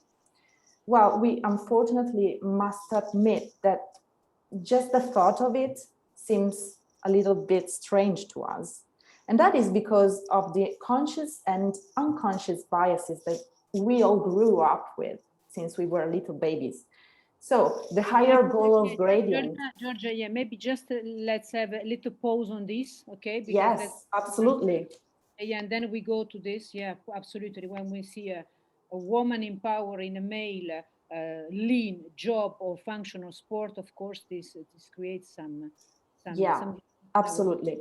The right designs or not. Just please let's comment on this. I go back to my friend Andrea. Andrea, so entrepreneur in your heart as always. So switching from education to being what you really are, an entrepreneur. So what's your message to the women today?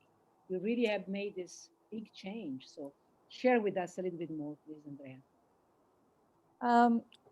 So yes, for women entrepreneurs and for women in general, I think, and Georgia has a great point. We're still fighting the bias. And I love what you're working on, Georgia. I think it's absolutely great idea.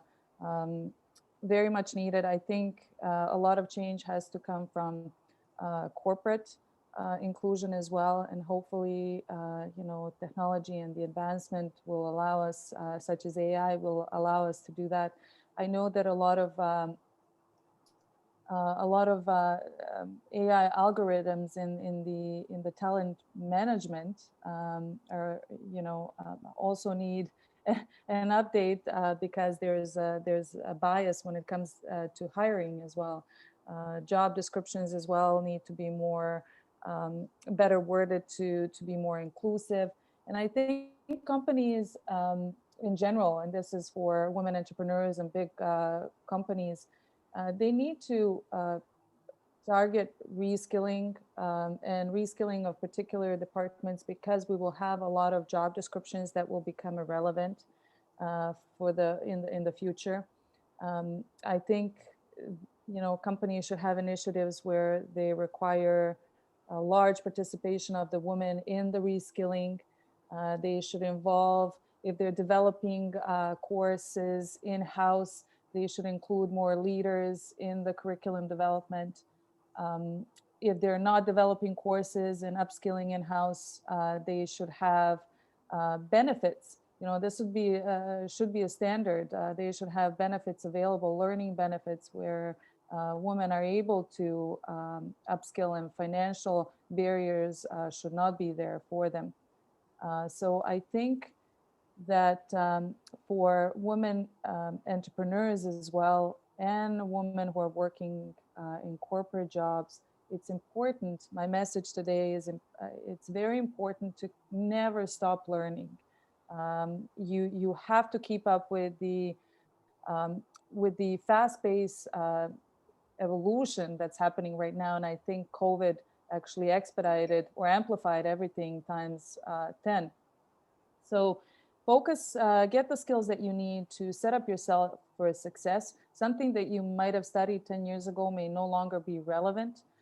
So ensure that you are either upskilling, or if your job will no longer be relevant in the next 3 to 5 years, ensure that you are reskilling. You're entering into a profession where you will be able to find a great job, you'll be able to be in a great career, and you'll be able to excel in that career as well. It's not going to be a stagnant career.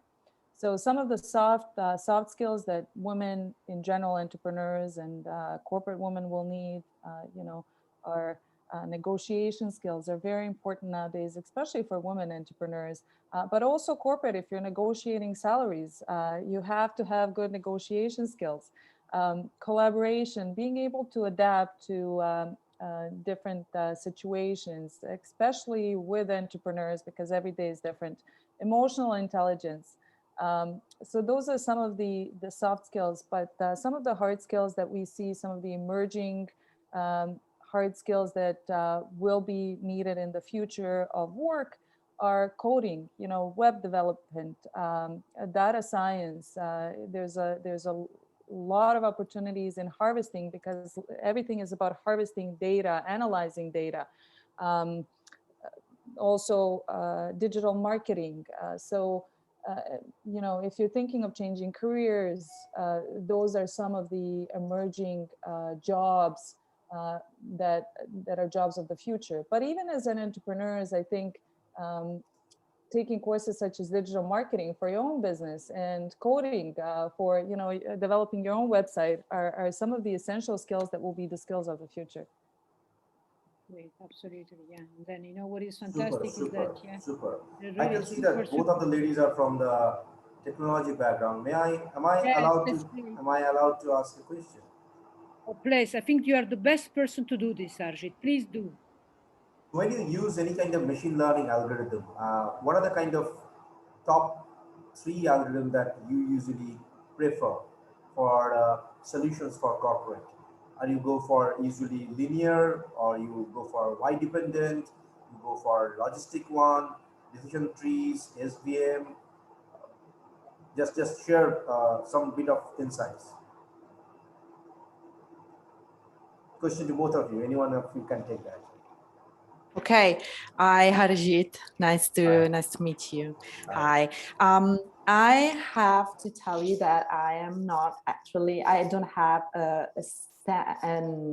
science background. I have a low background, so I'm not that able to answer to you. But being part of an AI company, also being part of this company made me think about the technology part is fundamental, and I have to be into it. But I'm sorry, I have to tell you that I can't answer to you. I have many colleagues that could, but I can't. I thought probably you are running an AI company, so that's I'm really sorry for this question. But yeah, no problem when you talk about anything related to AI-based solution, usually AI can work in 2-3 different ways. For an example, it can fetch data from your database and then filter it out using a specific algorithm. I'm just trying to make it simple for audience, and then give the result. The result can be on a software, it can be on a web, or else you can create an algorithm on its own which can fetch data from centralized system, sometimes decentralized system. For that we use blockchain. And then when you filter those data from those decentralized mechanism, you then collect all the data and give very specific result to the audience. So in these two cases, on business perspective, are you into these two cases or anything? Yes, we have our own algorithm. So we are applying this algorithm to the customer's data with their consent, and also integrating with APIs. Sometimes it depends on the quantity of data we have to analyze. And sometimes the client just come to us and gives his data, his images, his videos to us. So then once we have processed all this information, we then deliver the reports I mentioned before to the clients. So that is it. We do not own the data the clients provide to us, and that's it. It's very easy, and it's very fast process for us. So it's an easy integration. It works like that. So how can you apply your algorithm to every industry present in the market? For an example, maybe a fashion brand, maybe probably a food chain. Those are very important, yes. And you can probably utilize it. Sure. Well, our algorithm can be applied to each industry we address, but we give different relevance to the several categories assessed, because of course, a fashion brand is very different from a global bank, for example. And okay, I will try to make an example. Let's pretend Gradient has to make a diversity and inclusion visual audit of a bikini brand. This company clearly has a very targeted audience, presumably women. So it will focus its marketing and campaigns on showing how beautiful these bikinis are, and always presumably will be shown by women who are wearing them. So, well, the gender representation will surely be unbalanced in favor of the female gender, but the brand cannot be punished, let me say, with a bad score just because it represented its targeted audience. So the class gender distribution will have a lower relevance than, for example, the class ethnicity distribution, because in this very case, it is very important not to exclude any ethnicity from the identities that the company wants to represent. So the more the ethnicity representation will be balanced, the higher the score will be. For a bank, it is a completely different story. Of course, the gender representation has a fundamental relevance in the score calculation. So the more the gender representation will be balanced, the higher the score. So it really depends on the industry of the brand we are assessing. We use just the same algorithm, but with different weights. Super. Andrea, my dear friend, how are you doing? I am doing great. I'm happy to be here. We are blessed to have you with us. Could you please enlighten us a little bit about your new initiative that you have started? I know that you have a large background of education. You have done massive works on that. And but yeah, you never ever offered me any kind of good food from Canada. That's a different fact. But yeah, you have done a lot of good things, jokes apart. So could you please tell our audience and to the entire world uh, how impactful factors that you have done in your past, probably a few bit of lines about your college that you have been running and a successful exit that you have taken. Many of people couldn't do that in their life. Come on, could you please share that with us? I would be happy. Thank you so much for giving me the opportunity. Um, as I recently shared with you, I successfully exited a Canadian school that I built. And successfully ran it for 8 years now. It was acquired by a large global educational group, which sort of freed my time to focus more on my other passion, which is diversity and inclusion. And I've done this with my dear friend and my partner now, Ayumi Aoki. She's the founder of Women in Technology. So the two of us will continue to empower women through her digital academy, which is a school that will be specifically launch date is coming up, and I'll share the launch date soon as well, which will be a school for specifically for women. It will be fully online school with synchronous and asynchronous learning with mentors, because we believe mentorship is very important, role models, scholarship opportunities as well. So we really want to create a school, a global school where women will be able to come and sort of test the waters with technology and career in technology. I think that's one of the issues is, I spoke about this at another event, is the lack of women in STEM education. So, and that's something that we really need to work on. I think women find it very intimidating because you have, again, gender biases. You have male instructors. When you think of a scientist, you're thinking of an old man in a white lab coat. So we're trying to break all of these biases, gender biases, and make tech and education in tech more accessible, more inviting to women. We're going to be offering free introduction courses, coding courses to women who just want to come in a community that's very welcoming, that's very safe, test the waters, see what it's all about. At the end of the day, they'll walk away with a certificate and they will have a choice of either pursuing tech as a full-time career, or saying, you know what, I tested it, I didn't like it, it's not for me. So, we're excited to launch her. The launch will be in April. We'll announce the date, the specific date shortly. But Ayumi and I and the team are working very hard in the background to really make this an amazing, amazing school for women that will in turn give them skills that they need to enter tech and to succeed in tech roles.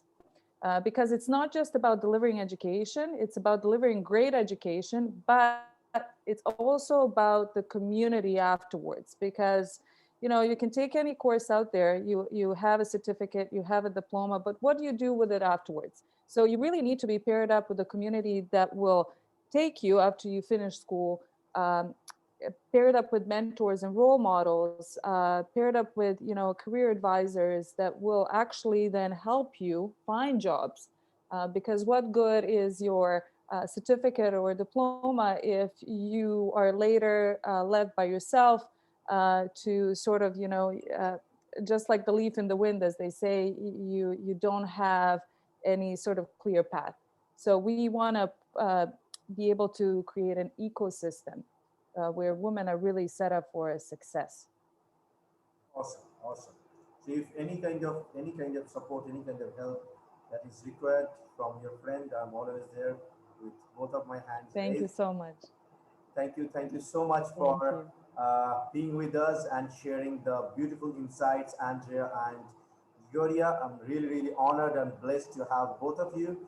So now I think this is Thank the time. you. Gloria, I need a small favor from you, from both of you. Could you please look at the camera and smile for us so that we can take a snap? One. My friend Andrea is done.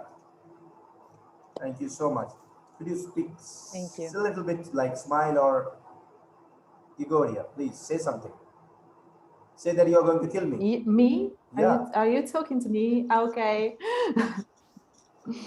Okay. 1, 2, 3. Yes. Thank you so much. I'm really Thank sorry, you. my voice is a little bit of down. But yes, we got the picture. Thank you so much.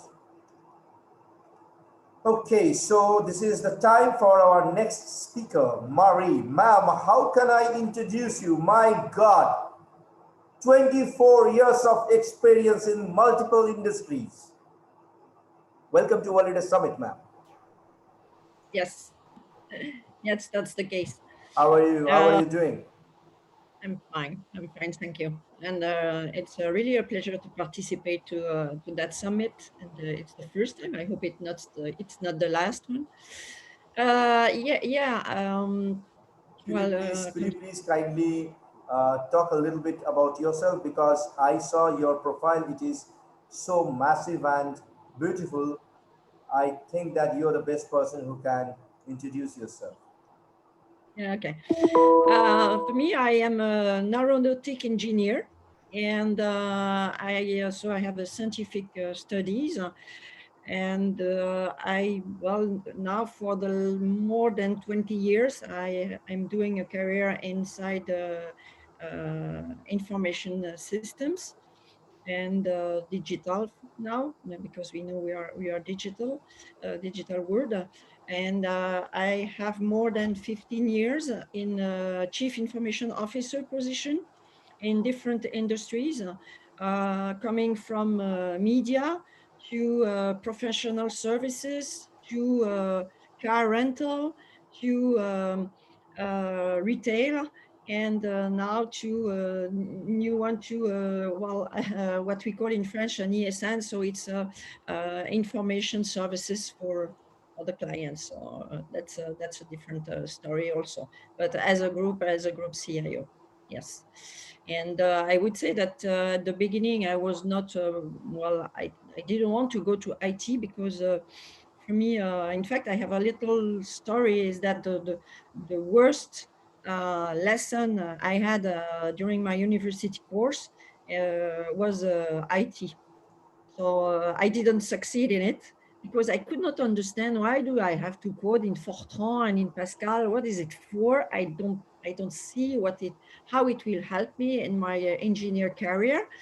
But step by step, I would say that professionally, I understood what those languages could help me in understanding the processes of the company, serving client, serving also the flow, and helping. And I started that path, I would say, inside Air Liquide, and I understood by modeling the flow, modeling what we could do in terms of client processes, it would enable us to sell more gas.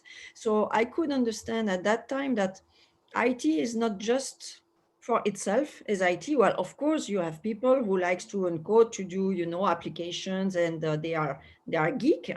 But for me, I needed more, and I needed to understand, okay, what is the added value? What can I bring to the client? What can I bring to my company so that they can be more successful with the clients? And so when I understood that, I decided that, in fact, I didn't want to go and to sell gas to client for the rest of my life.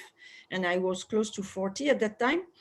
I said, well, I think that with IT, I can understand and I can do many companies, and it will be the driver to see all the things in my life. And that's what I did. So that's really the switch I did in my career in 2000 to say, okay, I want to stay in IT, but I will do different companies. And that's what I did. Okay. Yeah, because when you look at IT is just an enabler. I mean, being into IT for last 23 years, plus probably, plus more than that, even I can feel the same. Information technology or technology is a catalyst to connect the other industries together. And once you understand the other industries, understanding technology becomes really easy. Otherwise, it's very difficult to understand some of your clients' needs, probably.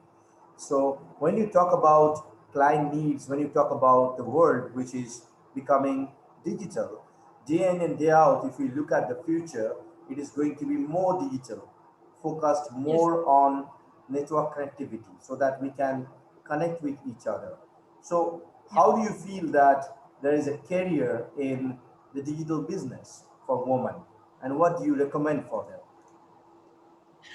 Well, in fact, I did, because it's yesterday was the Women Day, also International Women Day, and I did an interview for a French association called Femmes et Numérique, and it was the last question was, okay, what do you want to say to young girls to go to the to that area? I would say that first of all, it's not exciting, because as a woman, we wonder, okay, what should I do, etc. But I don't know the numbers in the world, but in France, and certainly, and in Europe, women are more successful in the scientist domain when they are 18 than men. So it means that we have capacity. But maybe it's because it's maybe tradition or culture, or that I know that when I announced to my mother that I wanted to be an engineer, she cried, because she saw me, you know, with oil on the end, and then she said, well, you know, you're not going to do that. And in fact, yes, I did it. So maybe we have also to say that, okay, scientist career and not maybe the hands on the engine, or it can be different.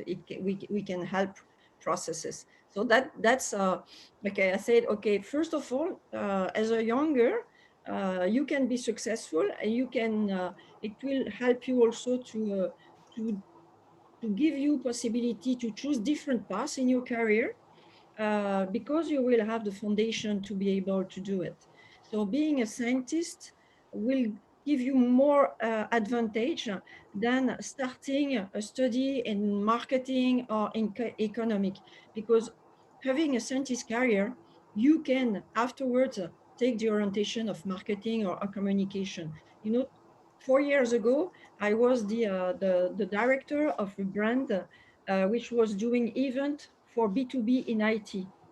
Okay, so I was in the event business, but I had the content. And so what is important is to have the content and to be sure of what you say to others. So that's important.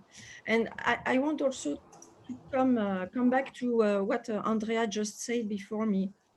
That's important that we have that also network of women, because it's natural for men because they come from university, and they have because women, we have other job at home. Now it's less true than before, but still sometimes, mom, what do we eat tonight? So it's more to the mom than to the dad, that the kids are asking that. That's important to say. We need to cultivate our network, and that's really important. And in my career, and I had opportunities because I spent at least 15% of my time by networking, by being present, by speaking, by helping each other, by connecting people. And I would say that today it's more and more easy with all the digital world that we have than 20 years ago. But it was all the time a point for me to select, you know, association in which I wanted to be, to help others. And that's really the time you give to others.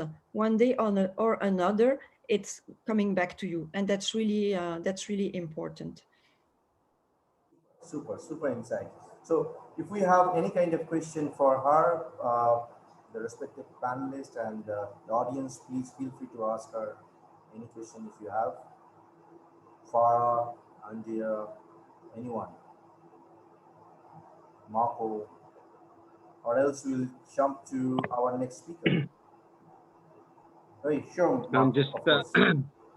yeah, thanks, Arjit. Yeah, it's great to see Andrea and Georgia. I think we've communicated via computer a few times. So, congratulations, ladies, and happy International Women's Day. And your credit to your countries. Andrea, I've worked in Canada in 2001. Your education system is, for me, very superior over what we teach in Australia. And I say that honestly, because it's not about doing more in your country. It's about doing quality. And I think you spoke about that today. Honing into some skills in technology for women to advance into the new modern world that we're going to come across. So congratulations in your new skills, and in Georgia, what you're doing with your AI technologies. That's awesome. Just going back to Arjit, it's funny that you say, Marie, that when I first started my career in education, I was a physical education teacher, and I think it was about '88, we had computer classes, and would run out and think, why the hell do we need to learn computers when we're PE teachers? So we would find an excuse to, obviously we'll pass the course, but to go to the local pub and have a drink at lunchtime together with both girls and boys, because it was just pointless. But looking down the track, 30 years, 40 years down the track, I can understand why we should have taken innovation and computer skills a lot more serious, because this is, and I've done that with my two daughters.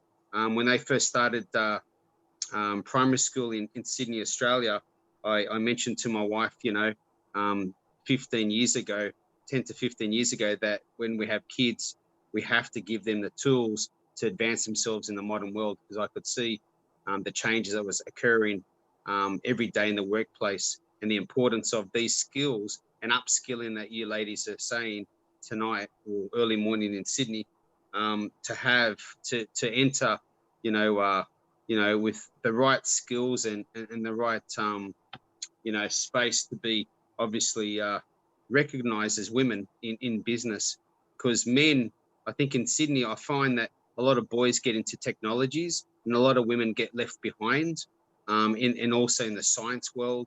But I see through my daughters, especially my 12-year-old daughter, Talia, she has so much technology skills, and she loves science, she loves maths, and she outdoes the boys quite often in a school. So, keep doing what you're doing, ladies. It's fantastic, and I love hearing your stories and your your startup businesses. So congratulations to all of you.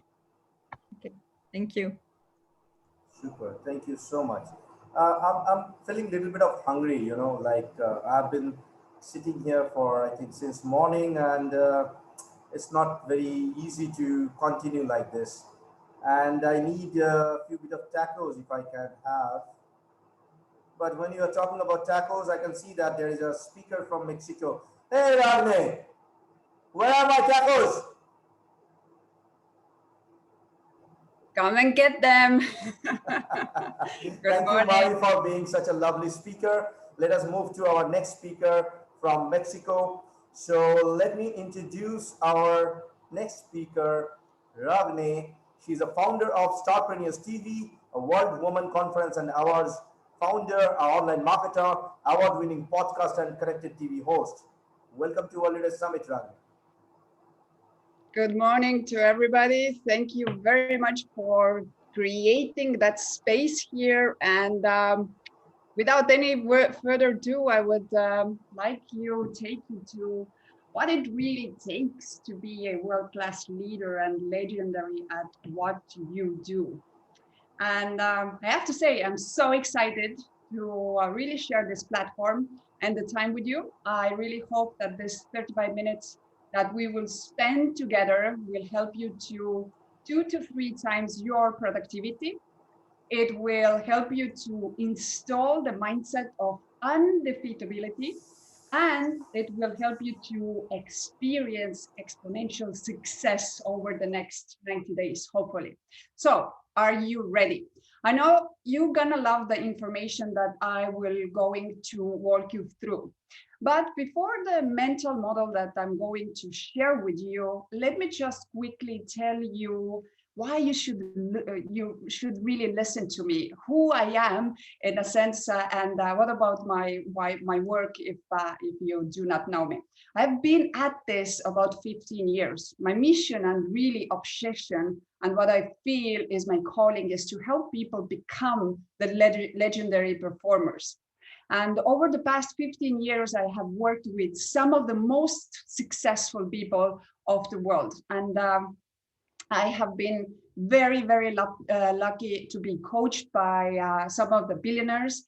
Many of them also work at the network marketing. They are superstars there. And I have been blessed with working opportunities with one of the Fortune 500 companies. So my 15 years has been quite a journey. So I'm telling this just to consider that the information that I will share today is not from a book that I read. It's not purely theoretical. It is a distilled information that I have received by watching, coaching, working, being mentored by myself with many of most high-performing human beings on this planet. So the information is not only valuable and hopefully inspirational, but it's tremendously tactical. So let's get to work and let's get it done. To begin our journey, I will walk you through what it takes to rise from mediocrity to achieve a world-class lifestyle by dialing into the importance of your environments. You will learn how to battle-proof your mindset in order to help you live the life you do deserve. So if you watch Elon Musk, Picasso, Mandela, Darwin, you watch world-class athletes or musicians, and what happens? The society suggests that these people are cut from a different cloth. As my mentor Robin Sharma calls it, the myth of genius.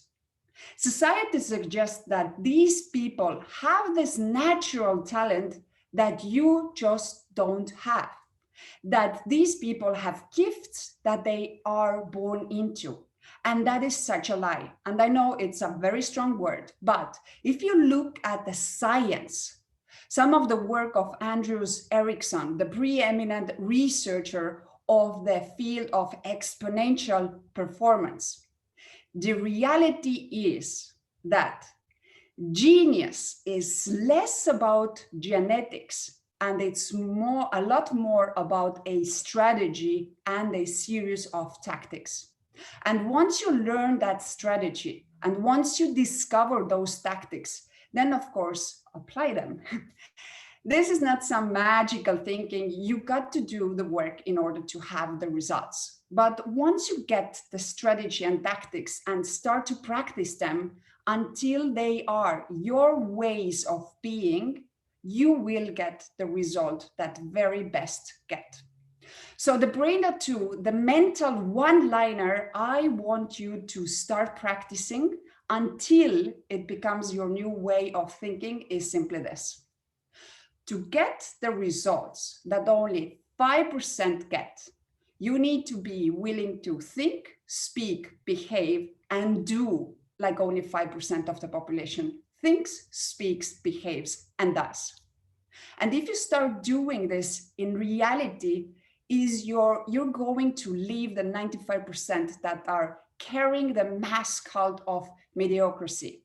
And you will rise in the rare air of outright mastery. every single people in this planet has the potential to be world-class in the area of their own personal inclinations. And that is the word that scientists use, inclinations. We all have these things that we are naturally good at, if we could only discover those things. The things that people say to you, did you ever notice how good you are at this? Or the inclinations are also things that we just love doing. And when you start to get to know those things and you get to practice those things, over time, you can reach a place with devotion, dedication, strategies, and right tactics, where people see you as pure genius. So with that context, allow me to share with you the mental model I mentioned at the beginning. And it is called the hierarchy of legendary performance. This is a framework that I want you to think about, as it really maps out how the best think and how legendary performance construct and architect the way they occur in the world. So the element number one is your narrative. What is your narrative? Your narrative is your personal story. Your narrative is the lens through which you see the world. You do not see the world as it is, remember. You see the world as you are. You do not see the world as it truly is in reality. You see the world through your internal reality of your own belief system. When you get your mindset to world class, your world is going to be absolutely amazing. And you know it in such a, it's such a seduction. We often operate as victims. We blame our background, we blame our family, we blame our boss, jobs, or hardships, or the negative people around us on why our lives are not working. And we are not playing at legendary performance. We blame the world for a lack of financial prosperity. We blame the people around us because we are not in a happy health. We blame our parents because we are not playing in a rare air of outright world class. And the reality is we are our own worst enemy. We are our greatest saboteurs. But it takes a lot of courage, bravery, and personal responsibility to look in the mirror and say, it's my mindset that is causing me to behave like this at my job, or resist doing great work, or to procrastinate, or to walk through my life complaining, gossiping, and spreading the negativity around the world. It takes a lot of courage to say it is because of my mindset. But the payoff for you is when you say, you know what my mindset is, and it was still developed from the day I was born based on the messaging of my parents, based on the messaging of my teachers at school, based on the messages that I picked up from my peers and my friends. I mean, that really is what your story is based on, that lens that you see the world. It's just the beliefs that you learned from the people around you. And unfortunately, a lot of us had parents or had associations or teachers, or it's even from the media and society around, and it happens invisibly. But the messaging that forms our personal narrative and our personal story and our personal stained glass window through which we see the world. And it's one of the scarcity and mediocrity, and it hypnotizes us to resign ourselves to think average and doing average work and living an average life. And again, it gets back to why would you think that you are a genius, as they are different. They got different talents. They are gifted and they are divinely blessed. And that is just nonsense. You know what the positive psychologists teach us? Your story about your potential determines whether you live your potential. Why? Well, because, again, of your story. Well, Buffett, Elon Musk, Mother Teresa, well, those people were born into their greatness. Who am I to dream that big? Who am I to think that I can live world-class life? Who am I to think I can be the best of my industry? So if that is your story, then your story is going to be a self-fulfilling prophecy. Because if your story is that you cannot play at world class, you are not going to read the books or go to the courses. You're not going to put in the practice hours that research says is 3.44 hours a day for 10 years before the first sign of genius presents themselves. You're not going to surround yourself with other people who are committed to world-class skills. It's called the talent hub. You're not gonna basically run the strategies, neither the tactics, not going to install the rituals that are required for you to get to world-class because of your story and your narrative says you cannot be at world-class. So your brain says, what's the point? Why not to spend the rest of my life watching television in a subdivision? And that is such a crime against humanity. If you do not remember anything else from this, then write down this. We are born into genius. We are capable of legendary performance. You deserve a life well beyond your wildest dreams. The more you start thinking about your narrative, the more you will be aware of your narrative.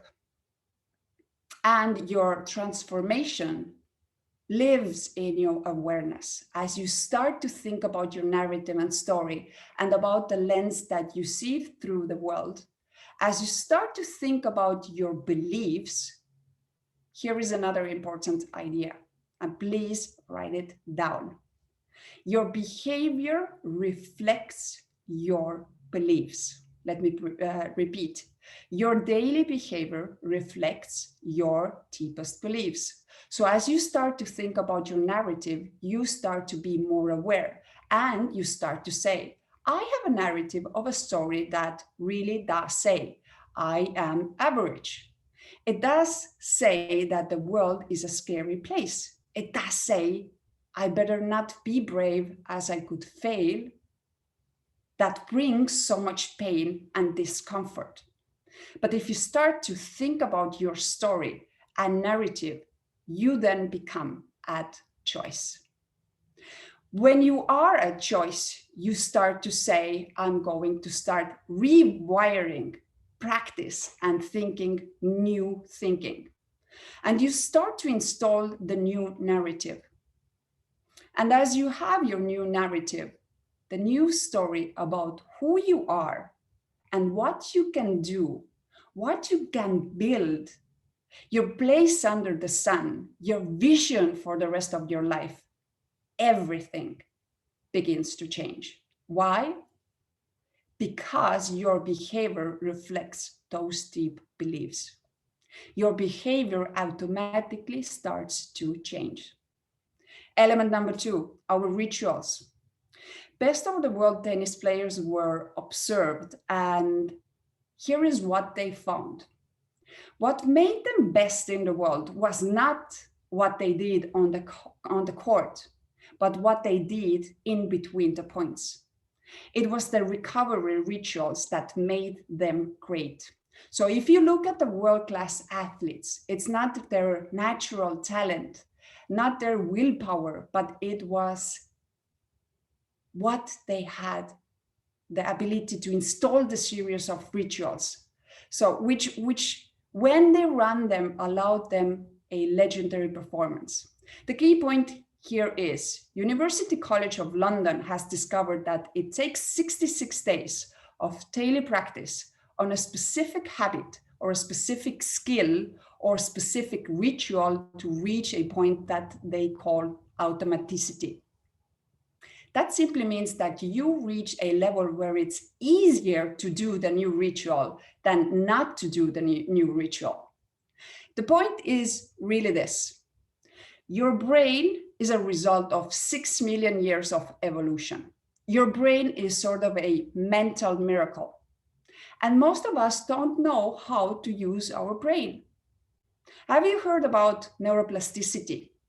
So your brain is actually designed to grow and to shift and to evolve and to build new skills.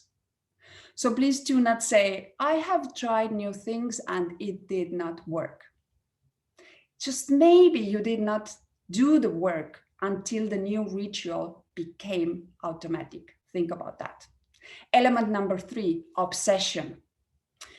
Let's take Picasso as an example. It took him 30 years of daily focus, practice, commitment to mastery, to be able to have a masterpiece done in 30 seconds. The point is simple. When we look at our Picassos of our industries, people who are super fit, or when you look at people who have financial freedom, people who have gorgeous family lives, and we think that those people are somehow different from us, that they were lucky.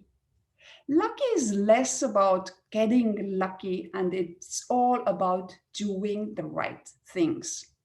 And one of the things I want you to think about is that every great performer, every legendary producer was obsessed with their one thing. They were obsessed with their vision, with the idea that they could find the theory of relativity, for example.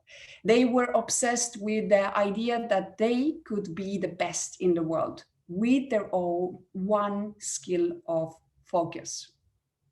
And an obsession is only an unhealthy thing if it is an unhealthy obsession. And the reality is that for you to get to your greatest vision, for you to play at highest version of your best self, you need to be obsessed about your one-page plan. You need to be obsessed about your vision of your future, around your goals. You need to be very devoted where you want to be over the next 90, 180, 365 days, 3 years, 5 years, 10, 25 years. Why? Because clarity breeds mastery. I repeat, clarity is mastery. A vague vision will lead you to a vague results. You talk to most of the people, the 95%, I'm not judging, just reporting, and you ask them, what do you want to be in 90 days from now? I don't know. I ask, show me your one-page plan of your future. What do you want your career to look like? Your family to look like? Your health to look like? Your financial life to look like? What do you want your lifestyle to look like? And the answer is, I don't know. You ask most of the people, what is the one line, what you want people to say about you on the last hour of your last day? And guess what the answer is? So why is that? Because most people are busy by being busy. Victims are busy, leaders are focused, victims make excuses, leaders deliver results. Victims are frightened by change, legendary performers are inspired by change. Victim loves leisure, gossiping, social media, medicating themselves with too much television. Legendary performance loves learning, loves rolling up their sleeves and getting their obsession done. You know what makes mastery. It's not natural talent, as I am just suggesting to you. It's hard work. It is sacrifice. It is passion. It's training. It's grit. It's devotion.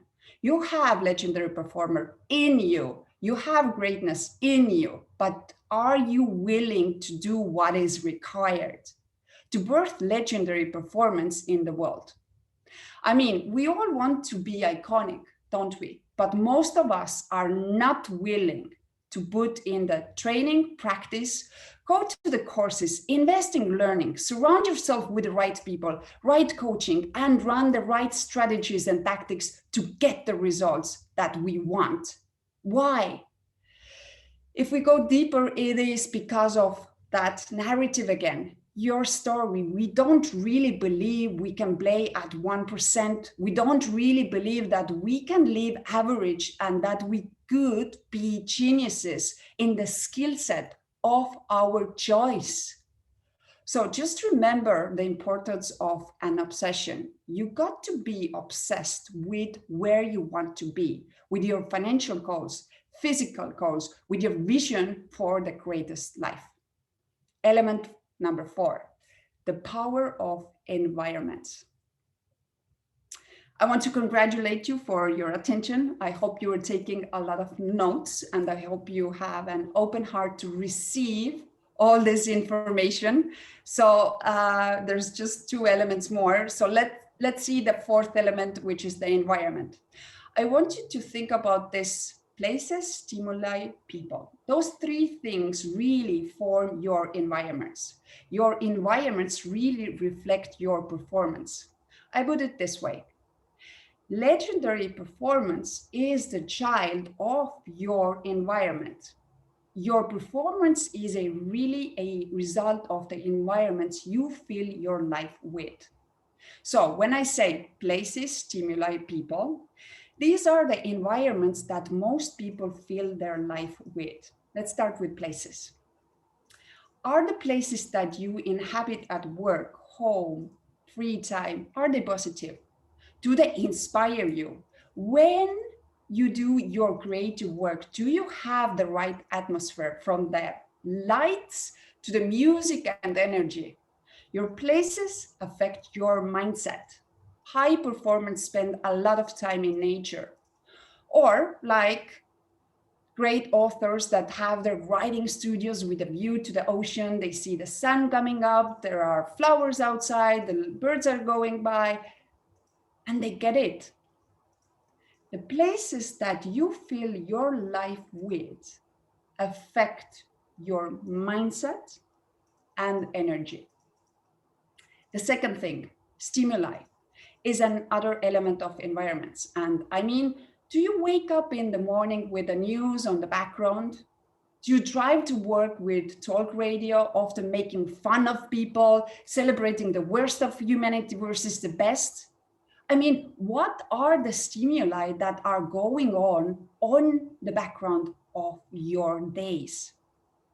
Epic performers are super careful about the stimuli. Is your cell phone always going on? Are your notifications all day long on? These things do matter. According to the latest science, on an average day, we spend 2.1 hours in distraction. You know, all that stimuli depletes your focus, energy, and your willpower. And the third part of the environment are the people. The people you surround yourself will either destroy your life and train your game, or they will build and contribute your game. And they contribute to your mindset and performance. Let's go to the science. Emotional contagious. You pick up subconsciously on emotions of the people you spend the most of your time with. Couples were studied. If the wife was depressed over time, invisibly, incrementally, automatically, the husband becomes depressed, and vice versa. So what I'm suggesting to you, I'm challenging you to really go deep on this, because it is so powerful. If you spend time with people in fear, over time, your dominant emotional default will be fear. If you think about scarcity, this is a never enough money, never enough opportunities, the world is such a contracted place, you will start feeling like that. The same goes with people that are angry. You will pick up on their anger as well. But the good news is that through this emotional and contagious, if you start to spend time with people like here that are positive, who radiate passion, who believe in themselves, have spirit of generosity and open-hearted, who are courageous and world-class, that as well will be part of who you will become. You pick up on the attitudes, narratives, and stories of the people that you surround yourself with.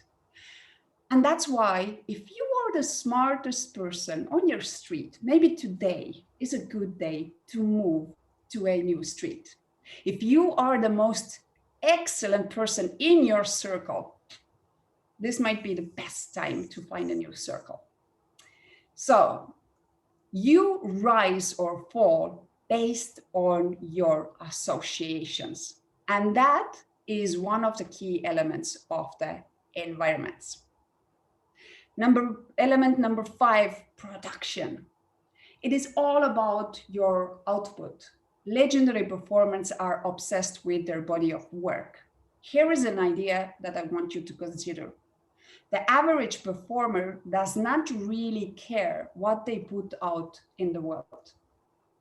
But at the end of your career and on the last day of your life, your reputation, your good name will in many ways be determined by your body of work.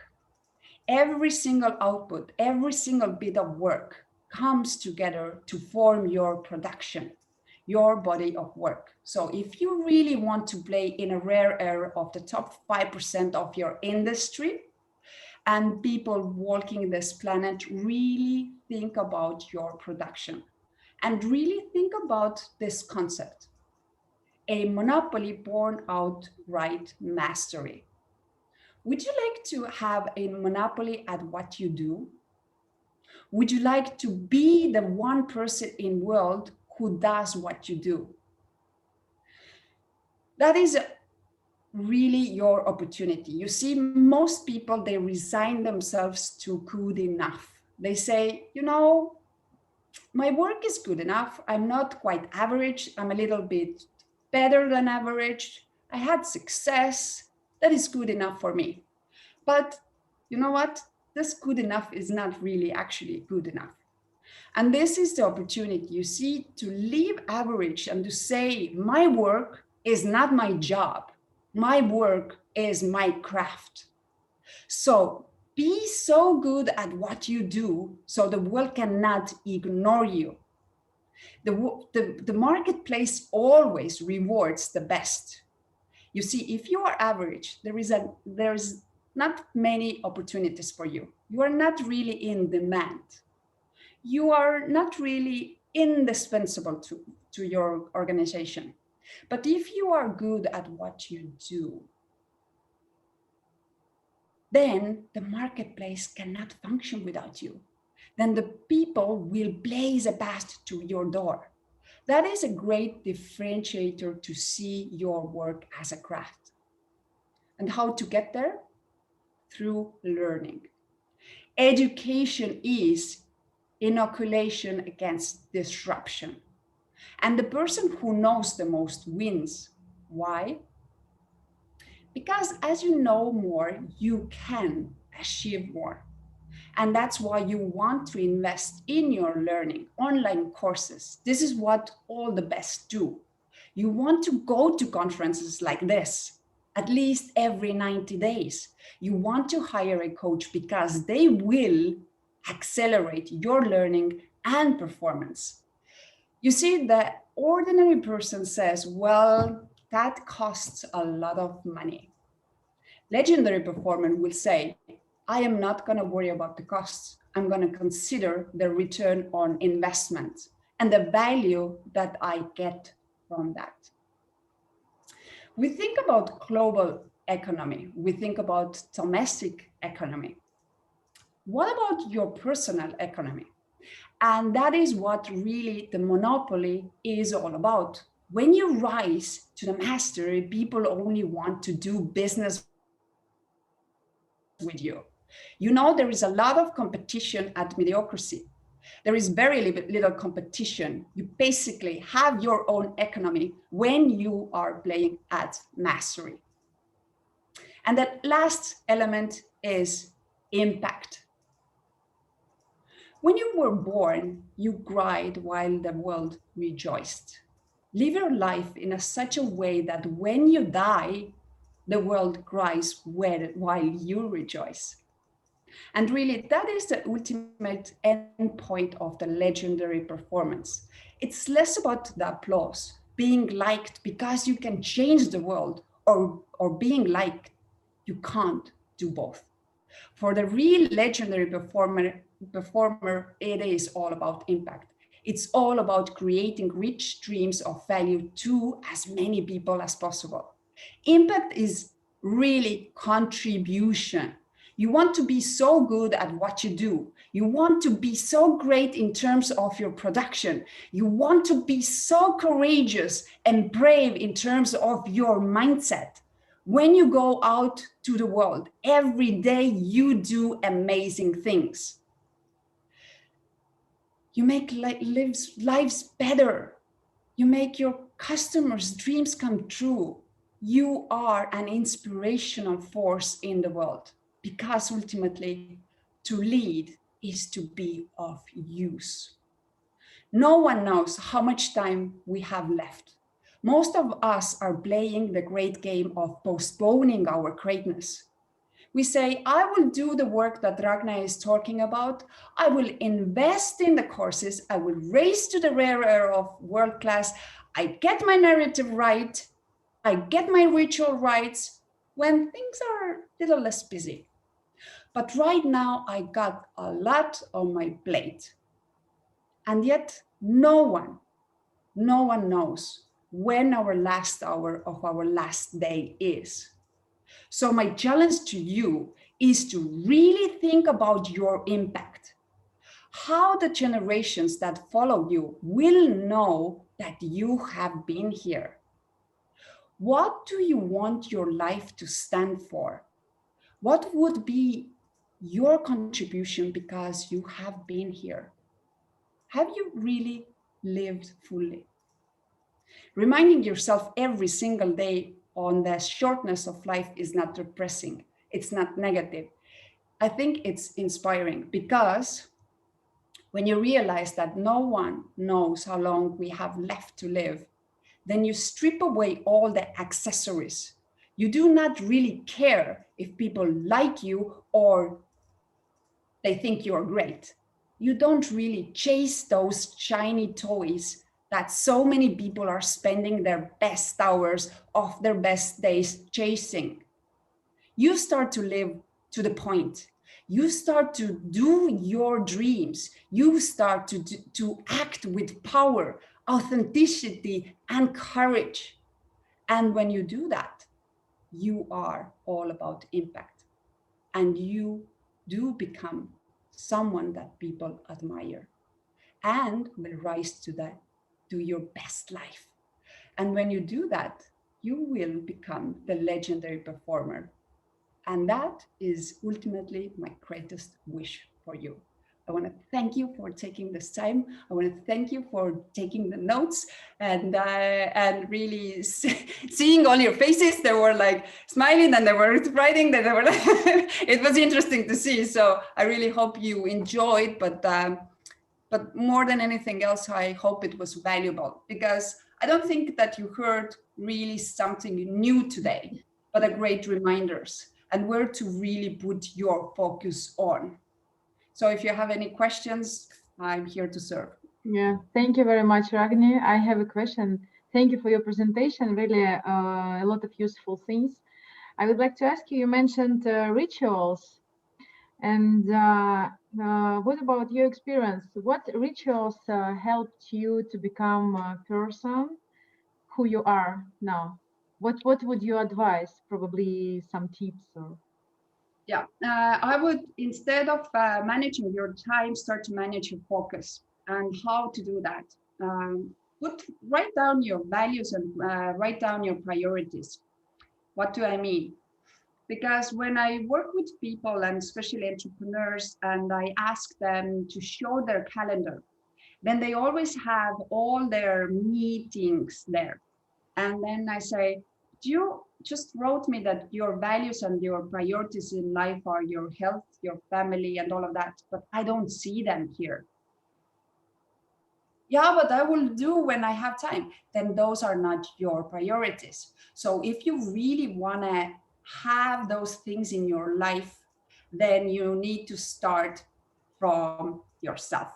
That means that you write down those priorities, you write down those values, and they go to your calendar first. Whether it means waking up at 5 a.m. because that's the only time that you have for yourself, for your health, for your physical health, for your mental health, and for your learning. You do that. And it's a beautiful, beautiful. I can give you a great tactics here as well, what to do when you wake up at 5. Then the breakfast, lunch, dinner with your family, are they in your calendar? If not, go and do it. The same with your friends or whoever you value as much, or you say that you love so much, yet you haven't even called them last 6 months. So don't just let the life to go by you, but take the responsibility of your life to your hands. Because until you only have your meetings in your calendar, that means that all the control in your life is in the hands of those people that are demanding your time. And every time when you write down a meeting, ask, how can I add value to that person? And how this person can add value to me? And if the answer in some places is no, I can't, or they can't, just cancel it. Don't waste your time. You cannot have that time back. I have a lot of rituals. If you want, we can do another specific session on the rituals and how to really like have them in your life. And again, go back to that 66 days. Once you get it done, everybody's like, 5 o'clock, are you crazy? Like, I'm going to be so tired, etc., etc. But I can assure you, if you do that 66 days in a row, it's easier to wake up at 5 than not to wake up at 5.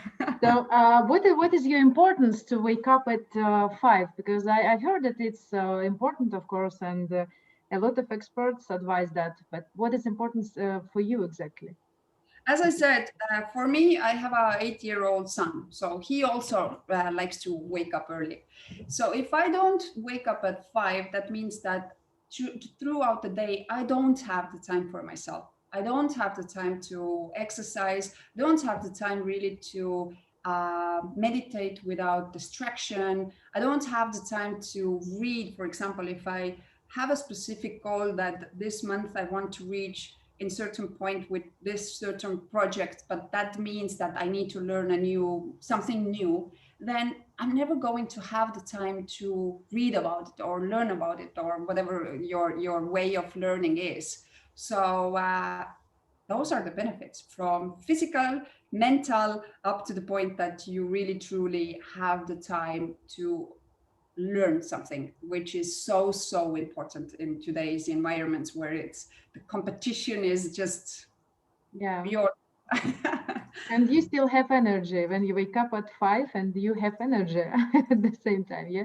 If I have more energy, to be honest, than when I do not wake up and it goes back again to science because you need to see the sleep circles and they are 90 minutes. So when you calibrate your sleeping hours, the researchers says that 7.5 hours are totally enough.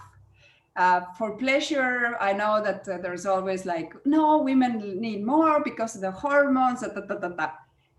If that's you, fine, I don't argue there, but I have tried it out and I never thought that it's going to be the case, but 7.5 hours exactly, then I feel fresh. As soon as I go 8 hours or 7 hours, I'm tired.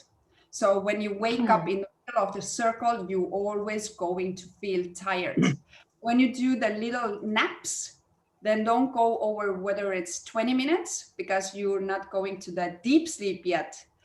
Or if take longer than already the full circle, which is 90 minutes. Yeah, thank you. Thank you very much for your answer. Very interesting.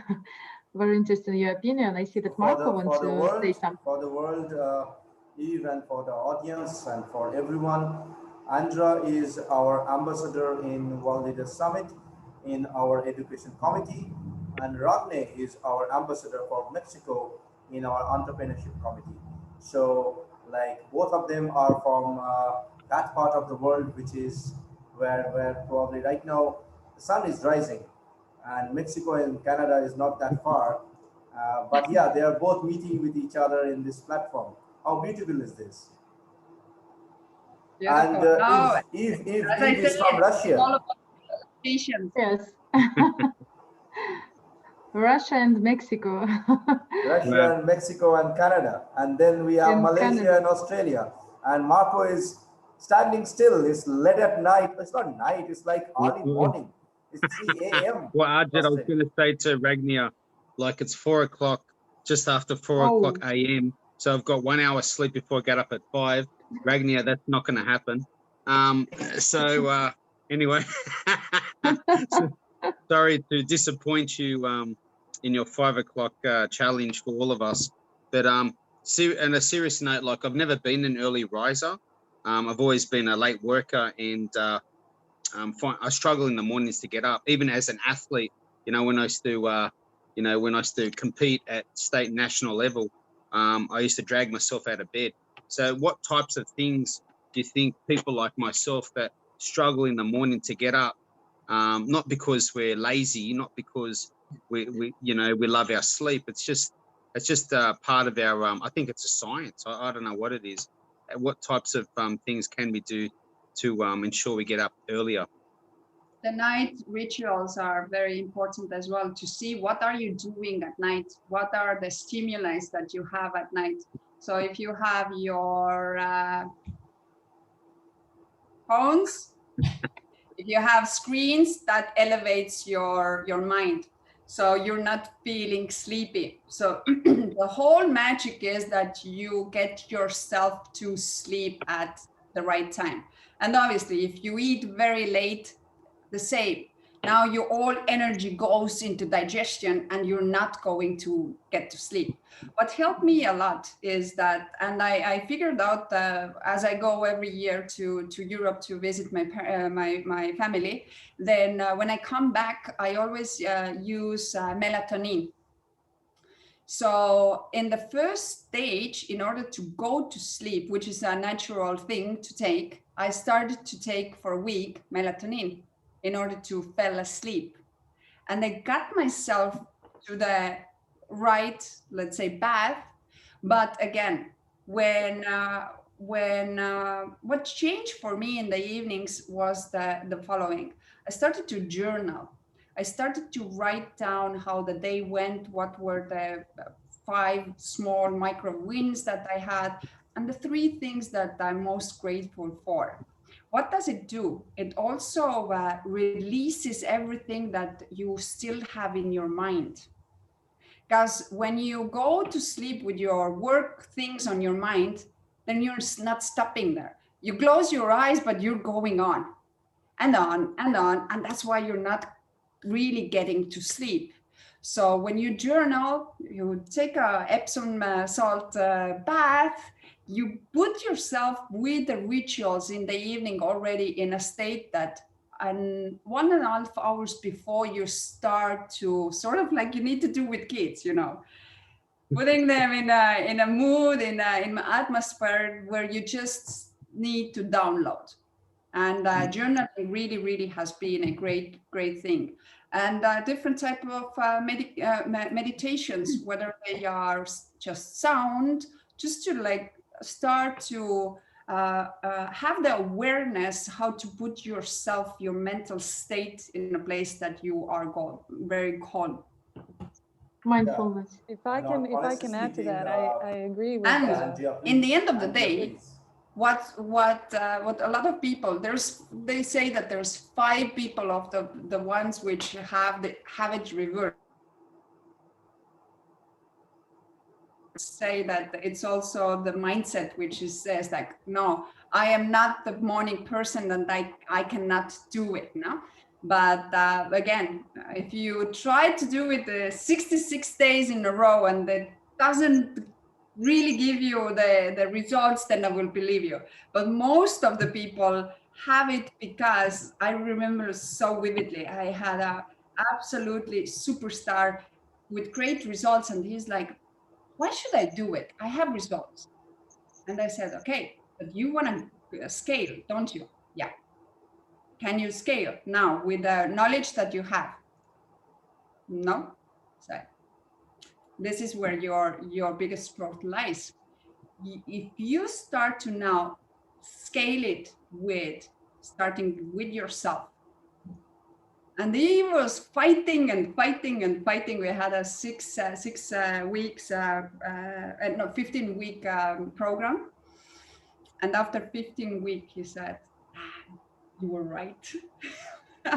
So it just, in the end of the day, if you don't really see the benefit, you're never going to do it and you're never going to follow through. But as soon as you start to see the physical effects, you have more energy, not to mention when you wake up the first thing in the morning, you do high interval exercise, whether you run, bicycle, or whatever you do. That also obviously boosts your metabolism that way that you are going to be a great shape as well. So you start to just see the results and the results and the results, and you get hooked because of the results. It's like a drug, isn't it? Really, it's like a drug. Yeah. I was going to add to that. I know with entrepreneurs, one of the biggest challenges is slowing down, and I don't mean slowing down physically necessarily. It's slowing down really your brain, because it seems like it's on 24/7, and even when you're lying in bed, there's a highway of ideas for me, and I know for myself, you know. I really start thinking a lot when when it's late at night and I'm in bed, and all these new ideas appear, just suddenly start popping up. So it's really being able to tune out all of that, because 3 a.m. will come soon, 4 a.m. will come soon, and soon enough morning will come, and you're in this vicious cycle where you're not sleeping properly, you're not taking care of yourself. And I found that for me, just connecting with nature, we're a very outdoorsy family. We like to be in the nature. We like to do RVing and camping and fishing and skiing and all of that. So being in the nature and just what helps us slow down. And I have to ensure, I have 2 girls, they're at that age, same as Marco, the older one is 11, and it's all about electronics and, stimuli. It's stimuli everywhere we look. So being able to disconnect from all the stimuli around us, and even with the kids saying, okay, take a book, you're not going to fall asleep on your cell phone, same as us adults. Scrolling through LinkedIn and, connecting and chatting late at night. So being able to put your phone down, disconnect from all of that, and just find something that will work for you, that will calm your mind, whether it's reading an actual book, not a Kindle, and listening to a podcast or listening to meditation, even if it's late at night. Those are the things I find myself really help me slow down. And get enough sleep. But I've seen a big change where I started being more physically active. And I know it's been hard with COVID. A lot of us had to take a step back in terms of being outdoors. But even going for a walk, just going through a walk, in the woods or something. So you're still keeping social distances, but just going outside and, being physically active, breathing in fresh air, not being in the house for 3-4 days in a row will help all of that, because it's all in the your mental state is very important. As I said, the places stimulate people. So you need to really, really take good care of really having the awareness with what you are occupying. The same way as you see what you put into your mouth, think what you put. Are you feeding your mind? Yes, all those things that can accelerate you, and especially at night. Don't watch the news at night. So it doesn't. It's even like and what type of news you do need to know. If you just need to know financial news, like just then have that channel, which only I agree with that. I agree. Yeah, and it's so easy to fall into this trap because all we hear nowadays is negative. You know, we thought, oh, we have vaccines, and now, oh, these vaccines may not work. So right now, I really don't watch news at all. And you know, I hear about news from friends or family members. They'll say, "Oh, did you hear that happened?" I would say, "No." They're like, "What? How come? You know, this is like the major news." And no, I changed that at the very beginning of the pandemic, when the pandemic started, because I realized how it was affecting me, and it was affecting me in a really negative way, where all we heard was bad news. And if this is prolonged, and we are now into a year of pandemic, you're feeding your mind constantly with negative things. Should you ignore the news? No, you should stay informed, but you should also limit the amount of negative things you take in a daily, monthly, yearly basis. So I sort of changed the mindset of saying, okay, enough is enough. I'm going to try and feed my mind with positive things. And once I've done that, there was a transformation. You know, you perform better in your daily life. You perform better in your career because you're surrounding yourself. And I also eliminated a lot of you know, negative thinking people. I surrounded myself with people just like yourselves that are, you know, positive people. They're putting out positive messages, and that inspires me to keep going and to stay positive and to keep my mind in a positive space. Absolutely agree, Andrea. And I don't read the news as well. Just stay informed. And I think, Andrea, too, like what you're saying about the news and the media, it impacts the younger generation as well. So limiting our kids listening to what's occurring in the pandemic, for me, has been important. I haven't allowed my 9 and 12-year-old girls to listen to too much news, because it's all about fear mongering. It's all about, you know, there's, like you said, all this negative information. You know, there's a crash here, there's a death there, COVID is continue on, lockdown.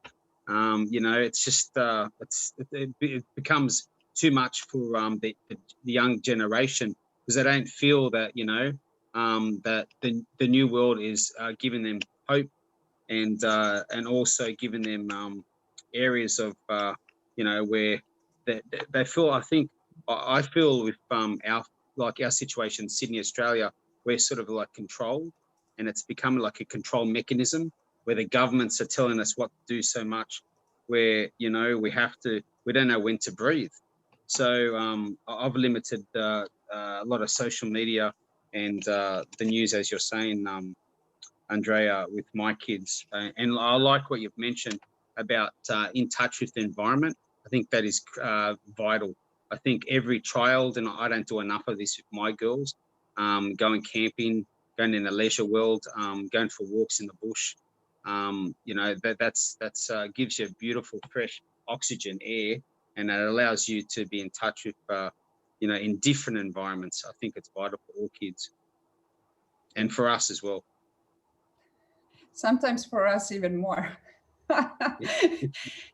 Because kids do have their way that they just feel when they are missing something, and they just put their tennis on and they go and they do things. But for us as adults, we have the to-do list is too long, so it's always like I can't go. And the responsibility to make sure that, you know, the kids are okay as well. So you're kind of trying to fight your own battles with all this negativity and everything that's happening in the world to remain positive, but you also have the responsibility to, you know, and depression for kids is also very real. to make sure that your kids are not, depressed because they're being socially limited. They may be doing an online school without any human touch for months on end, which is the situation in Canada right now. So you have a responsibility to keep yourself in a positive mindset and also keep your kids in the positive mindset. It is very true, very true.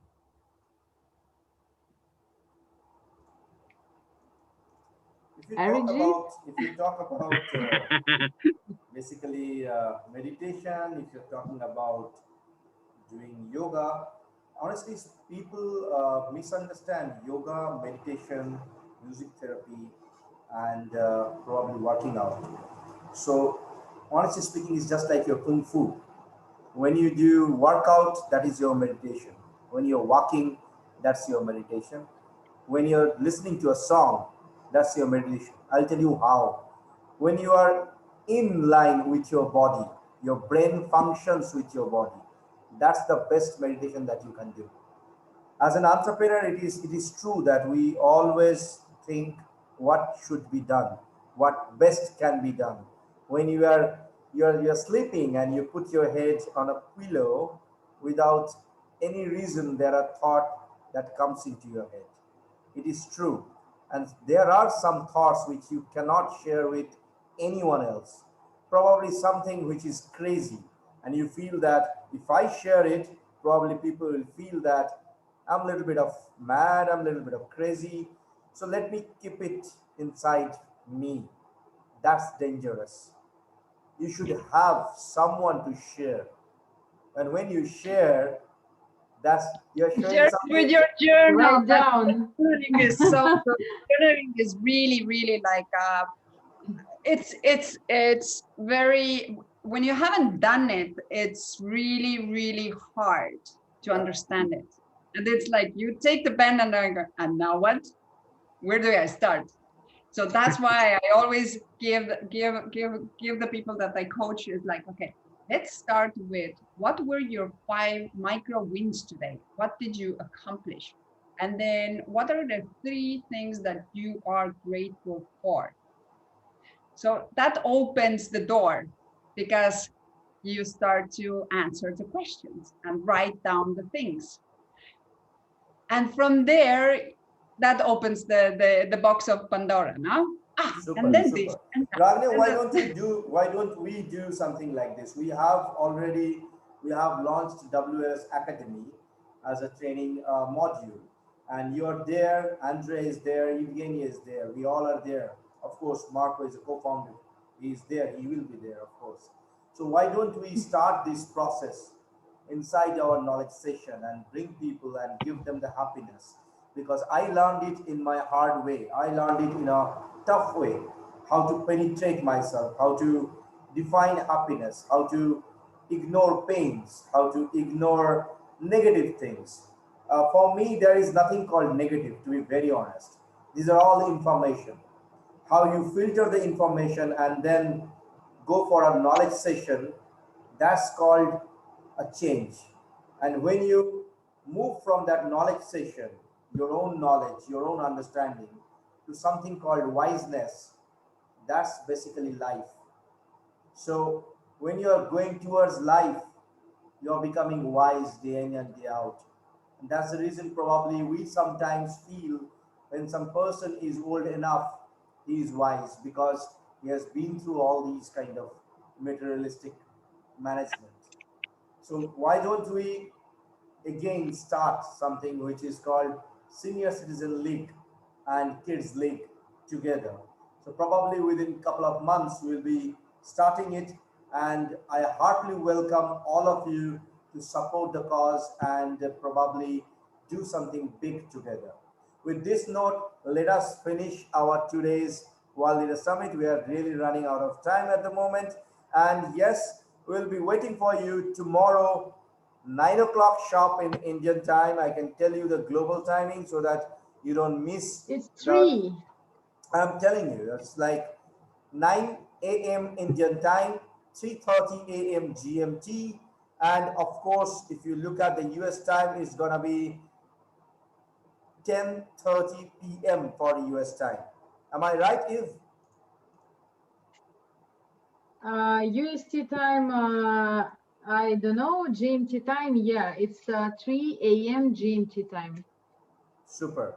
So it's 3:30 a.m. to 3 a.m. GMT time. So welcome to World Leaders Summit, European people. If you are awake, we are there for you. So we are actually working with approximately 30 plus countries this time. Last time we had 90 plus countries. So I know the pain, how it goes, and how much effort it goes. Kudos to my entire team.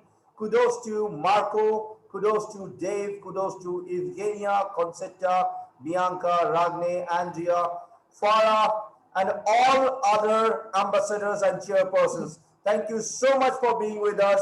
Stay tuned for tomorrow. World Leaders Summit Women's League. Last day. Let's meet and thrive together. Thank you so much. Yeah. Bye, Arjit. Bye, everyone. Thank you. Bye bye. Good to see everyone.